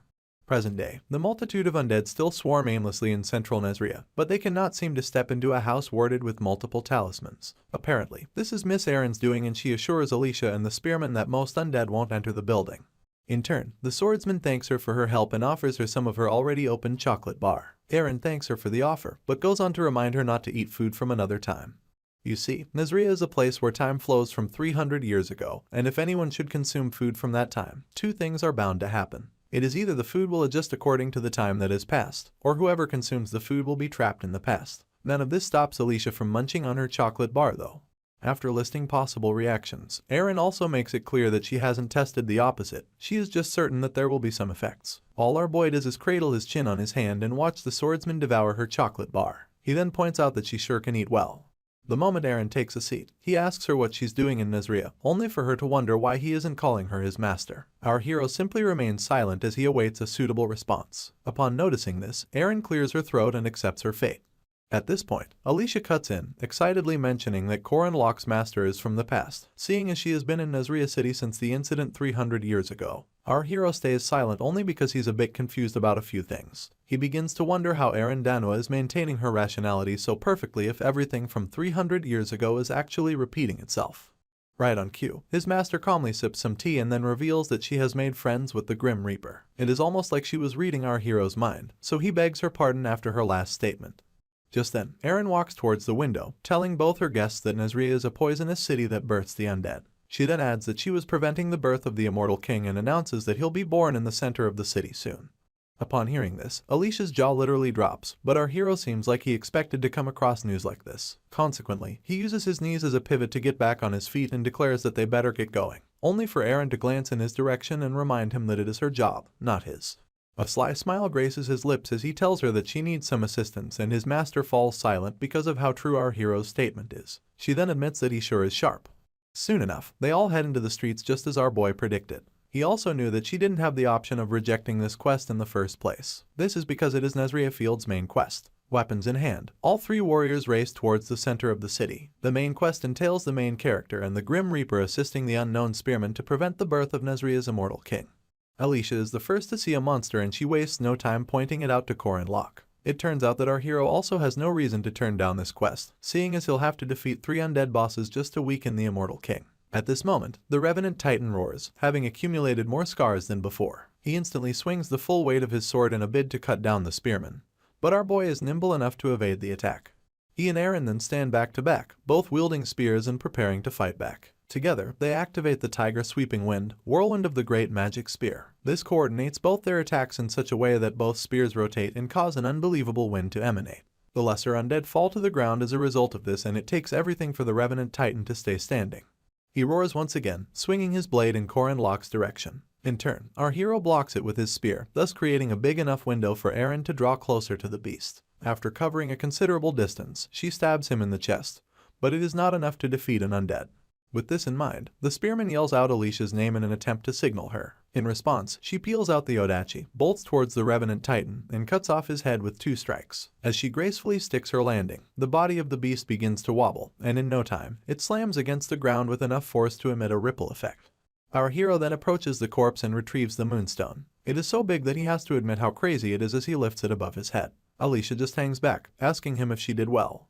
Corin Locke acknowledges that they only have one more enemy to defeat and admits that he never expected such a difficult mission to become so easy. He just stares at his master and tells himself that she must be the reason why. In turn, Eren tells the other two that they did good work and suggests that they end things for the day. She also mentions that it'll be dawn soon and advises that they return later that night. True to Eren's words, the sun peeks out soon enough, quietly lighting up the city with its warm yellow glow. Normally, one would sleep after setting up camp at night, but that's only the case if you're carrying out job assignments outside. In Nazria, it's the exact opposite, seeing as it's a contradictory battlefield where night is dangerous and day is safe. Meanwhile, Alicia gets some shut-eye, spreading herself and snoring like she doesn't have a care in the world. Eren asks our hero if the swordsman is still asleep and he simply replies in the positive. It turns out that they're both sitting on the steps with our boy constantly avoiding locking eyes with his master. Anyway, she tells him to try and get some sleep too, adding that children need to go to bed on time to wake up on time. In response, Corin Locke asks her if he seems like a child to her, and his master wastes no time telling him that he does. She then inquires if he's supposed to be something else, only to smile as she points out that she seems to have taught him everything. Still averting his gaze, our boy mentions that she taught him 6-step spearmanship, infinity, and even origin magic. He then quips that it's quite surprising. Eren agrees with him, only because she never expected to take on a successor, much less an ordinary child like our hero. During this time, the spearman recalls that his master chose Balthazar before him, but regretted the decision for well over 80 years. He just tells himself that there's no need to burden this version of Eren that's stuck in a 300-year time flow, only for her to distract our boy's thoughts by poking his face. After drawing his attention, she stares down at him with clear blue eyes, just to inquire about what he's so afraid of. She goes on about how she's the most lucky woman to be so loved by her disciple. As she chuckles, our hero wonders what she's doing. In response, Eren proclaims that her future doesn't seem to be very bright, and when Corin Locke confirms that it's not, she asks him if he knows who she is. He recalls her history as an adult who has faced off against great evil like Balthazar and his disciple, Firmak Damon. Back then, she had sent the hero away from the gory scene under the pretext of buying time. He was so pissed that he questioned his master about doing such a thing. Just as he was about to offer himself in her place, she told him that she was the adult, and added that as long as she was one, it was her priority to protect him, the child. Her words had broken our hero's spirit. She was a master who had taught him, led him, and even changed him. At that point, she glanced in his direction, her usual smile pasted on her face as she assured him that everything would be okay. Unfortunately, she lost her life protecting our boy, and he can't stop blaming himself for not catching on to Park Sihu's gimmicks earlier. He welcomed the possibility of saving his master's life, but despite knowing the future, he failed to protect her countless times. Worse off, each time he tried to fix things, he saw the adverse effects a single flap of a bat's wing could cause. He had participated in this festival with the mission of saving Huron, but for some twisted reason, he ended up in Nazria, not to mention meeting a version of his master stuck in a 300-year time loop. None of these were part of our hero's plan. When changes like these occur without Corin Locke's expectation, things tend to get futile, and it makes him wonder if he'll fail this time too. Still deep in thought, our boy just concludes that he can't sleep with so much on his mind, only for Eren to knock him out of it by pinching his nose shut. While our hero flails his arms in protest, she cheerfully tells him that he'll fail. He questions her actions quite loudly before she lets go of his nose. She then offers him a few words of advice about how a person who dwells on the failures of another is foolish, but the one who dwells on his own failures is wise. She wastes no time telling our hero that he falls into the latter, but he remains unfazed and asks if she can speak so freely if she's the one who fails. To prove her point, Eren confesses that she is a failure who has failed countless times and will continue to do so. She proceeds to put her arms around the spearman and admits that the fact that she chose him to be her successor seems to be the one thing she didn't fail at. Her words bring light back into his life and his eyes shoot open as he tries to take it all in. Still hugging him from behind, his master announces that she'll bless his future using her standing as the Queen of Paradise, but for now, she wants him to get some rest and assures him that everything will be okay. This gets him thinking if it really will be, if he'll be able to save Huron. Meanwhile, the Jiangxi stands in the arena set out to host the individual match between Borime and Merkaba academies respectively. The ascending seats are scantily filled, and at the very top, some student wonders what type of match he's witnessing. In the arena, Huron's opponent almost shed tears from the frustration of all his attacks just bouncing off of her. Madame Josephine had warned her not to take her opponent seriously, so she took things to the next level. Her opponent literally climbs her in an attempt to get her to at least move a step. Unfortunately, Huron remains stoic as ever, leaving the opponent to struggle in futility. Madame Josephine had also told the Jiangxi that most people in the world are weaker than her and begged her to handle them like she would handle a young branch.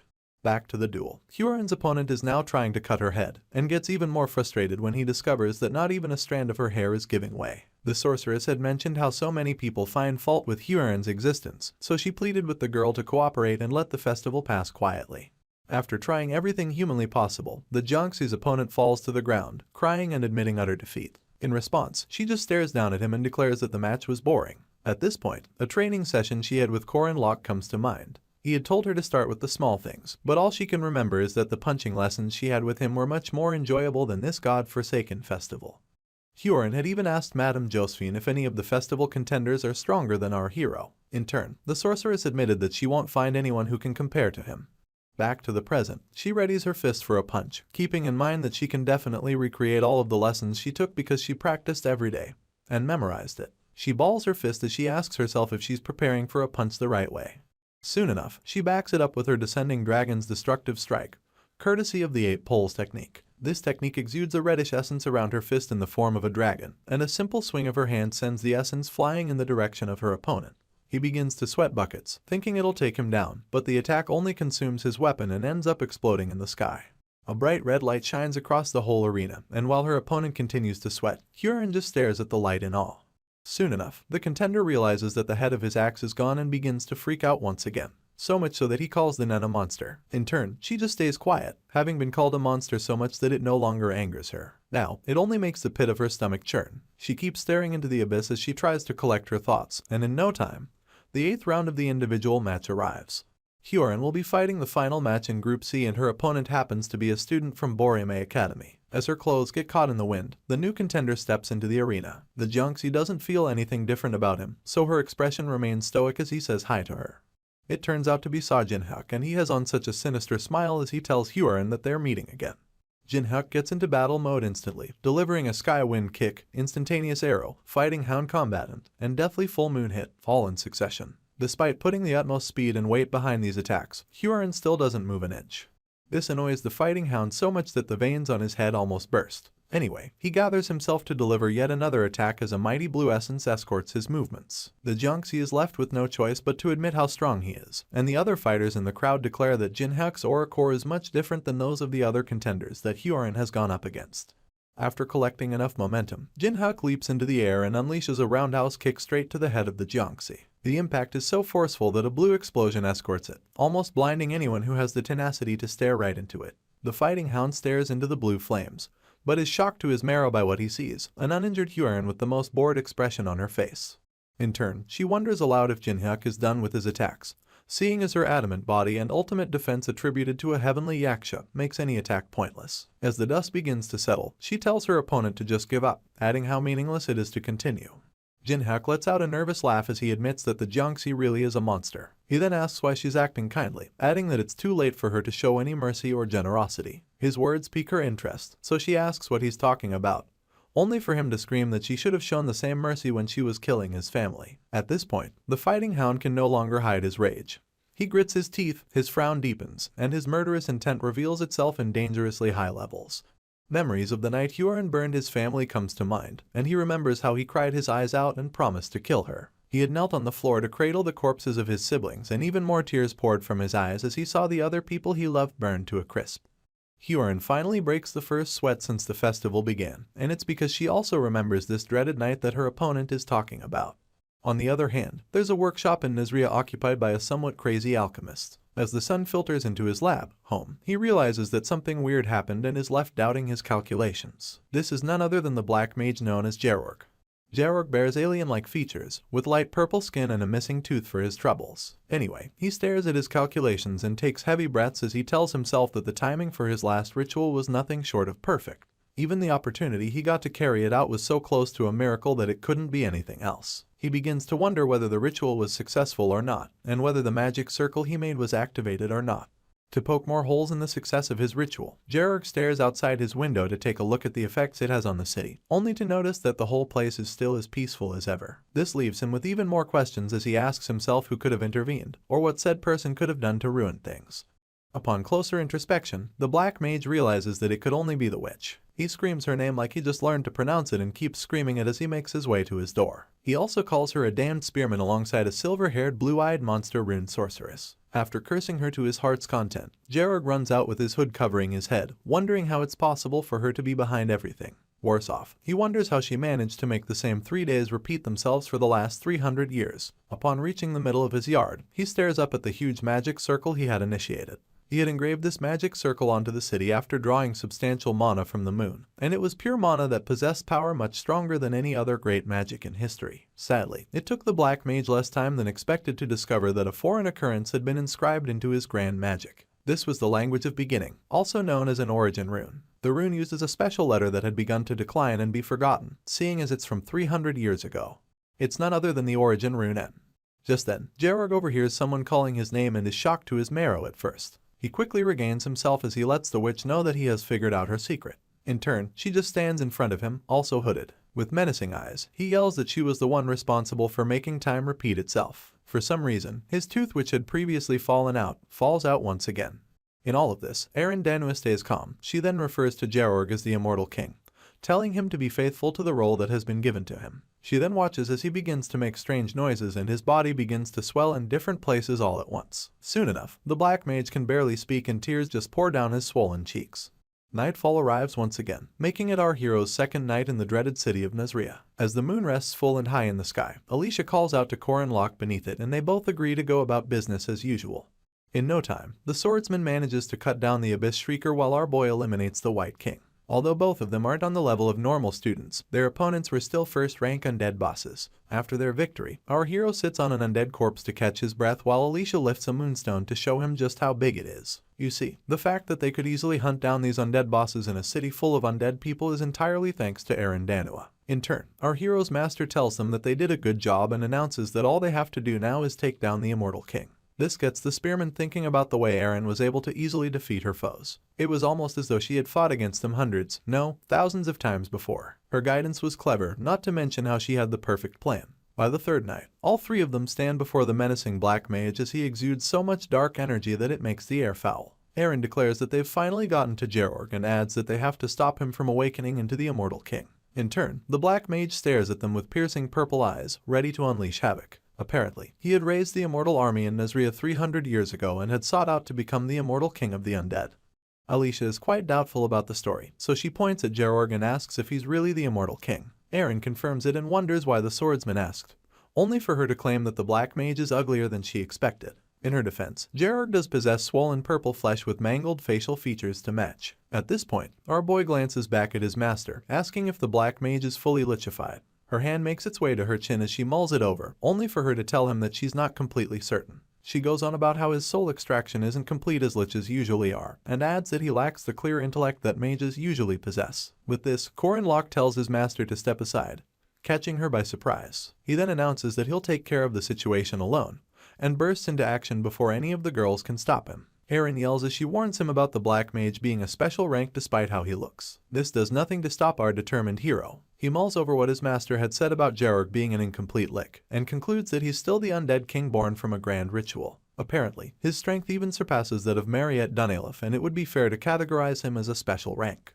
In no time, he comes close enough to his opponent to say hi, and the moment Georg realizes this, he unleashes a doom bolt on our boy. This attack is so wide in range that he has to leap high into the air just to escape it. It ends up crashing into a wall nearby and destroying it completely. Mid-air, our hero laments about how strong the Black Mage is and heaves a sigh of relief after dodging his attack. As he somersaults to safety, he admits that his opponent is no joke, and this pisses off Georg even more, making him growl as he sets his sights on Corin Locke. He goes on to activate a time curse and even a death wind, lifting both his hands as these spells manifest. He follows up with a spell named Apocalypse, and this one is so brutal that it consumes multiple houses whole and shatters them into nothingness. Once again, our boy is left to lament, so he calls out the Black Mage for using so many devastating spells back to back. Alicia does her best to shield herself, but she's more worried about our hero. She tries yelling at him to find out if he's okay, but all she can hear is the menacing laughter of the Immortal King. Suddenly, Georg receives multiple slashes to his entire being, and his laughter turns into an unpleasant surprise. Our hero follows up with an infinite returning heavens technique and chops the Black Mage into pieces. A sly smile visits his lips as he points out that his opponent can't see in front of himself after delivering so many large-scale attacks. With this, he grips his spear and finishes the Immortal King using the Naja demonic technique. All that's left of Georg is a black mass, and our boy reiterates that those who rely solely on extreme powers are actually easier to hunt. If the hunter can overwhelm them with technique, They become flimsy opponents to be easily controlled. Our hero then stares down at what's left of the Black Mage, keeping in mind that Nazria is a repeat quest and that he has defeated this same opponent thousands of times. Meanwhile, Alicia is shocked at how easy it was for Corinlock to defeat the Immortal King, and laments that he seems to be growing stronger with each passing day. In turn, he denies this and points out that the swordsman could have defeated him much quicker than he did. He proceeds to inquire why she's by herself, and only then does she notice that Aaron is gone. She frantically turns to search for her, trying to explain that our boy's master was just by her side a moment ago. This makes him grow suspicious, so he cradles his spear on his shoulder and announces that he's going to search for her. He then instructs the swordsman to block any undead that show up, and she agrees. Just then, she hears sounds in the distance and calls out Aaron's name, thinking she must be the one. The town is still emitting smoke from all the destruction that Gerorg set on it, and our hero catches his master gazing upon the ruins. He points out that it's not a pleasant view to be watching, but Aaron tells him that there's not much else to see. Soon enough, he covers the distance between them until they stand side by side. He then confirms whether or not it's the first rebirth of the Immortal King. Without looking at him, his master admits that he's right and wonders how many times the Black Mage has been reborn. In truth, it's been 36,539 times, seeing as Nazria resets after a period of 3 days. It turns out that the day Gerorg used the lunar eclipse to turn the entire city into undead people was 300 years, 3 months, and 27 days ago. So, for 1.2 million undead people to suddenly appear and disappear alongside the Immortal King, Aaron Danwa has had to repeat this process 36,539 times. Our hero leans on the railing in front of him as he reiterates how it took his master 3 days to defeat the Black Mage, and speculates about the reason why it is so. In response, Aaron reveals her usual soft smile, and admits that she made the city the way it is. Aaron had trapped Nazria in a loop for fear of the 1.2 million undead flooding outside the city. She feared that if they left Nazria, it would only be a matter of time before the whole world collapsed. This was why she used the origin rune to keep this semblance of paradise going, and to interfere with Gerorg's magic. Our hero is shocked beyond measure, and mentions the adverse effects of even reversing 1.2 million deaths. At this point, an ominous voice announces that the spearman is a quick thinker. He instantly glances to the direction of the voice, only to see that it's the Death God, popularly known as the Grim Reaper. He towers over both humans as he declares that he has been watching. He then refers to Corinlock as a man who deceived Death. This makes our hero wonder if Death knew about him going back 3 years, but the obvious grin on the god's face doesn't clarify anything. You see, the Grim Reaper exists with the system window as one who harvests dead souls, and his goal is to purify these souls so they can be reborn. This is the major reason why the undead, who are continually revived, are the greatest problem for the Death God. Not to mention that it has been a recurring problem in Nazria for the past 300 years. Aaron averts her gaze as she reiterates that the repetition of the 3 days is her fault, and adds that it's also why the Grim Reaper paid Nazria a visit. The original rune that she used to alter Gerorg's spell defies death, so the god came by to destroy it. To stop him from doing that, Aaron decided to make a deal with him. She pointed out that undead people create more undead people and explained the adverse effects of having so many of them leave the city, especially the fact that all of humanity will ultimately become undead, leaving the Reaper with no souls to purify.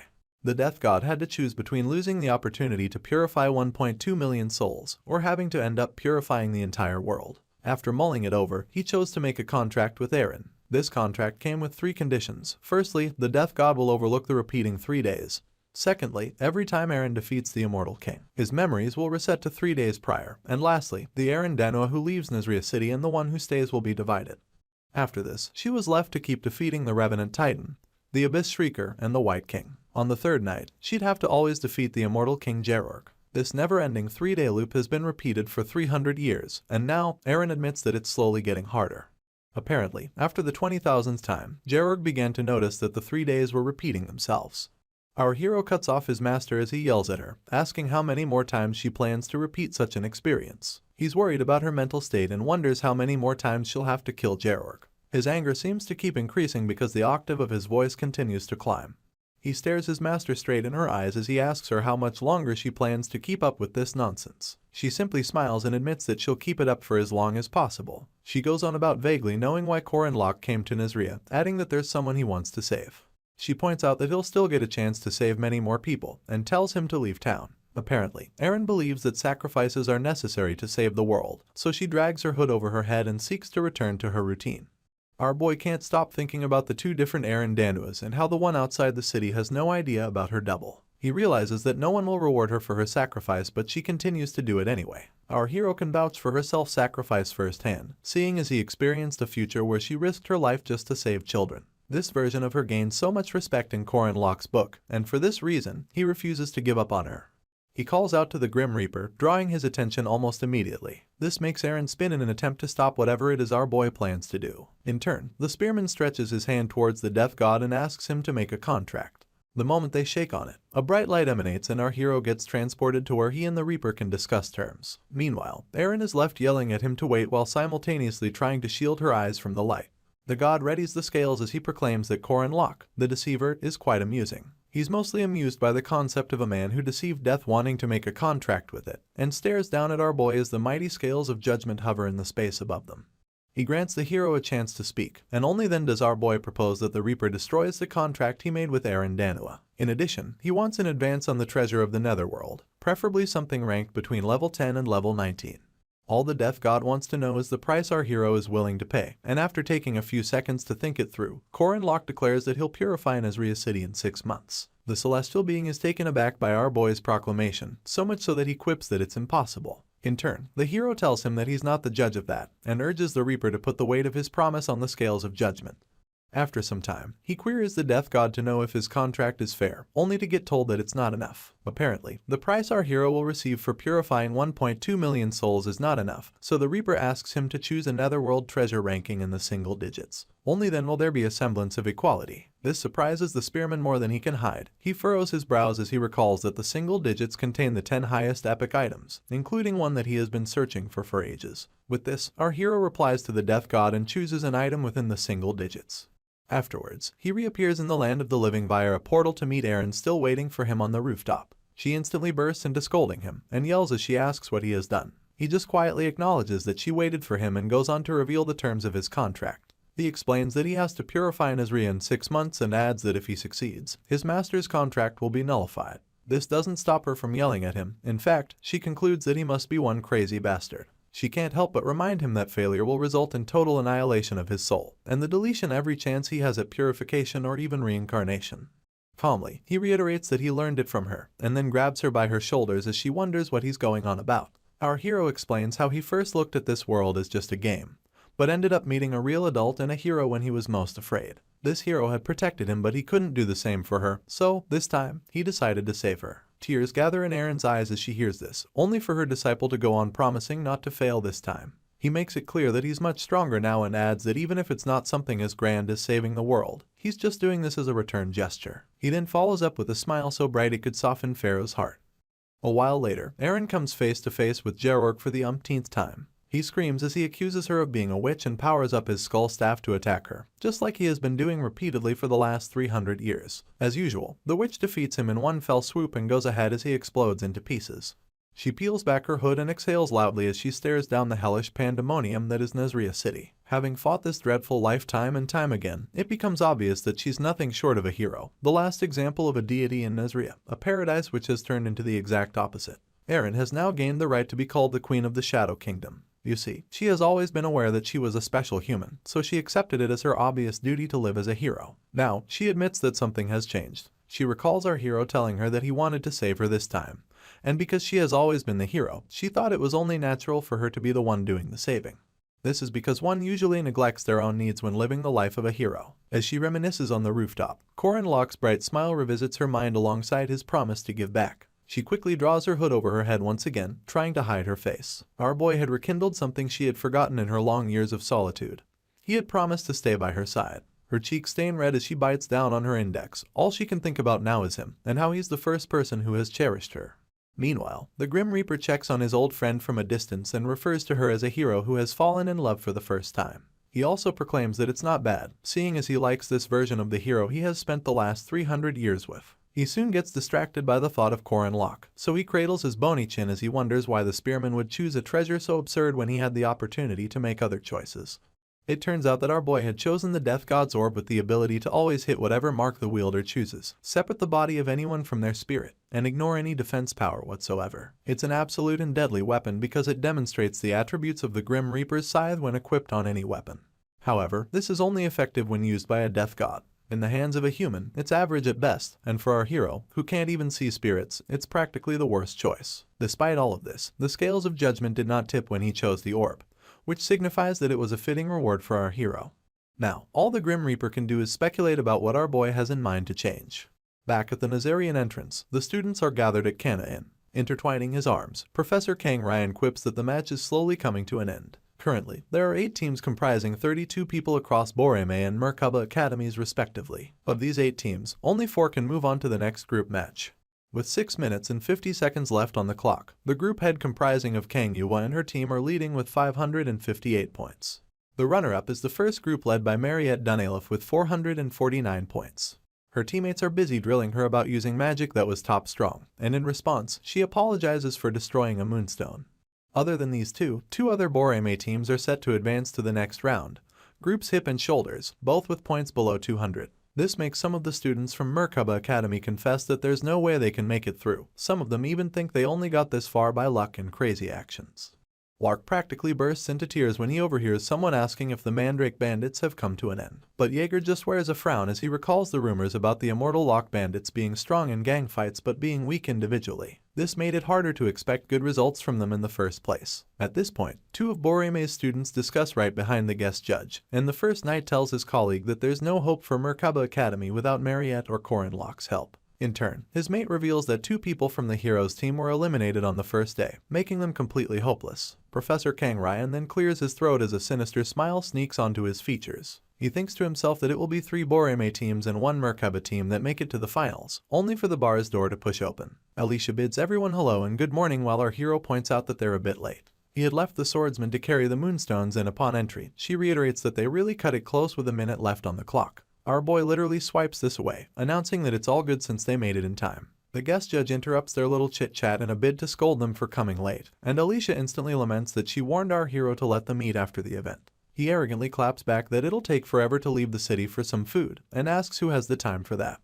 Once again, Professor Kang Ryan is left to break them up as he announces that they should submit their moonstone for scoring. He already concluded that Corin Locke will be eliminated. But it doesn't stop Alicia from confirming if all they have to do is place the stone on the measuring tool. She proceeds to drop it on the tool as the professor declares that the score will be low anyway. He doesn't get to finish his sentence before the measuring tool reveals that they attain 250 points. The other students are shocked by this, but the professor maintains his composure.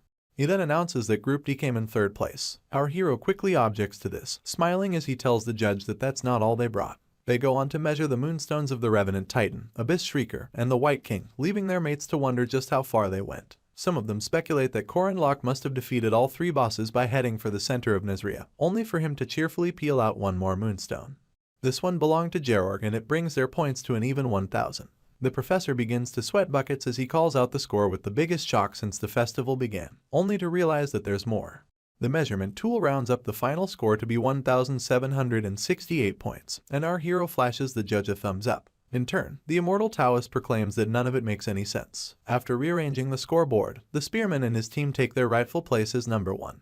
They take a carriage back to the academy later on, and Alicia tells our hero that the match was quite eventful. His reply is quite unexciting, so the swordsman deduces that he'll be returning to Nazria. This draws his attention, so after averting his gaze, he replies positively, wondering how she figured out that he was going back to save his master. In turn, the swordsman announces that she and Mariette can go with him, adding that they'll be helpful despite not knowing what he has planned. She lets out a nervous laugh and then encourages our hero to stop being so down because it's making her anxious as well. This makes him feel guilty, so he calls himself an idiot for worrying his friend. He then thanks her and advocates that they get some rest, mostly because it's too tiring to keep working after everything they've been through. As he closes his eyes for a nap, he resolves to find a way to use the power he gained from the Death God, seeing as he gained a netherworld treasure in a much different way than he imagined. Now, there's the possibility that if he does well with this item, it could be the key to cracking the 3rd act wide open. He remembers Huron at this moment, and how she had claimed that there's no human who has helped her. Our hero cracks a devious smile because his netherworld treasure might just help someone as arrogant as the Jiangxi. Upon getting back to the academy, he heads to Madame Josephine's office to check on Huron's progress. Unfortunately, he gets told that she got arrested. We'll soon find out what exactly is going on in the academy, but first, let us dial back to a story of the past. Once upon a time, there was a girl named Ran who was loved by everybody. She had been apart from her father and her big cousin Yuwa, so their reunion was nothing short of emotional. You see, Ran was also unlucky in health, seeing as her body housed a chronic illness that never gave her a chance to step outside on her own. This illness was the Teinkai blockage disease, an internal composition spoken of only in legends. Anyone with this disease possesses excess yin energy, so much so that it suppresses the yang energy, thus making it a self-destructive curse that disrupts the body's harmony. Unfortunately, Ran was born with this curse. Her father, Kang Yu, sought out every possible method to treat his daughter but never could resolve her Kai blockage. She became bedridden soon enough, holding onto her papa's hand as he watched life seep out of her. Their once harmonious family was plagued with two misfortunes. The first was Ran's chronic illness, and the other was her father's genius. He had sworn to do anything possible to save his little girl, and squeezed her hand as a desperate look plagued his features. Kang Yu just so happened to be the best necromancer of his time and had been researching for something with a strong enough yang energy to break through the accumulation of yin energy in his daughter. Sadly, the barrier of Teinkai blockage disease could not be overcome by human effort alone. He had tried everything from rare plants to ancient texts, but nothing worked, so he began searching for an alternative route. The fact was that Ran didn't possess enough yang energy to contain the yin, so her father thought there could be another way to exhaust her excess yin energy. With this in mind, he began to etch a forbidden spell on his daughter's flesh, turning her into a being naturally born with yin, one most suited to a necromancer, one who guides lost souls back to their homes. Kang Yu had turned his daughter into a Jiangxi while she was still alive, and so, Jiangxi Hua was born. Back to the present, Sa Jinhyuk is still mad as hell over Huron not showing her so-called mercifulness to his family before she killed them. As he recalls the death of his loved ones and how he held onto their bodies in their last moments, even more tears put down his cheek. The Jiangxi finally remembers the scenario Jinhyuk is going on about, but the most vivid memory is one where Professor Kang Ryan sent her off to kill all the people in a certain land. He was even adamant about not leaving a single person alive. Her short trip down memory lane is cut short when Jinhyuk accuses her of being a monster with no humanity. He then adds that seeing her pretend to be human disgusts him so much that it makes him want to vomit. At this point, Huron starts to get overwhelmed, so she tries to get her opponent to stop speaking. Unfortunately, he goes on about how she's not Ran and accuses her of only being a monster who stole Ran's body. The Jiangxi begins to sweat profusely as the night of the fire becomes more and more vivid in her memory. She denies everything that Jinhyuk is saying and tries getting herself to believe that the body she's in is actually hers. Consequently, her visions start to get too vivid. The hand of a burned corpse rises from the flame beneath and grabs her leg. The corpse begins to call her a monster and refuses to be shaken off no matter how much Huron tries. It goes on to beg her to take her own life, reiterating that she ripped the limbs off of her father and killed him. For this reason, the corpse announces that the royal family will kill her, and the real Ran proceeds to strangle the Jiangxi with both hands. As she's getting asphyxiated, Ran declares that the yaksha is something that should never have been born. She then screams at Huron to give her body back. And in turn, our girl yells that the body is hers. She keeps chanting these same words as if she's trying to get herself to believe it, and when Ran's voice gets too loud, she screams at her to shut up. Unfortunately, the outburst leads to one of her seals burning off and an unimaginable amount of power leaks from her person. It's so much that Sa Jinhyuk has to shield himself the best he can. This does nothing to stop the ground beneath her from getting shattered. Just then, the sealing chains on her body activate and begin to wrap themselves around her. They bind her hands first and then her feet as she affirms that she has the right to receive the body she's dwelling in. She's soon brought to her knees but still swears that she won't lose her body by any means. Right on cue, about 5 to 6 knights flood the crater she's kneeling in a bid to subdue her. Afterwards, Madame Josephine narrates the entire experience to our hero and explains that it's the reason why Huron got arrested. Apparently, he had expected something like to happen, but never expected things to escalate this quickly. He then asks the sorceress if Huron was arrested because of the seals. The sorceress adjusts her glasses before pointing out that he seems to already have a clue about what's going on. She goes on about Huron being restricted by 2 seals, the Chains of Zion and the Talisman of the East. Unfortunately, the talisman got burned in her scuffle with Jinhyuk, and for this reason, Bishop Lai Jinyang criticized it as a demonstration of the Jiangxi's violence. To make things worse, Huron was moved to the east under Kang Ryan's leadership after they decided to create a new talisman for her. Our hero thinks it's unfair to make such a forceful decision just because one of 2 seals got burned, and it's obvious to him that these men just want to blame the academy for being unable to maintain Huron's stability. Just then, Chairman Kasser steps into the office and calls out to our hero as she wonders how much he knows. Corin Locke easily realizes that certain things have become clear to the chairman. Among these things is the fact that the Catholic Church and Boreme's Kang Ryan are planning something sinister. Our hero glances back at the director as he proclaims how sure he is that they don't want to hand Huron over to those people. For this reason, he offers to handle the rest, adding that they should just trust him even if they're a bit suspicious of him. He then declares that he needs everyone's help to achieve the result he wants, and makes it clear that no one can abandon their role. You see, in the heroic legend of Arhin, the boss of the 3rd act is the heavenly Yaksha, and she has a slightly different background than all the other bosses that have appeared up until now. While Madame Josephine and director Cassar mull things over, our hero recalls that the forthcoming major decision hinges upon favorability with the character and the narrative you build. This decision will either be to save Hua or to save Ran. In truth, the simplest way to go about it is to do as Park Se-yu did in Our Boy's Past Life and just choose one regardless of who it is. Korin Lok, on the other hand, is not interested in doing things that way. He just stands quietly, thinking about his next move so seriously that brows furrow. He then promises to save everyone. At that moment, a notification pops up revealing the main quest titled Hua Ran. This quest is of a high difficulty, and our hero will fail if either Hua or Ran dies.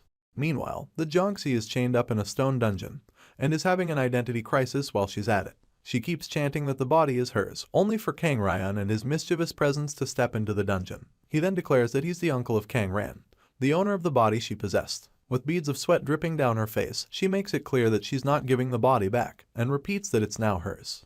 The immortal Taoist doesn't argue with her. In fact, he points out that she's misunderstanding him and asks her if she truly wants to take over Ran's body completely. His words only remind her of the time he used her to kill a bunch of people, but now, he's the only one offering to help her achieve her goal. Kang Ryan flashes a poisonous smile, making it obvious that he has something evil planned. Unfortunately, it's a deal much too sweet for Hua to turn down. Her eyes shoot open as the consciousness of Ran emanates behind her uncle in a bid to change the Jiangxi's mind, but her voice doesn't reach her target at all. All Hua can focus on is Kang Ryan's promise to give her total control of her body. 2 days after their return from the group match, the students are given some free time. This was out of consideration for the students that returned from Nezria. In the meantime, Korin Lok and Mariette take a walk through a couple of festival stands, seeing as our hero has a couple of things to prepare before Boreme starts moving. As they feast on some beef sticks, the sight of other stalls reminds our boy of the one he had Mariette set up in front of their inns. He asks her for an update, and she reveals that she received the overall report just the day before. The spearman is very interested in how many sales they got, so he bends his head as the vampire whispers their progress in his ear. Apparently, the ingredients used for the stall were delivered by the Danilov family, and they sold their products at 3 times the original cost after putting some sauce on it. Our hero can't hide his excitement, and his mind instantly goes to a scenario where it's raining gold. He keeps declaring that the day for him to be rich has finally come, and Mariette is just happy that he's happy. He then mocks Boreme Academy, announcing that he knows the best way to price tourist attractions. Soon enough, the vampire's attention gets drawn to a mana stone throwing stall, and the vendor takes advantage of her interest to invite her to come throw some stones. Little did he know that Korin Lok was actually searching for him. The vendor goes on to explain how the mana stones were assessed to be faulty at the mines, leaving him no choice but to break them apart. He points out that they're squishy upon touch, and Mariette confirms this as she picks one up and stretches it. She wonders if stones are supposed to be that squishy, so the vendor tells her that they're not normally like that. It turns out that mana stones absorb mana well, thus making it easy for their attributes to change. This is why they're often used in magic staffs. Our hero interrupts their conversation as he reveals that such a squishy mana stone is prone to exploding quickly. He then collects the one with Mariette, telling her that he'll throw it. The spearman plans to use the tricks he learned during spear throwing and stone throwing practice to make his accuracy off the charts. He takes his arm back to gather momentum and unleashes the mana stone in the direction of the target. Our boy easily hit the mark, leaving the vendor to stutter as he declares that he got 95 points. The vampire seems very excited by this, but all the vendor can do is sweat buckets. You see, the greater the accuracy, the narrower the diffusion range of these festival-used effective mana stones, and it's the opposite when the accuracy is very low. Our hero had 0% accuracy when he used various debuffing equipment and magic in the game. With this, he could increase the diffusion range by up to 100 meters. This gives the spearman an idea, so he offers the vendor twice what he paid for the mana stones, offering to buy everything he has on sale. The store owner can't help but ask what our hero plans to use them for, but Korin Lok just smiles mischievously. He had come to the festival for a special skill that veteran players use, and of course, he got his way. Our hero crouches nearby as he imagines giving the mana stones to Fergus, the same blacksmith that made his new spear, and soon enough, he begins to laugh like a crazy scientist. Mariette just munches on her beefstick as she quips that her friend is laughing in an evil way. He then calls out to her, asking if her family has a subsidiary company in charge of the transportation carriages. All he needs from her is the carriage schedule, but the vampire wonders what he's planning to do this time.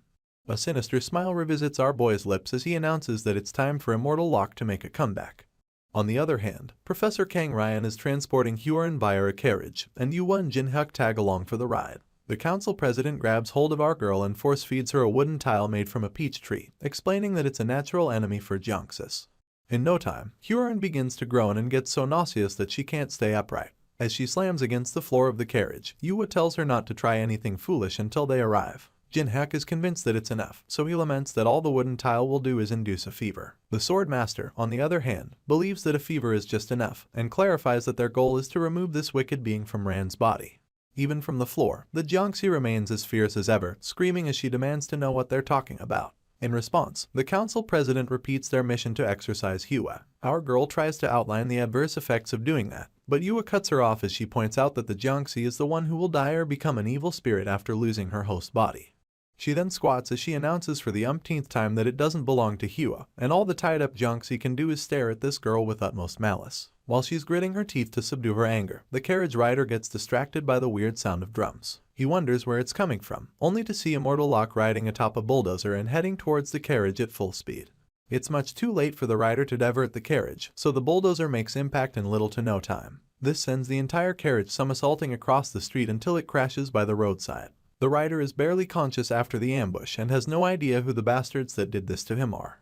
As the dust settles, the immortal Taoist softly lands on his feet and instantly asks if his disciples are okay. Yu quips that they're fine, while Jinhyuk is more worried about who attacked them. In turn, Professor Kang quips that he's not sure who it is. He's soon interrupted by a red crystal which expands into Mariette's popular realm of blood. The fighting hound begins to panic, seeing as this formation is far from familiar to him. At the same time, their attackers rain praises on their boss and then ask for the next step in his plan. He first bursts out laughing before telling them to take anything that can fetch them money. They notice Huron chained up amidst the rubble and waste no time catcalling her. Their boss is excited by how pretty she is and proclaims that they've hit the jackpot. The Jiangxi scowls at them, but their boss only smiles in return. He then instructs his men to fetch her as he declares that Huron is being taken by the Immortal Locke. Chaos ensues at Merkaba Academy as news of an abduction spreads like a wildfire. One of the professors rushes to Madame Josephine's office to report the incident and explains that just a few minutes ago, some bandits of unknown identity raided the carriage carrying Boreme's honored guests. The sorceress seems to be maintaining her composure, but when she hears that Huron got kidnapped, her teacup falls from her hand. The madam hasn't sworn in 35 years, but this news hits her so much that she swears at the top of her voice. Meanwhile, our hero makes his way towards the outskirts of town on horseback, riding out with a bunch of men who have on the same outfit he does. Huron asks what he thinks he's doing, so he tells her that he heard about the incident she caused while he was gone, and adds that he came to save her. All she does is call him useless, but he still tells her that he wouldn't get to see her if she had gotten dragged off. The Jiangxi tries to tell him that it's none of his business, but our boy insists that it is, seeing as they live under one roof. In his heart, he's just relieved that he's not too late. If Kang Ryan had successfully dragged her off, the poor girl would have her soul forcefully separated from her body, and that would lead to either Hua or Rand disappearing forever. Soon enough, our boy and his decoys arrive at an agreed-upon location in the woods. He then announces that they'll have to leave as many clues as they can to distract pursuers and buy some time. The decoys thank him for the money, referring to him only as Mr. Immortal. After this, they ride into the woods while our hero continues on foot. He yells that they should live well so he won't come and find them again. Just then, Huron almost drops to the ground, and this makes our boy worry about how sick she has been looking since they rescued her. She quips that they fed her something, but this is a big enough clue for our hero to deduce that it's a wooden tile. He's sure that it'll only give her a fever, but welcomes the possibility that she'll be down for a couple of days. For this reason, he lifts her off the ground and carries her like a princess, making Huron freak out on the spot. As our boy runs with her in his arms, she keeps yelling that he should put her down, and even claims that she can run. In turn, he tells her to stop acting tough and reminds her how hard it is for her to even walk. He continues speeding through the woods, assuring her that she has nothing to worry about because of how light she is. The Jiangxi has never been so embarrassed, so she asks to be put down once again. The response: the spearman just tells her to charge it to his account, leaving her to almost curl up in shame. Back to Kang Ryan and his disciples. They're still caught up in Mariette's realm of blood while she stares down at them from a rooftop nearby. After concluding that the blood barrier is enough to hold them, she plans to keep it that way for the next hour, just as our hero asked of her. Suddenly, she notices a disturbance in the realm, only for Professor Kang Ryan to unleash a spell using 2 spirit animals to break through the barrier. He signals Yuwa and she understands that her duty is to chase down the abductor and the abducted.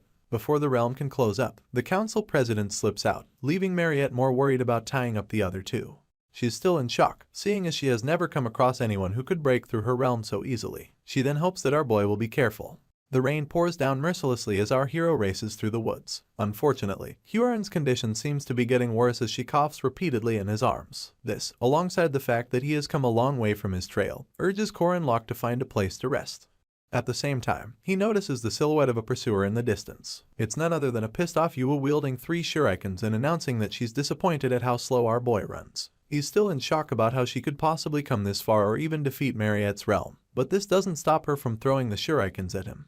He manages to dodge 2 of them, but the third one gets him in the shoulder. He continues running with Hyorin, and the Jiangxi struggles to ask if he's okay. He just tells her that it's nothing, seeing as he knows Yua didn't poison the dagger. Soon enough, he cradles her against a tree and tells her to wait there. She then wonders what he's going to do, only for our hero to glance back at the council president and declare that he has no choice but to fight.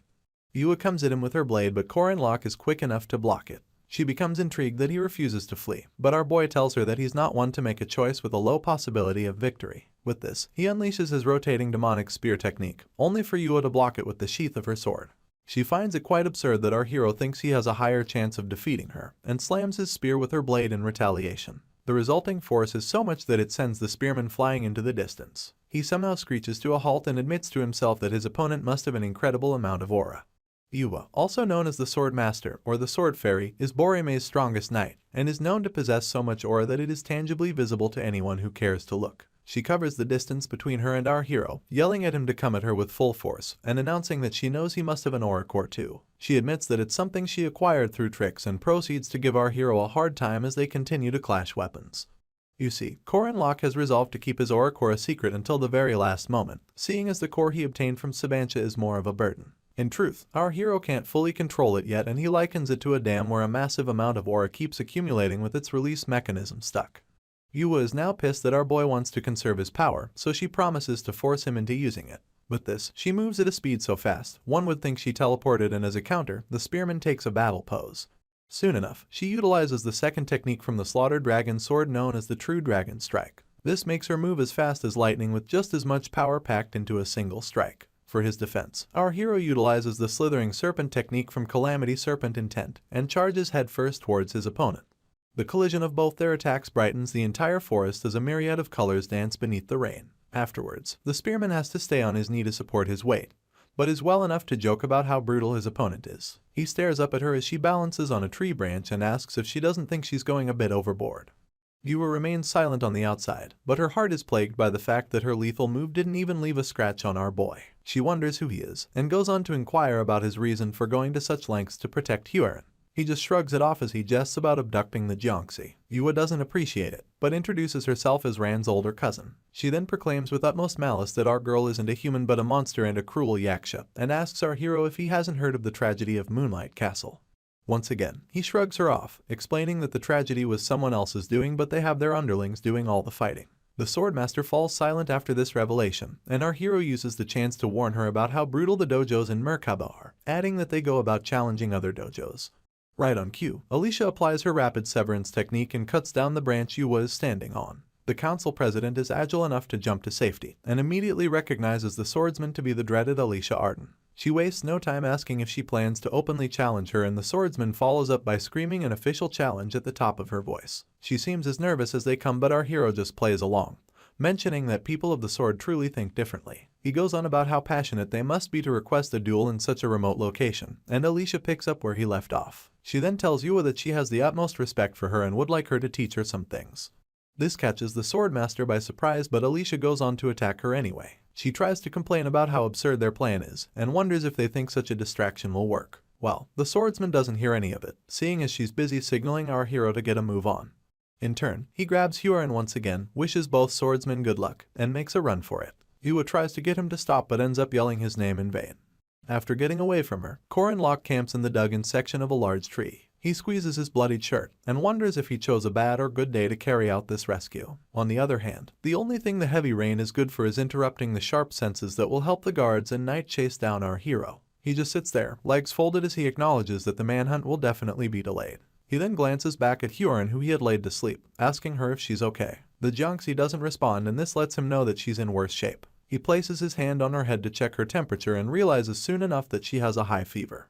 After this, he cradles her on his lap and pulls out a potion for her to drink. He urges her to drink up because he thinks it'll make her feel a bit better. In truth, he has no idea if it'll do anything to improve her situation, but he feeds her Mariette's premium elixir anyway.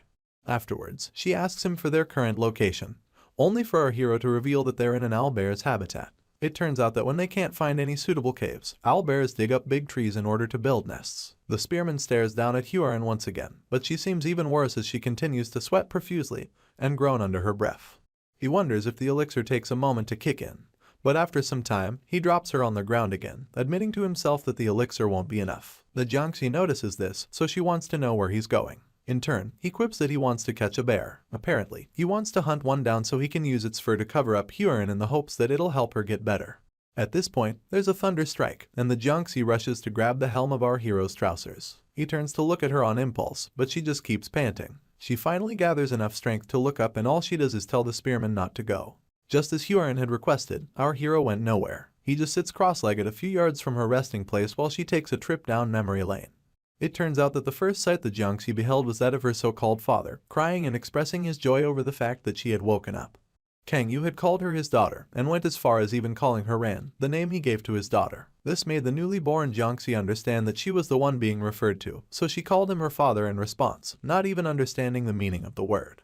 She just knew that it made her master very happy, so much so that he pulled her in for a hug. It was at this moment that she realized she would have to act as Ran for the rest of her life, seeing as it seemed like her master would abandon her if he discovered the truth. Hyo was scared that he would go in search of Ran once again, having envisioned a future where she would have to return her body to its original owner. Unfortunately, it didn't take long for her false life to collapse due to a very small incident. She had tried to reach for Kang Yu, only for him to tell her that she wasn't his daughter. She ended up seeing blood for the first time after that incident, and it was under the pretext of destroying a sea beast that had appeared in the city. She literally dragged its huge corpse with one hand, smearing its blood across the street, seeing as her father, per the Lord's request, ordered her to kill the beast.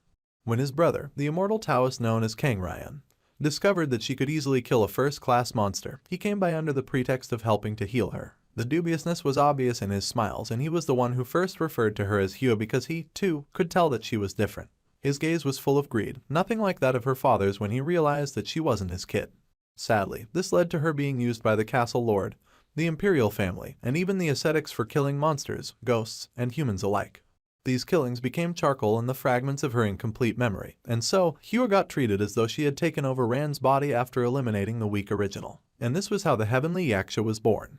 Back to the present, Korin Lok engraves the rune of Sun, Soillo, on a piece of rock and activates it to keep the Jiangxi warm. She tries to object to it, but he cuts her off as he asks if she's a child of darkness. Our hero then tells her to grab some sunlight and use a blanket. The moment he tries to cover her up, she turns feral, claiming that she doesn't need his help. In protest, the spearman lifts his hands, telling her to take what he gives to her lest she complains about being cold later. He then leaves her with the blanket and turns around once again, adding that he'll wake her up when the sun rises. Hyo stays quiet for some moments, only to suddenly ask our hero what he wants from her. He steals a glance in her direction, but all she can think about is how everybody she has met until now wanted something from her.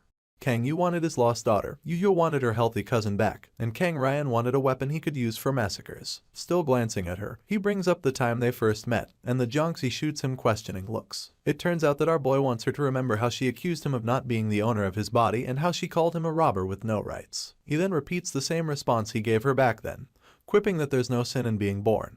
Like clockwork, it annoys Hugh all over again, and despite being sick, she musters the strength to yell at our hero as she tells him that what he said is irresponsible. She goes on about how dangerous it is to speak so recklessly while letting a monster roam free, and adds that Madame Josephine and director Cassiu understand this.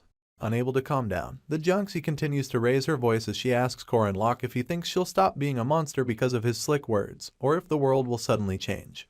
In response, our boy just scratches his chin and quips that nobody knows. Worse off, even he doesn't know if the world will change, or whether or not Hugh will stop being a monster. All he's certain of is that he wants to save the people in front of him, and he says this with the warmest smile. This is because he is the only player who can help the people who are living fixed misfortunes, the likes of Mariette and Alicia.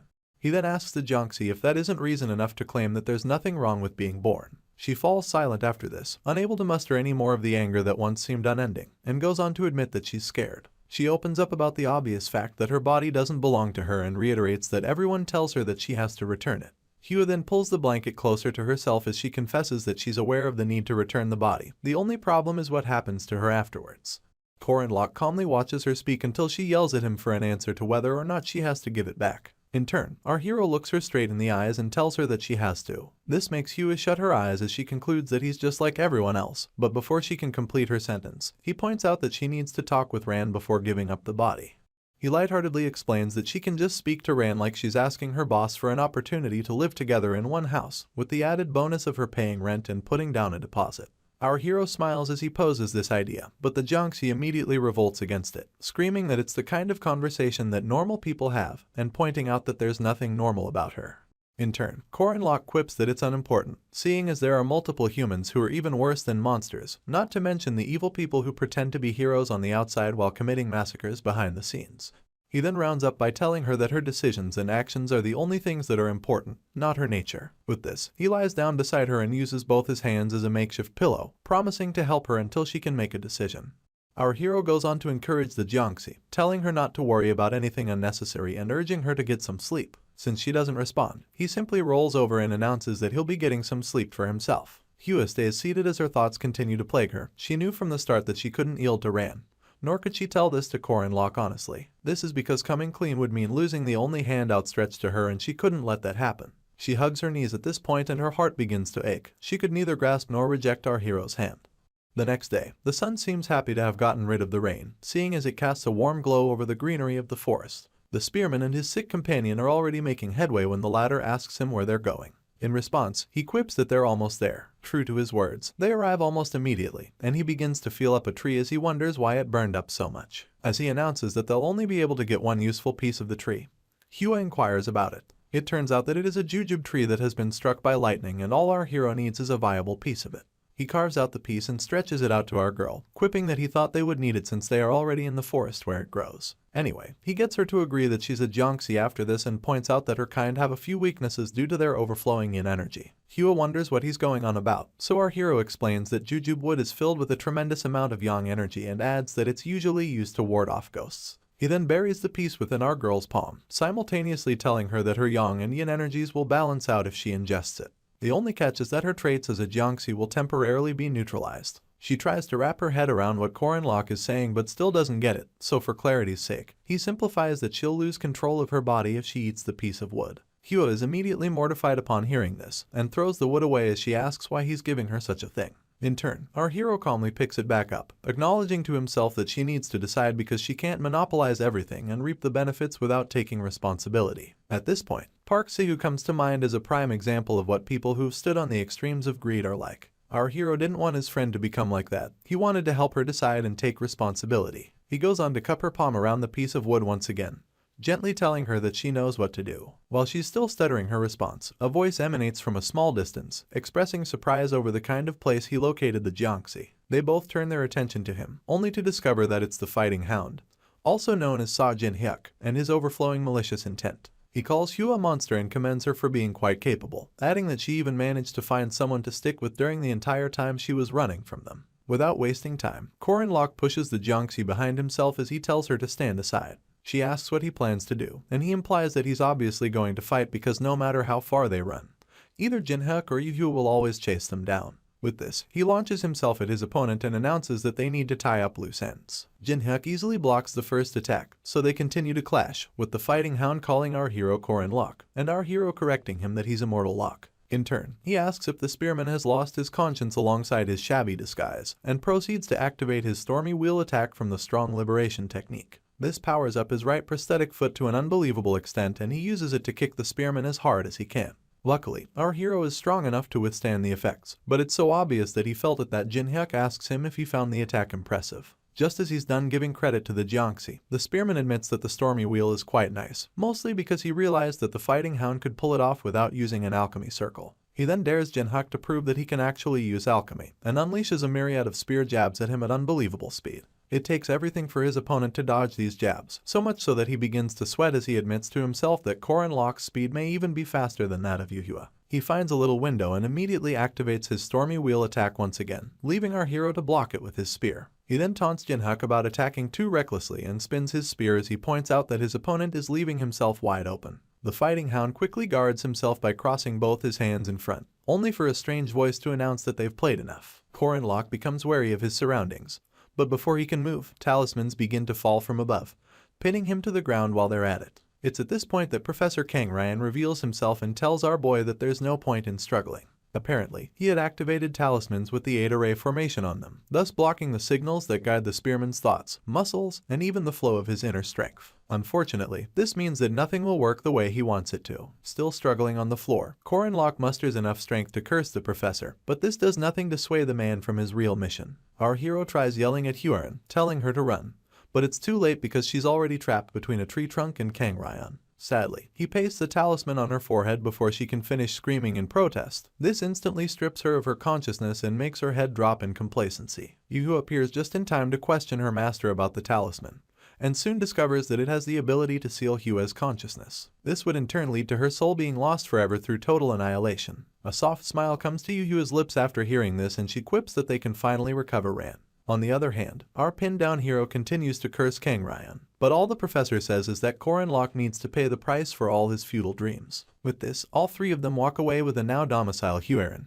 and the professor tells our hero that he'll serve as good food for the monsters of the forest. In response, he yells out Kangryan's name and continues yelling as he asks what happened to Alicia. He seems to be visibly going through so much pain, screaming and declaring that he cannot let Hyorin go like this. He calls out to her one more time, but neither she nor any other opponent spares him a second glance. Our hero balls his fist in frustration and falls suspiciously quiet afterwards. Soon enough, he begins to chuckle quite slowly, and a chuckle turns into full-blown maniacal laughter as he reveals that everything is going according to plan. Shortly after everyone else clears out, some short hounds begin to step out of various bushes until they surround Locke. While they're still looking for a way to infiltrate the talismans around him, some golden wolves make their way into the midst of the hounds. Of course, the lesser creatures paved a way for the golden wolves after heeding them growl, but these ones were not enemies. In no time, they tear apart all the talismans, keeping our boy down, and while on his knees, he smiles and asks if Kangryan is gone. With this, he gets on his feet, stretches his arms, and laments about being so stiff. He then asks the golden wolves if everything went well, only for them to actually respond. One of them claims that our hero is a really good actor, and the other quips that it was even overkill. He refers to them as Ren and Ron, wondering if they did what he asked them to. In turn, both demi-humans transform into their humanoid forms, and Ron reveals that Lenya promised to take care of everything. Ren, being the youngest and most uninformed, bugs our hero about what he asked for, so Locke simply tells him that it's nothing much. A sly smile revisits his lips at this point, and he follows up by asking if the youngster has heard about the corruption in the defense industry. On the other hand, Yu and Bishop Lai Jinyang meet up in a secluded church where she drills him about still not discovering the culprits behind their missing items, or even finding suitable replacements for said items. In response, the bishop laughs nervously as he urges her to have a little more patience. He then points out that they don't have as much influence in Merkaba as Yu and her people do, only for her to continue drilling him about attracting too much attention to himself to say such a thing. This really pisses off Jinyang, but he can only backbite in his mind as he claims that pagans like Yu wouldn't dare speak to a bishop of the order like this if these were the old days. On the outside, he just reveals that the men he sent are mere shadows and that they're not the type to show themselves easily. He keeps in mind that he must not offend her, seeing as the order is declining and they need the strength of Yu and her people. In turn, the council president stares down at him as he proclaims that he has found a merchant group that can provide substitute items. Apparently, they're traders who have been doing business with the eastern continent for quite some time.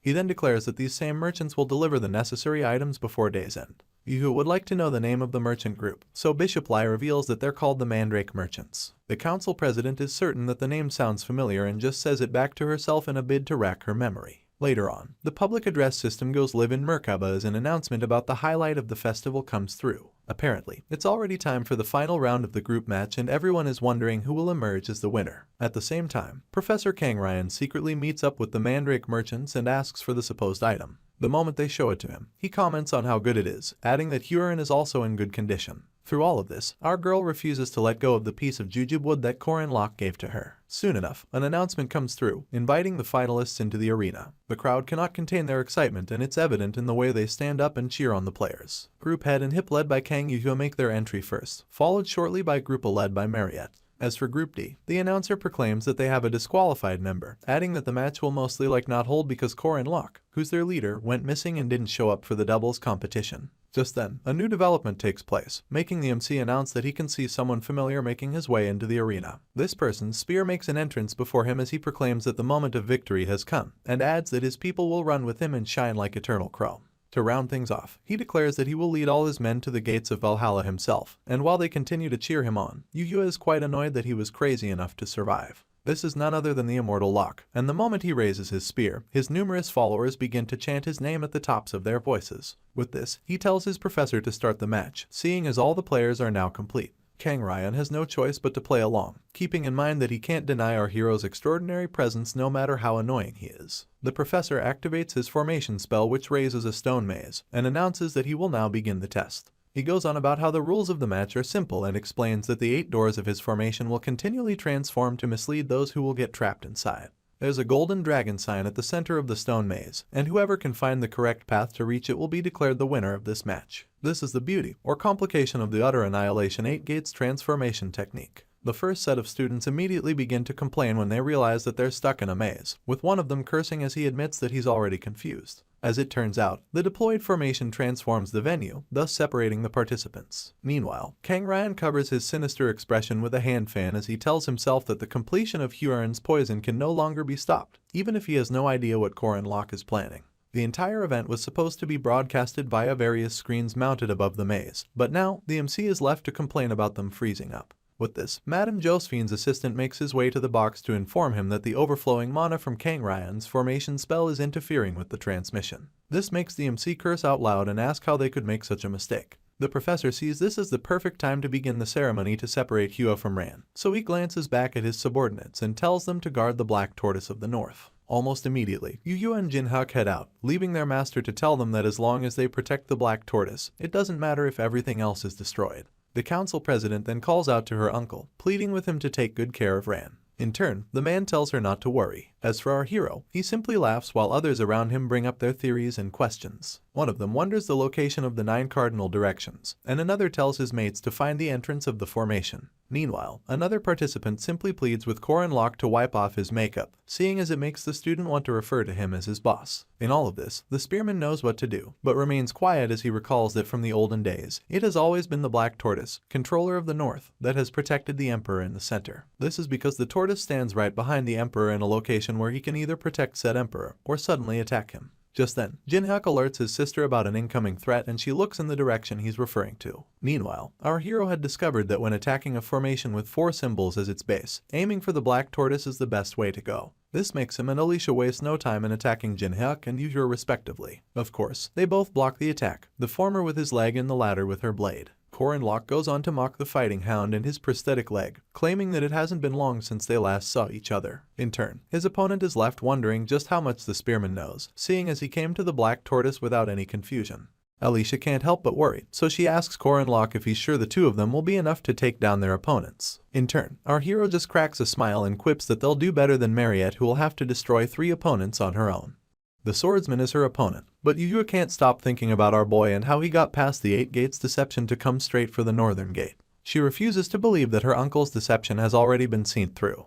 Apparently, the 8 gates transformation has a total of 365 alterations, and this includes stone soldiers, fog, and even maze-like paths. As the other students continue to struggle with one alteration or the other, Yu tells herself that even the most genius formation sorcerer cannot escape the 8 gates once trapped.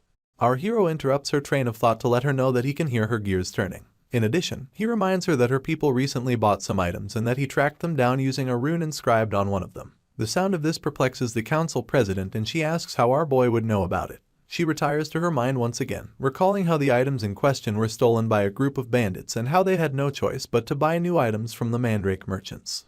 Realization washes over her at this point, and Corin Locke reveals everything from how he stole the items to how he sold them again. A sinister smile then crawls onto his lips as he announces that he's the one in charge of both the Mandrake bandits and the Mandrake merchants. As he laughs dubiously, Yu grits her teeth and hurls curses at him. She yells that it changes nothing and follows up by attacking Alicia once again, adding that they'd be dumb to think that the 2 of them can defeat her. The swordsman gets pushed back by Yu, and the moment she slides to our hero's side, he urges her to get revenge. He goes on to remind her about how she lost her last duel against Yu, and Alicia wails, reminding him that she lost because he asked her to do so on purpose. As she complains about how difficult it was to pretend, Jinhyuk smirks and tells his sister that the swordsman was going easy on her. The council president instantly tells her brother to shut up and powers up her blade in a bid to end things quickly. She then announces that they should go at full blast, and it turns out to be what Jinhyuk wanted too. With this, they both push forward with a burst of speed and all the rage they can muster. Gripping his spear, our hero lets his opponents know that he's also busy and urges Alicia to join him as he goes full throttle. Jinhyuk applies the annihilation fighting technique, while his sister uses the 7th form light dragon slice. Korin Locke, on the other hand, activates his poisonous dragon exit, and Alicia, her domain severance. All 4 of them clash in a colossal show of power, and the essence from their techniques is enough to blind the layman. Our hero and the fighting hound compare the strength of their techniques, while Yuyua and the swordsman do the same. Our boy's spear clips off Jinhyuk's prosthetic leg, leaving him to watch it fall off in awe. As for Alicia, of course her domain severance comes out so victorious that it cuts right through Yuhua's blade. After the dust settles, the Kang siblings measure their losses, only for the council president to grow all the more pissed. She then tells her brother that they can't lose like this, and Fighting Hound agrees immediately. With fresh determination, they begin to cackle with overflowing power. They launch themselves at our hero and his partner, the boy yelling that Hua must be eliminated and the girl yelling that Ran must be saved. Before they can even reach our hero, he throws his spear at the black tortoise, screaming that he will show his sincerity. For some strange reason, both siblings halt after hearing this, and their faces can't hide their surprise at what they see next. Korin Locke reveals a strange beast, glowing red with a tiger's canines and a boar's face. The Kang siblings immediately recognize it to be Taudi of the 4 Perils, which are evil beings representing destruction and chaos. They're also in complete opposition with the 4 symbols, which represent order and protection. A mortified Yuyua asks how Taudi ended up on the black tortoise's shell, and retires to her mind to continue the monologue. She welcomes the possibility that our hero must have snuck it on, but quickly brushes this aside on the grounds that her uncle, who's a necromancer, would have noticed. At this point, our boy speaks up, pointing out that the Kang siblings must have thought the annihilation ceremony was to remove Hua from Ran's body, and then makes it clear that it's quite the opposite. From the very beginning, Kang Ryan had no real interest in Ran, seeing as he always wanted a weapon of his own. At this same time, the Jiangxi has been laid down in the middle of a huge magic circle, and Kang Ryan stands over her in quite the excited mood. Playfully, he tells Ran not to hate him too much, smiling as he adds that small sacrifices must be made for the greater good. It's now abundantly clear that what he wanted was always Hua, and the ceremony being held at the moment is meant to destroy Ran forever, leaving Hua in total control of the body. It's been 3 years since Kang Yu turned his daughter into an abomination, but every minute since she was created, Kang Ryan has been mesmerized by her power. His brother never knew that control of Hua would come into his hands eventually, seeing as all he wanted to do was to save his daughter. Sadly, he ended up being accused as the main culprit for the Moonlight Castle tragedy, and his limbs got torn apart by the Imperial Army. Of course, Kang Ryan found joy in this, given that his brother took the brunt of his role as the main culprit in the tragedy. Not to mention the part about creating a monster like Hua, the Heavenly Yaksha. The only thing he didn't foresee was Kang Yu pleading with the chairman of Merkaba Academy to take care of Huaren. This was beyond the influence of the immortal Taoist, despite him being the best formation sorcerer and Boreme's senior professor. This was because Merkaba was in another continent entirely. The professor went into despair after Huaren was taken away, and this was when he came face to face with a figure from 80 years ago. This was none other than Taita's Valtazar, the legendary spear star. All this man wanted from him was one thing: to go wild. He told Kang Ryan to kill as many people as possible and to destroy Erin Danua's shell so that she'll have no choice but to leave the castle. Unfortunately, this offer was too mouth-watering for the professor to pass up, given that acquiring the afterlife is worth destroying a single city. Right about now, he reiterates his plan to shatter the chains of Zion, a holy relic of the Western Protestants which have been draining Huaren's boundless power. The chains have successfully kept the Jiangxi in her human form, but if they're broken, Ran's soul would get completely destroyed. After this, the immortal Taoist plans to feed Hua the 10,000 flesh pill that Balthazar gave to him, thus transcending the girl into the afterlife. As she lays down amidst the magic circle, Kang Ryan can't help but think about Huaren awakening as a true Yaksha. This brings him so much joy that he begins to laugh out loud like some demented soldier. Sadly, his joy is short-lived because our hero interrupts it by telling him that his plans will fail. The annoyed professor barely turns around to see Korin Locke, but it doesn't stop our hero from claiming that it would be no fun if everything goes according to plan. He even came through with the Kang siblings and Alicia, and the siblings don't look so happy. Proof of this comes when Yuyua yells at the man before he can't even finish his first sentence. She reveals that our boy told her something unbelievable and yells that her uncle must explain. At the top of her voice, she asks if the ceremony is truly to get rid of Ran and follows up by wondering why the items of 4 perils are being used instead of the 4 symbols. As though that wasn't enough, Yuyua would like to know if the incident at Moonlight Castle, caused by Huaren losing control, was not by his orders. In response, Kang Ryan refers to his niece and nephew as fools, scolding them for not being able to carry out simple instructions. He quips that their usefulness has come to an end, and begins to power his blood magic as he tells them not to worry. After this, he manipulates the magic using his fan and activates the law of fresh blood. The professor then stares into the sky, yelling that in 10 minutes, everything living within the formation will melt and become one, and that he'll use them to create the pill that'll transcend the Heavenly Yaksha. Kang Ryan brings up the Golden Bad Alvin and how it's a second-rank monster at best. He then reminds everyone of the amount of power it unlocked after sacrificing its life, pointing out that even parties of semi-first rank and first-rank guardians couldn't stand a chance against it. Worse off, he makes clear the threat a special rank monster like Huron would pose if she transcended and announces that no one would be able to stop her. Corin Locke keeps smiling through all of this and taps his spear against the magic circle, telling the professor not to forget that the deep-rooted corruption in their community cannot be defeated. Kang Ryan's eyes widen as he witnesses his fresh blood magic circle disappear, and instantly yells as he questions how such a thing is even possible. This is when our boy lets him in on a fun fact. He starts by revealing that he's the one who stole the items Kang Ryan was smuggling through the Catholic Church, not to mention how he introduced the merchants who could quickly source replacements. The icing on this dubious cake was how he successfully resold the items and engraved runes on all of them.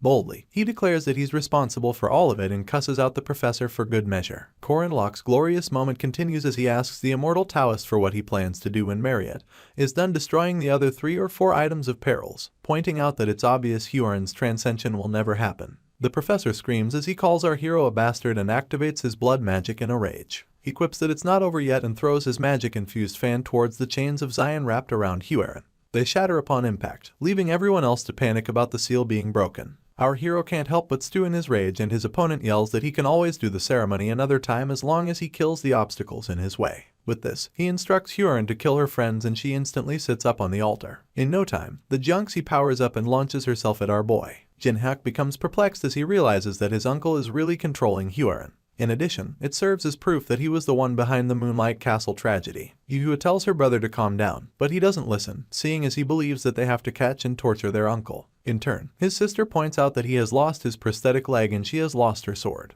For this reason, she believes there's nothing they can do and suggests that they leave things to our hero and his partner. Apparently, there's still something left for them to do, but Jinhak has no idea what it is. As for Corin Locke, he pushes Alicia behind him the moment Huron launches her attack, telling her that this is nothing like the King of Iron Mountain. He promises to stall for time while she prepares to finish things with her domain severance. Their collision is so mighty that it results in 2 separate bursts of energy, raising dust and smoke while it's at it. The swordsman is transfixed by this sight, so much so that she forgets she has to prepare her domain severance. Our hero is nothing short of magnificent, seeing as he is enveloped by a fiery essence courtesy of the status amplification that accompanies one of his sworn commandments. On top of this, he maxes out his aura core, thus granting him the ability to breach the atmosphere just like a meteor would. Still in awe, Alicia admits to herself that she wouldn't last 30 seconds if she went up against Corin in his current state.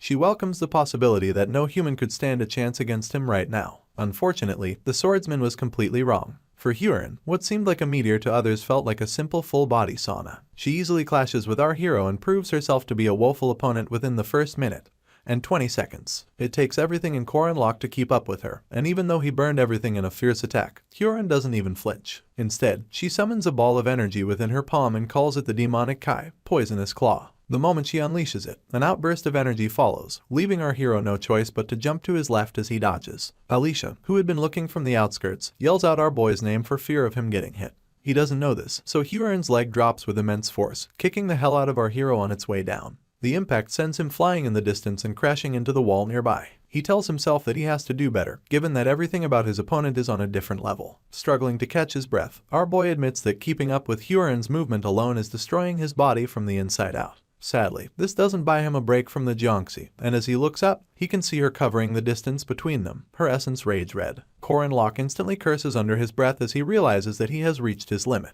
Worse off, his regeneration has worn out and he stands the chance of being wiped out by this next hit. Upon covering the distance, Huron leaps into the air with her hand balled into a fist and her relentless prey well in sight. At this point, our hero makes peace with whatever the outcome will be and plans to at least go down swinging. Luckily, he doesn't have to do that, seeing as Alicia activates her domain severance in time for it to counter Huron's attack. With a sizzling blade, the swordsman can barely stay standing, causing our boy to yell at her for doing something like that. In response, an injured Alicia explains that she understood his plan but moved because she thought he was going to die. Due to the premature strike, the girl had to take dozens of steps within the domain, and this means a burden even greater than receiving Huron's attack is currently crushing her body. None of this sways the Jiangxi, so she uses the opportunity to launch another poisonous claw attack. Alicia still wields her blade to defend her friend, and said friend calls her an idiot as he tries to grab her. Huron's attack leaves a rippling effect on the terrain, crumbling the ground beneath it and raising enough dust to create a good cover. After this, she tries to see through the dust but her opponents are nowhere to be found.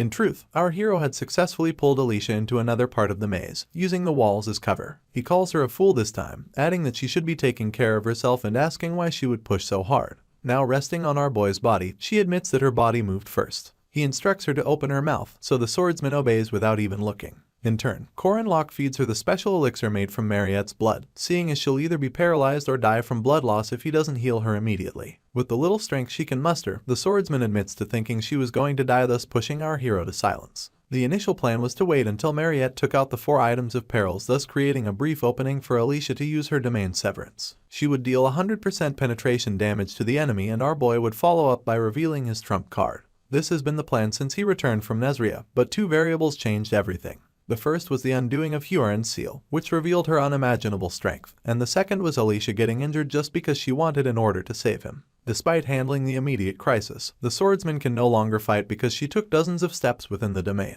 Corin exhales loudly as he wonders if he can hold out until Mariette is done. It's at this point that his friend apologizes, and while she struggles to even out her breathing, our boy realizes that there's no way he can blame her for breaking the plan. It was obvious that he would have died if he took that attack, regeneration be damned. He finally asks what she has to be sorry about and thanks her for saving him. After this, the princess carries her to a safer spot and lays her down to rest. She then asks if he's okay, only for our hero to admit that he's not. It turns out that he has used up all the aura stored in his aura core, not to mention all that was left in his body. He had used up too much aura between his fights with Jinhak and Huaren, and is left wondering if he should use the core that Sabancha left him. Our boy realizes that he can pull it off if he forces himself to, but the core holds a power that his body struggles to withstand. Even with his commandments backing him up, Locke is still not certain that he will endure it. Alicia interrupts his train of thought by calling out his name and pointing out that Huaren hasn't used her right hand throughout the fight. She suggests that it's because the Jiangxi had been holding something in it the whole time, and this brings a smile to our hero's lips. He recalls the time he handed Huaren the jujube wood, and it becomes clear that she's still bearing the heavy burden of what choice to make. Upon staring into the reddish hollows of her eyes, our boy wonders if his friend is still in there. He stands under the cover of the dust and powers up his weapon after staring at Huaren for a while, quipping that he has no choice. Back when Huaren was still finding it difficult to accept the jujube wood, our hero picked it up every time she threw it away and handed it back to her. He knew that she had to decide, seeing as it's impossible to monopolize everything and still reap its benefits without taking responsibility. Knowing full well what people like Sihu and others who are greedy are like, our boy didn't want his friend to become like them. He wanted her to make a decision and take responsibility. Still under Kang Ryan's influence, Jiangxi does not hear when our hero asks if she's still in control of her body. For this reason, Locke lifts his spear into the air, and with a look of determination plastered on his face, resolves to remember the Sabancha Duke's swordsmanship he witnessed in the castle. Given that the Duke's demon energy has been passed on to our hero, he devises a means to recreate the myth that is the 800-year-old hero. Dark energy begins to surround him, from the tip of his spear to the soles of his feet, rhetorically asking the Jiangxi if she waited a long time. Huaren doesn't utter a word in response. Instead, she balls her left hand into a fist, ready for a fight. With this, our boy activates Black Mystery technique from the first demonic spear and outs it up against Huaren's demonic kai. Both parties collide in a beautiful explosion of pure power, pulling chunks of the earth apart just from the impact. The collision between the power of a heavenly Yaksha and Sabancha Duke proves to even out each other, causing Kang Ryan's jaw to drop as he refuses to believe his eyes. He wonders how someone like our boy is even capable of holding his own against a heavenly Yaksha, and then yells at Huaren to kill him. Upon hearing this, she readies her fist, radiating with an aura of about a husband, and to counter this, our hero prepares his demonic spear ominous serpent technique, backing it up with 1,000 aura as well. You see, even though the Jiangxi possesses 100,000 aura, each attack can only bear 1,000. For this reason, Locke believes he can face Huaren if he can just offset her attack using the same amount of power. He manages to strike back and a fierce battle ensues. With each counter our hero puts forth, he can feel his breaking in real time. This is the adverse effect of borrowing the Duke's aura, not to mention how enough pain will traverse our boy's body until he can no longer hold a spear. Worse off, all the tendons in his body could break and lose their function, but none of this sways his mind from facing off against Huaren. With a bloodied face, he tells himself that he can't stop and catches a glimpse of the Jiangxi still holding onto the jujube wood. It's accompanied by an incoming punch, but our boy takes it as a gesture. He proceeds to power up to the max, unleashing his 8 trigrams extreme fist. This grants him the ability to block Huaren's punch, so she switches to her leg in an attempt to kick him like she did before. Fortunately, our boy is strong enough to block it without moving an inch this time. There's barely any distance between him and his shocked opponent, so he sets up for the ultimate move by planting his right foot like Mount Tai and pulling his balled fist back like a javelin. Kang Ryan's jaw can't seem to close after witnessing this display of power, but Korin Lok simply resumes his preparations. He takes a half-step movement as he sinks his consciousness, breathing, and muscles into a single fissure that will only be allowed once. Hyorin sees it coming but can't avoid it because our hero doesn't miss his moment. He merges the 8 trigrams extreme fists with primordial palm and sinks an unbelievable punch into the Jiangxi's gut. The after effects alone send waves of wind all around the area, forcing Hyorin to slide a few ways backwards. Sadly, our boy's body gives in at this point, so he gets on all 4 as he struggles to catch his breath. The Jiangxi is the most surprised, seeing as she coughs up blood for the first time in a fight. Perplexed, she states that the blood that had poured into her palm when it did not matter that our hero had broken through her ultimate defense. She begins to take slow steps towards him in a bid to return the favor, and it dawns on him that he couldn't completely subdue her. After seeing how powerful Hyorin still is after his ultimate attack, our hero concludes that death is closing in on him. Kang Ryan bursts out laughing as he mocks Korin Lok for not being strong enough to do anything and declares that he's going to die at this very moment. Unfortunately, the Jiangxi is on standby to fulfill his wishes, so she prepares a furious fist as she stands over our crouched hero. He barely looks her in the eyes, but Hyorin seems to be frozen in place. She doesn't move to attack, rather, she parts her lips in an attempt to talk to him. Sooner than later, chunks of the earth rise into the air, clearing the path necessary for the chains of Zion to take their place around the Jiangxi. The moment she's wrapped by these chains, our hero gets on his feet and flashes a billion-dollar smile. He can't help but feel fulfilled, seeing as the reason he has been stalling for time finally paid off. Apparently, Mariette, Yuhua, and Jinhak joined forces to take out the remaining items of peril within the formation. Cold sweat pours down the face of Kang Ryan as he tries to figure out how such a thing can happen.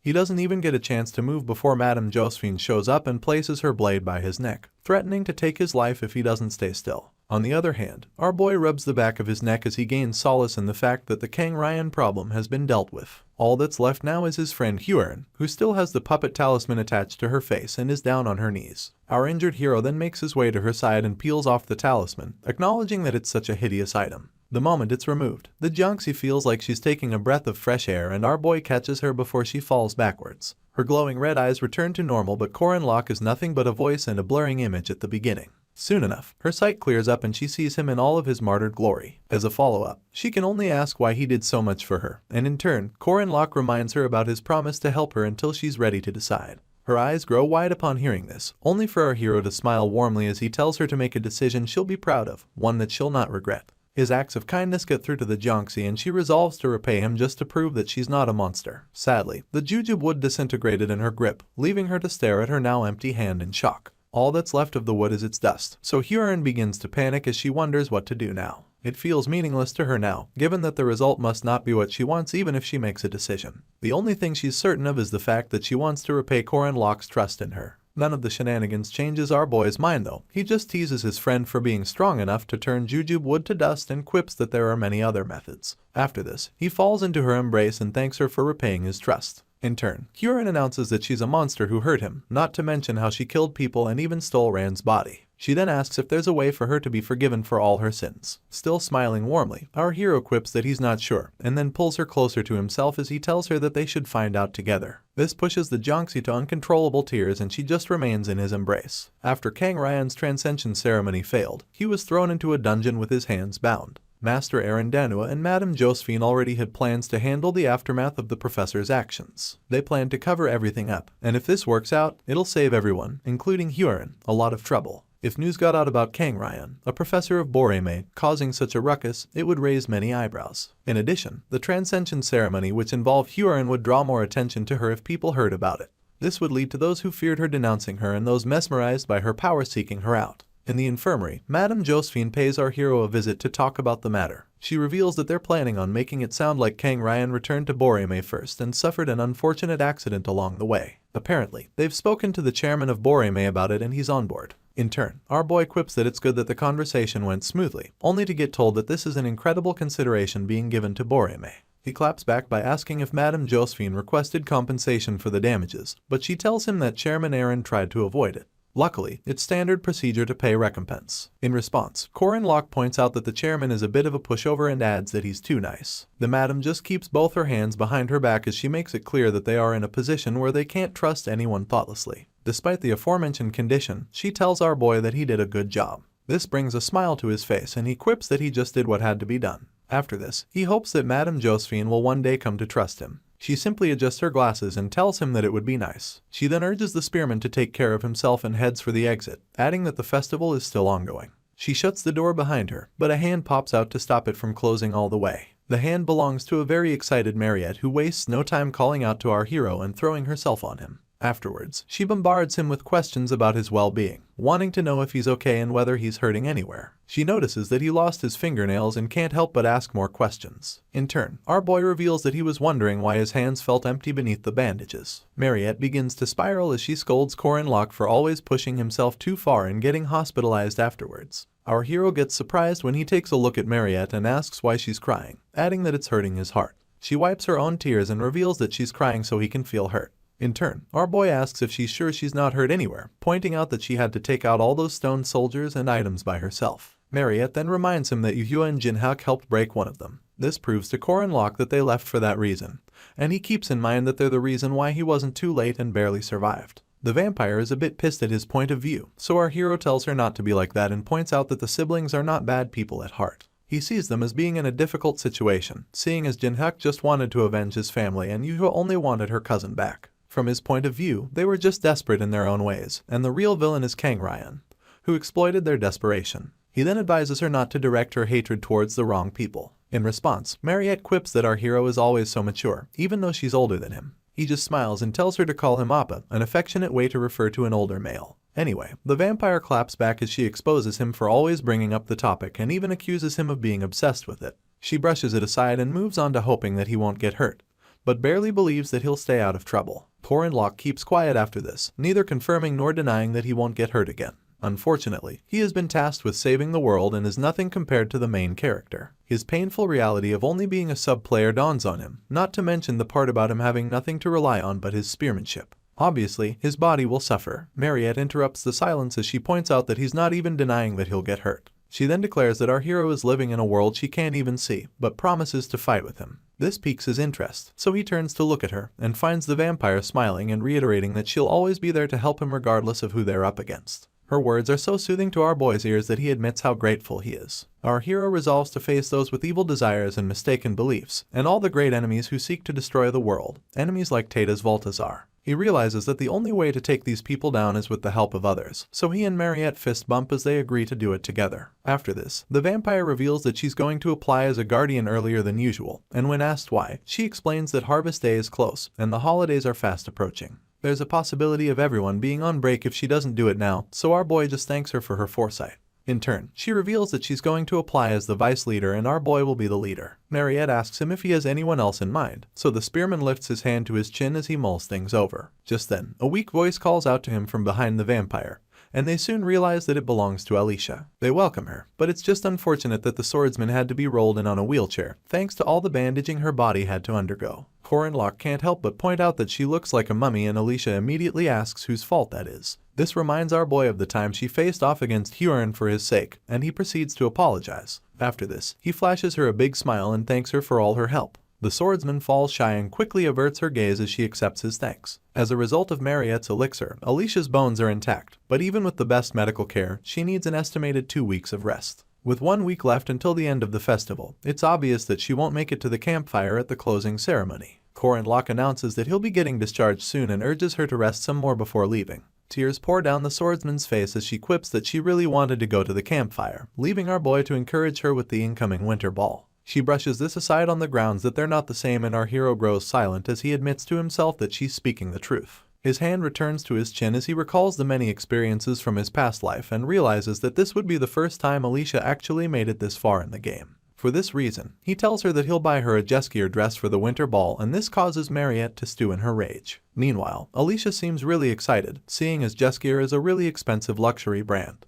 In addition, the spearman brags about having a lot of money and tells her to just say the word about whatever she wants. He tries to get her to call him Appa, but Alicia just tells him to shut up and points out that they're the same age. She then segues into talk of the inn, asking if he earned a lot of money. In response, our hero chuckles and reveals that he earned enough to buy his favorite investor a dress. This pushes Mariette over the edge, and she calls out to him with bloodshot eyes, reminding him that she asked about the identities of other members of the Guardians. Corin Locke tries to laugh off her rage and starts by introducing Alicia as a member of the Guardians. He then makes mention of Lenya Claire, but all the vampire is interested in is the fact that she's a girl. Our stupid hero even calls her a pretty lady as he points out that she works in intelligence, and of course, Mariette only hears the pretty part. He quickly moves on to Ren and Ron, and when asked who they are, he reveals that they're Wolfman siblings, advising her to remember that Ren is a girl. He goes on about how he wanted to recruit Yule, but is unsure because of her ambiguity. He just covers it up by claiming that she'll join because of how close they are. Mariette has out her pen and notepad to jot down the names, and is interested in knowing how close our boy is with the druid. The oblivious spearman then reveals that they're close enough to joke around and grab a meal together now and then. Even Alicia flinches when she hears this, given that cracks begin to appear on Mariette's pen. To make things worse, our boy mentions that Huron will be the last person on the list, adding that the vampire should write her down in advance. This is the last straw. The pen shatters in her grip, leaving Alicia all the more wary. Our oblivious hero doesn't notice this, so he goes on about gaining permission from Madame Josephine and adds that it'll be fine. It's at this point that he realizes something is off with the vampire. He cuts off his sentence to call out her name, only to be mortified when she looks him in the eyes. Mariette asks him if he wants her to lose her mind and pastes this ominous expression on her face that would keep children awake for days. On the other hand, there's the Huron situation. So many people fear her, with many more being wary of her, and others blaming her. They wish that she never should have been born and stoned her as they called her a monster. The Jiangxi can't help but remember how Corin Locke was injured because of her and compares it to the time she hurt all those people at the Moonlight Castle. Her mind replays an image of our hero promising to help her until she can decide. But she can't stop thinking that her strength is all she's worth. It was her excuse for holding on to Rand's body after pushing the original owner aside, and is why she thinks she can't depend on anyone for help. More memories of our boy flood her mind, from how he promised to help her, to the time he urged her to make a decision she won't regret. They had promised to figure things out together, but Huron finds herself wondering what she's supposed to do now. She grips her chest as she admits that the warmth she feels hurts, not to mention how Corin Locke's care and concern felt like a sharp knife. The Jiangxi then claims to hate him, telling herself that he makes her hurt. You see, Kira has always been alone and had only lived a life of being used. This is why she never allowed anyone inside her walls, but now, things seem to have changed. While she's sitting alone in her room, someone pushes aside the curtains to her window as he says hey to her. It turns out to be Corin Locke and he just leans on the window pane as she points out that he's better. He asks if she was worried and the Jiangxi instantly replies in the negative. Before our boy can finish his next statement, she tells him to hurry up, leaving him quite confused. In turn, she glances at him via the side of her eye and asks if there's another way to change back to Ren. Our hero stares at the ground and then reaches out to touch her as he acknowledges her kindness. She grabs his hand midair, telling him to wait and pointing out that she would like to eat some fish. Hua can't stop shaking and it dawns on our hero that she must be scared. For this reason, he pats her head and encourages her as the sunlight filters into the room, promising to buy her some fish after the procedure is done. With this, they both step outside and Hua remains afloat to give Corin Locke a chance to work his magic. He brings forth his spear and the Jiangxi takes a nervous gulp of her own saliva. It turns out that our boy plans to use the Death God's orb, capable of always hitting its mark, separating body and spirit, and ignoring any defense power. It would be most effective in the hands of the Soul Reaper, but when a human uses it, its accuracy rate drops significantly, making it practically useless. Our hero discovers a workaround, given that if he throws it on the basis that he cannot perceive spirits, the accuracy rate will be 0. As expected, the spear deflects off of Hua's body and gets stuck in the ground below her. This is where the faulty festival mana stones come into play. Although the Jiangxi seems worried, our hero tells her to calm down and reveals that he'll use some magic. You see, these faulty mana stones were made in such a way that their accuracy rate decreases the more their diffusion range increases, thus making it difficult to win the minigames. As per this system, it has a maximum range of 100 meters, and a minimum of a meter when the accuracy rate is low. Our hero discovers that he can exponentially increase the diffusion range if he uses it, seeing as he has an accuracy rate of 0. This would mean he hit the jackpot. At this point, the effects of the Death God's orb diffuses through an infinite range, ignoring the fact that our hero cannot perceive spirits. Huron gets caught in this range and the orb activates, registering as an attack from the Mana Stone, rather than one from Corin Locke. Her eyes roll into the back of her head as the orb gets to separating both parties, and soon enough our hero realizes that she'll fall. This pushes him to rush to the spot beneath her, and luckily, he makes it in time to catch the Jiangxi. Afterwards, he opens up about inserting a bit of mana and asks her how she's feeling. In turn, her eyes flutter open and she bids our hero hello. Her eyes then turn blue, and a quaint smile graces her face, but the weirdest thing remains her calling Corin Locke Appa. As Rand calls him Appa, our boy remembers all the other times people didn't want to do it, from how Mariette accused him of being obsessed down to Alicia telling him that they're the same age. He even remembers being called an uncle, so he bursts into tears as he acknowledges that he has finally escaped such a title. He then announces that Ran has the best first impression ever. As he puts her down, she asks if he's really liking it, only for our hero to claim that he's been told he looks older. In turn, she reiterates that it makes sense, since he always seemed like he wanted Hua to call him Appa. This helps our boy realize that she has been watching everything despite being trapped in her own body for 3 years. Ran gets to dust herself off and Korenlock takes the chance to ask if she doesn't hate Hua for stealing her body for that long. She stays quiet at first, only to suddenly scream excitedly as she realizes that she can run. She draws our boy's attention to it and lets him know that it's her first time running since she got sick. In addition, she feels like it's all thanks to Hua and all the energy the Jiangxi has accumulated in their body. Our hero gets worried, so he yells at her that she's not used to her body yet and urges her not to overdo it. In turn, she breaks into a tale of how she initially resented Hua and even screamed at her to give their body back. Unfortunately, her voice never reached Jiangxi. She goes on about how Hua would talk to herself, not because she was turning away from Ran, but because she was trying to deal with her own guilt. Ran squats to dip her finger in a puddle of water and explains that she understands how hard it is to win against that sort of fear and anxiety. They did share a body after all. The girl then announces that she doesn't hate Hua anymore, seeing as the Jiangxi was brave enough to return her body. Our hero sees this as admittance and forgiveness, and acknowledges that the same girl, who had her body stolen from her for 3 years, has easily pulled Hua in for an embrace. For this reason, he smiles and points out that she's quite mature and Ran easily agrees, adding that she may have stopped at age 14.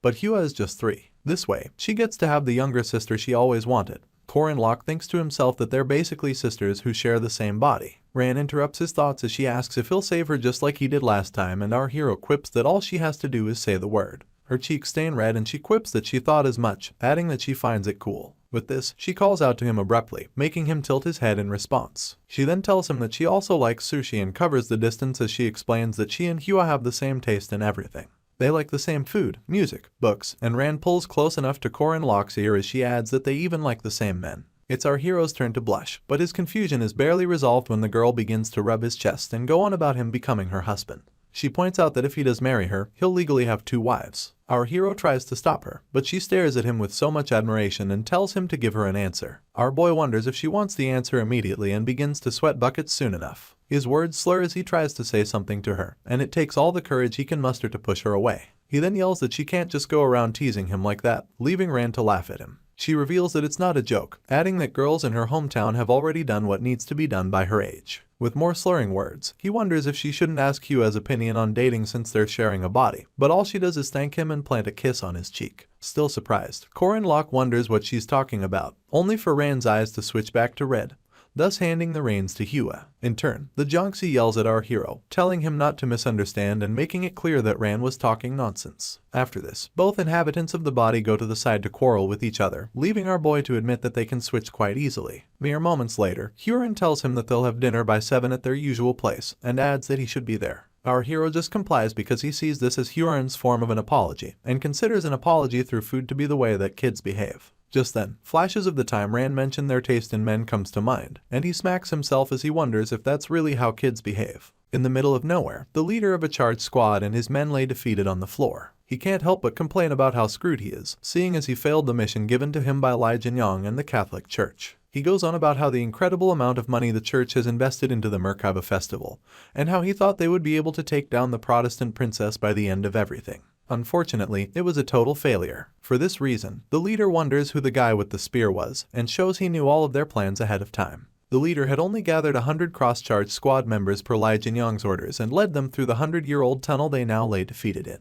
The plan was to induce Huron's anger, so they took the incredible risk. Sadly, the spearmen interfered and ruined everything. Korenlock had blocked them with a smile plastered on his lips, telling them that they should have sent the chapel knights of the church was really going to risk it all. In turn, the leader yelled at him, pointing and asking for the kind of backing our hero has to be acting like he's invincible. Just as he's threatening Koren about not surviving after his stunt, our boy hit him and all his teammates square in their faces with the blunt part of his spear. Instantly, the cross squad member fell to the ground, joining the rest of his team. Madame Josephine then pointed out that she could have handled him, only for our hero to summon his spear and quip that he wanted to try out a new technique. The sorceress wondered if he was talking about the singular attack that took out the entire team and didn't wait for a response before announcing that he did some good work despite not being in perfect health. With this, she turned around and declared that they would take care of arresting the squad.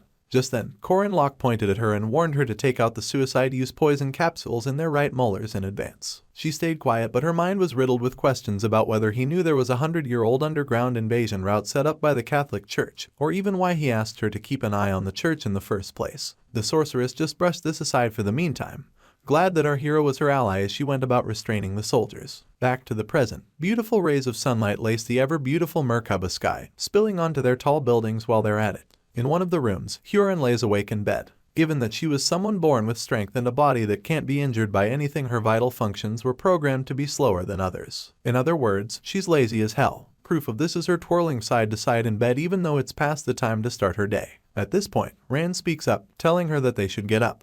But the Jiangxi just shuts her ears with her palms and tells her to shut up. In response, Rand scolds her for talking to her older sister like that and urges her to get them some food. This still doesn't motivate Hua, but she hears some snoring emanating from a distance, so she sits up in bed. Soon enough, her curiosity gets the best of her, so she gets up, making sure to let Rand know that she's not the reason. She then makes her way down some stairs as she notices Corin Locke sleeping like a log in the middle of the living room. Hua wonders why that is so, but Rand is just happy to see her appa. For this reason, she pushes the Jiangxi to wake him up, but she asks why would do that. In turn, Rand explains that our boy's mouth will get twisted if he sleeps like that. She then hurries Hua along until she begins to poke the spearman's face. While this is going on, Rand asks her double if she likes Corin Locke, only for Hua to claim that she doesn't know. She goes on about how our boy does as he pleases, doing things for her that she didn't ask him for. Basically, she doesn't understand him. Drawing from this, Rand asks if the Jiangxi hates our hero, and Hua quips that she doesn't. The former then inquires if she likes him, only to be told the exact opposite. Despite all the poking, our boy continues his slumber, and soon enough, Mariette shows up,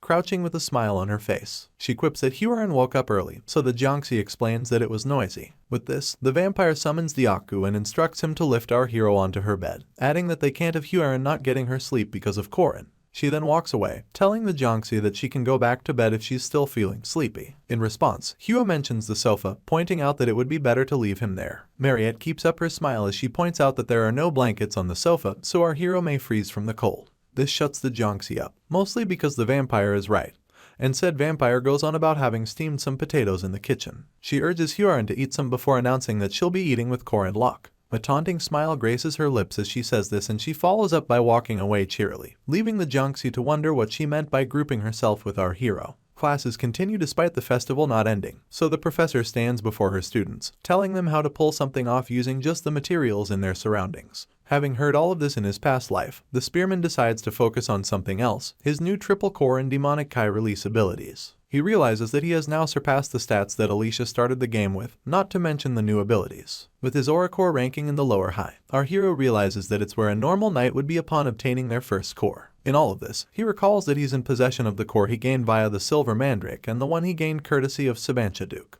Basically, while others were scrambling to gain one core, Corin Locke already possessed 3. Alicia comes to mind at this point, and our boy remembers that she also gained her first core in the course of the last battle. This was as a result of the multiple steps she was forced to take within the domain. In addition, her aura rank had risen from the upper middle she started with to lower high, making it so that she developed half a year faster than she normally should. Moving on, Corin Locke can't hide how excited he is to explore the demonic Kai release, seeing as it draws out his inner power and accumulates it in high pressures. It's obvious that it's an incredible skill, but our boy can only release 20% of it at the moment.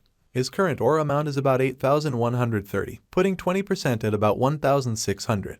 Our hero realizes that this will make for an absurd amount of instantaneous power, but the major problem is that he couldn't get a feel for it when he tried activating the power earlier. Massaging his tempo warily, our boy welcomes the possibility that he'll be able to do something similar to what Sabancha Duke did with his final demonic sword. Doubt creeps in at this moment, making Corin Locke wonder if he'll really be able to split the skies and cut down dragons using only his spear. The voice of the lecturer slowly seeps into our hero's consciousness as she announces that she'll check everyone's notes 5 minutes before the end of the class, and when he realizes this, he begins to panic. Our boy wonders why the professor is doing something she has never done before and deduces that it could be because everyone is dozing off in her class. It turns out that Professor Lorala is the type to keep her friendly demeanor while dealing out punishments such as making everyone clean the classroom. This sounds easy, but said classroom is the exclusive property of the alchemy faculty, so the amount of ingrained sort from various experiments is incredible. Bowing his head, our MC overhears his classmates scurrying around in search of notes to copy from. All this while, he can only think of his initial plan to enjoy the festival after this class is over, but reality trumps fantasy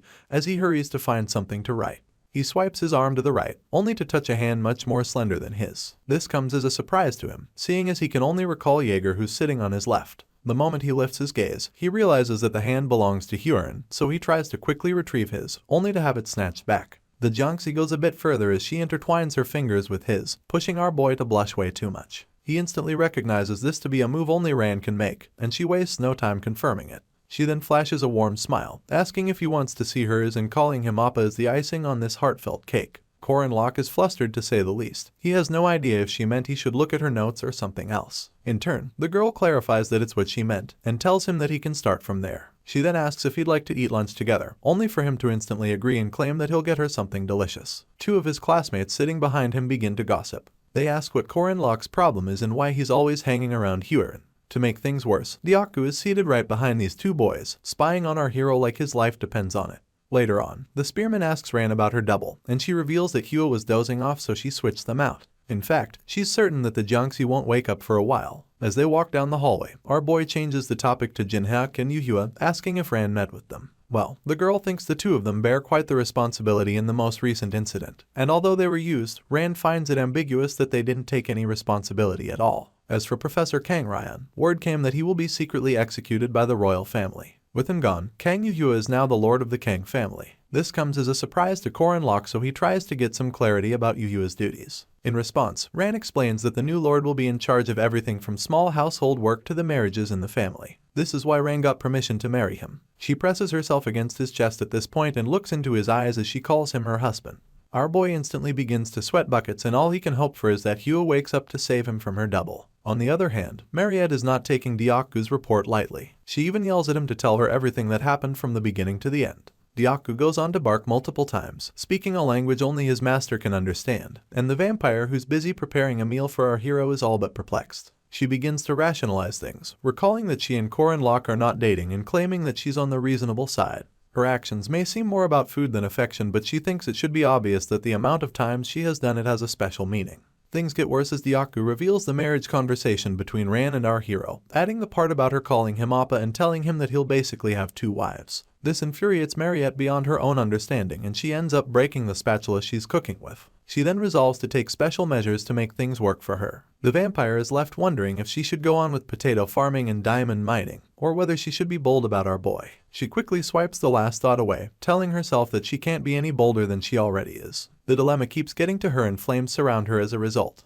Poor Dyaku just stands there watching in horror until his master asks if he knows what it means to like a male. Sadly, the only thing the overpowered dog is interested in is bones. Later on, Mariette gets Corin Locke to sit with her for a meal, explaining that she spent a long time doing her research just so she could prepare the meal for him. When asked what she made, the vampire only reveals that it's a dish that her ranch workers often make, special ox blood soup. She hopes our boy will like it, and it turns out that he loves it. His face practically lights up upon seeing the contents of his plate, and he wastes no time gulping them down. Meanwhile, his friend quips that she doesn't know if he'll like it, seeing as it was made by solidifying blood. Amidst his gulping, Corin Locke tells her that the meal is a must-have, adding that the chunks she put inside make it all the more delicious. This gets her excited, but she'd like him to talk more about the taste. The spearman drops his now empty plate on the table, reiterating how refreshing and delicious it was. Suddenly, he gets notifications about consuming a special blood elixir and about earning superhuman strength. Apparently, the soup increased his strength by 30 points. This makes our boy call out to the vampire, and her face is all red and sweaty as she pays him attention.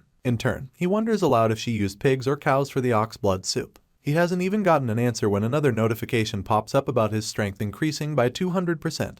And not overlapping with other buffs. The spearman begins to curse from all the excitement and grabs Mariette's face as he tells her that he loves her. Of course, he only said it out of excitement, but the vampire is still grateful that she did as Dyaku advised. At the same time, Hugh approaches Madame Josephine with a dilemma of her own, claiming that she has questions to ask on behalf of her friend. Apparently, when this friend is with a certain person, her heart pounds, and the sorceress already has an idea about who she's referring to. This doesn't stop Hua from explaining that her friend also feels soft in this person's presence, like she's floating on clouds. When they hug, her friend's heart can't stop pounding, and it's so bad that she feels like she's trapped in a swamp. As the girl stares at the ground, it becomes obvious that she came to the sorceress for love advice. Madame Josephine adjusts her glasses on the outside. But on the inside, she admits that Huron is not only a demi-human but also a child experiencing her first love. She's also certain that the mystery person she loves is Koren Locke, the boy with unbelievable luck with women. Seeing as there are no other men Huron comes in contact with, the sorceress concludes that although he's hardworking, he's also a natural-born playboy. It's so bad that reports have come from second-year female students about him being a sly swindler. Madame Josephine looks at Huron as a chickling in the game, and likens Koren Locke to the game's hard mode. She finally opens her mouth to advise the girl, but starts by pointing out that the person her friend loves must have other girls surrounding him. Hugh only nods in response before the sorceress lets her know that a boy with so many girls around him doesn't see the need to make the first move, seeing as other girls come to him. You see, about 100 years ago, Josephine was a newbie witch. She had read a popular romance novel called 101 Ways to Make That Man Fall in Love with You. It was textbook romance bacon in the day, and it's what the sorceress is using to advise her subordinate. Present day, Madame Josephine tells Hua that her actions must be bold, passionate, and determined, adding that she cannot attain love otherwise. She then stares down at Hua with all seriousness and tells her to get rid of anyone who stands in her way. The worst part of this situation is the fact that young girls who know nothing about love are getting advice from a 117-year-old unmarried witch with romance knowledge she found in a 100-year-old book. The sorceress offers to drop off Hua, and the girl has no problem with this. You see, neither of the doubles have any love experience, so they decided to accept Madame Josephine's lame advice. The sorceress drops her off at Koren Locke's place as promised and quips that she'll be back to pick her up before dinner. With this, she bids the Jiangxi good luck and goes on her way.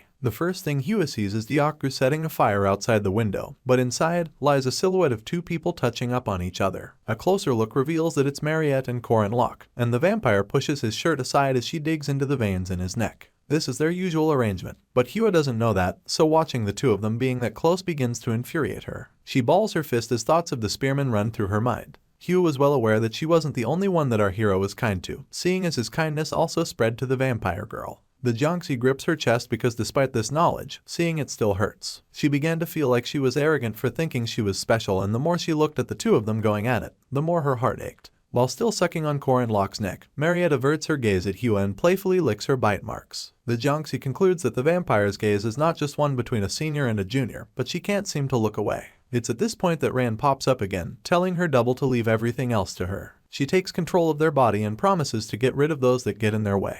Later on, a bunch of students sit around for a meal and Alicia stuffs her mouth with way too much food. She tries the chocolate mousse and instantly screams that it's no joke. Others at the table include Lark, Jaeger, Mariette, Ran, and of course, our main character who expects that the swordsman had the chocolate mousse in the east. In response, she cracks a wide smile and clarifies that they basically live in the countryside. Worse off, her neighborhood didn't have a dessert store, so they had to make it themselves in the kitchen. Our hero just smiles on the outside, but on the inside, he can't help but wonder how remote Alicia's home could be. He had gone to the east a couple of times for quests, but they didn't have anything to do with the main scenario. Now, he just came to rest in preparation for the upcoming break and had stopped by the restaurant to have some dessert. Unfortunately, the swordsman, Lark, and Jaeger all met him on his way to the restaurant, and Ran and Mariette followed him out. He never expected this many people though. Just then, the vampire calls out to him in hopes of getting him to try out her cake.